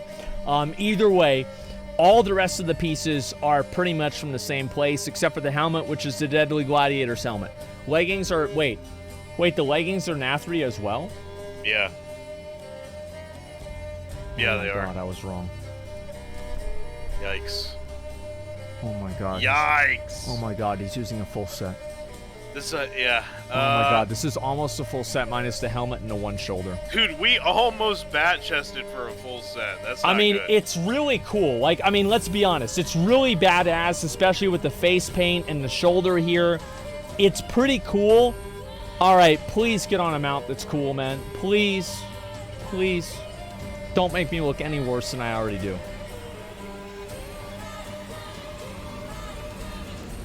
Come on, you can do it. The extreme. Come on. Let's see. Come on.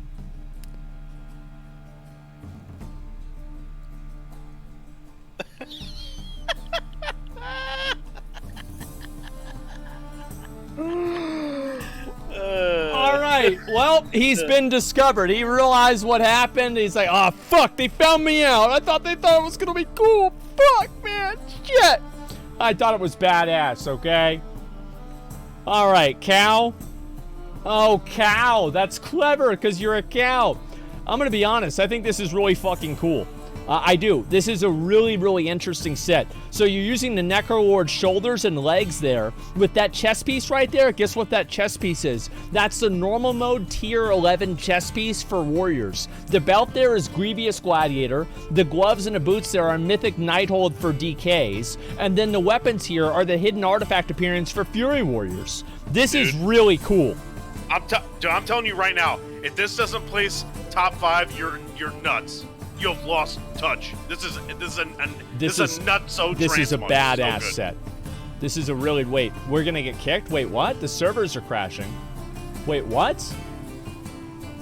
Wait, what happened? Wait, why is there, everybody's getting disappeared? Oh no! Wait, what's happening? Okay, all right. Let me invite you guys. Shit. Okay, all right. Hurry! I'm trying to invite people. Wait, where is it? I can't. Wait, I Dude, can't invite hurry! you guys. It doesn't let me. Dude, it actually doesn't let hurry! me invite you. Invite them, hurry! Like the They're servers are they're actually crashing. No! Oh my god.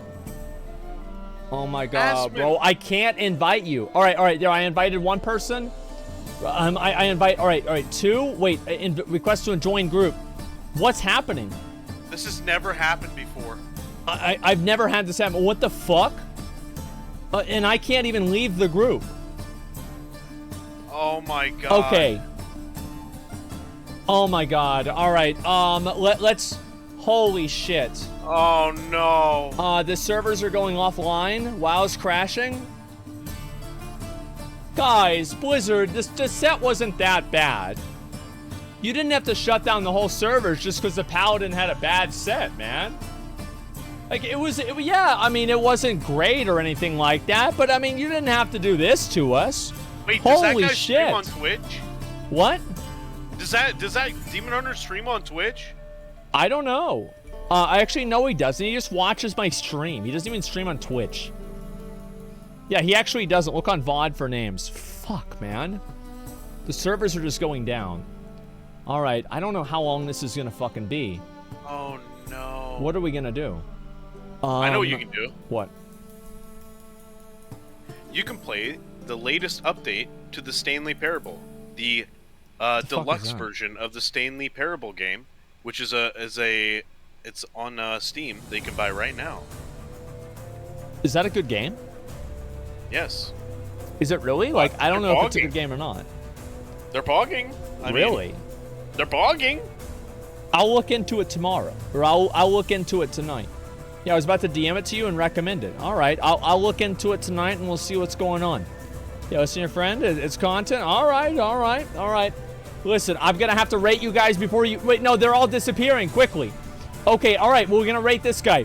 Okay, so he's got another one of the basic transmogs. It's basically one of those like Skull Demon Hunter type transmogs or Survival Hunter type transmogs from WOD. I kind of like it. Obviously, it's Weapon from Beast Sword Darmok as well as the shoulders and helmet right there. Yeah, Cranon, it looks really, really good, man. Let's go ahead and get on your mount as quick as possible. Quick, get on your mount. Get on your mount.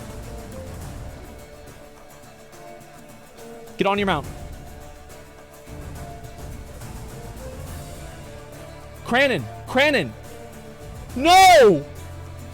Oh, no! No, he's gone. He just got disappeared. Mr. Asmon, I don't feel so well. Wait, we've got one guy left. Here, person. Hurry. Quick, penetrated. You've got a really good set, man. You've got an amazing set. Come on, you're still here, right? Penetrated, can you hear me? Penetrated, come back. Where's everybody? Everybody else is gone. Where's everybody else? There was one. He's the last man standing? He won. He wins then. Okay, all right, he wins. Penetrated. There's been a long and hard transmog competition. Penetrated. You fought hard. You fought well. And among all others,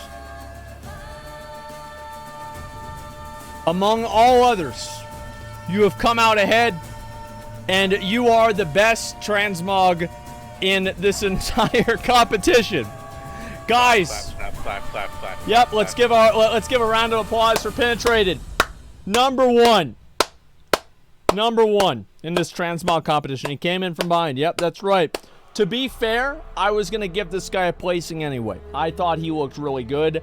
I liked it a lot. This was amazing. This was really, really good. Obviously, Blizzard has decided to shut us down.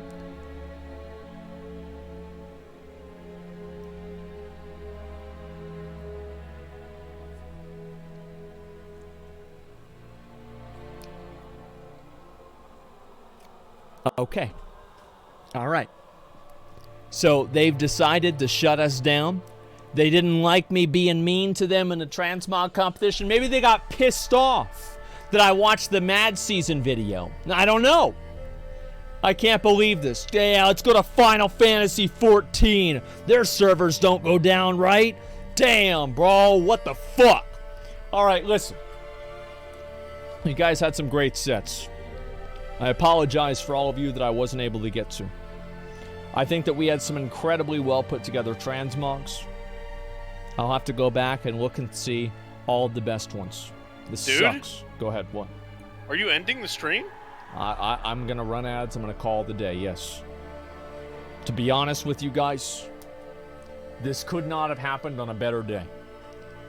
I was getting a headache 3 hours ago, and I knew that if I postponed this Transmog competition one more fucking time, I was going to get Reddit posts about it.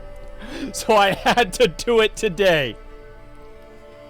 Yeah, I had to do it today, and I did. We did do it, and Blizzard decided to shut down the servers randomly. I have no fucking idea why. Yeah, that's the way it goes. So listen, more Alt F4 tomorrow. We might play more Alt F4 tomorrow. I might take a look at that Stanley Parable game. I'll have to look and see. I don't know. You gotta play that. I will. You gotta. All right. I'll look into it and I'll see what it's about. Okay? Yeah, maybe we'll see what happens. Okay, guys? Absolutely. Gentlemen, I want to say one thing. Today, we had an absolutely fucking incredible fucking stream, okay? And I want to say also, Metal Gear Rising. A lot of people want to see me play that game. That's a one-tap game, right? That's like a one-day, one-tap game. Am I right about that? Mm-hmm. 1 to 2 days. Yeah, I guess 2 days. I'll probably try and play that pretty soon. Obviously, I've got some other stuff planned very soon as well. We've got that trial. We've got Final Fantasy that I said I was going to play. But I'll take some time off every once in a while in Final Fantasy to play other games as well. Don't worry about that, okay? No, if you include intro. Yeah, sure. Depends on if you don't get filtered. Yeah, sure, okay? All right, guys, I want to say thank you, everybody, for watching today. This has been a fucking incredible stream. I appreciate you guys so much. I would try to reconnect and everything. The problem is that even if I get back online, I can't get back online, apparently, is that we can't get everybody back. That's the problem, is it's just fucked, man. So, yes, thank you guys all so much for watching today. I really fucking appreciate it. Thank you, guys. We had a great time. Follow my Twitter. Follow my stream, okay? Follow me everywhere except for in real life, okay, guys? Thank you all so much for watching. I really fucking appreciate it. Thank you so much. Tomorrow we have more shit that we're gonna look at, and I will probably maybe play, I'll probably try and do a little bit more Alt F4, or maybe we'll play that Stanley Parable game. Yeah. I think that'll be good. Stormblade, thank you very much for the 5 good subs. I appreciate that. Thank you so much. Thank you. Go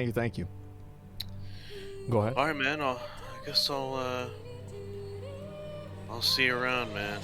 Oh yeah. See you later. All right, dude. Okay, man. All right. I'll see you later, bro. We're gonna do. We gotta do Mythic Sanctum.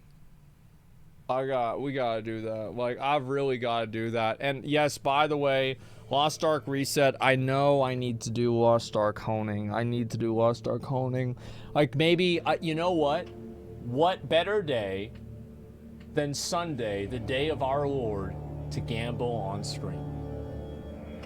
What better day than that? Gambling on Sunday. The biggest honing stream to ever be. Going all the way to 1490. No expense spared. Holy shit. I think that'd be badass. Yep, there it is. We could do that. Yep, I think that's a good idea. I'm not gonna promise it, but I'm gonna plan on it just a little bit. Okay. Thank you all so much, guys, for watching. I'm gonna run some ads and just hang out for a little bit. Okay. Yeah, I'm gonna run some ads, hang out for a little bit, and just chill. Just chill. Oh my God. Ads for honing stream? Yeah, make that money back. That's a good idea. Something's happening. Hazel can't even play Dark Souls 3. That's fucking weird, man. If you're forced to suck a dick, whose dick are you sucking? It can't be yours. I don't know. That's a really hard question to ask. I have no idea. Thanos won? Yeah, like Thanos unironically won. The servers are fucking down, man. What the fuck? Great stream today. Thanks. I appreciate it, man. I really do. Thank you. Thank you. A sword in the back and a dick in your butt. Which one do you pull out first? Definitely the sword, Cody. Like, that's not even a question. It's a fucking sword. Yeah, man, I had an hour to play WoW. Yeah, I know. You must have got everything done in that time. Okay. Oh, man. Like, I am just... I'll be honest. Like, I'm a little bit beat today. I'm a little bit tired. Might take a nap after this. Chill out for a little while and just relax. That's what it's gonna be, man. Time to pre-order draft. Yeah, who wants to pre-order the new expansion, guys? That's it. Grenades won the roll. Yeah, but he didn't get the dagger, did he? Ain't that something? Ain't that just a little bit of something? Guy's been following for a week, donated 500 subs. Yeah, that guy's actually not even, that's my accountant, and we have this thing, and like, so he donates subs, and he pretends like he's me, and so that, or somebody else, and so it's a tax write-off, right? So like, yeah, it's just actually just my accountant doing that. Yeah, thanks a lot. Yeah, thanks, Ted, appreciate that. Would you do the Vault and raid with Stoops and Zeals? I'd like to maybe do it with like all the content creators, yeah. I'm thinking about even doing it with all the content creators or just randomly going and doing it with people, like just random ass fucking people, man. They just kicked us as we're starting our raid. Yeah, I know. Don't pull out the sword, probably do more damage than leaving it there until getting medical attention. No, it'll be fine. Elden Ring with McConnell win. I know I need to do Elden Ring with McConnell. Holy shit, I forgot about that. Oh my god, I forgot all about that, man. Fuck. I'll have to do that. Jesus, they shut me down, man. Can you believe that? Wow. Wow, wow, wow. The right answer to the question was what sword? Yeah, sure. That's a good one. Deathless Dark Souls 1 run. I'll probably do that. Like, I'll probably do some different stuff in between, what do you call it? I'll do some different stuff in between Final Fantasy expansions. That's kind of what I'm planning. Because I really just want to get caught up. I want to get caught up with Final Fantasy so I can be ready for the new raid and everything. I feel like right now I'm not, like, really caught up to anything and I'm just kind of, like, fucked, right? And so, like, I don't know, like, I saw how cool it was to, like, I don't know if I'll do the world first race or anything like that, but, you know, we'll see what happens. Fix Berserk Blanket? Yeah, it just keeps falling down because I keep leaning down. Asmongold, why are servers down? It's because I took them down. I took the servers down. I'll let you guys back on the servers in, like, maybe a half hour or so. Yeah, I'll let you guys, maybe a half hour, maybe 45 minutes, depending on just, like, you know, my mood. I figured I'd set you free. You gonna do the ultimates? I'm gonna do every single ultimate. I want to do every single ultimate as a Dark Knight. I have really no... I don't really care about playing any other class besides Dark Knight. I'm gonna be totally honest. Like, maybe Warrior, and I want to be able to play every Paladin, every class, like every Paladin, Gunbreaker, Warrior, and Dark Knight. Because that's like... I want to be entirely proficient at my role. I want to be able to do everything that my role could require. Just died in hardcore ladder? Dude, yeah, well, you shouldn't have played hardcore. That's what you get. That's why I don't play it. Warrior's way more fun, man. You're losing out on so much. I will probably try Warrior whenever I get to 90. Have I watched this video before? Let me see. The history of MMOs and where it all went wrong. No, I didn't. I'm gonna save it. I'll save it to my watch later, and we'll probably watch it in the future. Yeah, I like that. It's a 2.5 hour video. Thank God. That'll cover half of my React stream tomorrow. Check out Lost Ark Korea costume voting. Link it. Stormblood has some of the best endgame content. Yeah, it's a DDoS.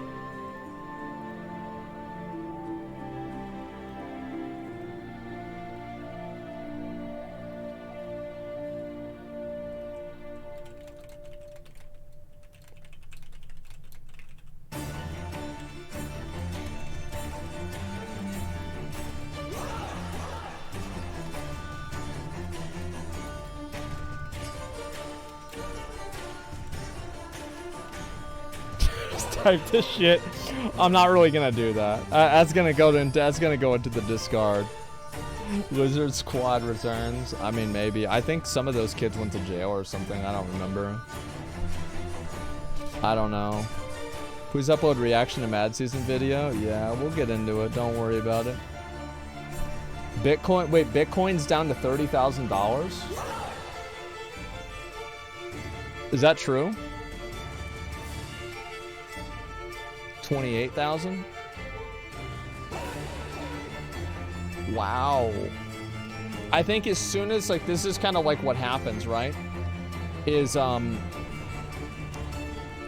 minute, let me pause this song. This song's just a little bit, it's just too intense, man. Like, it's way too intense. What happens a lot is, like, crypto and a lot of these, like, things, it's all, like, perceived value. Right? Like, it has no intrinsic value. Like, it's just simply a token. It's a token backed up by nothing, means nothing. It's just speculative perceived value. So the moment, same as the dollar, no, it's not like the dollar, because the dollar is backed up by the United States. The United States is a tangible entity that is hundreds of years old and is backed up by nuclear bombs. So, you know, like, I think that's different. Like, I really, I mean, I like it, it's completely different. So, anyway, it's Trade Card Game? Yeah, sure. Same as a dollar? Yeah, I mean, like, listen, 100 years old? Yeah, exactly. Internet is the entity? Yeah, well, the internet's not really the same thing. Deep analysis of Genshin 2? Oh, that's good. As soon as China pulled out of the crypto market, everything seemed to drop. Yeah. And I think also as soon as one cryptocurrency or NFT goes down in value by a tremendous amount, what it does is it causes effectively a run on the bank, right? Where everybody is trying to sell and get out as fast as they can because they feel like it's going to go down. And yeah, panic selling, exactly. And you do have a lot of people that are like, you know, these are people that really care a lot about, you know, like these other random currencies. Like, in my opinion, like, if you do that and everything, somebody typed out a paragraph about why I'm wrong about crypto. Investing in crypto is what your dollar is actually backed by something physical like gold. Government makes money the same way. I didn't say it was backed by something like gold. They got rid of the gold standard a long time ago, man. Why would I say that? It's not even true. Yeah, why would I say that? Happen to collectibles as well? Yeah, definitely, man. Girlfriend makes money off it and she'll $10. I don't know, above my head. Yeah, good for her, man. Luna went down to $1 from $60, dropped 98%. People lost like hundreds of thousands in the past few days. Well, that's what happens whenever you invest in monopoly money. I mean, that's not my fault. I mean, it's a bad decision. The dollar had real value. Has the U.S. government to keep inventing it and keep going further into debt? Money's been an abstract for a long time. Money is an abstract, but the money is still, like, there's accountability to the money, right? Like, for example, like, the U.S. government can enforce the value of a dollar. There's nothing that can really enforce the value of a Bitcoin besides people deciding its value collectively. I mean, that's just simply the truth. I mean, listen, guys, if you think that Bitcoin and cryptocurrency is the same as the United States dollar, I'm not going to argue with you. I'm not going to argue with you. Keep investing in Luna. Keep doing it. Yeah, just keep doing it. That's totally fine. Yeah, I don't give a shit. Let's see if I can get back on. Yeah, Blizzard getting DDoS. Yep, they getting DDoS. That's right. That's right. What do you think about China attacking Taiwan? I was about to say why they get attacked themselves, but I think people probably get upset about that one. I don't know, man. Look, I don't know. There's like so much. Like, here's the way I feel about it, right? Is like, we did the charity for Ukraine. You know, we did that. We thought it was a good thing, and we did. We raised an incredible amount of money, a tremendous amount of fucking money, right? It's amazing. However, I mainly care about what happens here in the U.S., and for the most part, I don't really give a shit about what happens outside the U.S. That's the truth. I care about what happens here because we've got enough problems here. And I've got to, it's the thing is, like, it's like you look at America, damn right, brother. Hell yeah, brother. You got yourself, your family, your friends, your community, your country, right? And that's the way I look at it. It's like a cascading level of value and importance. And I think we have so many problems here in my country. I don't want to sit around and worry about what happens in Europe. You know what I mean? Like, yeah. Well, I'll start costume vote. Link it to me tomorrow. Link it on Reddit, and that's it. What about things your country needs outside the U.S.? I think my country spends too much time dealing and trying to get involved with other countries. It's annoying. I don't like it. It's a waste of my fucking money. So yeah, I agree with you. I've never liked it. It's like saying mind your own business. Yeah, exactly. Well, it's also like another thing. Aren't Team America World Police anymore? Yeah, for real, bro. It costs so much money, man. It's fucking expensive. U.S. isolationism and apathy of world issues also a factor to start World War II. I don't think it should be the United States' responsibility to try to play world police, man. It's just too much. It's really just too much, man.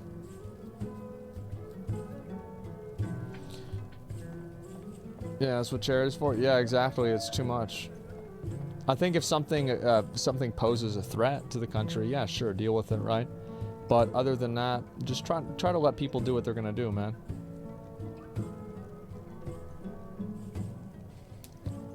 He was playing world police, a mistake to begin with. Russia won Germany. We should let them have it. I don't know.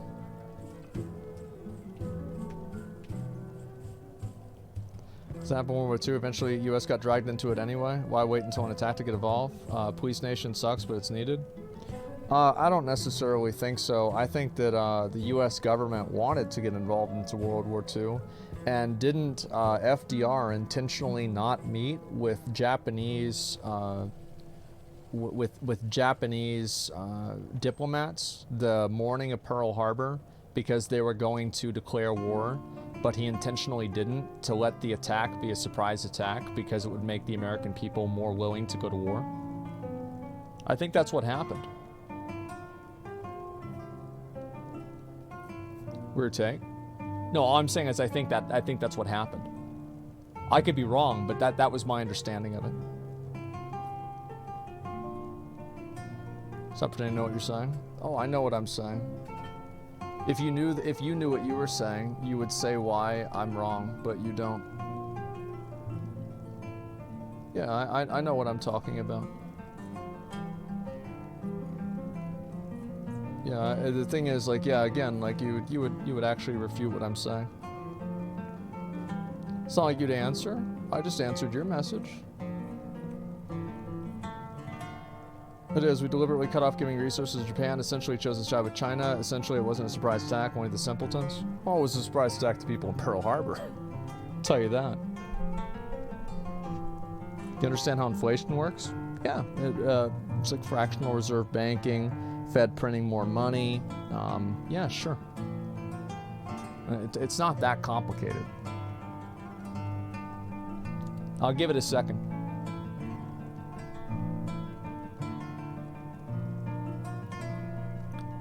Okay.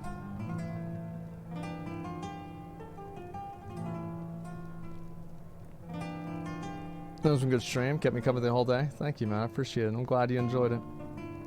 But yeah, anyway, I don't know why people are even talking about that. Like, I don't really give a fuck about that, man. All I'm really trying to say here is that, like, what's this here? Didn't have an intel knowing there was going to be an attack on Pearl Harbor, but they're expecting one relatively soon. Yeah, exactly. That's why I didn't meet with them. That's what I heard. Well, maybe I'm wrong, but that's what I heard.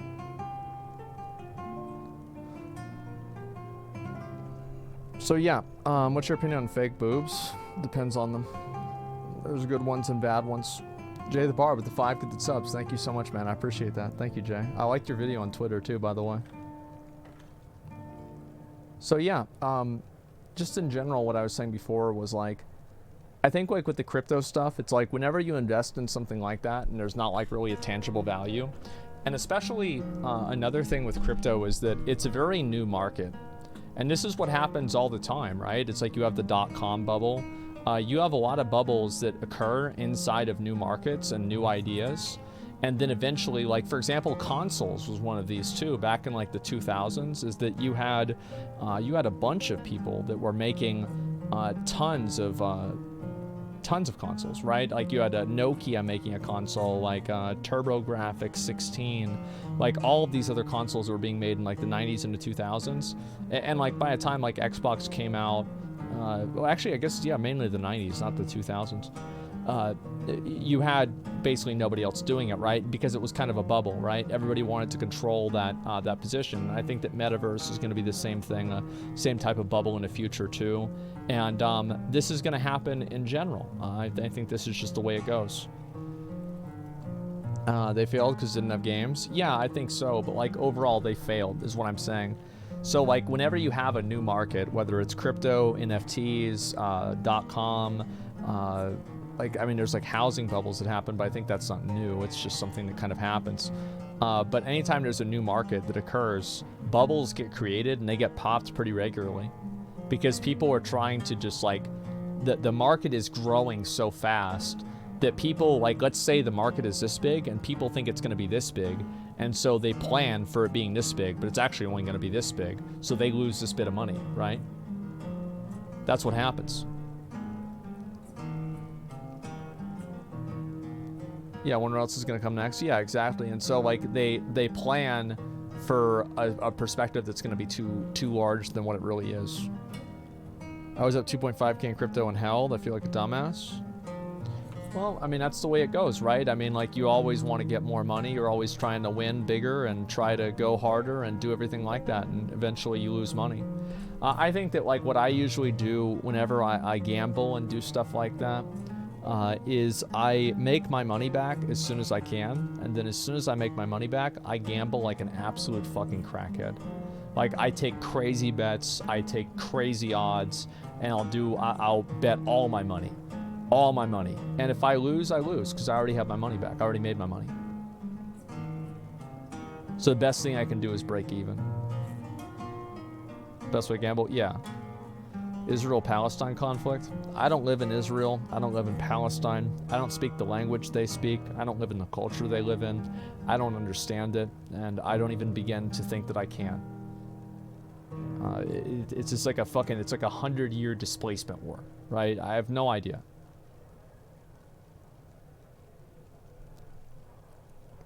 How's the OTK Games Expo going? It's going really well. Hopefully they won't get mad at me for saying this. We have a huge fucking announcement coming up. Like a massive fucking announcement. Like, really, really big. Yeah. And, that's all I'm gonna say. That's all I'm gonna say.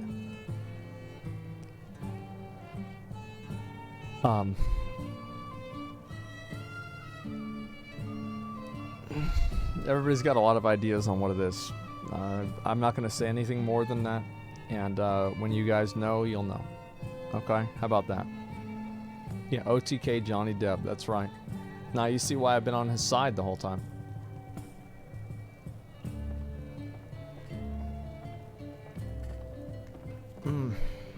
Damn, this shit's not working, huh? What the fuck? I was gonna get on Lost Ark, but I want to just play the game. Yeah, I do. I just want to play the fucking game, get this done, man. What is this? One True Crypto, that's right. You had Nokia? My dad did. I didn't have a phone until I was in, like, high school.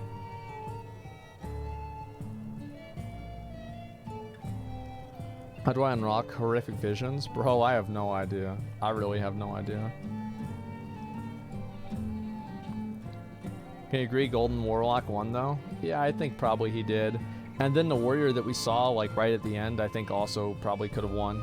It was really good. Keep in touch with El Shokas. I haven't talked to him for, like, a couple of months. But, yeah, I mean, I keep up with what he does and everything, sure. Sometimes I'll try to pop in and see what he's up to. Absolutely. I like the guy, I do. I mean, he's an original WoW Andy, right? So, I mean, you have to. He's a gamer, too. Like, he plays a lot of games. Like, I remember he was really into Valheim and played other stuff, too.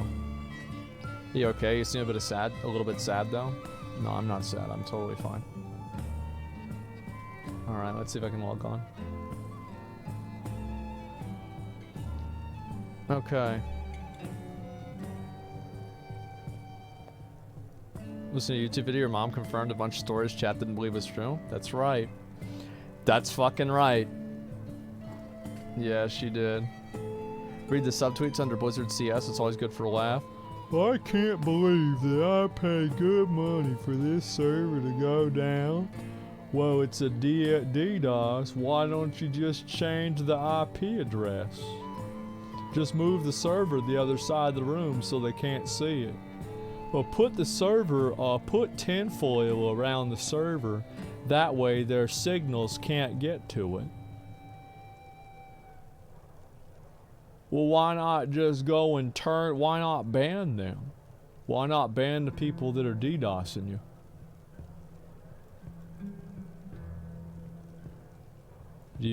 Don't they have NordVPN? Yeah. Yeah, there you go, man. Holy fucking shit. Okay, let's get this one done. I'm gonna do some fucking, some FAMU runs. Actually, complaints Blizzard got like 2005. Use one warrior transmog forever, what would it be? One warrior transmog forever, what would it be? Unironically, I think it could be this one. I think this is one of the best transmog sets they've ever made of all time.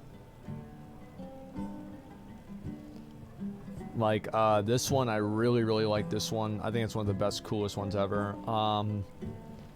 Let's see. I also really like this set, too. I think this one's so cool. Let's see. Besides that, I really like this one, too. But that's, like, mainly nostalgia. Let's see. God, I mean, this set's so cool.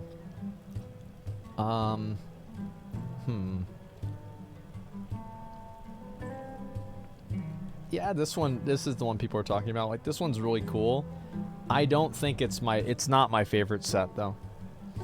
I like it, but it's not my favorite set. C-Star, thanks very much for the 5 of the subs.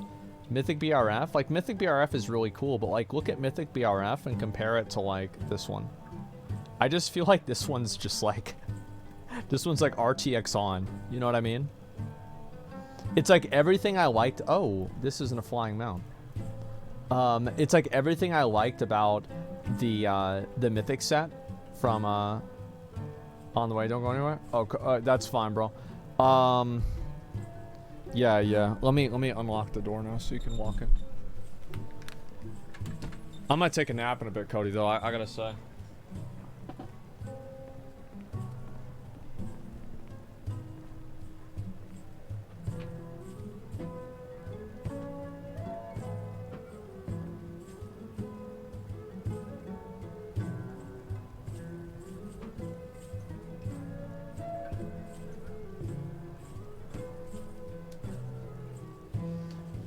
Alright. Yeah, just walk in, bro. Oh, man. Alright, where are we at here again? Crazy how streamers can always play during DDoS attack? Yep, that's right. Do you know why? It's because I have a secret line and I'm playing on a private server. This isn't even Kel'Thuzad. This is a Blizzard secret server for only streamers. I think I asked the other day. Yeah, I'll do that right now, man. Where is he?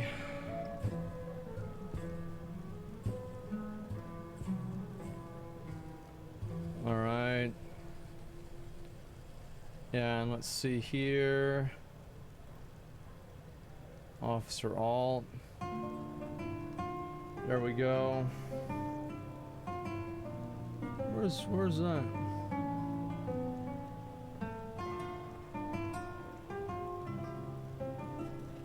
There we go. We good. What's in your pocket? Oh, it's my phone, man. Do you like anchovies on your pizza? Nope. No shot. Thank you, dude. Yep, got it. How many streamers on a server like that? It's only me. Every streamer has their own independent server.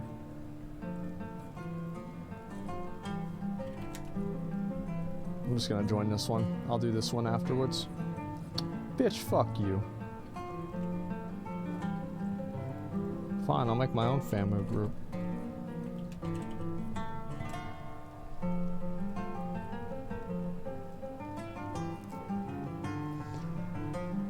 Any more cooking streams? Yeah, I gotta talk to Izzy soon when that's gonna happen again. Call Me Carson is back on Twitch as of 20 minutes ago. Wow, congrats to him. Glad he's back. He should have never left. Him leaving implied that he was guilty. Being 20 and talking to a girl who's 17 is totally fine. There's nothing wrong with it.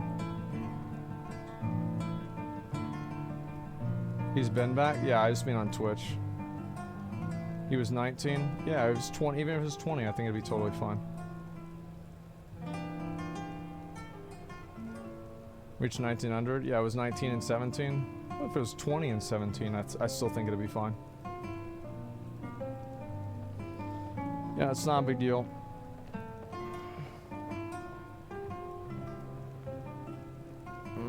But it's only 3 years. Your age divided by 2 plus 7 rule. I don't know. Like, it's like... I think in most, like, I would say in like 90% of the world, people think that's fine. Like, I'd say probably 95%. I'd say like at most, like almost every normal thinking person thinks that's totally fucking fine. Like to act like this is some, yeah, 99%, you're probably not wrong, man. It's just like, I hate the moralizing of it. Men aren't adults until 27? Well, I don't know about that. I know that they're not adults until at least 31. I'll give you further findings in the coming years.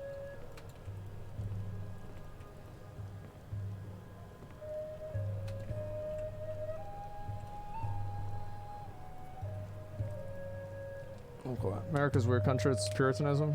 Yeah, it is. It's a bit much.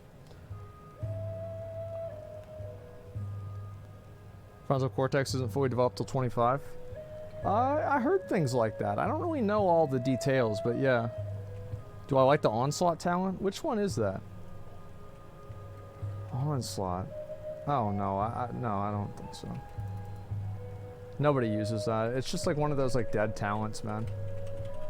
I don't even know why it's in the game. It's like you wonder like why they even have something like that in the game. Give me the mount. Shit game, shit game, shit game. Glam comp and Final Fantasy be good again? Yeah, I know, I'll do it again. Don't worry about it.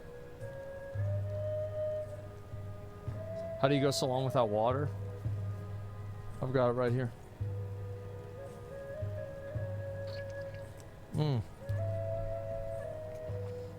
That's 225. 225 attempts. But yeah, I think Carson taking a break implied his guilt. You know what I mean? It's like, for example, like people like Giant Waffle did it the right way, is they just kept streaming, and people were like, okay, whatever, right? Because it's like, I don't know if he's guilty or not. He says he's not, and it's like, whatever. But no, it was the right option, and it worked for him, right? He's still successful. And Carson lost a huge amount of viewership because of it. Maybe it's just overwhelmed, want to take from people's obnoxious judgments too. That's what happens whenever you're on the internet, man, especially if you have a younger audience. Let's see, where the FAMU at? It's MLG. No, that's somebody else, never mind. Alright. There we go. Let's kill him again. Price went from 30 viewers down to 900. It sucks, man, it does. But, like, that's my advice. How's you logged in? I got the special connection. You know, like how, like, whenever you like, you're gonna buy your sub and there's like the premium subscription for $100 a month. Like, that's why I'm able to log in now. Can't chill with the ads, dude. I don't run ads. Yeah, I don't run ads. What conspiracy theory do you believe in? Let's see. That's a good question. I have a lot. I think the government was involved with probably killing JFK. I think so. Like, if I had to bet one on, like, I'm not 100%, but I would be more confident that they knew it was going to happen. Basically, I assume pretty much every single war was started by a false flag. Because, like, I know the, you know, Vietnam was, and, what was the other one? It was fucking false flag besides Vietnam. I think the government could have had knowledge of 9/11. Like, I wouldn't put it past them at all. Would I say it's over 50%? Do I believe this? I don't know. But I think it's a high probability. Iraq, WMDs. You believe in aliens? I don't know. I find that boring. I don't really care about aliens.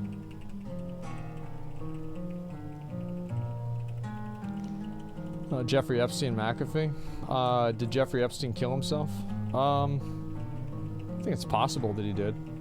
I think there's the possibility that Jeffrey Epstein killed himself, but he did it because of a threat of, like, to his, like, family or something like that, right? So, like, he killed himself, but, like, he really didn't because he was pressured into it. So, like, there's that there's a possibility too. I mean, I don't know. I think it's very interesting that we have a lot of we have all this people talking about the Johnny Depp trial, but not a lot of people talking about the Maxwell trial, right? The Gillisane or whatever her fucking name is, Maxwell. Isn't that interesting? FBI with Martin Luther King. I know that they had, like, they had plans to like, did FBI have actual, like, explicit plans to assassinate MLK? Or was it just something that was implied? I don't know. She just got her sentence reduced? Yeah. Yeah, it was implied. Yeah, I don't know if they had him killed. I don't know if there's enough information on it. But, there's a good chance, sure. The planes themselves caused the buildings to collapse. Do I believe that the planes caused the buildings to collapse with 9/11? Yeah, I could believe that, sure. Sure, I mean, and you don't have to convince me otherwise. I've heard the arguments otherwise, but, like, yeah, sure. Let's see here. Oh, we've got another one, nice. Firing at the planes. Yeah, yeah, that's not really part of it to me. I don't really care about how it got knocked down. I feel like that's like, just like, who gives a fuck about that? How it happened. I care that it happened. Flat Earth? No flat Earth. Moon landing actually happened. Yep, I believe in the moon landing. Moon landing 100% happened.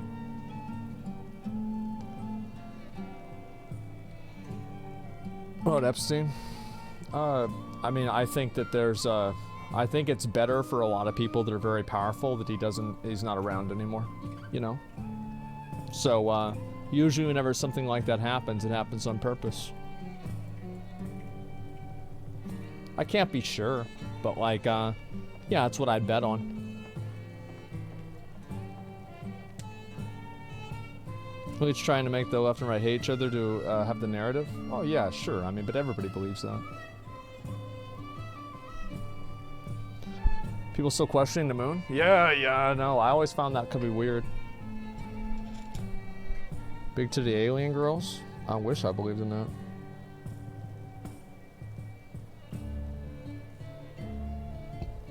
Anything spicy Nikola Tesla tanks because it's killed. He can make energy companies lose millions.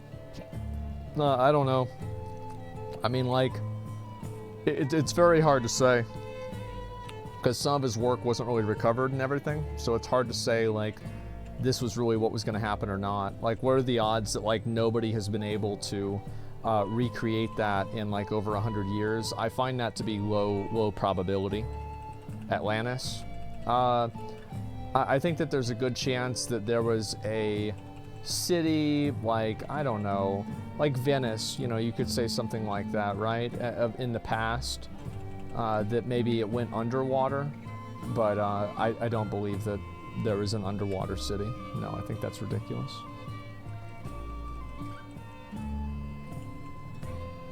Anakai? I'm trying to remember what that even is. I've heard about that before.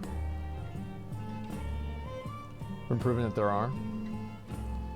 Yeah, sure. I mean, that happened. Well, like, there are some places that, like, I think that there was a couple of cities that didn't they go underwater or get consumed by the water in, like, a matter of hours or days or something like that? I've heard about this. It was crazy. Mermaids? No, mermaids aren't real. That's ridiculous. Bigfoot? I don't think that there's any evidence of Bigfoot. Do I believe in Bigfoot or not? I don't know. But I don't think there's any actual evidence of it. I think it's just all bullshit. Okay, being watchers from the Bible, except they weren't angels. They were ET species that seeded the human race. Oh, right. Okay. Yeah, no, I don't believe that.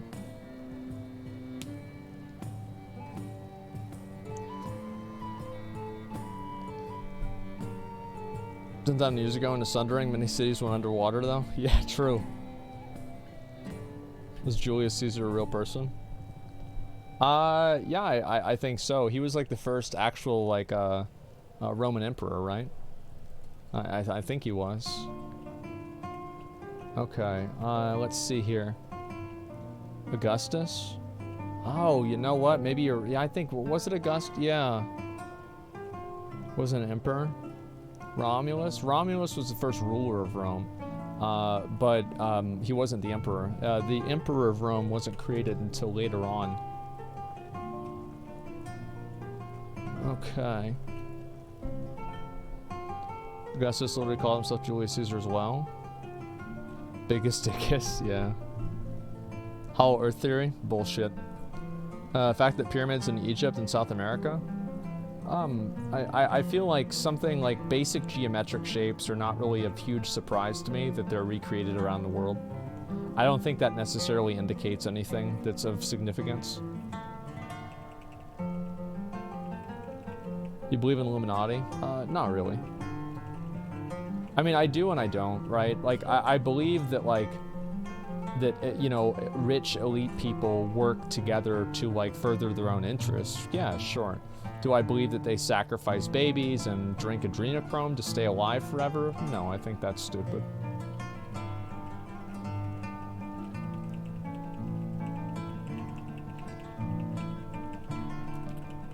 Come on.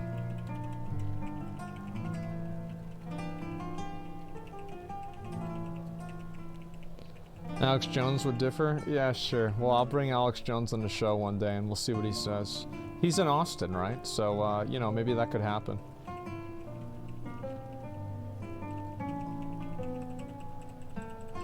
Scientology? No, not really. Okay. Nope, didn't get it. OTK Alex Jones? You think Alex Jones is a personality? He certainly is a personality. I think everybody could agree with that. Pizzagate? Bullshit. Seems like a fucking boomer fever dream.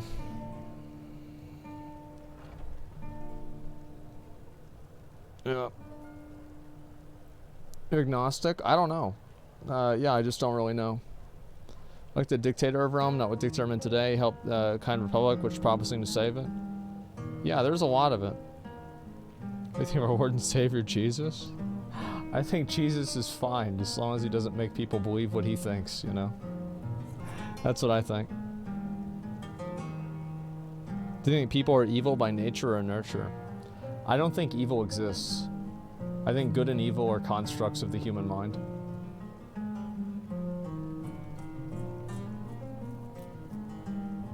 Is that Dr. Pepper or I'm not coming? That's a Pepsi. There's more Dr. Pepper over here.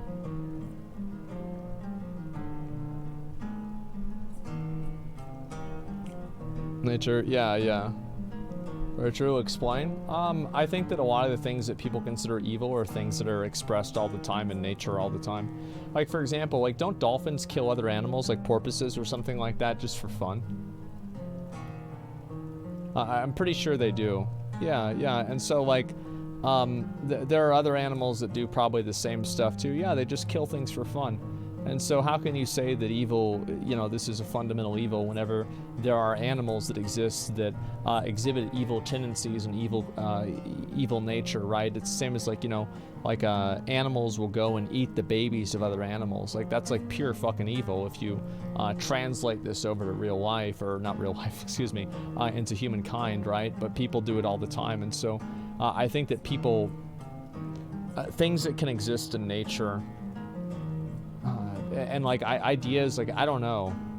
I have to really think of a way to say this.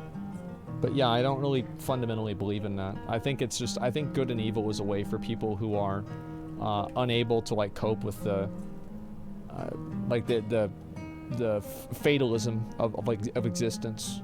It's a way for them to order their life and their world. Animals don't have moral constructs. Well, who's to say that people do?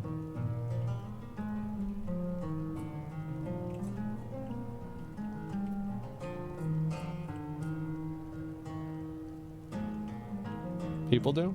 Not everybody. I mean, it's obvious that not everybody has moral constructs. So everybody's different. That's what I mean.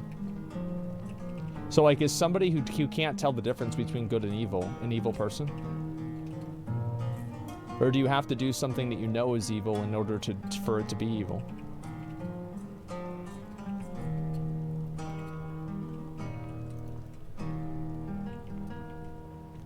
Okay, here we go.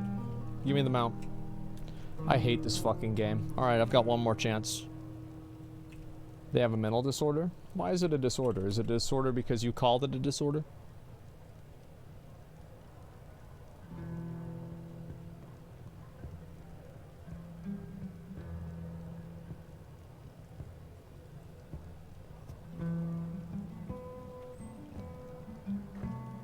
Yeah, it's just, I don't know. Like, I think that people, yes, it is. I think that there are a lot of irregularities with people. And I think that in a lot of cases, people rationalize and they're just awful all the time.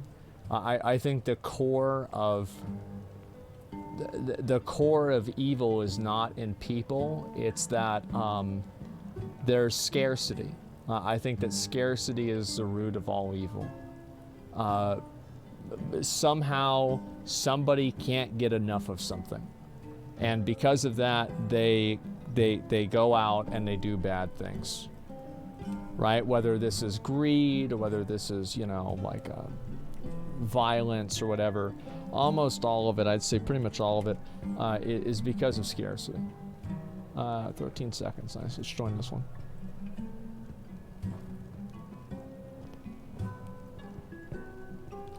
There we go.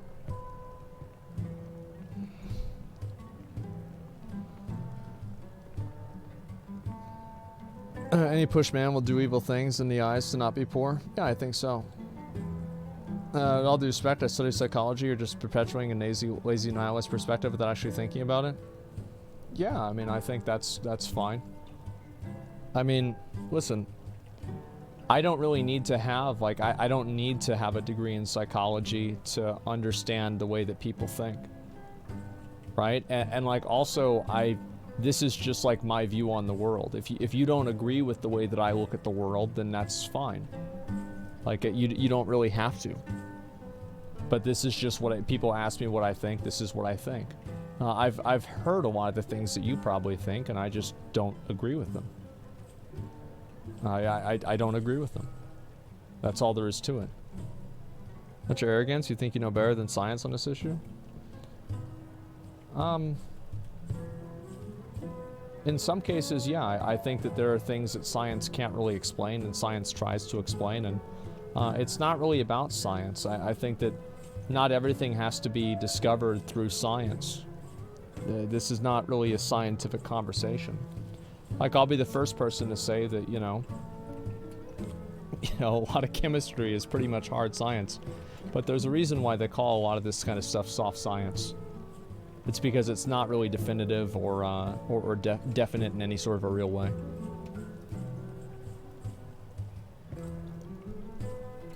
Shit. Move over here.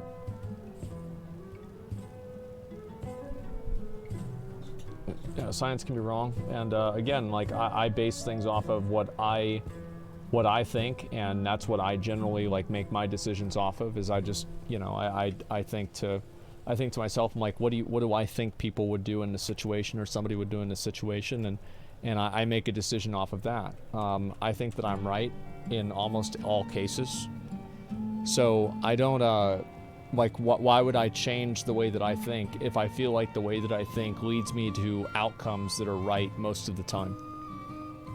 You see what I'm saying?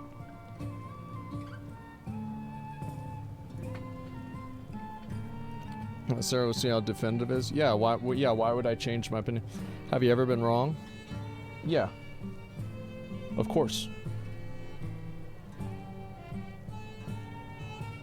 That's the ego talking? No, it's not my ego at all. It's your ego for thinking that me being confident in what I think is ego just because I don't want to accept what you think, because you're more confident in what you think than you think I am in what I think. It's actually your ego telling me that it's my ego.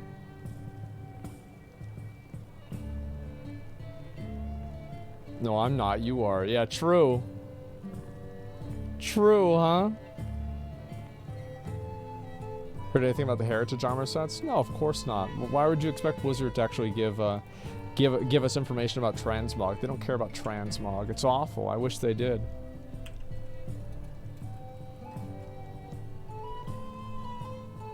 And people are so naive, they think that just because you have a different opinion, you're wrong immediately. Yeah, I think there's a lot of different ways to interpret things, and it's not like you can just be right about something definitively, especially whenever you talk about human nature, because there's just so many different variants and variations of it. But yeah, this is just the way that I look at the world and the way that I view things, and I feel like this leads me to conclusions that I think are accurate most of the time, and so that's what I continue thinking. I think that's pretty fair, and if anybody has a better way of looking at things, I'm of course always going to hear it, but I don't think that they do. I think that they just have an opinion that I'm wrong.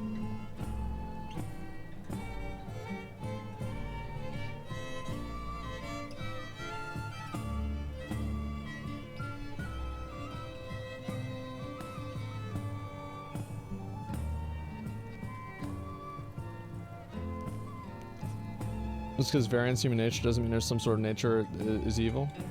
I don't know. I think it depends on what you define. 3 minutes, door goes boom. You not, bro. Just open the door. Like, I unlocked it. The psychology having in different opinions. Saying psychopathic traits are standard is just dumb. I'm sorry. Yeah, I think it's very dumb.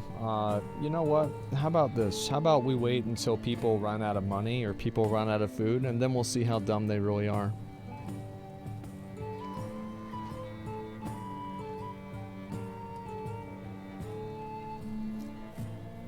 That's why I said all of the evil and everything is from scarcity. So about 5 years, yeah. You start going to the gym? No, not really. Stop arguing with them, chat? Yeah, if people want to discuss, I don't really see that this kind of stuff, like, this doesn't upset me, like, to have somebody disagree with me about this, right? It's just, it doesn't upset me or make me mad or anything like that. Like, I don't listen to somebody disagreeing with me and get angry about it. It's just whatever. But you know, poor people exist, right? Yeah, and who commits more crime? Poor people do.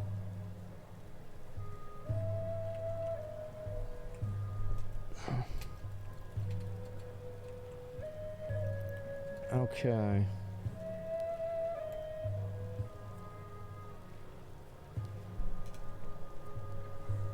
true. I just did it last night. Yeah. Depends on the crime. Yeah, you're right, of course, right? I mean, poor person's probably not going to commit wire fraud, but they're probably more likely to steal from a Walmart. I mean, a great qualifier there. Thank you for your insight.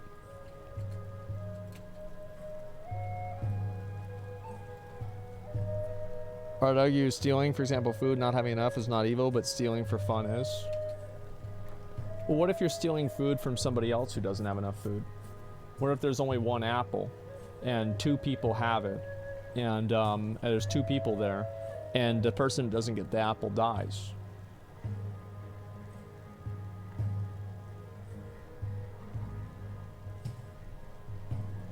Yeah, fuck them, cut the apple in half. Well then, okay. Okay. Alright, well that solves it. Never mind. Yep, alright, well never mind. Yep, yeah, you took care of it. There you go. Liberty stream tomorrow? Yeah, I plan on streaming tomorrow.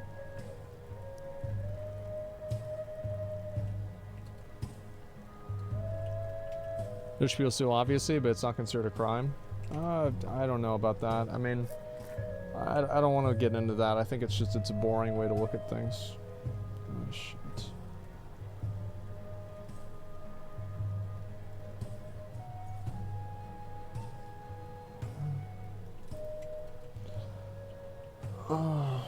Let's see. I'll go over here, and I don't want to do this one. This one's so annoying.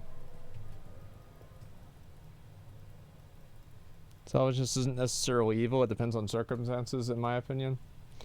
Yeah, but selfishness is an outcome of scarcity, which is what I mean. So to get game show planning? Oh, we've got a lot of stuff planned. Yeah, we do. What do you mean it's a boring way to look at things? I think that saying things are good or evil, I think is usually reductive. And I think that usually it removes the reason why they happen. And it's just a way for people to moralize rather than actually talk about things.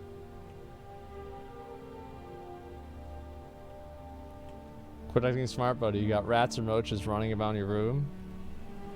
Yeah.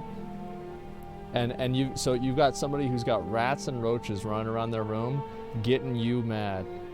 They're getting you mad right now because of that. Think about that. You're getting in your feelings and getting upset by a guy that has rats and roaches crawling around in this room. Damn, that's... Have you ever been this low before?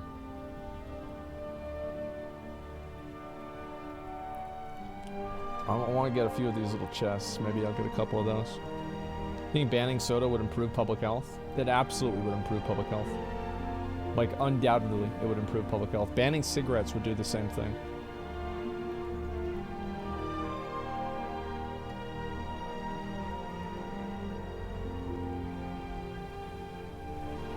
Okay. Damn, we're not getting a single one.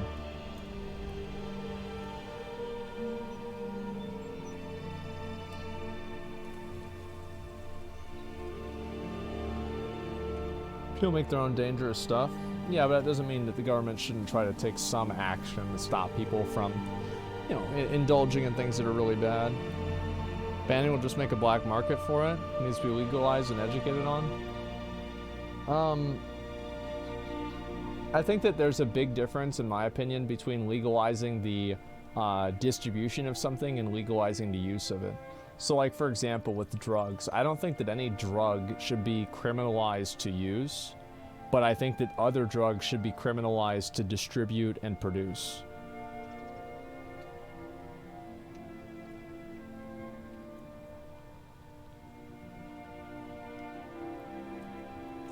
What's marijuana expensive? The cost of letting it go? Well, I don't know. It depends. Huh? It's not a huh. Yeah.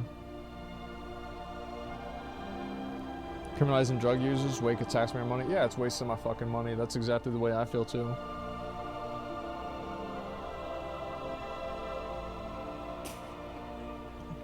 I can farm some new mounts. I wish I could.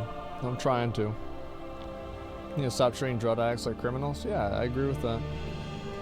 It's their body, they're not hurting anybody. Well, they are, though. I mean, like, the thing is, somebody's a drug addict, they ruin their life, they ruin their family's life. They're usually a drain on society. You know, it's bad to be a drug addict.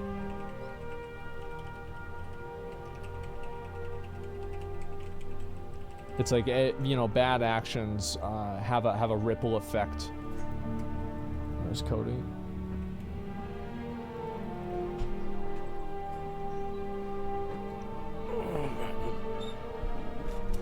You don't call a goddamn gardener. I'm about to have Jeff cut your grass. I know, bro. I'm trying to get him, man. I'm trying to. Holy shit. What up, Jeff? Oh, what y'all last time Jeff cut yeah. your grass? Say what? Last time he cut my grass? Yeah, my mom got pissed off because you mowed down the good grass. Yeah. The special grass. She got pissed. All the special grass, bro. I'm Yeah. about to have Jeff cut that shit off, dude. Yeah. Cut the whole yard, the entire yard with the fucking blade mower. Not even like Yeah, we had it. So like we could, like we didn't have. Mom didn't want to have a good mower, right? So like she got that like the fucking push mower shit, and so like we were sitting there trying to woo woo woo. And that shit was like this. Yeah, it was high as fuck. Yeah. Bro, you know how I know you're going offline? What's this? Because All I'm the other arguing big about streamers- politics? All the other big streamers start coming online. Everybody else. No, I'm like, that's not oh, it. Shit. That's not Everybody it. else coming online. Yeah. I'm like, Asmongold must be getting off. Thanks for the response. Thank you guys. I appreciate it. Yeah, I got to I got to go offline and just chill, relax. Man, I'm being honest, boys. I'm fucking tired. Holy shit. We were at the we tried to, dude. We were at the lake. Yeah. Like for like 4 hours, dude. God Water. damn. Yeah, dude. So I'm like sunburned. Like my ears are hot. And my Fuck, face, bro. Yeah, dude, Holy it was awesome. shit. All right, boys. I'll see y'all tomorrow morning. I'll see y'all later. We're gonna do some more shit then and have a little bit of fun. Hopefully when we get So, dust. yeah, again, exactly. And you got your own private server too? Oh yeah, Oh, of shit, course, me too. absolutely, yeah. All right, see you later. Peace. It's just Asmongold,